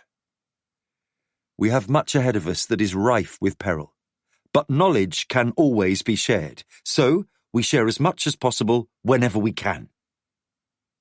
Nakor smiled and shrugged. We're not running from danger. Pug gave his shoulder a playful shake and said, True. Now, let's return to Garn. They walked the short distance to the rift chamber, entered, and again found a student watching the entrance. Still no trouble, Jelaine? The young woman smiled and said, This is a very good place to read. It's so quiet. Pug looked at Hattu. I wish someone had found those gaps in rift boundaries centuries ago. It would have saved us unimaginable suffering. Then he remembered Thomas fleeing from the wraith in the mines and realised it would never have happened, and Thomas never would have found the ancient Valheru armour. He pushed aside such musing as a waste of time. Come on, said Nakor. I want to see what's happening. You in a hurry to find trouble? Pug asked. Always, said Nakor as he jumped into the rift. Pug and Hattusili exchanged glances. Pug said, He'll never change. They followed Nakor through to just outside the library at the sanctuary. Hattusili looked around and asked, Where is he? Pug laughed. The gods only know. He'll turn up. I'll check the library and then the dining hall. You should go and look for your wife. Hattu smiled broadly at the mention of Hava and then closed his eyes briefly. She's up in North Tembria. I can always sense where she is. He laughed, assuming we're on the same world. I'll see you soon, said Pug. Hattusili vanished. Pug paused, remembering how long it had taken him to transport himself by thought even to a place he remembered well, and again reflected on just how powerful this youngster was. Then he brought his attention back to the present and decided he'd better go and look for Nakor. Dante watched as Healer conducted a small class with the children. He was teaching them to read. Dante had never considered that might be a useful skill, despite it having been demanded of him in the Koltachin school. Playing the role of an ignorant peasant who could just happen to read whatever was on someone's desk or table was useful spycraft, but he'd never thought about it for these kids. When the children were dismissed to see to the chores around the farm, Healer came to sit next to Dante in the farmhouse kitchen. Reading? Dante asked. Whatever your plans were for a gang of little thieves and informers, many of these children would not survive a week. But if you are going to expand into other areas, like this farm or other trade, you will need people who can read, write, and deal with numbers in ledgers. Dante sat back, his brow furrowed in thought, and after a moment said, I hate it when you're right. Healer laughed. You amuse me. Thank you. Well, if my life of crime doesn't work out, perhaps I have a future as a jester. Why, Dante, you possess depths of understanding I never imagined possible. Dante swung a lazy blow at Healer that he easily avoided, and both laughed at the joke. I'm surprising myself, said Dante. What are your plans? Asked Healer. Dante was silent for a moment, then said, Honestly, I have no plans. The business of driving out the false mockers is done. I thought at first I'd set up my own little crew while they and the ferrets chewed each other up. Now that Ving is in the tender care of the upright man, the rest of those idiots have either left the city or begged for forgiveness and sworn eternal loyalty to me. His expression was dubious. The Keshian smugglers are depleted, and I may be able to turn the brighter ones to work with me, run them out of the city, or maybe kill them. He sighed. I guess instead of my own little crew, I'm now part of a major bittersea criminal endeavour. He scowled. It's as if my grandfather's plans for me to be a master is a curse on me. If not in Koltachin, on Garn, then here, damn it. Suddenly, the absurdity of it all struck him, and Dante laughed. The sound of running feet and laughter reached Dante and Healer. Children were chasing each other or one of the animals. Dante's expression turned pensive. Healer looked at Dante for a lingering moment, to the point where Dante began to squirm. What? He said. I've worked with youngsters for decades, and sometimes it takes a while to understand a particular kid. Healer smiled. I don't know your past, what you endured, how you learned, but at this moment, I can say something in you has changed. What? Healer again looked long at Dante, then said, I don't know. That's for you to puzzle out. Dante sighed again loudly. I don't know either. It's just this building a crime family of my own, without help from my grandfather, is not turning out the way I expected. What did you expect? Not this, said Dante. Something different, I guess. A lot more fun and less... Responsibility? Healer supplied. Yes, damn it. I never ran a crew before, let alone tried to take over a city. I mean, my family was one of the 7 biggest families. My ancestors were founders of our nation, and... He slumped a little in his chair. It's just... It makes me realise how much my grandfather put up with from me, despite the beatings and lectures about responsibility. There's a lot more to life than simply looking out just for yourself. You've spoken of your friends. Looking out for them isn't just looking out for yourself. Dante nodded. True. Haver and Hatashali are like my sister and brother. I would do anything for them, though I'd never admit it to them. He reflected on the witchery used on him by the Sisters of the Deep to find Hatu and kill him, and how that compulsion had simply faded. Part of it was something about waning magic. He didn't quite understand it all. But most of it was that he just wasn't going to do it. He put aside pondering that, as reflection was starting to give him a headache. Well, said Healer, standing up, leaving the children to their own devices for a long time is never a good idea. I'd best check on them. You have ample time to consider what you wish to do next. Skull and the others you have working for you can oversee what needs to be done in the city, and I've got things pretty much in hand here. So take your time and answer the question. What's next? Dante laughed. I think a glass of ale and a late lunch is next. After that, I have no idea. Healer smiled. You'll think of something. And if it means anything to you, you've saved these children from a great deal of suffering. Take some pleasure from that, I suggest. Dante sat quietly after Healer left. He wondered what his grandfather would think of all this, and decided he didn't like thinking about what his grandfather thought. Damn, he muttered. Life gets complicated. Hattusili appeared on the side of the road 12 yards ahead of where Hava rode. She smiled broadly and, with a kick, set her mount to a quick trot, then reined in next to him. Jumping from the saddle, she barely held onto the reins as she threw an arm around his neck in a fierce hug. Where have you been? She demanded, and kissed him before he could speak. When she loosened her hold on him, he laughed and said, Nakor and Pug took me with them to meet the elves. I have so much to tell you. She put her hand on his chest. Later, I'm certain it's wonderful, but we have other concerns at the moment. He took a breath and said, What are you doing here? He looked around and saw that Ratigan was driving the first wagon and waving. Hattu waved back and said, I thought you'd be on the Queen of Storms. I was, so how'd you find me? He grinned.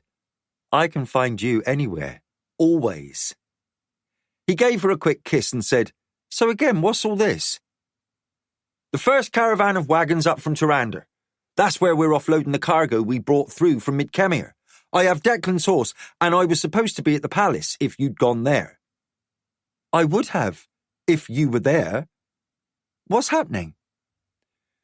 As much as I hate to tell you, you need to go to the redoubt in the Darkwood. Magnus is already there. The church has an army heading there. Her expression and tone were grim. Hattu's expression turned serious. An army? Big one, from what I overheard. And Magnus says there's evil magic at work. They need you. Hattu took a moment to think, then said, Pug and Nakor should still be at the sanctuary. He closed his eyes and let his mind seek out Pug's unique energy, and after a moment opened his eyes. They still are. If there's magic at play, we should all go there. I love you. He kissed her cheek and then vanished. As another wagon slowly rolled by, Hava let out a sound of aggravation and then remounted her horse. She set her heels to the gelding's barrel and urged it forward to overtake Ratigan's wagon. That was a quick visit, the teamster said. Too quick, she replied shortly. Necessity dictated the actions she and Hattu had to take, but she didn't have to like it. Ratigan knew her well enough to know this wasn't the time to chat. He flicked the reins and stayed silent. Pug and Nakor were halfway through the midday meal when Hattu appeared. We have to go, he said without preamble. Where? Pug asked, as Hattu reached out and put his hands on both men's shoulders. Suddenly, they were at the redoubt, with both Pug and Nakor barely able to keep from falling as there were abruptly no chairs under them. I was eating, Nakor shouted in an aggrieved tone. There's food here, said Hattusili. He quickly explained what Hava had told him and then took a step back.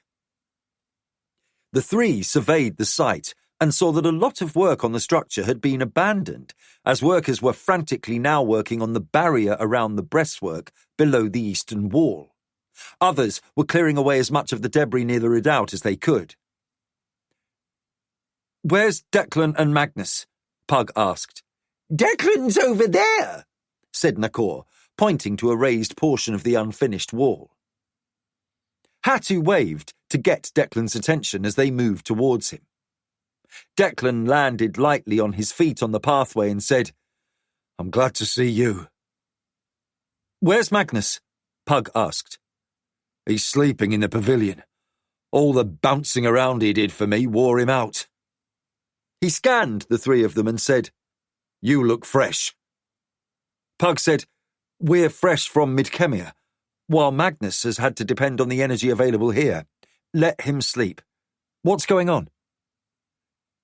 Declan quickly summed up what he and Magnus had concluded, which was the main army was circling the forest to attack the city, while the dead soldiers would attack the redoubt. Eventually he said, If I must, I'll fire the forest to burn the dead soldiers and hit the attackers from the rear. Pug considered for a moment, then said, It's a sound plan, given the circumstances. He said to Nakor and Hattusili, We should rest as well, harbour our energy. I think when the time comes, we'll need to play our part, and we must use our strength wisely. Hattusili looked at Declan. My wife is on the road from Tyrande to Marquinet. Is she at risk? Hava should reach the city from the south well before the church army arrives from the northeast. She'll be as safe as anyone behind those walls. Declan tried to sound certain, but there was concern in his tone. There's ample room inside my pavilion, food and drink. Rest and wait. Pug glanced at his two companions and saw their expressions matched his mood, expectant and unsure. Hava rode through the gate just ahead of Ratigan's first wagon. She urged the horse forward, avoiding people hurrying in the streets. There was no doubt. A warning had been sounded, and everyone not detailed to defend the city was either fleeing south past the incoming wagons or rushing about carrying whatever they could find to hunker down and wait out a siege. The throng in the streets made it difficult to move directly from the gate to the castle marshalling gate. She looked back and saw some of the teamsters having to use the wagon reins as a makeshift lash to prevent people from attempting to loot the wagons. Food was about to become even more precious than it had been the day before. Hava kicked her mount forward and reached the castle gate. Seeing Master-at-Arms Colin in the distance, she rode to him and shouted, We've got food wagons from Tyrande! Raggan needs guards! Colin shouted orders, and within moments 12 palace guards were rushing down the boulevard to drive back those menacing the wagons. The lads on the walls are so busy waiting for an attack, no one at the gate thought to escort the food through the mob, he said to Hava. I'll have a word or two with the lads on the gate. Hava had no doubt those would be words those guards would not welcome. Still, it was chaotic in the city, and panic was rising. In her travels, she had skirted enough sieges and eluded battles by wits and stealth. She could sense that this was a city that had not endured a direct attack in a lifetime. The only advantage Marquinet held was the number of survivors of the Pride Lord's raids on North Tembria who now lived here. Those who fled south would soon be out from underfoot, and those who remained were battle-tested. Hava said, This is Declan's horse. Colin smiled. So he's off with your lad? Hava dismounted. They jumped to the redoubt. Seems there's some dark magic there. A groom hurried over, recognising Declan's horse and rig. Hava handed him the reins. I should let the king know. Aye, said Colin. That would be the correct thing. The king has a galloper stationed to the north, and the moment he returns, there'll be an army following close after him. So then the gates will be closed.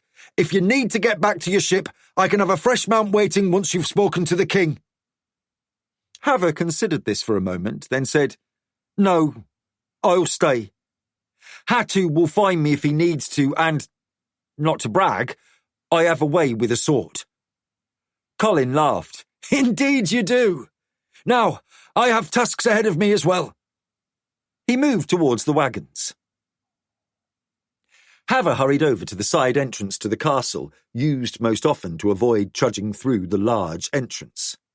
The guard there recognised her and saluted. Admiral, he said as he opened the door for her. Once inside, the door closed behind her. She stopped. She shut her eyes for a moment, calming herself. First Lady? Now, Admiral, she muttered, do I have any say about my life in this kingdom? Silently, she promised herself that once this war was over, she was going to have a long discussion with Hatu about where they were going to live. She headed towards the king's private chamber to give him the latest news about her journey.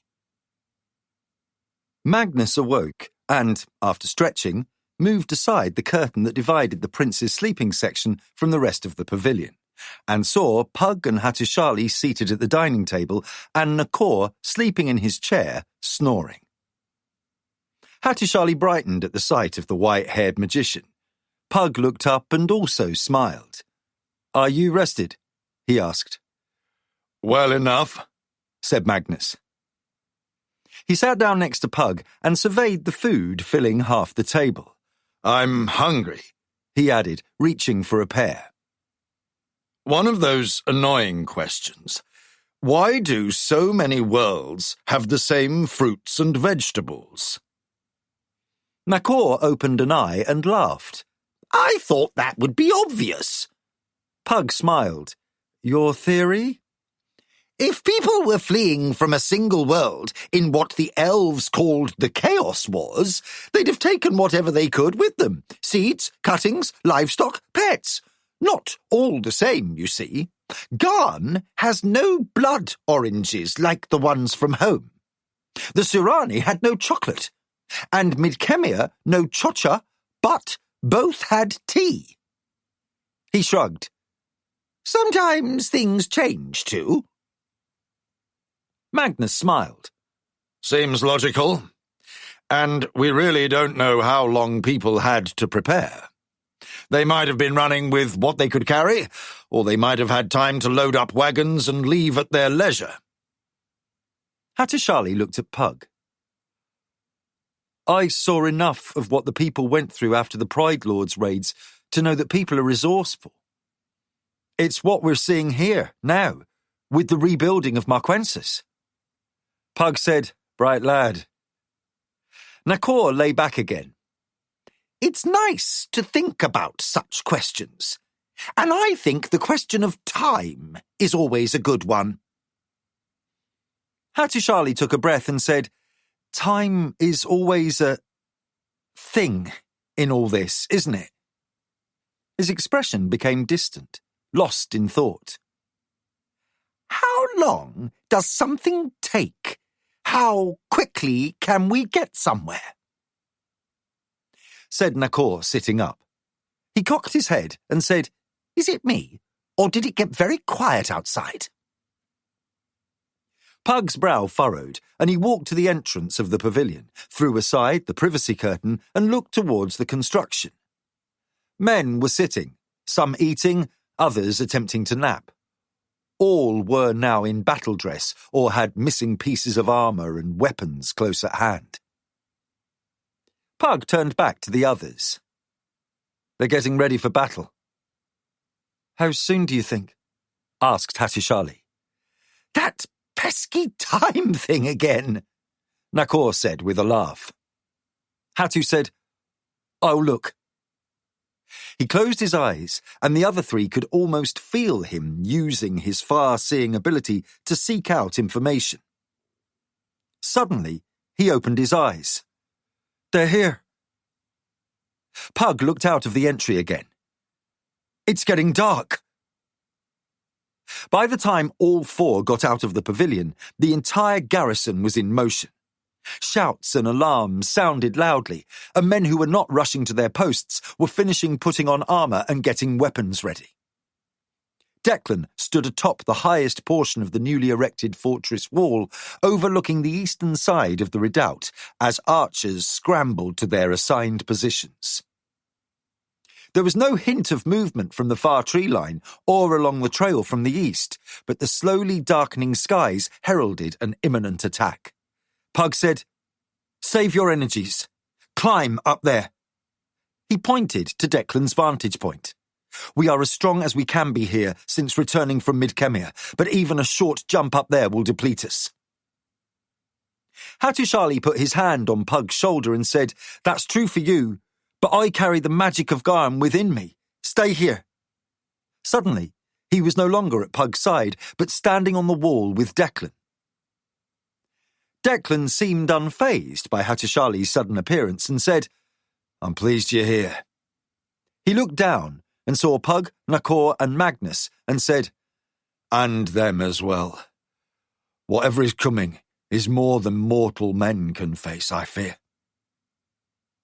Hattu gave Declan a smile, put his hand on the prince's shoulder and said, "You and Gwen were our first true friends in Berens Hill, and I will always be at your side when you need me."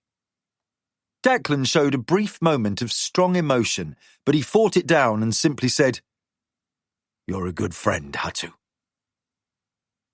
Both men stared at the distant tree line as it faded into the advancing darkness. Torches and watchfires were being lit around the redoubt, and everyone waited. Above the trees, something stirred. A vague shape, slightly darker than its surroundings. "What is that?" Hattusili asked.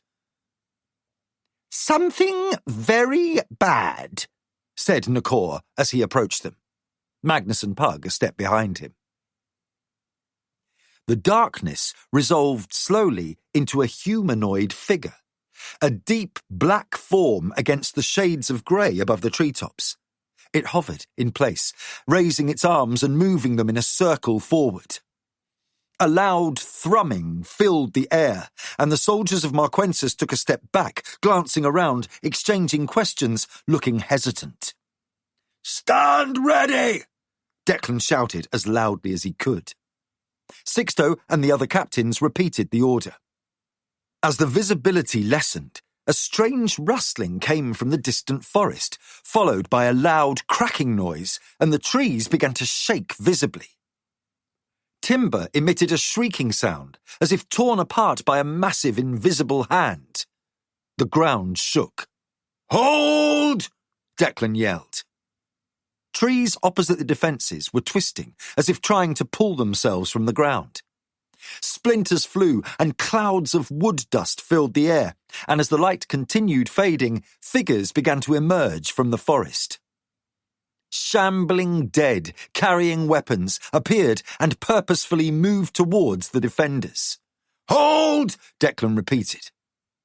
The figure floating above the trees took form, and Hattusili shouted, "What is that?" Pug put his hand on the young man's shoulder and said, "Stay here." Nakor said to Hattusili, "That is a thing of the dread." Hattu recognised it as something akin to the creature in the pit that he had seen in Garn's wound.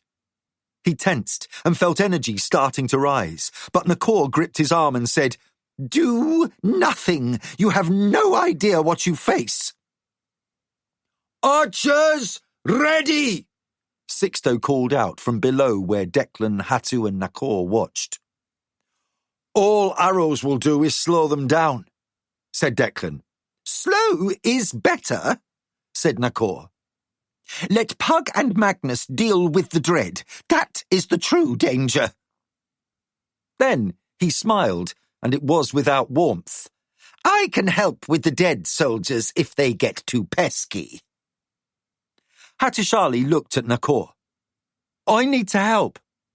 "When the time comes," Nakor replied. "Remember, you are the only one here who has his full powers because they reside within you. The rest of us," he gestured to himself, Pug and Magnus, "will quickly lose strength. You must be ready and do as you're told." Hattusili's expression turned confrontational, and he felt old angers coming to the fore, feelings that echoed his childhood tantrums, emotions he barely remembered since marrying Hava. He was on the verge of challenging Nakor, who read that expression and said simply, "Don't." For a moment, Hattu struggled. Then he let his feelings flow through him instead of taking control. Without a word, he nodded and slowly pulled his arm from Nakor's grasp. "Remember the dragon?" Pug asked. Hattusili said, "How could I forget?" That was the dragon who fought a dreadlord and almost died defeating it. What's floating over there is a lesser creature of the dread, but still deadly beyond anything you've faced. Nakor said, "Watch! Learn!" Hatu turned his attention to Pug and Magnus as they waited for the dread to move. He focused his mind and listened closely. Magnus said, "I have not seen its like before." "Neither have I," Pug replied. "I've faced dreadmasters, wraiths, death dancers, conjured demons, wights, and the rest, but this is something else." The shadowy figure continued to swirl like a figure of smoky darkness, with tiny flashes of energy, pinpoints of red sparks flashing within its form. As they watched, Pug said, "Look." They saw more corpses were filing through the trees to take up position. "Is it directing them?" Declan asked. Pug said, "I'm going to risk finding out." He put out his right hand, and a beam of brilliant blue light shot out, striking the floating creature in the middle. The black figure exploded into fragments, which swirled in a large orb of smoke and lights. The fragments picked up speed and slowly moved back towards the centre point. A humming sound reached them as the dread figure reformed. Pug said, "The dead kept moving. This thing is not controlling them." "It reeks of evil," said Magnus. "What's its purpose?" "Perhaps just to keep us here," said Pug, "to prevent us from defending the city."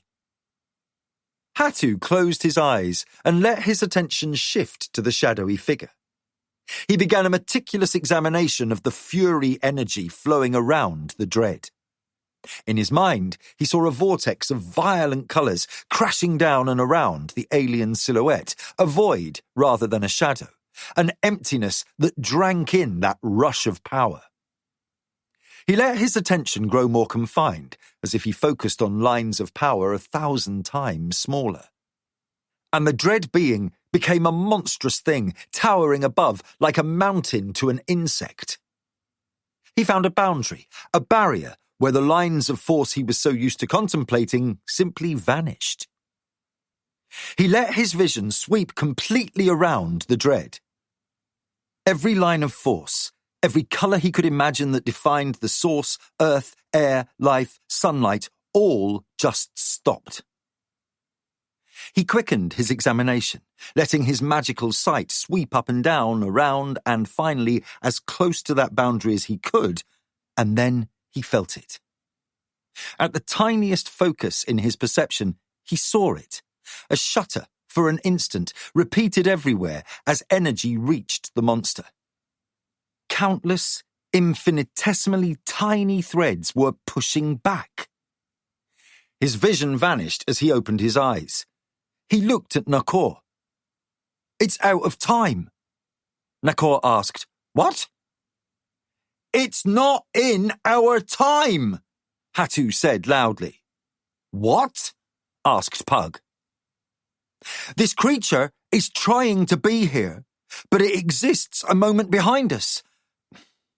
I don't know if I can explain, but time is working to our benefit.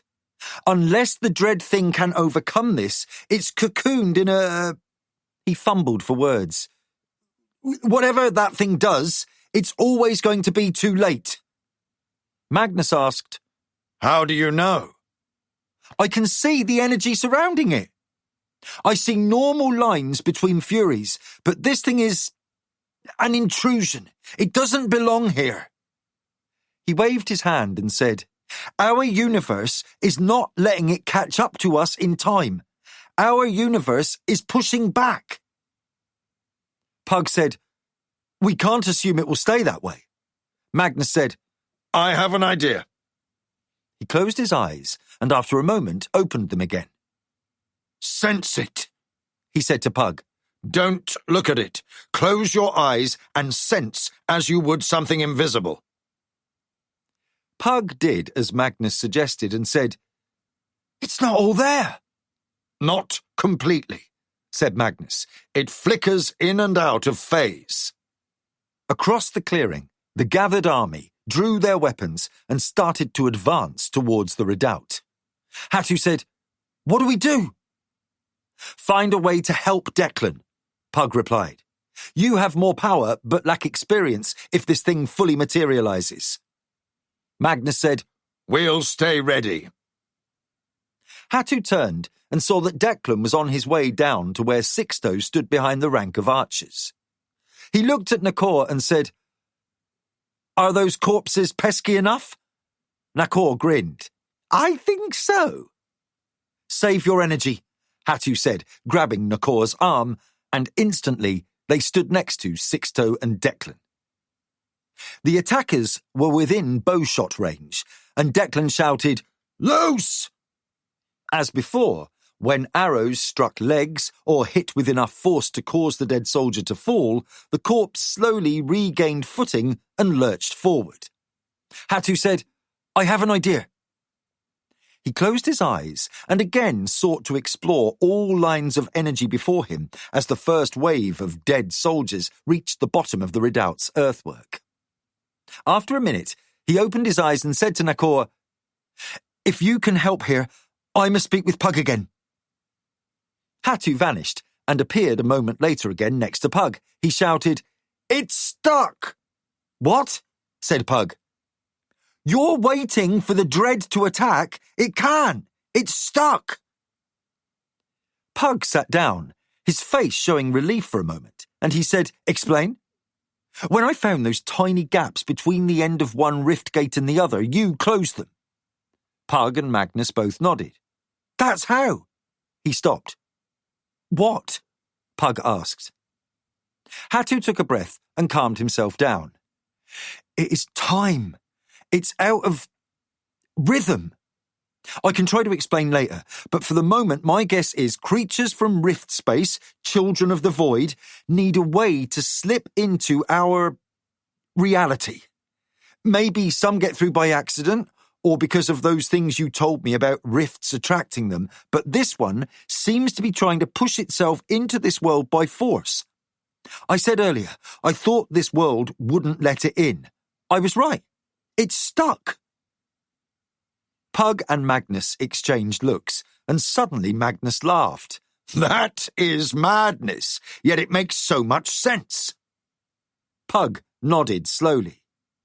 There's an irony here that begs understanding. The sounds of fighting grew louder.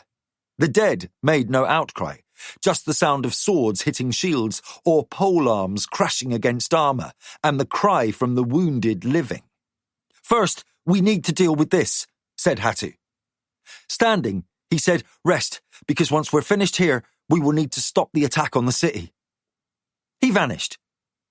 Magnus looked at Pug and said, His power is growing. His potential is unimaginable. I'm very glad that he considers us friends. Magnus nodded. Chapter 31. Triumphant. Hatu appeared on the battlement. He saw Nakor using his limited power to sow destruction. A flame on the leg of a dead soldier caused it to fall, and others tripped over it, also igniting. Declan looked at him and said, We are holding. Barely. Hatu took a deep breath, his face set in an expression of resolve, and said, I will end this. He closed his eyes, and his whole body tensed as if he was about to take a blow. Suddenly, a high-pitched sound that cut through the noise of battle rang out.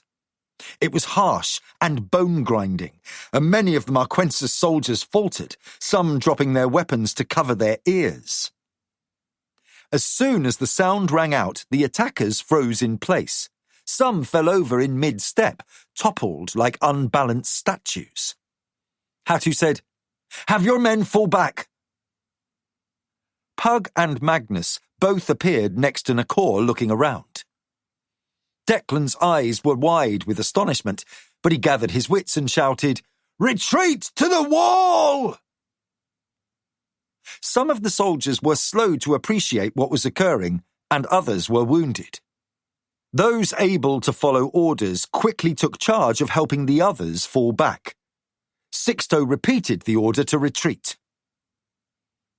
The fallen dead lay on the ground, quivering. After the Moquensis troops were safely back, Hatu spread his arms, and at once a wave of air slammed along the ground, tossing the dead into the air a few inches. They stopped moving, then fell back to the ground. "What did you do?" Nakor asked, his usually playful manner replaced by an expression of open surprise. "I'm not sure," said Hattusili. Declan said, "Is that it?" "I think so," Hatu answered. "I just felt something, and I knew that if I could cut off a connection between—" He began to lose focus, and Nakor grabbed him around the waist. Hatu's eyes rolled up, and he collapsed into Pug's arms. Pug slowly lowered him to the stones of the parapet, while Declan and Sixto knelt beside Hattusili.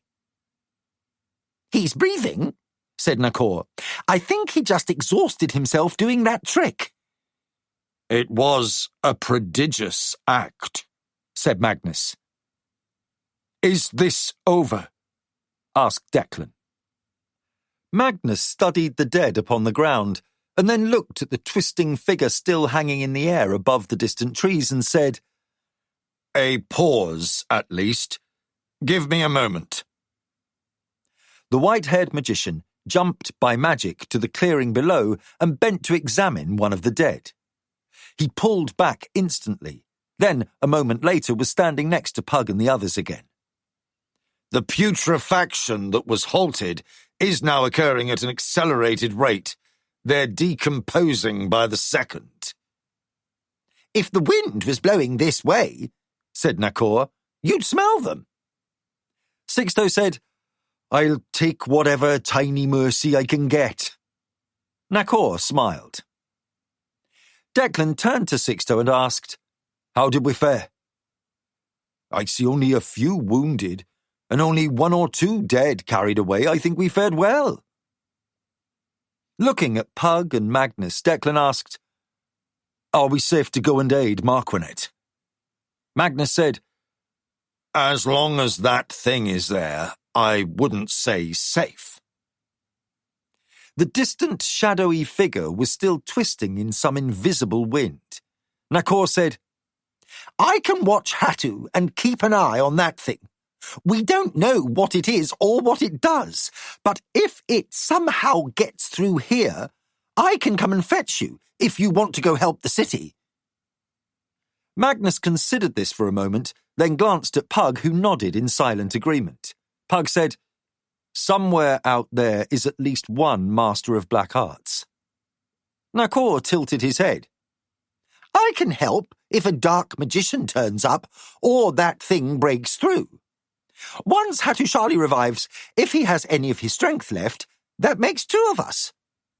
He looked at Declan. "Leave a few swords here just in case, but the rest should go and aid your brothers."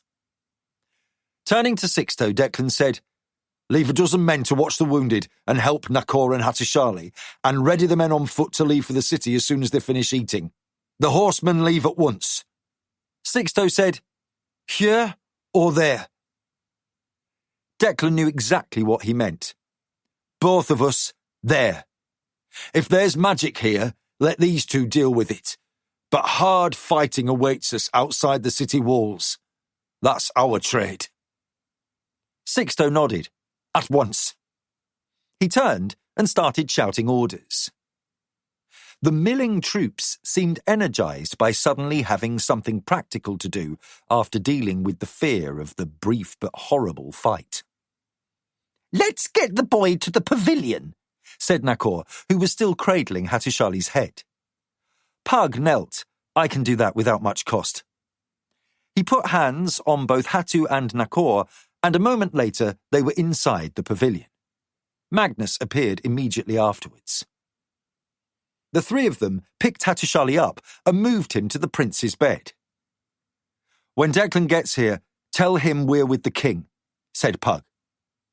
He nodded to Magnus, and the 2 of them vanished. Nakor looked down at Hattusili and said, What did you do out there, boy? He let out a long sigh and sat down at Hattusili's side. Pug and Magnus appeared in the king's throne room. A pair of guards half drew their swords in reaction before Balvin waved them back to their posts.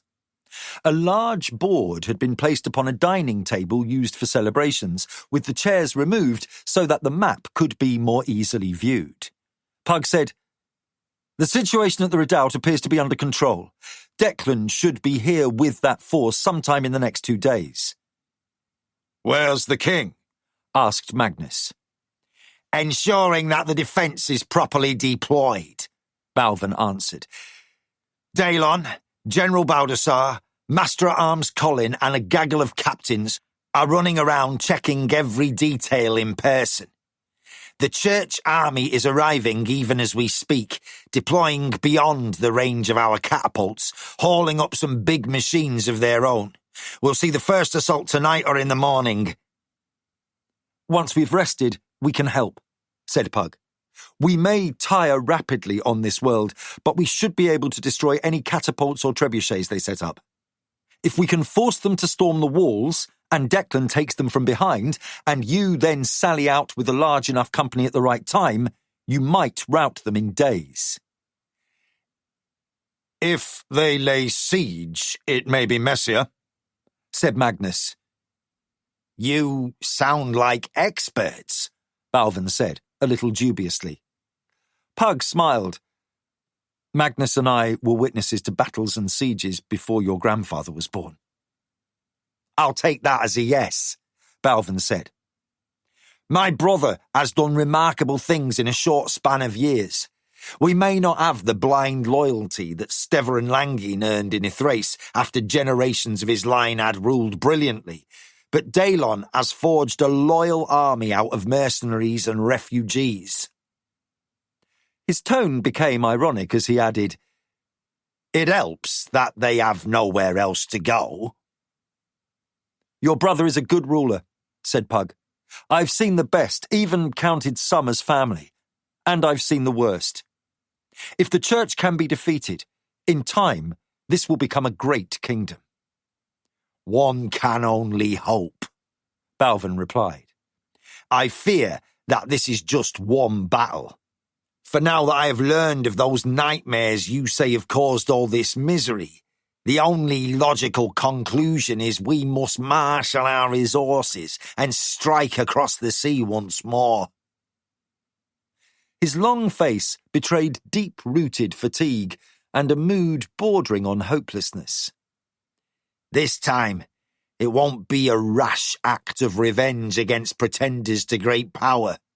The Pride Lords were nothing more than what Ava called them, jumped-up crime bosses and not very good ones. This time, it will be an entire continent that has been under the heel of the church for generations. The Ajante fanatics of the Pride Lords were a small cadre of their entire army. The church adamant is nothing but fanatics willing to die on command." Pug said, "If we can achieve some semblance of organisation, we may be able to glean more about the church's homeland and what forces they can bring." "We know already," said Magnus, "that they are a dire threat to everything you are trying to do here. There are dark powers involved, and Pug and I will try our best to uncover what they are." Pug said, "If we're going to need our powers once the attack here begins, we must rest." "Whatever you require," said Balvin, taking one last glance at the battle map. He motioned a court page over and said, "Show them to our guest quarters and post someone at their doors in case they need anything. They are not to be disturbed unless the king or I send someone." The young man in the light blue, white and gold livery gave a slight bow, turned and said, "Please follow me." They followed the page to the guest wing and found themselves outside the very same rooms they had occupied on their last visit. Pug smiled at Magnus and said, "Starting to feel a little like home." Magnus returned the smile, as they both acknowledged that this was a quip Pug never would have bothered to make before his life as Philip. At home, we wouldn't need constant rest to recover from simple tasks of magic. It's a lesson, Pug said. Never take things for granted. We struggled on Khosridi when seeking to stop the Dasati, but we assumed that all worlds on this plane of reality would be like Midkemia and Kellerwan. Magnus nodded, then said to his father, Rest well. You too, said Pug. They entered their small but comfortable rooms as 2 pages arrived to stand outside. Daelon surveyed the distant forces of the church as they set up for a siege. Using a brass spyglass, he could see pavilions and tents being erected behind a line of soldiers positioned in case there was a sortie from the city. Clouds of dust from behind the tents revealed the approach of more soldiers, siege engines, and supplies. Master-at-Arms Colin stood at the king's side and said, We've got everything ready, Majesty. South gates closed and buttressed, water and food safely stored. It's a stroke of luck those supplies arrived when they did. I wager we can hold fast for months if we must. Daelon said, Months will break this kingdom. This city might survive, but the rest of it? We need to end this as quickly as we can. Keep the topmost lookout at the keep, watching for signs of Declan's forces. If they hit the church from behind, how fast can we ride out? I'll have a force standing ready according to who can be out of the sally ports in under 5 minutes. The rest of the garrison is sleeping with their arms and armour close to hand, and if they don't wish to endure my displeasure, they'll be ready to go as soon as it takes to pull up their trousers, slip on their boots, and grab weapons. Good, said the king. I'm confident you have done all that can be done. Colin smiled. It's my duty. I understand why Rodrigo had you running his army, and that's why I stole you from him. It's more than your duty. It's your gift. I thank you. Colin's gruff manner softened for a moment, and he said, You are worthy of loyalty, sire. You've saved so many of us. In an unexpected gesture, Daelon reached out and gave the old warrior's shoulder a brotherly squeeze. I wish we could have saved more. Both men fell silent as they waited for the onslaught to begin. They came that night. A shout erupted from beyond the city wall, and the first fusillade of massive stones came speeding out of the dark to crash into the stonework. Watchfires were ignited, torches lit, alarms rang out, and men raced to their assigned positions. Inside the castle, Pug sat up and blinked himself awake. He put on his black robe and sandals and grabbed his staff. He opened the door to his room at almost exactly the same moment as Magnus. So much for a good night's sleep, the white-haired magician said. Let's see what we can do, Pug replied. They looked at the 2 pages who were regarding them expectantly. Pug said, We won't need you any longer. Go to where you're needed. Both ran off without comment. The king will be on the wall, said Pug. Magnus nodded. He closed his eyes a moment, then said, I'll take us there. He put his hand on Pug's shoulder, and suddenly they were standing on the wall next to Daelon and Colin. Keep your wits about you, said the master-at-arms, unfazed by their sudden appearance. If you see a big stone coming, duck. Pug looked at the church army and incanted a simple spell to see in the darkness. They aren't attacking. They're trying to break down the walls first, said Daelon. They won't attack until there's a breach. Colin said, They must have hauled a lot of stones with them if they intend to break through. Pug focused on a large trebuchet located far behind the lines and held up his hand. A flame appeared in his palm and grew until his hand was blazing like a torch. He closed his fist and then reached back and threw a ball of fire. It streaked across the night sky, growing larger and larger to smash into the trebuchet. Flames spread, and shouting soldiers raced to fight the conflagration with whatever was at hand. After a few minutes, they had put the fire out. Magnus said to the king, "On our world, that ball of fire would have been much larger, and that trebuchet would be gone."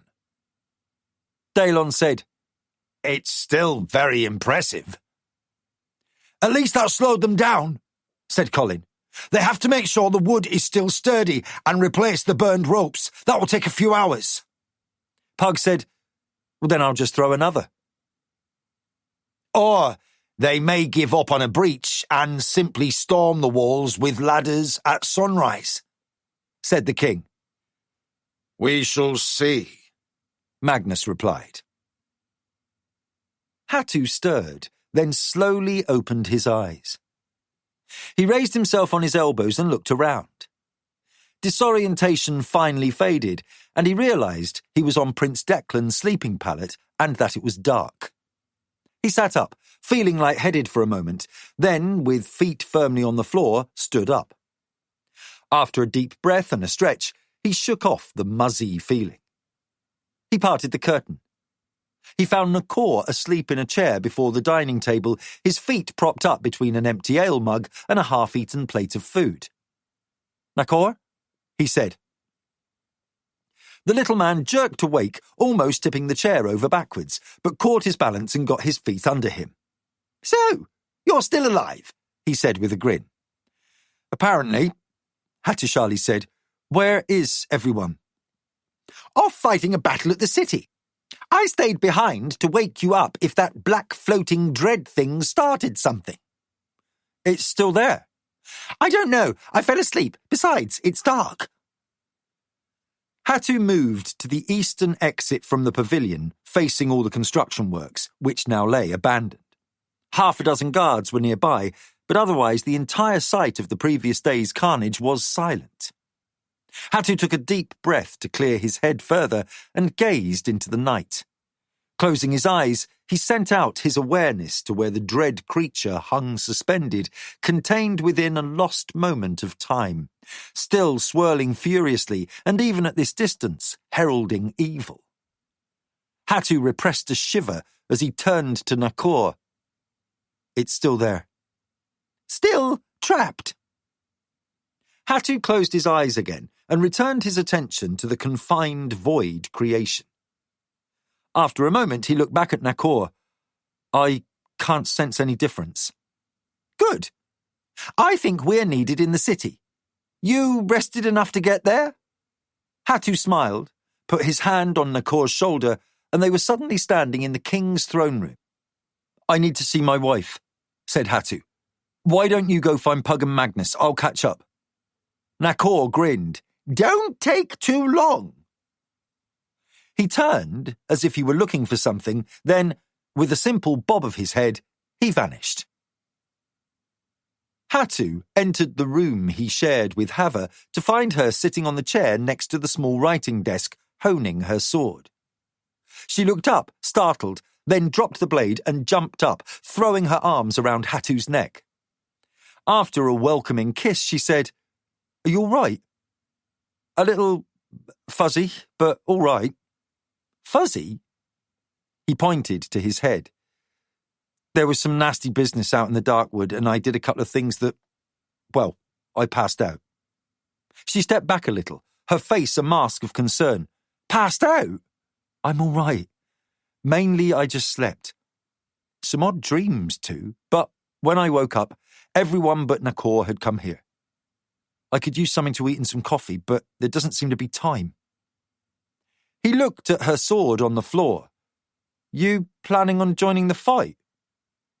"Only if I must," she said, bending to retrieve her sword.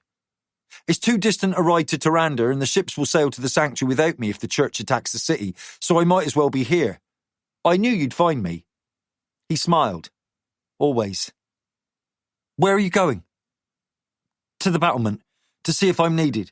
Nakor, Pug and Magnus are already there." "I'll go with you," she said, pulling on the leather jacket she wore aboard ship during cold weather. She then sheathed her sword, and they left the room together. It took them a few minutes to walk through the otherwise empty streets. Those not manning the wall were staying inside their homes. They reached the steps to the highest tower by the gate, and after a brisk climb, found the magicians and the king. Hattu gave Daelon a bow from the waist, and the king inclined his head in acknowledgement, then returned to watching the opposing army. Haver and Hattu looked out and saw a line of torches in the dark. Pug asked, "How are you?" "Well enough," Hattu replied. "Can you explain what happened back at the redoubt?" Magnus asked. Hattusili looked uncertain. "No, that's something I need to discuss with you when we have less pressing concerns." He motioned to the church army. The king said, "Those trebuchets will probably be throwing again soon."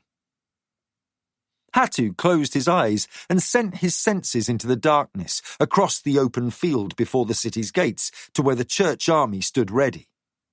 He found the amount of human energy he sensed there confounding, so he paused and simplified his perception until he could map out where things were. He opened his eyes and said, "That dark presence we saw at the redoubt is not here." "The dread creature is still stuck," Nakor added. Pug said, "The story Rufio told us, about the time you lost your temper and burned that warship down to the waterline." "Yes?" Hattu asked. "Can you do it again?" Pug asked. Magnus looked at him curiously. "Philip?" Pug blinked, drew back from Magnus a bit, and said, "I'm very serious." Magnus looked at Hattusili and said, "Throwing a ball of fire that far is neither simple nor easy." Hattusili gave a half smile. "I have a different idea." He closed his eyes again and extended his senses towards the big war engines. He reached the closest of the two trebuchets and could almost caress it. His impressions of it were so vivid. He remembered how he'd increased the energy within the flames the king had used to burn down the gigantic doors of the Pride Lord's fortress, and again sought the fundamental fibres of the wood in the massive frame of the trebuchet. Pulling energy from the soil below and even the air surrounding it, he willed that energy to an excited state and heard an audible gasp. Opening his eyes, he saw a fire swirling on one support of the distant machine, and the shadowy figures of shocked soldiers scurrying away or trying to put out the flames. He closed his eyes again and found it surprisingly easy to will the flames to become hotter until they billowed through the entire structure. A faint crack accompanied the teetering of the tall engine and distant sounds of alarm. As the machine fell, crashing to the ground, horns sounded, and a single stone from the other engine came speeding towards them. It fell short, landing in an empty section of the yard between the outer wall and the tower on which they all stood. "I guess their commander decided not to wait for sunrise," said Nakor. Kingdom soldiers were now fully deployed on the wall, and the smaller ballistas were ready. King Daelon waited, and when the first rank of attackers rushed forward, every fourth man leading a ladder team, he shouted, "Loose!" At once, every ballista on the city wall towers and every archer unleashed a shower of missiles. Church soldiers with shields raised them high, attempting to protect themselves and the ladder teams. Men fell screaming, and the first wave of attackers hesitated, then pressed forward. Again, the order was given, and the archers loosed their rain of fletched shafts, and more church soldiers fell. Hattu glanced at Pug, who said, "Do nothing for the moment." "But," Hattusili began, "Nothing!" Pug cut him off. "Harbour your strength until I tell you it's needed." He then looked at Nakor. "You as well." Nakor gave a grin and said, "I'm not always foolish. Just occasionally." Large shields were carried forward to protect those holding the ladders, and soon 6 were propped against the walls. Another massive stone came flying out of the darkness on a higher arc than before. Pug reached out his hand and with a motion deflected it downwards to crash close to where the first stone had landed. This one rolled into the base of the tower, striking it hard enough that those standing on top could feel it shake. "Enough of this," said Magnus. He cast a huge ball of flames back towards the fire engulfing the first engine, and it struck the second trebuchet. "It may not destroy it, but it will stop them from using it for a while." Pug glanced at Hattusili and said, "Keep waiting." The sky to the east began to lighten. Dawn was less than half an hour away. Fighters clashed at the top of the wall, with the church forces constantly repelled.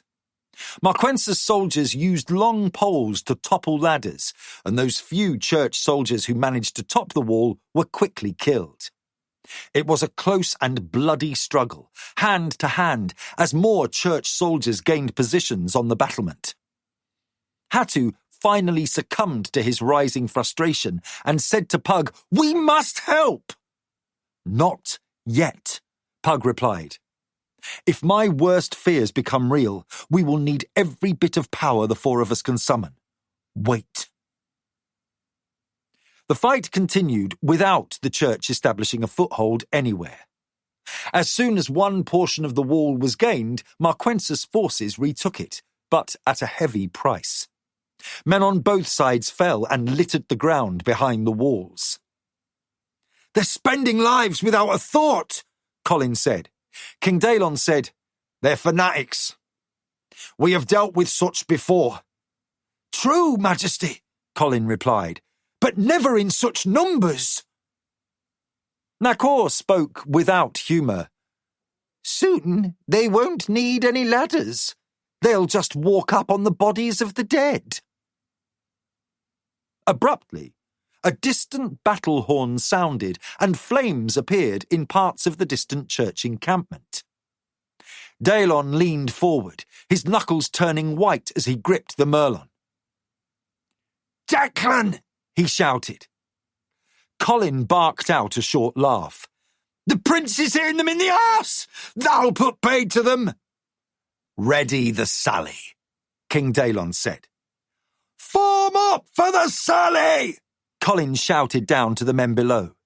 He looked at the king and asked, "Any change to the tactics, sire?" "No, as planned," the king replied. "That's my brother and your future monarch out there. He surprised them, but he's still got a big army between him and us. Get to him swiftly." "Yes, Majesty," Colin replied. "To the port!" he shouted, and the order was repeated below. Hattusili pointed off to the right, where a section of the wall was being uncovered as a force of men lined up, 4 abreast, and a sally port was revealed to have been cleverly hidden by the painted cover being carried away. Colin turned to Pug and the others and said, "We'll hit them from the right, and on the left side of the castle we'll send the cavalry out of the rear marshalling gate. They'll ride around the enemy's right flank to go and aid the prince. Let's hope our lads on the right distract them enough." The disguised gate was thrown open, and the column of soldiers ran through as quickly as they could. As they left the wall, they spread out, men moving away on both sides. When the church soldiers became aware of the sortie, their left side began to falter. Hattu and the others watched as the church attack fell apart, with those in the van suddenly uncertain of which way to move. From the far left, Pug and the others could see in the approaching dawn a large company of horsemen riding to relieve Prince Declan. "If their commanders are there, the prince can end this soon enough," said Colin. "You think so?" asked Nakor. "Look at those tabards," he pointed. "They have a different design. These are regular troops, maybe even mercenaries given their black outfits, but they aren't church adamant bastards, I'll wager." "I hope you're right," said the king. Hava cleared the last flight of steps to come and stand next to Hattu. "I got bored." Hatu knew his wife well enough to know that even to suggest she should go somewhere safe would provoke a needless argument he could not possibly win. The fighting beyond the wall was to Marquensis's advantage, but it was ferocious. As the sky to the east lightened, the scene of carnage became more evident by the minute. Charging men were struck hard enough to send them tumbling into their comrades. Spears were planted in the ground by desperate men so that horses ran onto them, squealing as they fell. Men screamed in anger and fear, and the battle spread out before the castle as more soldiers from both sides joined the struggle. Pug and his companions watched in silence as the fate of Marquensis, and perhaps the entire world of Garn, was decided by the men dying below. Hattusili stood rigidly, fists balled tightly, with Haver's hand on his shoulder as if to calm him. Suddenly, a wave of anguish washed over them all. Pug and the others felt their hair stand on end and their skin crawl with a sudden bite of cold out of nowhere. Pug looked at Magnus and said, "It's broken through." On the field beyond the wall, men were dropping to their knees, some retching, others curling into a ball. Still others were elevated to a battle frenzy, attacking anyone nearby, friend or foe. Daelon had his hands over his ears as if there was a loud sound ringing, and even the usually imperturbable Colin held tightly to the stone merlon to keep from stumbling, his face drained of colour and his eyes tightly shut. "Declan," Hatu said, choking out the words. "He's here!" Pug motioned for Nakor and Magnus to come close. "Hatu, you have more power than the three of us combined. Can you take us to him?" Hatu forced aside his rising panic and with a deep breath closed his eyes. He had found Declan before when he was stranded in Garn's wound.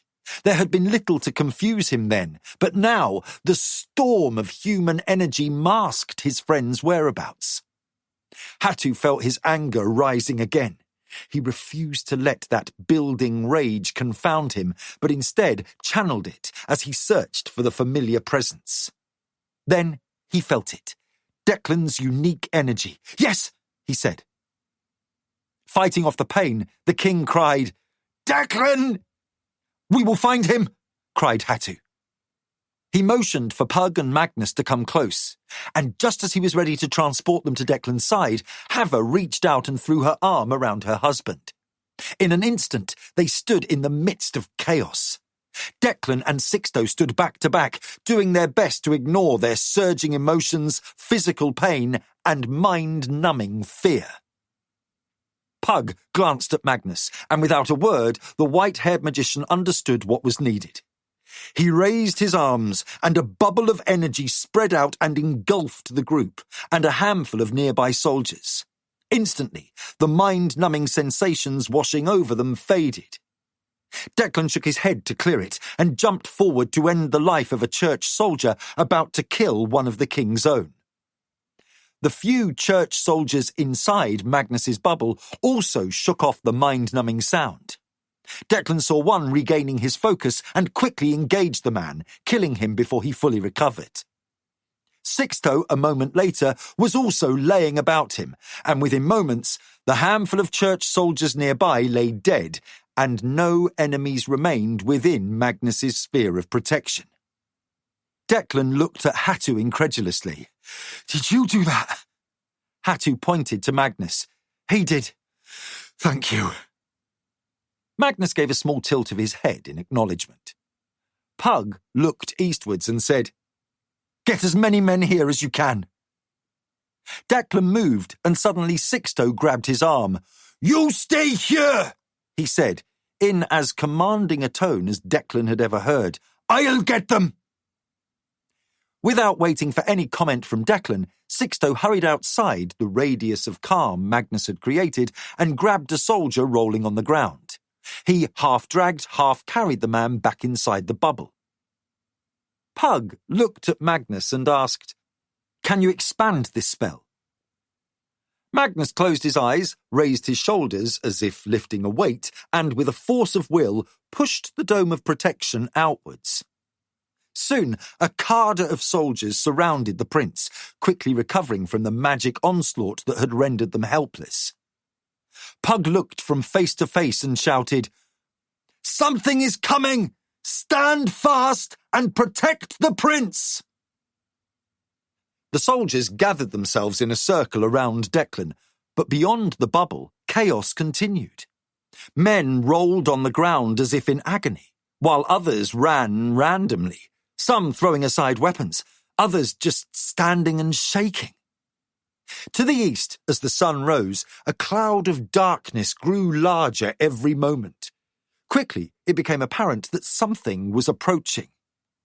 "It's here!" Pug shouted. As if stepping out of a cloud of black smoke, a massive figure of evil aspect appeared. It was a black beyond any simple hue, a profound emptiness that drank in light. No feature could be seen, but odd shifts within the inky form suggested a massive human-like form, head, shoulders, arms, torso, legs, all moving with purpose. Hatu recognized it from his earlier contact. The creature was a manifestation of emptiness, literally a void in the world in a monster's shape. How something not in this world could manifest so that the crush of its footfalls shook the ground was impossible for him to grasp. Yet here it was, a towering horror made real. Around its head burned 4 flames, all staying in place as the head shape moved. The flames were crimson and yellow, crackling and sputtering as if enraged. The monster paused for a moment, then turned towards Declan and those surrounding him. Where eyes should have been, 2 giant red embers regarded them. Nakor said, "Pug?" "It's a dreadlord." Magnus reached out, and a lance of blue energy sizzled in the air as it struck the creature in the chest, knocking it back a step. It faltered for a moment, and as it regained its balance, Pug savaged it with another bolt, knocking it farther back. "Get Declan to safety!" Sixto shouted. "No!" Pug yelled. "Anyone who steps outside our protection will be like those outside. All will die." "What can I do?" Hattusili asked. "Grab Declan and your wife and jump to safety," Pug answered. Nakor shouted, "No! I'll take them! You 2 are weakening here. Only Hatu has the power." Without waiting, he grabbed Declan's arm and Hava's belt and vanished. Hatu stood uncertain for a moment, overwhelmed by the terrifying closeness of a being like the one he had seen in Garn's wound. The difference was that this horror was fully animated with purpose and rage. A moment later, Nakor reappeared. "Safe," he said, "though Hava is very angry with me." Hattusili gave him a momentary look of gratitude. "And with you too, I think." "What are you doing back here?" Magnus asked as he struck the dreadlord with another blast of murderous energy. "I can't fight from the palace," Nakor answered, and he cast a beam of brilliant white light that sizzled audibly when it struck the dreadlord. The creature emitted a howl that shook the ground beneath their feet. Knowing that Hava was safe, Hattusili composed himself amidst the chaos. Every man outside the protective sphere was now on the ground, some twitching, others trying to crawl, but most lay motionless. "It sucks the life out of everything nearby," Pug said. Hatu saw that the ground under the dreadlord's feet was now blackened and devoid of any living plant. The nearest trees were darkening as if afflicted with blight. He sensed all life was now flowing into the monster. Pug, Magnus, and Nakor's attacks had driven it back, injured it slightly, but it was regaining its focus and purpose. Hatu closed his eyes and sent his senses towards the creature. As before, when he reached a point just a hair's breadth from the Dreadlord, the lines of energy vanished. This time, there was no feeling of dislocation, no energy pushing back, as he had felt when the Dreadlord had been trapped out of time. Now, he felt a drawing of energy, almost as a sponge drinks in water. He paused. Time seemed to freeze for Hattusili. He felt as if he was floating between moments. He let his mind slowly expand to touch on more and more of his surroundings. Once before, he had investigated threads of energy around a Dreadlord and discovered the tiniest fibre of time embedded within.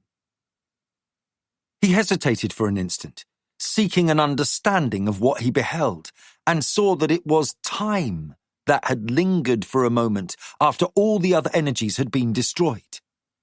He sensed a balance, something he'd sought to understand now becoming clear to him. After a few more moments, he took a deep breath and said, "I know." Pug looked at him.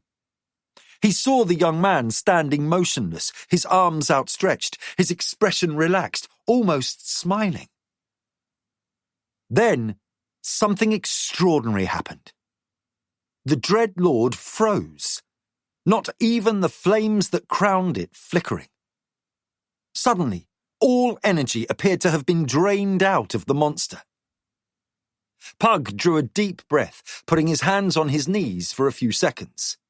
Then, standing upright, he turned to Magnus and said, "How are you?" "Exhausted," came the weak reply. Nakor nodded. Sixto asked, "What's happening?" They all looked at Hattusili, who stood motionless. Sixto began to reach for Hattusili, but Pug held his hand up, indicating that no one should interfere with what Hatu was doing. For long minutes, no one moved. Nakor looked back and forth between the Dreadlord and Hatu. Pug and Magnus both focused what was left of their energies on trying to understand what Hattusili was doing. Nakor glanced up and said, "The darkness is fading." They all looked up and could see the sky was slowly returning to its morning brightness. All four then looked to where the frozen Dreadlord loomed, seeing that it was also looking less substantial. "What is that boy doing?" Nakor asked. "Whatever it is, it's a magnificent trick." Pug looked at Magnus and said, "Closing the gate between realms destroyed a world. Closing the entrance to Midkemia cost the lives of half of all the magic users. You and I have faced the dread. You have more power than I, but together we could not do what we're seeing." Magnus put his hand on Pug's shoulder. "I think this is not only beyond our ability, but perhaps also beyond our understanding." Sixto raised his voice. "Look! It's fading!" Pug could not take his eyes from the Dreadlord. When the silhouette had been blacker than ink, it had drunk in all the light around it. Now it was a smoky dark grey, the colour fading by the moment. Soon, Pug, Magnus and Nakor could see through its form as it became less and less substantial. Long minutes dragged by, and Pug looked back and saw a company of kingdom horsemen halted a safe distance from what had been the scene of mayhem. Bodies were strewn everywhere, the field resembling an abattoir, corpses twisted into impossible contortions. Here and there lay men without a mark upon them. It was obvious they all were dead. Pug felt Magnus's hand tighten on his shoulder and looked back at the Dreadlord.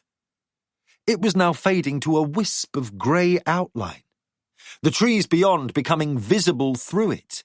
Fainter and fainter the thing became. Then, abruptly, it was gone. All three looked at Hatu, who stood motionless. Pug put his hand out and pulled it back, clearly unwilling to interrupt what Hatu was experiencing. Then Hattusili collapsed. Nakor caught him before he struck the ground, and they lowered him gently. Pug put his ear to the young man's chest and heard his heart beating. Nakor closed his eyes and after a second said, "He's all in there." Pug wasn't certain what that meant, but said, "We need to get him to the palace, to the king's healer." "I can do that," said Magnus. Me too, said Nakor. "Good," said Pug. "I don't know if I can, and I also want to see what's going on here." Magnus and Nakor each took one of Hattusili's arms and, looking at each other, they nodded and vanished. Pug turned to Sixto and said, "I think this battle is over." "Apparently," said Declan's longtime friend. He waved towards the waiting column of riders moving towards them. The young Captain Joran led the riders, and he called out, "The day's ours!" "Good," said Sixto. He looked around the battlefield, now brightly lit by the early morning sun. He saw the church banners still snapping in the breeze above empty pavilions. Horses and mules staked out on the other side cropped what plants they could reach. He turned to Pug and said, "I can barely believe what I just saw." Pug said, "You are not alone." Regaining his usual composure, Sixto said to Joran, "We'll need graves dug." As the young captain started giving orders, Sixto softly added, "Many graves." Pug could only sigh. The king's table was quiet. Instead of a raucous celebration of victory, a relieved group celebrated being alive. Hattusili was still asleep in the quarters set aside for him, and Hava was with him. Pug, Magnus and Nakor were at the table with Daelon, Declan and Balvan, Sixto, Colin and General Baldassar. The conversation had been muted, and at last the king said, "It's not over, is it?" It was Pug who answered, "Probably not. If I have learned anything about the void, it is that it is unrelenting. Even though we have defeated it before, we have only set it back. We were amazingly fortunate today. If not for Hattusili's powers," Nakor said. "He was supposed to be dead." Balvan said, "What?" "That story about destroying all the fire mains. You saving Hattusili." Daelon said, "It was the Flame Guard who saved him. I merely put him somewhere I thought he'd be more likely to survive." "It all worked out," said Nakor. "If Hattusili had not lived, no tricks at all would have worked here. This place needs a lot more stuff." "I'm not certain what that means," said the king. Looking at Pug and Magnus, he asked, "How do we continue to prepare?" Just then, Hava and Hattusili entered. Hattu appeared a little wan, but otherwise well. The king stood and said, "How fare you?" "Well enough, I think," said Hattu. He and Hava sat down when the king waved them to seats. Hattu looked at Pug and said, "Before you ask, no, I do not know what I did or how I did it. I just did it. Like before with the soldiers. I don't understand." Nakor grinned. "More questions?" "We were just discussing what to do to prepare for the next attack," said King Daelon. Pug was about to speak, but Nakor cut him off. "2 things. You have to completely finish the church. They are bad people and work for the void." "Is that all?" Balvan asked, with a tone of disbelief. "Simple is not always easy," Nakor replied. "Then we have to go rescue an angel." The king, Balvan, Sixto, Hattu and Hava all stared at him in stunned silence. Magnus asked, "Care to elaborate?" "If we're going to bring more stuff here, We have to go somewhere that has a lot of it floating around. So we go up. Nakor pointed towards the ceiling. We need to visit heaven, and we need this angel to guide us there. But he's in a prison, so we have to get him free. Prison? Asked Balvin. Yes, Nakor answered matter-of-factly. He's called Aleleth, and the king of Asala has locked him up in the vault. I was told by a very well-informed fellow by the name of Vordam. If something needs to be known or found, he's the man to see. I asked about getting to a higher realm, and that's how we do it. Magnus winced. The vault? Is that what I'm thinking? Yes, on the world of Synoth. Hava and Hatu exchanged glances, and Hava asked, "Is the vault a prison?" According to legend, said Magnus, it's not only a prison, but one from which no living being has ever escaped. It's in the lowest basement of the Palace of the King, which also happens to be a fortress city. Wonderful, said Balvin. I would judge you all mad if I hadn't seen everything that's already happened since this business began. How do you expect to free a prisoner from such a place? Hava said, "As for dealing with the church, as soon as Bodoi gets back, we should send him to Koltachin. If we're going to defeat the church, we'll need their help." And the other? Asked the king. Again, Hava and Hatu looked at each other. Then Hatu said, "Breaking out of prison. We know somebody." Daylon looked around the table and said, "And now I think it's time for more wine." No one disagreed. Epilogue. Reunion. Dante looked through the open door as the sun rose. The children were already working at their chores under Healer's supervision. He had spent the previous day consulting with Healer and had been reassured that everything here was running smoothly. The children were thriving, and Dante again reflected on their overall well-being compared to what he had known growing up in a Koltachin school. He still felt oddly ambivalent about how to proceed. Back on Garn, those children below a certain age judged unfit to serve the Council of Masters would be returned to their families, while older children who had seen too much would simply be disposed of. He took a deep breath and wondered about his new realization that being a member of a crew in a foreign city was often fun and always challenging, but being the crime lord of a city was mostly about being an administrator and rather boring. The false mockers were gone, either dead, fled, or turned to his side. The Keshians were also gone, dead or fleeing back to Kesh. There was little to do that Dante considered fun. He was halfway through his second mug of coffee when, without warning, Hattusali and Hava stood before him.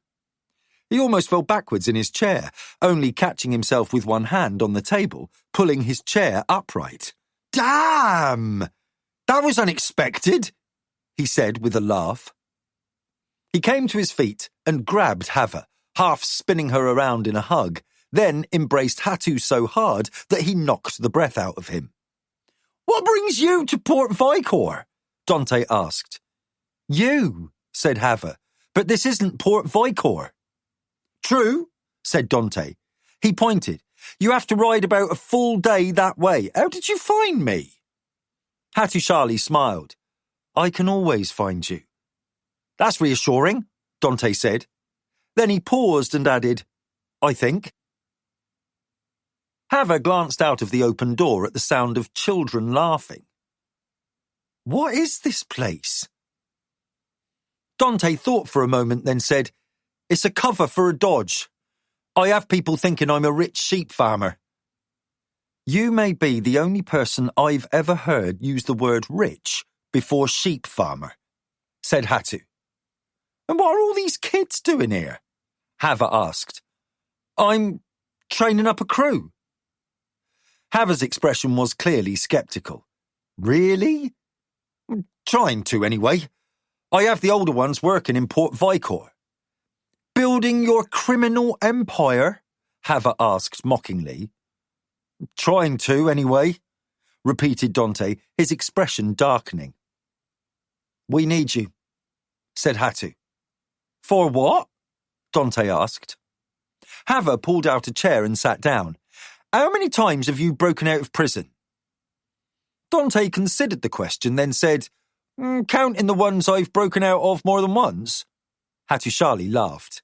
Dante said, Don't know. I've lost count. How would you like to risk your life on a strange world breaking someone out of prison? Hattusili asked. Dante blinked. Really? Yes, Hava said. What's in it for me? Dante asked. No one has ever broken out of this prison, said Hatu. It's in the lowest level below a fortress where lives a king. It's never been done in the history of this world. Dante gave Hattusili a sidelong look. Never? Hava added, never in the century since the prison was built. It's extremely dangerous. Extremely, Dante repeated. Absolutely, said Hatu. Who are we breaking out? An angel, said Hava. Dante's lips twitched in a smile, and then he grinned. I'm in. He stood up. Let me go tell my man out there I'm going off for a while, and to send a message to my boys in Port Vicor. Then we can leave. He hurried outside. Hava chuckled, then looked at her husband. Is this a good idea? Hatu gave her a crooked smile. No, but it's the only idea I have. This is David Thorpe. We hope you have enjoyed this unabridged production of A Darkness Returns, Book 1 of the Dragon War saga by Raymond E. Feist.